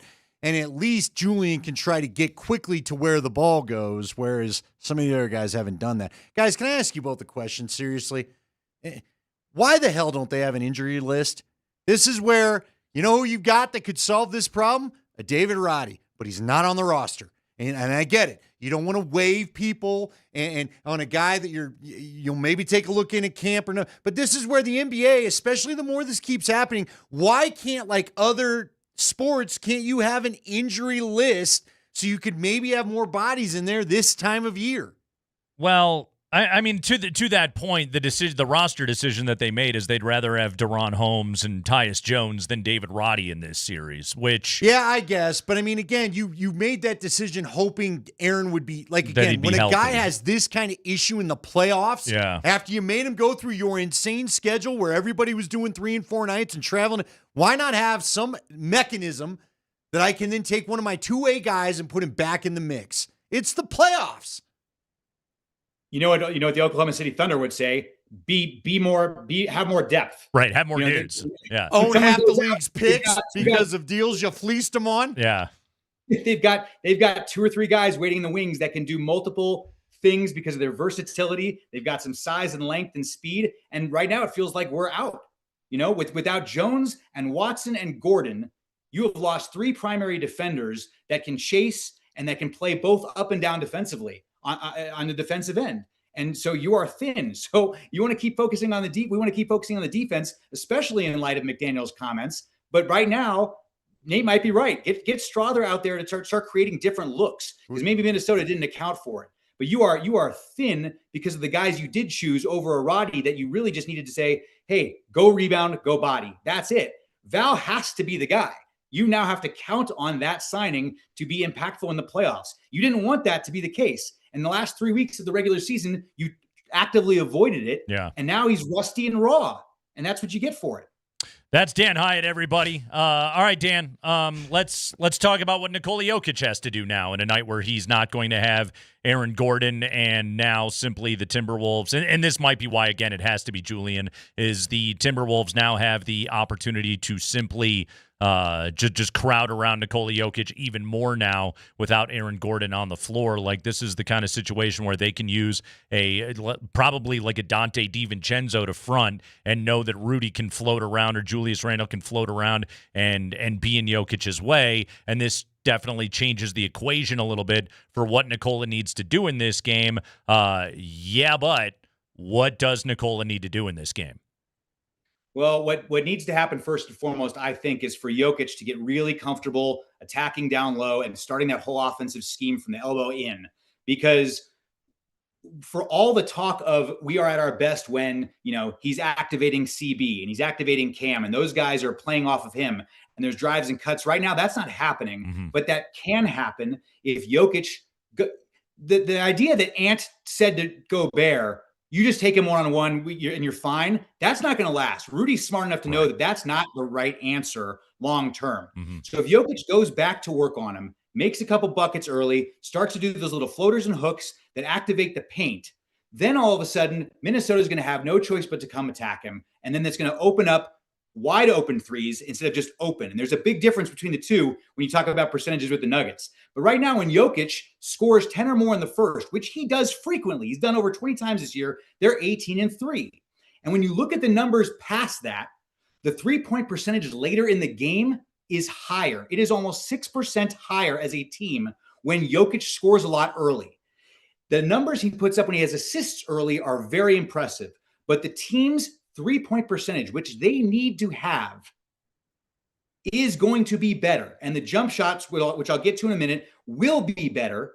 But it starts with Jokic down low, being able to draw in and then kick out. That's when he's at his best. When we're cutting beyond that, then we are lethal. The offense, I'm not doing anything. I'm sitting here. They are lethal. They can't do it without you, okay? You got to turn your pocket. Who's this we? They can't do anything without us, all right? All right. We should do something to help. So along those lines, Dan, let's now talk a little bit more about, you pointed out in your stat sheet for today, and it's anecdotally, I was yelling about it all day on Tuesday. You gassed out and you became a jump shooting team, and your jump shots, which again can be fine if you make your jump shots, but they didn't. Therefore, schematically, what can the adjustment be tonight? What do they need to do? It's so hard to watch that game and try not to just focus on the one game, because they were the best jump shooting team in the league. They're the best 3-point shooting team in the league. In fact, when you look at the numbers on the jump shots, the last 2 games, 37% each game on their jumpers. They usually shoot 43%. I went back and looked. They had one time this year where they had 2 games in a row, and it was against the Knicks and the Pistons in kind of a weird rotational situation where the lineups weren't quite right, that they shot this badly in 2 consecutive games just on jumpers. Not talking about anything specific, just jump shots. You have not had 3 in a row. They had the second best field goal percentage on jumpers on the road in NBA history. Just kind of skirted that. We didn't really even talk about that throughout the course of the year. That's how good they've been. So that's how weird it was to see them be completely incapable of making a jump shot in the fourth quarter with your 2 best clutch guys, who, by the way, finished 2nd and 6th in clutch player of the year. So I don't worry about the longevity of those jump shots not going in. But the point is, when they started to settle on the jump shots, Minnesota wasn't. They were still attacking the rim. The ability for them to generate almost 2 out of every 3 shots in the paint in the fourth quarter of game 2 was so drastically different from the Nuggets that were missing 1 of every 3 jumpers they took. And those 2 combinations created a game 2 loss that now has everybody saying, oh God, they lost home court. They were a better road team than a home team anyway. So there's lots of reasons you could spin it positively. The jump shot, I don't worry about, but if that's all you're able to generate, you're going to be in trouble, because Minnesota did not allow them to shoot particularly well on the jumpers or the threes during the regular season. They crushed Minnesota early in the year because they are out down low. There was some fast break, not a lot. They don't drive. Nuggets have never driven. They just don't. But they attack inside, and there's a big difference. If they are only going to be able to rely on the jump shooting, they're going to be in trouble, because Minnesota can focus in on that and leave the middle exploited. But without Aaron Gordon, someone's got to be down there moving around. And right now, CB is the only other starter who's the answer to that, unless you get a straw there and can say, hey, free to run, man. Yeah. Create. Go drive and float. Second best jump shooting team on the road in NBA history? And since it was tracked. Wow. Since they said this was a jump shot, here's the definition. So you're talking at least 30 years. Okay. Tell you what, shooting variance, that needs to go in the Nuggets' direction tonight. Dan Hyatt, excellent work as always. That was like 87 Nugget stats you need to know. Dan, great work, man. As always, nice pivot. We appreciate it. We'll talk to you next week, dude. All right, boys. Good luck. All right. Dan Hyatt with us right there. Maybe we won't. We hope to. He's pushing one day to not show up anymore and join Dan Fouts in that wing of the Hall of Fame. 18-3 when Jokic scores 10 or more in the first quarter. Yeah, be aggressive early in the game, and be aggressive in the paint and get paint touches. Without AG, the crowd gets bigger. I mean, here's the other part of this, Andy, is like the downgrade to questionable happened yesterday. Yep. Meaning like there was a vibe. This isn't stunning anybody.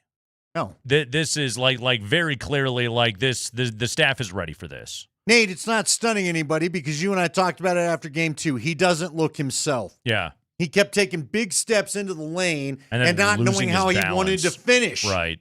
Yeah. When And he normally would be dunking all over your behind. although he was able to hit the dunk contest dunk, the calf was apparently okay Maybe- enough for that. Maybe that was the fatal flaw. Ugh. Hit the late 3, too. That sucks. Hey, it's an Avalanche game day where the smiles on the ice can take a beating. Keep yours looking its best with the Restorative Dentistry Group. Get the smile you deserve. DenverSmileAgain.com. It's going to be a full night of smiling with Andy Lindahl out at Jackson's in Lodo. Go watch the Avalanche game and the Nuggets game and the NFL draft with Andy Lindahl this evening out at Jackson's in Lodo. It's all part of the Altitude Sports Radio Playoff Viewing Party Tour powered by Michelob Ultra. Alex Ryan-Emmy and Andy Lindahl will be there watching the Avs, watching the Nuggets, all that good stuff. Don't miss the start of the tour out at Jackson's Lodo this evening. That is where everybody is going to be. Again, the breaking news this hour, Aaron Gordon out tonight for the Denver Nuggets. Can I give you an interesting little factoid that a friend of mine managed to send my way upon this news breaking? And I don't know exactly what to make of this. Today, the Nuggets were a 2.5-point favorite on the road against Minnesota. Upon news of the injury and Aaron Gordon being out, the Nuggets are now a 1.5-point favorite. You're surprised it didn't move more? A little bit, which again would lead me to think the line was already kind of baking in that AG probably wasn't going to play tonight. And this has been generally, I don't know, I'm not going to call it common knowledge, but not unexpected, we shall say. Nuggets 1.5 favorites tonight on the road at Minnesota. We have got Game 3 right here on Altitude Sports Radio 92.5. Pregame at 7 o'clock. Tip-off. What time are we tipping off tonight, by the way? Do we have the we had the official original, I think, word? yeah, 7. Kevin sent it. Hold on. 7, huh? 42. 42. There we go. 7:42. So tip It's like off. 8:04 for the Avs. Okay, 7:42 and 8:04. You got that, everybody? Good. It's the Kreckman and Lindahl Show.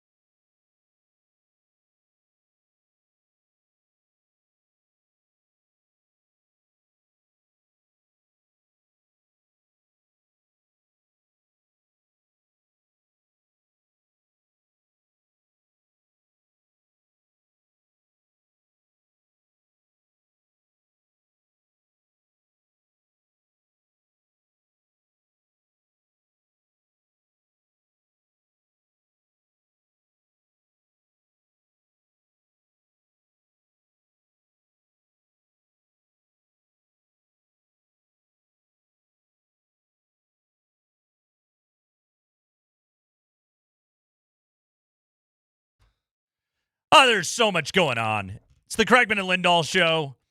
Nuggets and Timberwolves. No Aaron Gordon tonight. Okay, but here's the good news, folks. I want good news. And I'm just going to try. You all want me to look positive? First off, it makes it easier to be zen, as you told us a while back. Because you and I both said, I'm there. Without AG, this thing ain't going far. It just is what it is. Yeah. We just talked too much about how his game's evolved, what he means to the team. Got to get him right. Yeah. So and let's be clear about something, okay? When you're coming off of a soft tissue muscle injury, in normal NBA parlance, in a regular season, you play, you get rest. You play, you get rest. You play, you get rest, and you build it up. Off nights are baked into the recovery, okay? Aaron Gordon, I don't take this and I could be dead wrong, okay? They didn't show me the MRI. If they did, I wouldn't know what I was looking at anyway, but that's besides the point, okay? I don't take this as he's just done. I take this as, okay, gas breaks for a player that is coming off of a major soft tissue injury, and maybe this is just being done out of an abundance of caution, and it's still only game 3 of a series. Yeah, and again, I guess, who knows how they're thinking. Yeah. You always know you're going to get the explosion from the home team in game 3. That they finally are home for the first time. Maybe to your point, they know they need to get him some rest. This is me hoping this is nothing but pure rainbows and unicorns I'm barfing out here, because this could just mean that he's not playing the rest of the series. What I'm hoping in your theory is, let's go get game 4. Let's have him ready for game 4. Because if we lose tonight, we got to have game 4. We don't got to have tonight. To your point, and my prediction to start the day was Denver wins tonight and loses game 4. Now I'm a little more inclined to lean into what you just said. They might just get their ass kicked tonight. Right. And if it's going to happen, we're not going to waste his effort. Right. We're going to rest him for what'll be 5 days. Right. They won't play again until Saturday. Yeah. And he gets extra time, and listen, I hate to say it, but the version of Aaron Gordon you got the other night anyway ain't helping you. So if you need 2 more days rest so he can get back to having enough strength in his hammy and his legs or calf or whatever to hold a guy off so he can battle better with Julius Randle in game 4, then so be it. But, it is what it is. In the Jokic and Jamal era, I do want to point this out. Game 3 on the road. Game 3 is played on the road. Denver has played 11 of them in the Jokic and Jamal era. They're 6-5, including a 2-0 record in Minnesota. Both in 23 and 24, they won game 3s in Minnesota. And here's the other good news. This team is Jokic and Murray, and they got them both. Yep.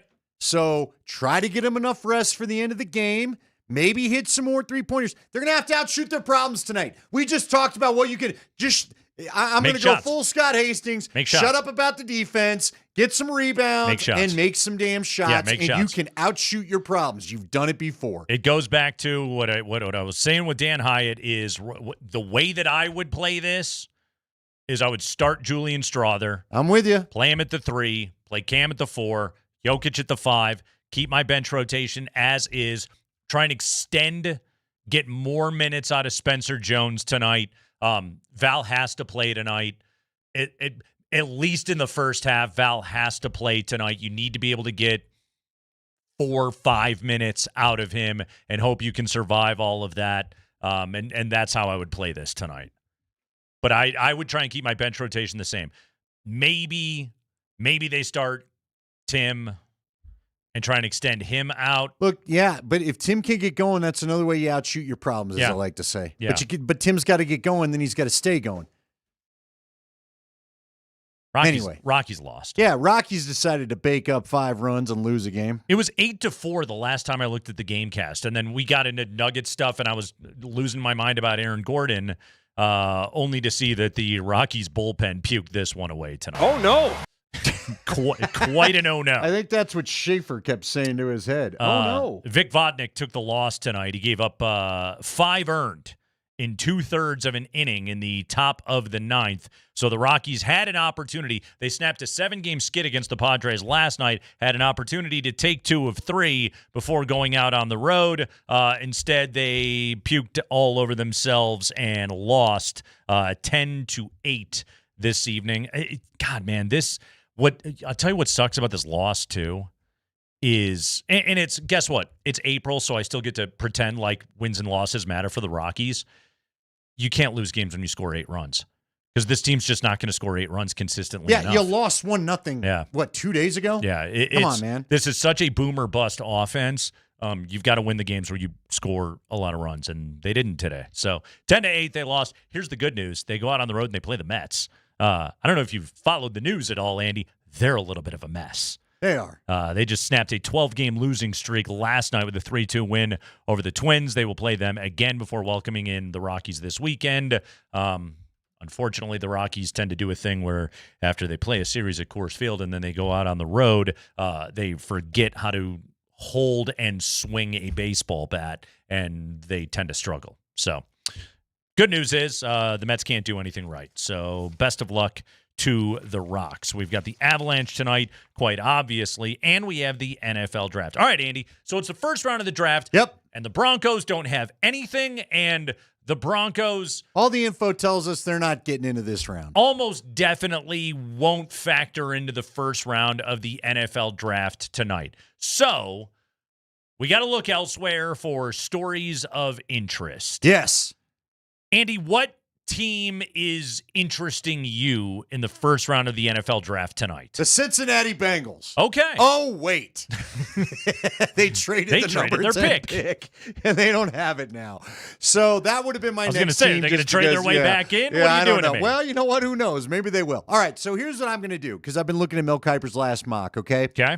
I already kind of revealed this yesterday. You know, I know probably CU fans are bitter about this kid, but I thought he was a nice enough kid. He made some fantastic plays in front of me, so I'm kind of curious where Jordan Tyson ends up. Really kind of wish CU would have held on to him back when all that transition was going on. Hanging on to guys is a challenge. Yeah.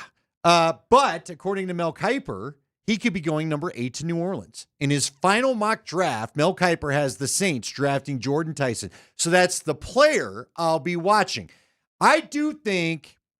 I'm trying to think of all the disaster teams that I do think could be interesting. Yeah.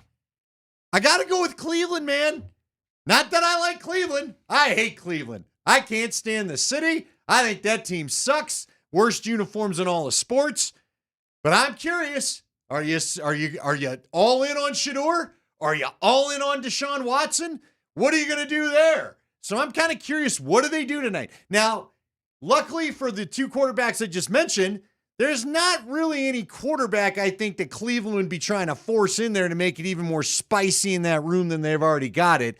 Mel Kiper has them taking Monroe Freeling, an offensive tackle out of Georgia. Yes, his name is Monroe. It's a good name. I've only known it more as do you know a lot of Monroes? I've known a lot of as a like first last name Monroe, right? I know a doctrine that was Monroe. Sure. Yeah, but Monroe as a first name. What's the nickname there? And if he was in hockey, would he be Money? What would he be? Moni? Rower? Money? I don't know. It's not a common first name. That's a good point. So anyway, yeah, I mean, look, I'm kind of curious what Cleveland does. I tell you what impressed me the most about that rant was your capacity for hate, that you could hate the Cleveland Browns. Oh, I hate the city. They're the most irrelevant franchise almost in pro sports. Yeah, but again, I go back Denver deep roots. I don't hate them because we'd whoop on them. 40 years ago. I get it. Listen. That is a burning hate. Look, down the decades. I don't have a list, but I hold grudges. That's all I'm saying. That's all I'm saying. Yeah, also, the Broncos always beat those guys. I know. I'm not mad at them because of that. Same with the Packers. You know why I like the Packers? You didn't beat us in anything important. There you go. Last I checked. Well said. Last I checked. And, of course, you got to stay with the division, right? Yeah. Now, how about this from Mel Kiper? Would this surprise you? This is a name we talked about with Leggy yesterday. Mm-hmm. He's got, at number 9. Caleb Downs. Caleb Downs. They should. That's exactly what the Chiefs need to do tonight, because the Chiefs also have number 30. What number is it? I'll go check, but I think it's 30. 29, excuse me. 29. if the Kansas City Chiefs are smart, and generally they tend to sort of lean that way, they should draft 2 DBs tonight. Okay. Andy, their secondary is decimated. They got nothing. Yeah. They Like, traded one of their Trent top guys McDuffie and wanted to get paid. Jalen Watson are both gone. Like they're on the defensive side of the ball. They really they need to spend both those picks on defense. They desperately need to start beefing up that side of the ball. Do me a favor. Take your hat off. I need to get a look at your head. My head? Yeah, just take the hat off. Okay. You don't really have the Mel Kiper hair. I mean, it's a good head of hair. Thank you. But you're thinking like Mel Kiper I because at didn't- 29, he's got him taking Colton Hood, cornerback out of Tennessee. Yeah, that's what they need to do. That's what the Chiefs should do tonight if they're going to be smart about it all. Did you ever have the glorious TV hair of Mel Kiper? Could you grow it if you? Because look, didn't I mean, you're wash not my hair thinning today. at all. Look at You got a this. good head of hair Look right at there. this. Look at this. Yeah. Could you buffon it out a bit? Do you think? Could you puff it up? Yeah. Do you remember in COVID I let it grow, and it didn't get long. It just got big. That's all that happened. I just froed out. Yeah. The size of my cranium. So you could just go grew. hair helmet. I could. kind of want to see it if I needed to. Yes. We have a boring summer. Might need you to let it grow out a little bit. Okay. Yeah, Mel Kiper that thing up. Okay. We'll So, see. yeah. We'll see just how curly I can get. Let's see. Are there any other teams? Like I like Green Bay. Like I said, where do they pick? I tell you who I find really compelling in Tell this me. draft. You like the bad teams. And you again, like to see if they stay a disaster, don't you? I called the Browns irrelevant. The Arizona Cardinals. Yeah. What are you going to do at number 3? Okay? Because the best player is Jeremiah Love. Jeremiah Love's career is going to be about 5 years shorter if he gets drafted by the Arizona Cardinals. They have nothing. And so I don't think they should draft a running back, but also they should honestly want to trade out of number 3, but who's going to want to pay the freight to go up to number 3? I don't know. Just take David Bailey or Arvell Reese, whoever the best pass rusher is, and just live to fight another day if you're the Cardinals. Congratulations. You got the number 3 overall pick in a draft that is excellent on defensive talent, but does not really have, at least in terms of important positions. I know running back's important, but you're not going to get the value Now you want without out of it. line. No. Now without a quarterback. No. Your boy Kiper says Arizona has far greater needs on both sides of the ball, but he's got him taking Love. And again, maybe it is just best player available. I don't think you're going to get the value out of him. Is he going to sell tickets? Who the hell's their quarterback? Is it because Jacoby Brissett said he wants to be paid by like a starter? Are they going to do that? Their quarterback is going to be Ty Simpson. I'm assuming they're going to trade back into the end of the first round and take Ty Simpson. Did you look at Kiper's draft? What's going on with you? I Please did tell not. me you did. Andy, he called that at 30. Andy, he said with the pick the Broncos traded to the Dolphins that Kiper. I click on the mocks, man. That's crazy. You know me. Yeah, your hair's getting bigger by the minute. I'm a mock dork. Okay? Now you got your glasses on. I love the if mocks. you start talking in an East Coast accent next segment, I'm gonna really worry what's going on. Hey, I got a target for the Broncos, by the way, in this draft. Right. Okay, I got a late target for Denver in this draft that I'm going to tell you about on the other side, and then we're going to dive into some Avalanche stuff before the high five. So much going on. Kreckman and Lindahl, Aaron Gordon out, Nuggets and Timberwolves, Avs and Kings. It's all coming up.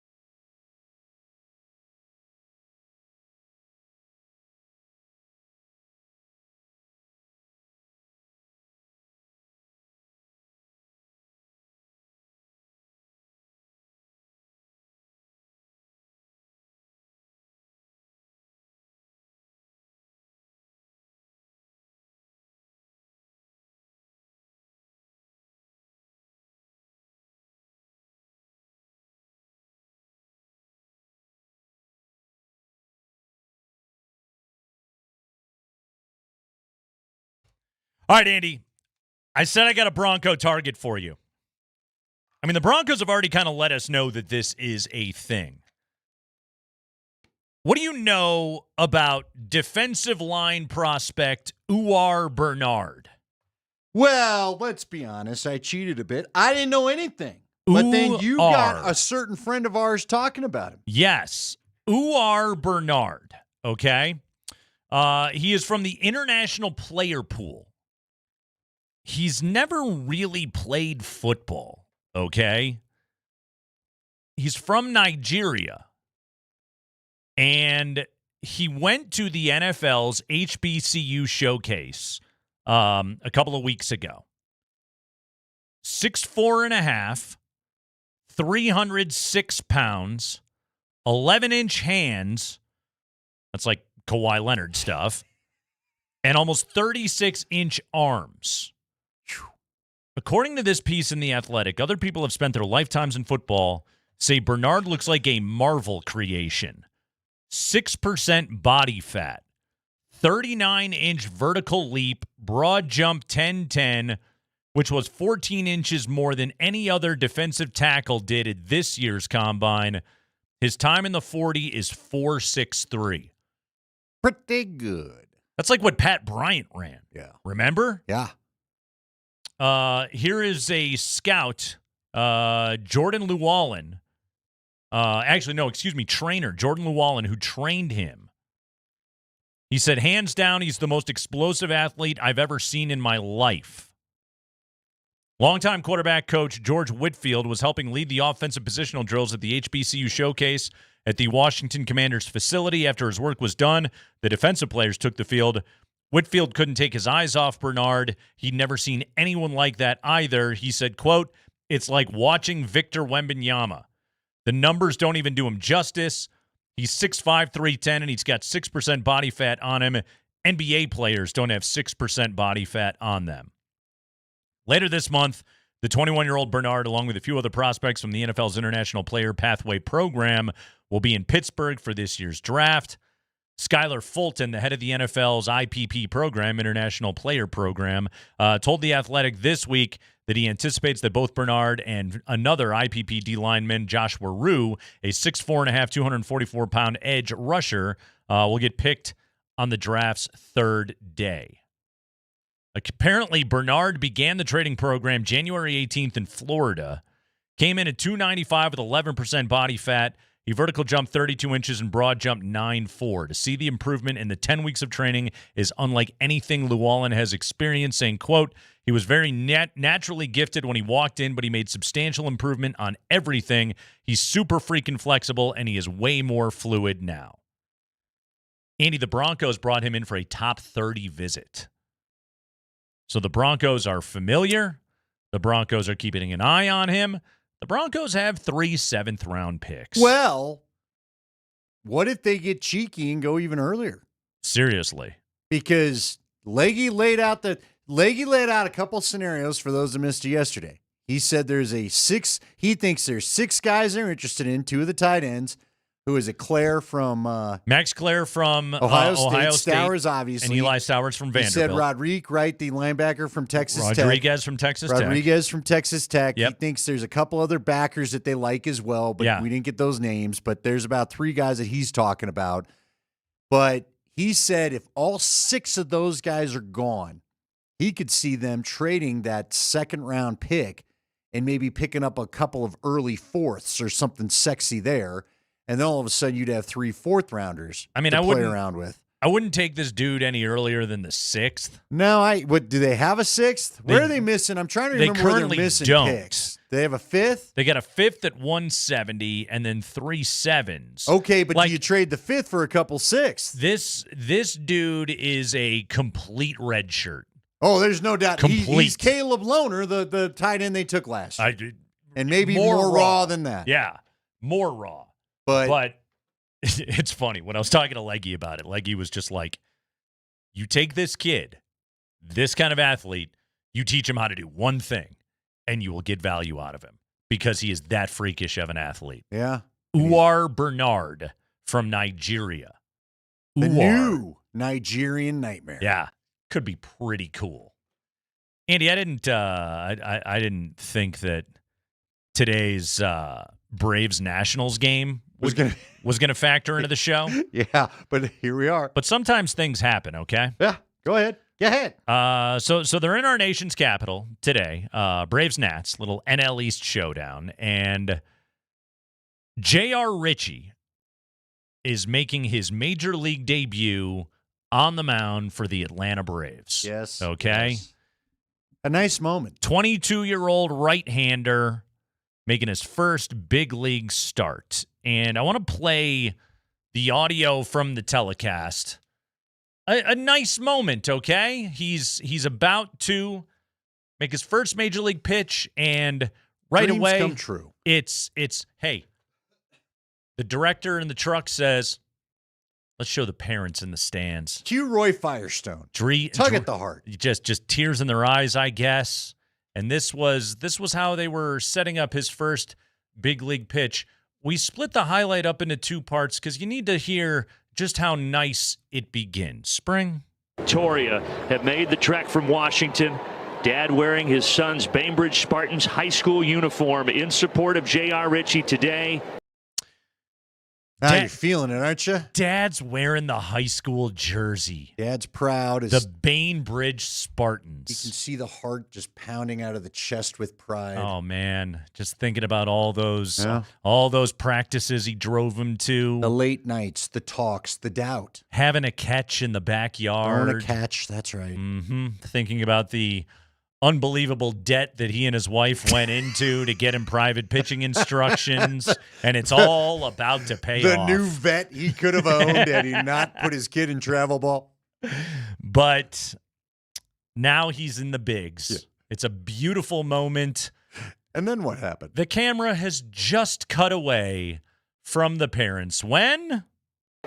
And his first big league pitch is hammered deep to right. And it is gone. James Wood greets him rudely and makes it 1-0 Nationals. Oh, you can hear the anger in the announcer's voice. I set it up like that. I can't get a strike. You can't just give me a strike. You're going to hammer the kid's first pitch. Spring, can we hear the hit again? Just That's throw another one of those hits. Just throw a low fastball. Yeah. That's all we need. Just give me a moment. Can you just look at the kid's first pitch? To let it breathe. Instead, he grooves see what the he's thing, got? and James Wood annihilates it. Listen to this contact. J.R. Ritchie today, and his first big league pitch is hammered deep to right. It sounds like he took an axe to a branch. Vance Holy Joseph, cow. I should say. Oh, no. Got VJ in there. Wasn't ready for that. Hey, you know what, though, Andy? There's always more to the story. Okay, good. I'm glad. J.R. Ritchie. Yeah. Went 7 innings. Okay. Gave up 2 earned, allowed 5 hits. He struck out 7 in his big league debut. And the Braves beat the Nationals 7-2 as J.R. Ritchie got his first major league win. Yeah! Like they say in college, it's not where you start, it's where you finish. It's where you finish. Congrats to J.R. Ritchie. A beautiful Now, voice of the Braves. end of the story. Maybe wait for the story till he's got a few in. Because, again, the sound of that hit Spring, give us the full lives in my nightmares. highlight. One more. Give us the uncut version of it. This is how it sounded. Beautiful moment turned. Welcome to the show, kid. Victoria have made the trek from Washington. Dad wearing his son's Bainbridge Spartans high school uniform in support of J.R. Ritchie today. And his first big league pitch is hammered deep to right. It wasn't even like long fly ball to the track. It was. It was no doubter. Judging by the sound of that hit, that thing launched quicker than what was the shuttle we just took out? The Artemis the 2? Artemis didn't have that kind of traction leaving Earth's atmosphere as that first pitch did. You know, when 6'6", 230-pound James Wood and his OPS over 1,000 are digging in, maybe give it a minute before you show mom and dad. Could you also just let the kid having him? Could you just look at the first pitch? Probably another one's coming. Nope. Now, hey. Nope, not if you're going to throw a meatball like that. Yeah. I like that, rookie. You didn't see that in AAA, did you, pal? His dad. They show the dad? Oh, the dad. Did they cut back I to hope the they went back to the dad. Just staring at the ground, just shaking his head. You know what, though? Kid came back. Got the Kid dub. showed gumption. Got the win. Got it done. That's Spring, the sound of the contact. That must live on forever. And just smoked. A few moments later. You know, I asked you to grab that, but it turns out it wasn't even a few moments later. It wasn't moments. The kid didn't even get a moment to enjoy his first start because he was getting just drilled. That thing left. You know what? He couldn't ask for the ball back because they never found it. What?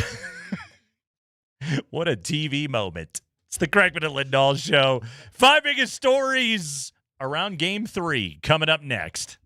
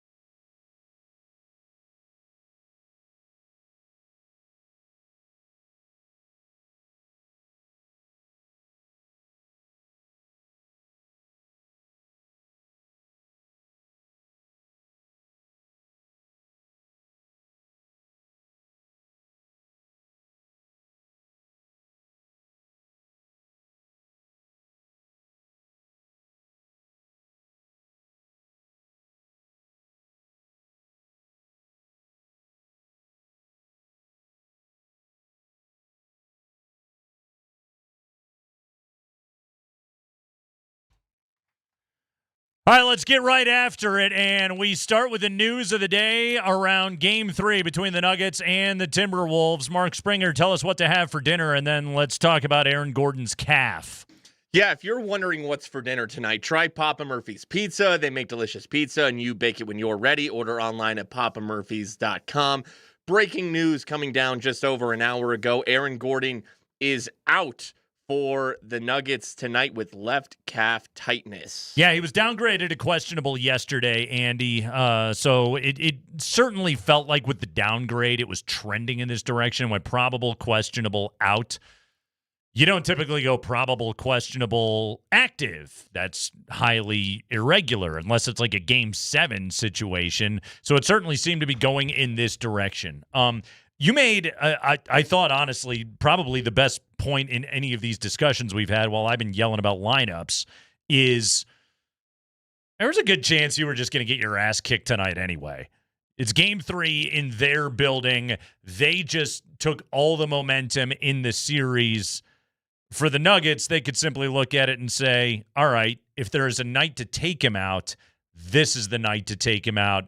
That makes Game 4 the must-win. Then we get back into our building at 2-2. We love our chances in a Game 5, and let's try not to replicate what happened 2 years ago. Yeah, and the reality is, you don't want to – he gets now 5-6 days rest, whatever it would be. Yeah. If he goes Saturday, from Monday to Saturday, what, 4 full days? Yeah, and maybe he looks more like Game 1 Aaron Gordon instead of Game 2 Aaron Gordon, where we all started to worry something was going on because he really did not look himself Game 2. Yeah, so that could be ideal. Let's talk about this from the other angle of it now. My plea has been to start Julian Strawther tonight. And honestly, like we had written down, one of the topics we wanted to hit tonight was like, who is the reserve that should get minutes tonight that hasn't played so far in this series? The 3 names that I had written down were Julian Strawther, Jalen Pickett, and Zeke Naji. Okay. I think Zeke's just a bad matchup in this series. Yes, he's tall, but that's kind of all he's got going for him. And it has to be a smaller lineup that he's out there against. Otherwise, Rudy will just crush him. With Jalen, honestly, like I still think there's room to get Jalen Pickett 6-7 minutes tonight for the purposes of take some ball handling duties away from Jamal Murray for a while and maybe preserve him a little bit better in this game. Plus, Jalen can hit spot up jumpers. Like, he can do that part of the job. He's just small. That's against a giant team like Minnesota, that's the challenge, is the rebounding disadvantage you give yourself. Julian can't stay in front of anybody. Right. Like, Anthony Edwards will kill him, and that's going to make it tough on you. What you hope for is that Julian's shooting, playmaking, 3-level scoring, and rebounding is enough to offset what he is as an on-ball defender. Yeah, I don't mind that. Here's where I get frustrated, and I am with you. You and I are in agreement. Julian Strawther's the guy you put in right away. If nothing else, maybe he can run down some rebounds and try to help you on that end. We know he can't play good defense, but again, they're going to miss shots, and you need to get the ball when they do and not give it back to him as much as you did the other night. Yeah. Here's where I get frustrated, and please understand where I'm coming from. If you're not going to play Tyus Jones, then why the hell is he on the roster? Don't know. That's why you could have a David Roddy. And I'm not saying David Roddy is going to be the Superman or linchpin, but David Roddy would give you one more physical body when you're not sure about Spencer Jones. You know you don't have Peyton Watson, and now you're hurting without Aaron Gordon. It's a good point. You brought up Spencer Jones right there. I don't know if he can start. I don't know what his minute capability is. I don't know. Honestly, I thought he played well. Offensively, he was okay in Game 1. Defensively, he hasn't looked good so far in this series. I don't know how far you can extend him. He clearly has to play tonight, and hopefully you can get 15 minutes out of him tonight, 15 serviceable minutes out of him. Hopefully he's starting to recover and his physicality will increase, because he's a very good pick-and-roll defender. Like, you need him in those actions that Ant and Rudy or Ant and Julius Randle run together. Like, he's better at getting over screens than anybody else on this team, Christian Brown and Peyton Watson included. So, he's got to play. And like, if all things were equal and Spencer could play 30 minutes, I would say start him. I just don't know if you can. Yeah, and is he in shape to even try to? Right. Let's What's his say everything conditioning? feels great. Right. He has not played a lot down the stretch. Yeah. What is his conditioning? So, And your adrenaline's going to be up. You know what I mean? He's going to lose conditioning a little quicker. much more on this coming up at 5:20. But right now, we continue on some other storylines in this series. Spring. High five. Jaden McDaniels talked to the media in Minnesota today. Let's play the first minute of his comments responding to what he said about the Nuggets after Game 2, that they're all bad defenders. Jaden, your comments after Game 2 got a little attention kind of the last few days. Just kind of what do you think of the discussion around it? I don't know. People have their own discussions. I'm just ready to play tonight and just go win Game 3 for real. How do you feel like this team's mindset is going into Game 3 after getting that one in Game 2? I'd say our mindset is where it needs to be. Everyone's confident. Everyone knows what we need to do to win, and we just got to go execute in the game. But I have to say we're all super confident tonight. Were you surprised at how much that got picked up? A little bit, but it's whatever. It's the playoffs, so that's probably why. But I'm not tripping. Have you seen some of the responses to it, or are you blocking that out? Nah, I mean, you go on your phone. It's hard not to see it, but it's whatever. I said what I said, Did you want to make a statement from the team, too? Was there leadership there? Nah, I mostly lead by example, so, I don't do a lot of talking like that. I try to lead by example, so I don't know. Says the guy that said the most controversial thing in the NBA playoffs so far this year. Right. Uh-huh. And the reality is nobody really said too much about it. Remember, Cam wouldn't address it at all. Cam he said, dismissed I'm not it. talking about it. AG dismissed it. Adelman said, look at our defensive rating. Which is better than Minnesota's so Right. far in this series. But nobody addressed him directly. Exactly. It was most of those questions were just like, hey, what did you think of the chatter around the chatter? We've lost the plot, guys. Ask him about what he said.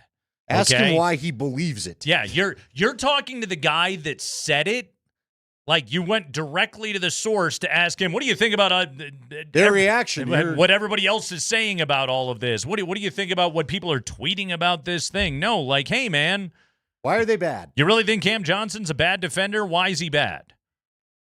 Dig into it a little bit, okay? But, again, we have to chatter about the chatter. David Adelman, he chattered about the chatter. What else do we got from Adelman here, Spring? High five. David Adelman went on PhD on this station today, and they asked him about his response to Jaden McDaniels, where he said, can't wait for the podcast.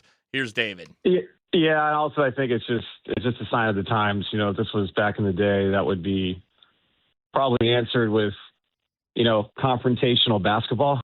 But nowadays, it's a lot of people talking all the time. So it's not like it's nothing new. You have players now that are, speaking about the season, their team, other teams, other players during the season on their own shows and all those kind of things. So, yeah, I didn't really think about it at all. Once I heard it, I just kind of moved on with my day, and that's what I'm doing today as well. So is that the message of the team? Is that there's not going to be confrontational basketball from that? Is that the message?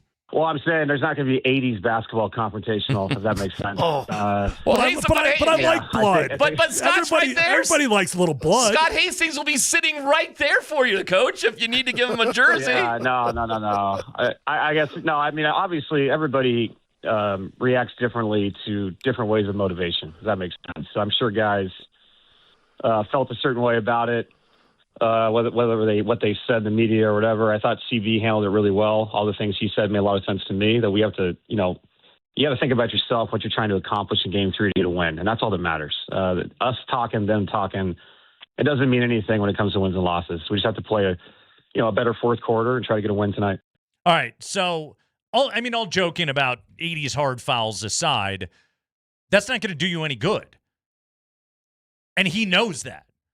And what Christian Brown said was about, we have to do our jobs.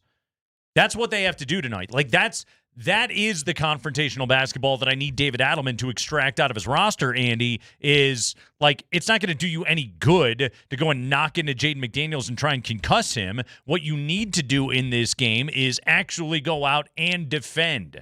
That's what you have to do, and that means sticking to your defensive principles. A part of this, too, is like if you're too jacked up and keyed up because some guy said something that pissed you off, then are you going to be focused on your defensive assignment, on your rotations, on your footwork, on your matchups, everywhere you're supposed to be? This team will be an adequate enough defensive team if they do the smart and little things correctly. Yeah. Yes, and you need to rebound, and you need to do all that. Again, I like Adelman or Scotty. A nice hard foul to let you know we heard you wouldn't upset me early on by an inconsequential player, but that's not going to happen. The and problem at the end of is the day, you don't have inconsequential players. No, you really don't, and not with this. Okay, you know what? I'm trying to process this. Okay. You okay? A writer from The Athletic has written that according to the Nuggets, no decision has been made tonight. On Aaron Gordon? On Aaron Gordon.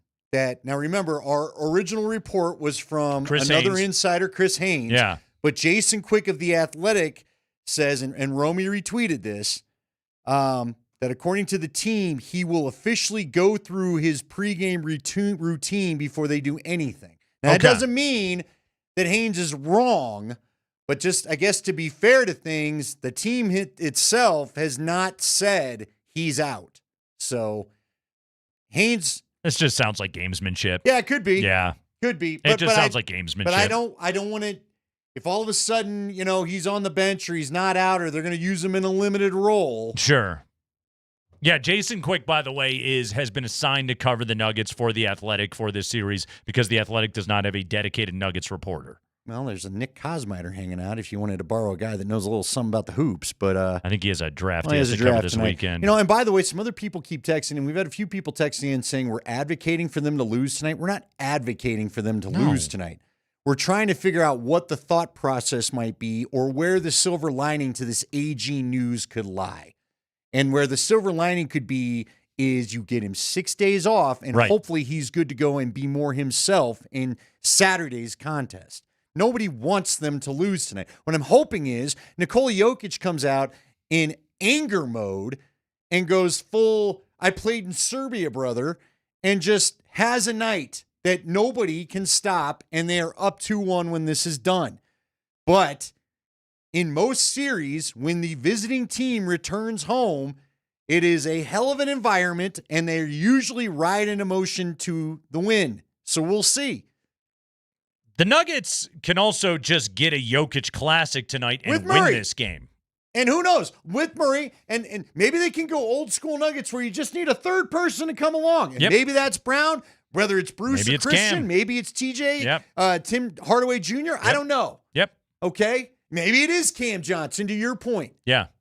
And maybe Jonas Valanciunas has some shock left in his bag for all of us to witness. I don't know what the hell is in your ears that you heard that conversation and took that as us advocating that the Nuggets lose tonight. No, we're trying to think what the long-term play is, and we're hoping for the best. Yeah. Q-tips, guys. Just don't jam them in too far. Take care of your eardrums. Go ahead, Spring. High five. Yes! Oh! Let's do it. We got 2 game threes tonight. We do. You also have the Avs at the Kings. And by the way, when it's a 1-8 matchup and it's a 2-0 series lead, Game 3 is far less compelling. It doesn't mean that the game is going to be any less. It just means we all expect the Avalanche to just go win tonight. They could. Yeah. And again, kind of what we just laid out. Yeah. I won't be shocked if this is the emotion game that the Kings get, and then you have a gentleman's sweep. Anton Forsberg could go out there and completely ball out or puck out, as it were, and the Avalanche and the Kings could get a couple of stupid goals, and boom, we could have a 2-1 series. It's very possible. It's just the Avs are so much better than the Kings. Nuggets-Timberwolves is a much more even matchup, and it's a compelling rivalry. The Avalanche are just tolerating the Kings for a while. Go ahead, Spring. It looks like Scott Wedgwood. It looks like he's going to get the starts. I don't know how could you not start him after that game? Right. Why wouldn't Again, if you get up 3-0 and you decide you got to get Blackwood the net one night, I guess that could be how it goes. Yeah. But as long as Wedgwood's playing like this, right.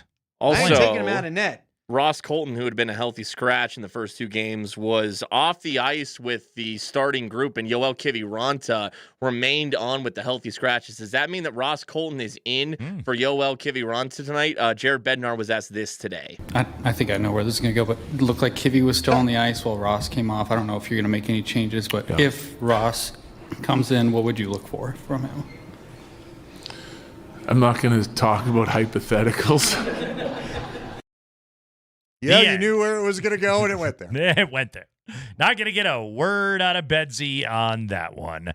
We will have the Avalanche and the Kings tonight on AM 950 with your pregame coverage beginning at 7:30. That's over on AM 950. Puck drop a little bit after 8 o'clock. Nuggets and Timberwolves pregame at 7. Tip-off at 7:30. Keys to winning these Game 3s tonight. That's next.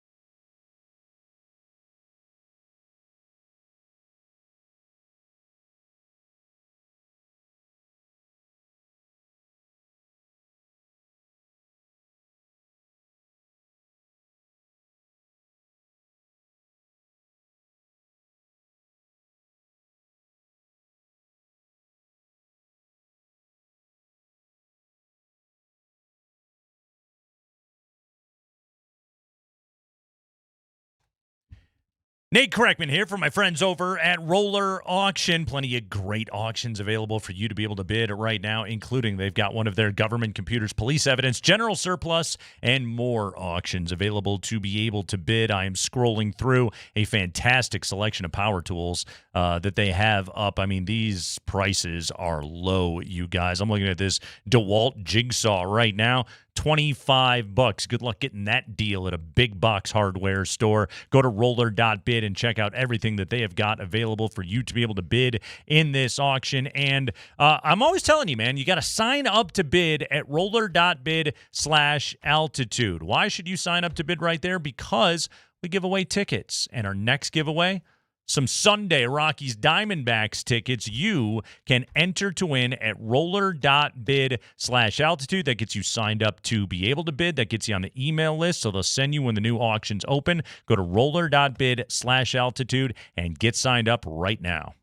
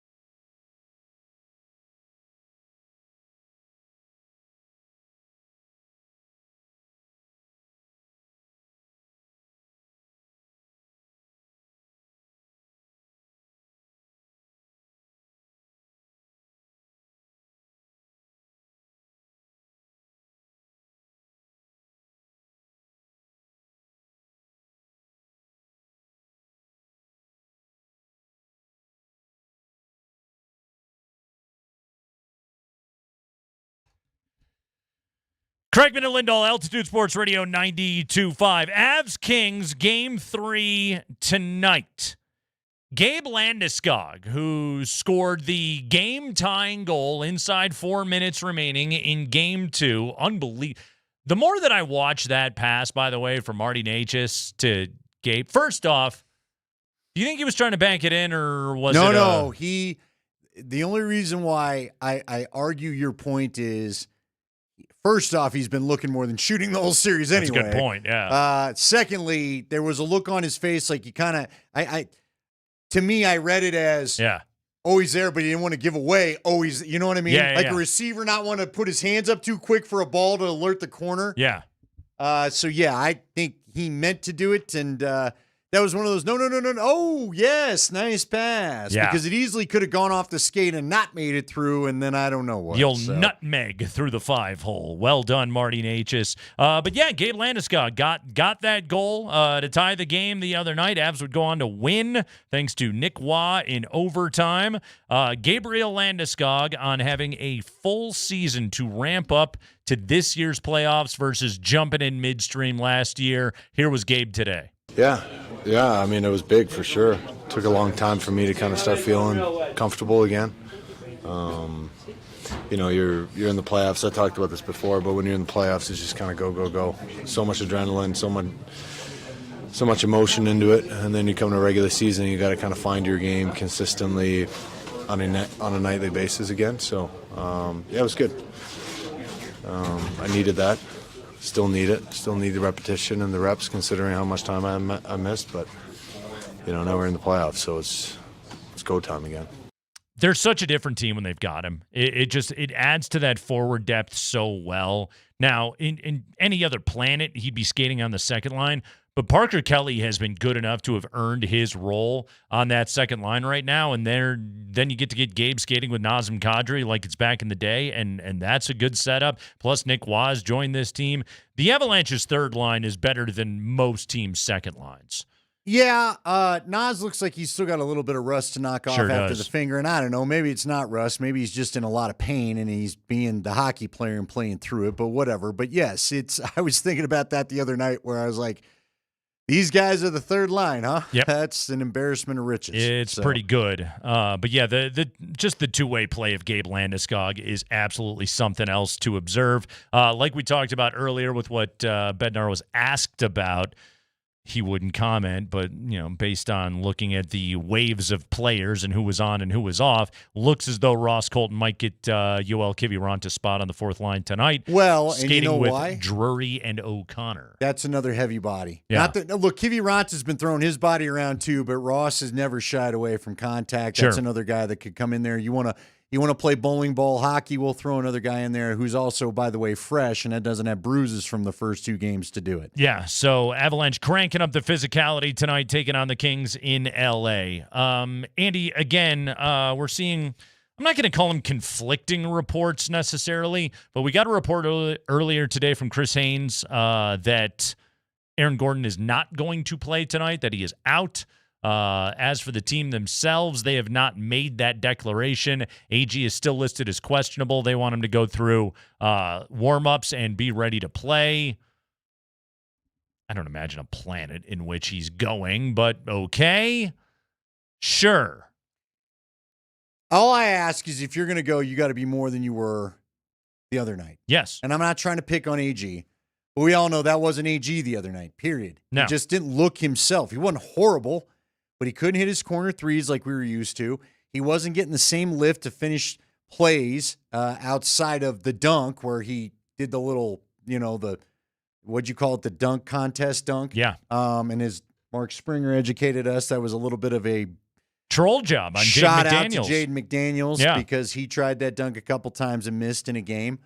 But he's got to be able to play physical. He's got to be able to put that forearm in the back of Julius Randle, and he's got to be able to stay with him. And if that's not how you're going to be able to be right now, then rest up and be ready for Saturday, I guess, because it just feels like he probably needs some rest. So something Dan Hyatt pointed out earlier is let's talk about shot selection in this game a little bit for the Nuggets. The ball needs to find the paint. way more than it did, especially in the second half. I think the gassing out of what happened with the energy of the first quarter, not being able to sustain into the second quarter led to all of this, but also the fact that the ball was not playing inside out the way it needs to when the Nuggets are at their very best. And that can come from either Jokic post touches, that can come from Jamal getting downhill in a pick and roll situation, that can come from the slashing of Christian Brown or Cam Johnson. It can come in many different ways, and sometimes it's going to lead to layups, and sometimes it's going to lead to floaters, and sometimes it's going to lead to kickouts, and maybe that then gets the Minnesota defense behind the ball in the rotations. Like that can create so much for Denver offensively. Listen to this, okay? This was Hyatt's breakdown here, okay? Nuggets jump shot field goal percentage. Their field goal percentage on jump shots. The other night in game 2, first quarter 58%. Second quarter 44%. Not as good, but still you'll take it. Third quarter 20%. Fourth quarter 31%. Yeah, they sucked at shooting the ball in the second half. Now, it's an energy thing, to be sure, and there's also the part of it, and I'm sure if you asked Jamal Murray, he would just tell you, and he basically did tell us after the game, I just got to make more shots. Yeah. That's on me. Like, I took shots that I normally make, and I didn't make them. That's why we lost the game. That's Jamal's approach to all of this, which, like, there is an element of truth to that, Andy, but also, like, you can also create more open jump shots that aren't just, Jamal step backs. Yeah. Or Jokic fades or anything else like that. You're taking high degree of difficulty shots, which, again, both Jokic and Jamal make a lot of those. Sure. But to your point, why don't we make it not so necessary for some of those? Let's not just live that way. Because guess what? You found out the other night you're going to die that way sometimes too. Here's the biggest thing for all the hand-wringing, and I'm chief among them. You also just got to not have a second quarter where you go completely dry and show no intention of trying to get back into the right habits till the second half. Right. I mean, again, they did lead 93-90, if I'm not mistaken, heading into the fourth quarter, didn't they? They were up 5 when Jokic came back. Okay. And it was under 8 minutes to go. You got to win that game. You got to win the game. And again, part of the reason why you had to do what you had to do was because you had a horrid second quarter, and yet none of you would quit taking threes and wouldn't go to the paint. Yep. So don't do that. They need to get Joker, again, touches closer to the basket to be able to open things up a little bit. Jokic's numbers so far in this series, 24.5 points, 14 rebounds, 9.5 assists. He is shooting less than 50% from the field, and he is shooting 21% from 3. He has made all of his free throws. But what we have learned so far in this series is a 25-point triple-double from Nikola Jokic is not enough. Tonight has to be a big Jokic game. In the regular season, he averaged 36, 15, and 11 in 4 games against Minnesota, and the Nuggets won 3 of them. If Denver is to win this game tonight, I think he has to have that kind of performance.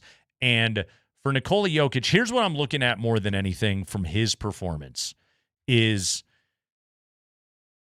we've seen Joker do this in series before, where sometimes what the opponent is doing to him defensively can give him problems. Like, as much as we mock the Rui adjustment, well, the reason why the Rui adjustment was a story was because it did work for a quarter. Yeah. Like, and then Jokic annihilated it after that, but it did work for a minute. Like, so far, playing Jokic straight up with Rudy has worked in this series. And Jokic has taken a more passive approach to it. And Jokic's numbers when Gobert was on the floor the other night were really bad. What I hope for is his dunk with 45 seconds left in the game the other night on Rudy Gobert is a highlight that hopefully he watched in film a few different times. And he remembers, oh yeah, if I attack this dude, he's going to win sometimes. Like, Rudy's great. He's going to block some of Jokic's shots.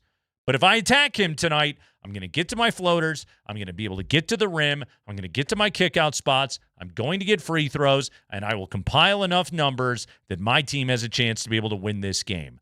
That's where, when I say, like, this is an opportunity to have a classic Jokic game, we've seen him do this before. Game 3, it's like, okay, I've processed everything you've thrown at me, and now I'm ready to deploy my greatness. And I hope that's what's about to happen tonight. I really do. Yeah. And it wouldn't surprise me if it does. And they go and get game 2, and then or game 3, maybe they even take both games in Minnesota. Who knows? Yeah. So that's what I'm hoping for. He's also only taken 4 free throws a game so far in this series, down from 7.5 in the regular season. Go get fouled, dude, but you're not going to get fouled if you're sitting on the perimeter. Well, and not only that, but you got to just look, you may not get the whistle tonight. Yeah. Not because Scott Foster's reffing. We've had a lot of people text that in. I had a tweet sent to me in the whole day. I get Scott Foster's reffing. Bottom line, they're in their house. Yeah. And sometimes that means a home crowd, home team gets calls for a while. And so that may happen tonight. The problem is, Nate, and you kind of hinted at this the other day, I do think when it comes to the T-Wolves, one of the things they still have some big bodies in Naz Reid. Julius Randle's not a lot of fun, and you got Rudy Gobert. And when he doesn't have Aaron Gordon to go in there and kind of share some of the physical play, he gets beat up, and that's maybe why he looked a little tired the other night. He's the one taking on all the dudes. Yeah. So that's why it'd be good if a Spencer Jones or again, you're going to probably have to play Val no matter what. Yeah. So if Val could not foul, try to get through 5 minutes without foul trouble and at least go bang with Rudy for a rebound or something. Try to somehow wear one of those dudes out a little bit so it's not all just Nikola doing all the physical heavy lifting. I don't know. But yes, I agree with you. This is the typical Jokic pattern where now he's seen what you got. Here's what's new. Here's what I've got for you. You know who I would like to have a really big game tonight? And he played well in game 2, but I think there's a lot more. I'd like a big Tim Hardaway Jr. game I'm tonight. with you. I wouldn't mind him going for 26 tonight. There's a veteran guy that I think's got some dog to him, as they like to say, that I think could come out. He won't be intimidated by the environment. Nope. Maybe don't have a spaz attack on the floor and blow a bunch of energy. You know what I mean? Don't do that. You know, it's so Good funny. news is it's harder to do that on the road. Yeah. Yeah. So anyway, yes, just maybe a third place finish in the 6th Man of the Year voting will inspire him to say, nope, I'm better than Jaime Jaquez and Keldon Johnson. Here's the biggest deal. If Joker and Jamal are going, just third or fourth guy come along, please. Nuggets tonight. We will preview that matchup when we come back. Little game day heat check for you. Plus, Andy, Mike Vrabel talking to reporters in New England on a day where they can't stop publishing more photos of him and Diana Rossini. We'll tell you what the Patriots head coach said after this.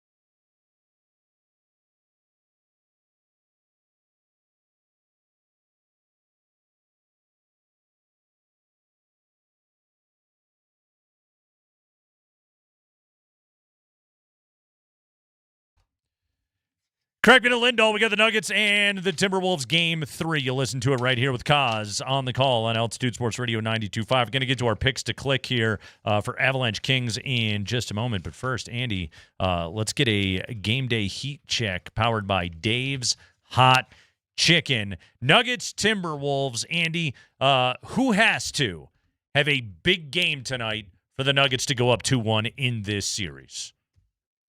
Dude, Nikola Jokic. I'm sitting here trying to get creative, and I always like to do that, Yep.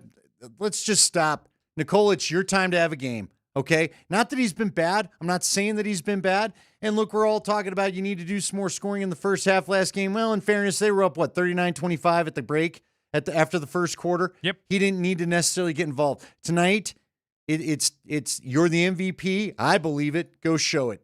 Go show it. Because if you're you, they got their hands full all night.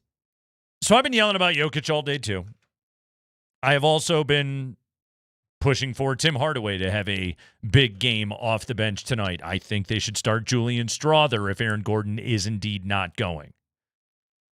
But I'm also right now taking a look over at our buddy, big number 27, Jamal Murray. Yep. Jamal shot 48% from the field and 44% from three this season. I know it's the playoffs. I know things tighten up. And I know Jaden McDaniels is really big with extremely long arms. But right now, Jamal is shooting 38% from the field and 27% from three, including 0 for 8 in Game 1. Obviously, he was better in Game 2, but still, he missed 8 threes. He is scoring 30 a game, okay? The contrarian would say, what more do you want out of a guy averaging 30 a game in this series? What I would like out of him is more efficiency, better shooting, which I'm pretty sure Jamal has criticized himself in the last couple of days for not making enough shots. Two-man game is enough to win, but two-man game is why you lost Game 2. It's got to be huge tonight. Obviously, Jokic has to be big, but Jamal Murray, I want better efficiency from Jamal Murray tonight. That's who I'm saying I need to step up. I need heat checks out of Jamal Murray. Dave's Hot Chicken bringing the heat to Denver with 7 spice levels. 7, man, from not hot to Reaper.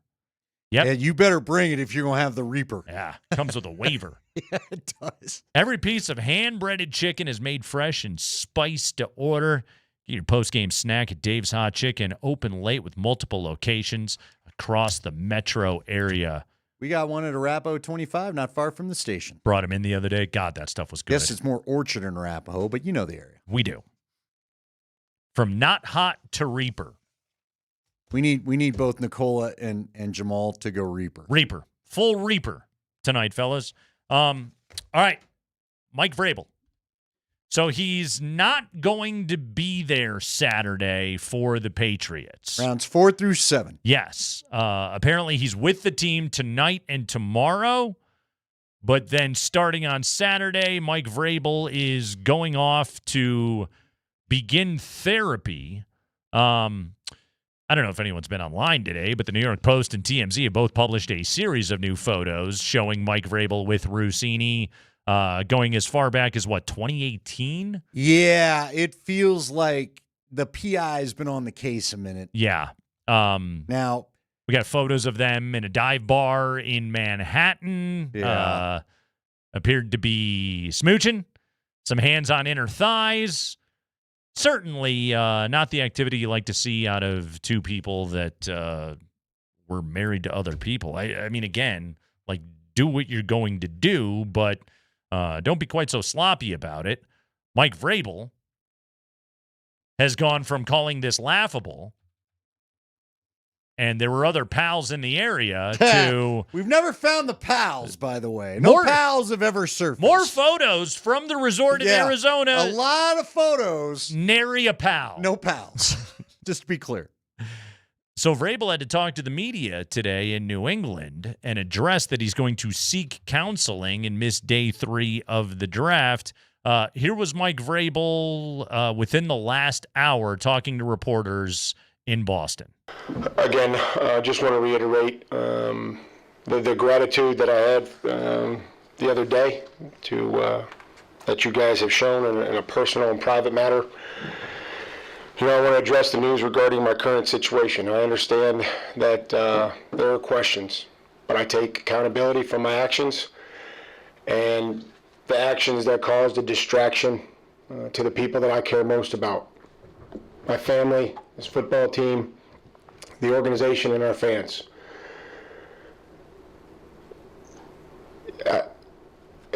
My previous actions don't meet the standard that I hold myself to. They don't. And what I believe is best for the two most important things in my life, my family and this football team, is for us to take the necessary steps to work together and to give them what I told them I'd give them, which is the best version of me. And that's what we're going to do. And that's going to start, that has started, that'll continue this weekend, and it'll continue for however long it takes for me to give them and to complete that promise of giving them the best version of me possible. And that's what's going to happen, and that's what's been happening. All right. Serious question. Will this ever be about football again? I mean, again, he's not dealing with typical NFL media before. And you and I have seen these kind of stories where this is Today's Show guys stuff from the football world who are used to being able to have some control over the media that they deal with. Because again, say over the narrative. To be fair, you and I, if we were reporters, we can't go bring this up every day. They'll pull our credential eventually. Sure. And that's kind of how we got hired to make our living. But the New York Post people, they don't need your access all the time. They don't need to let this story die. Like you said, Good Morning America, USA Today, anything national does not need to let this story die. Is he in such a spot? Is he going to have to resign?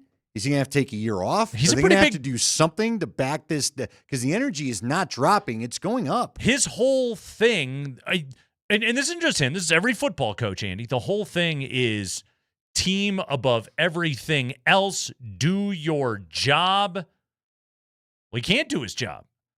He has to go to counseling because he has been essentially caught with his pants down with an NFL reporter. Okay, let me ask another question of you.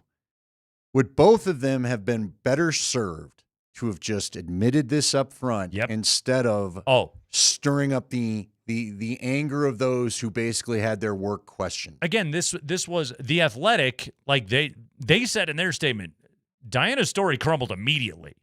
We asked like 2 follow-up questions and it was gone. Okay? Like there were no pals. There were no receipts of Uber rides or pickups at the airport regarding the pals. Okay? So very quickly, that story went kaput. According to the reports, it was Rossini and Vrabel trying to coordinate their story together that they gave to the New York Post. Remember, Vrabel called the whole thing laughable. What was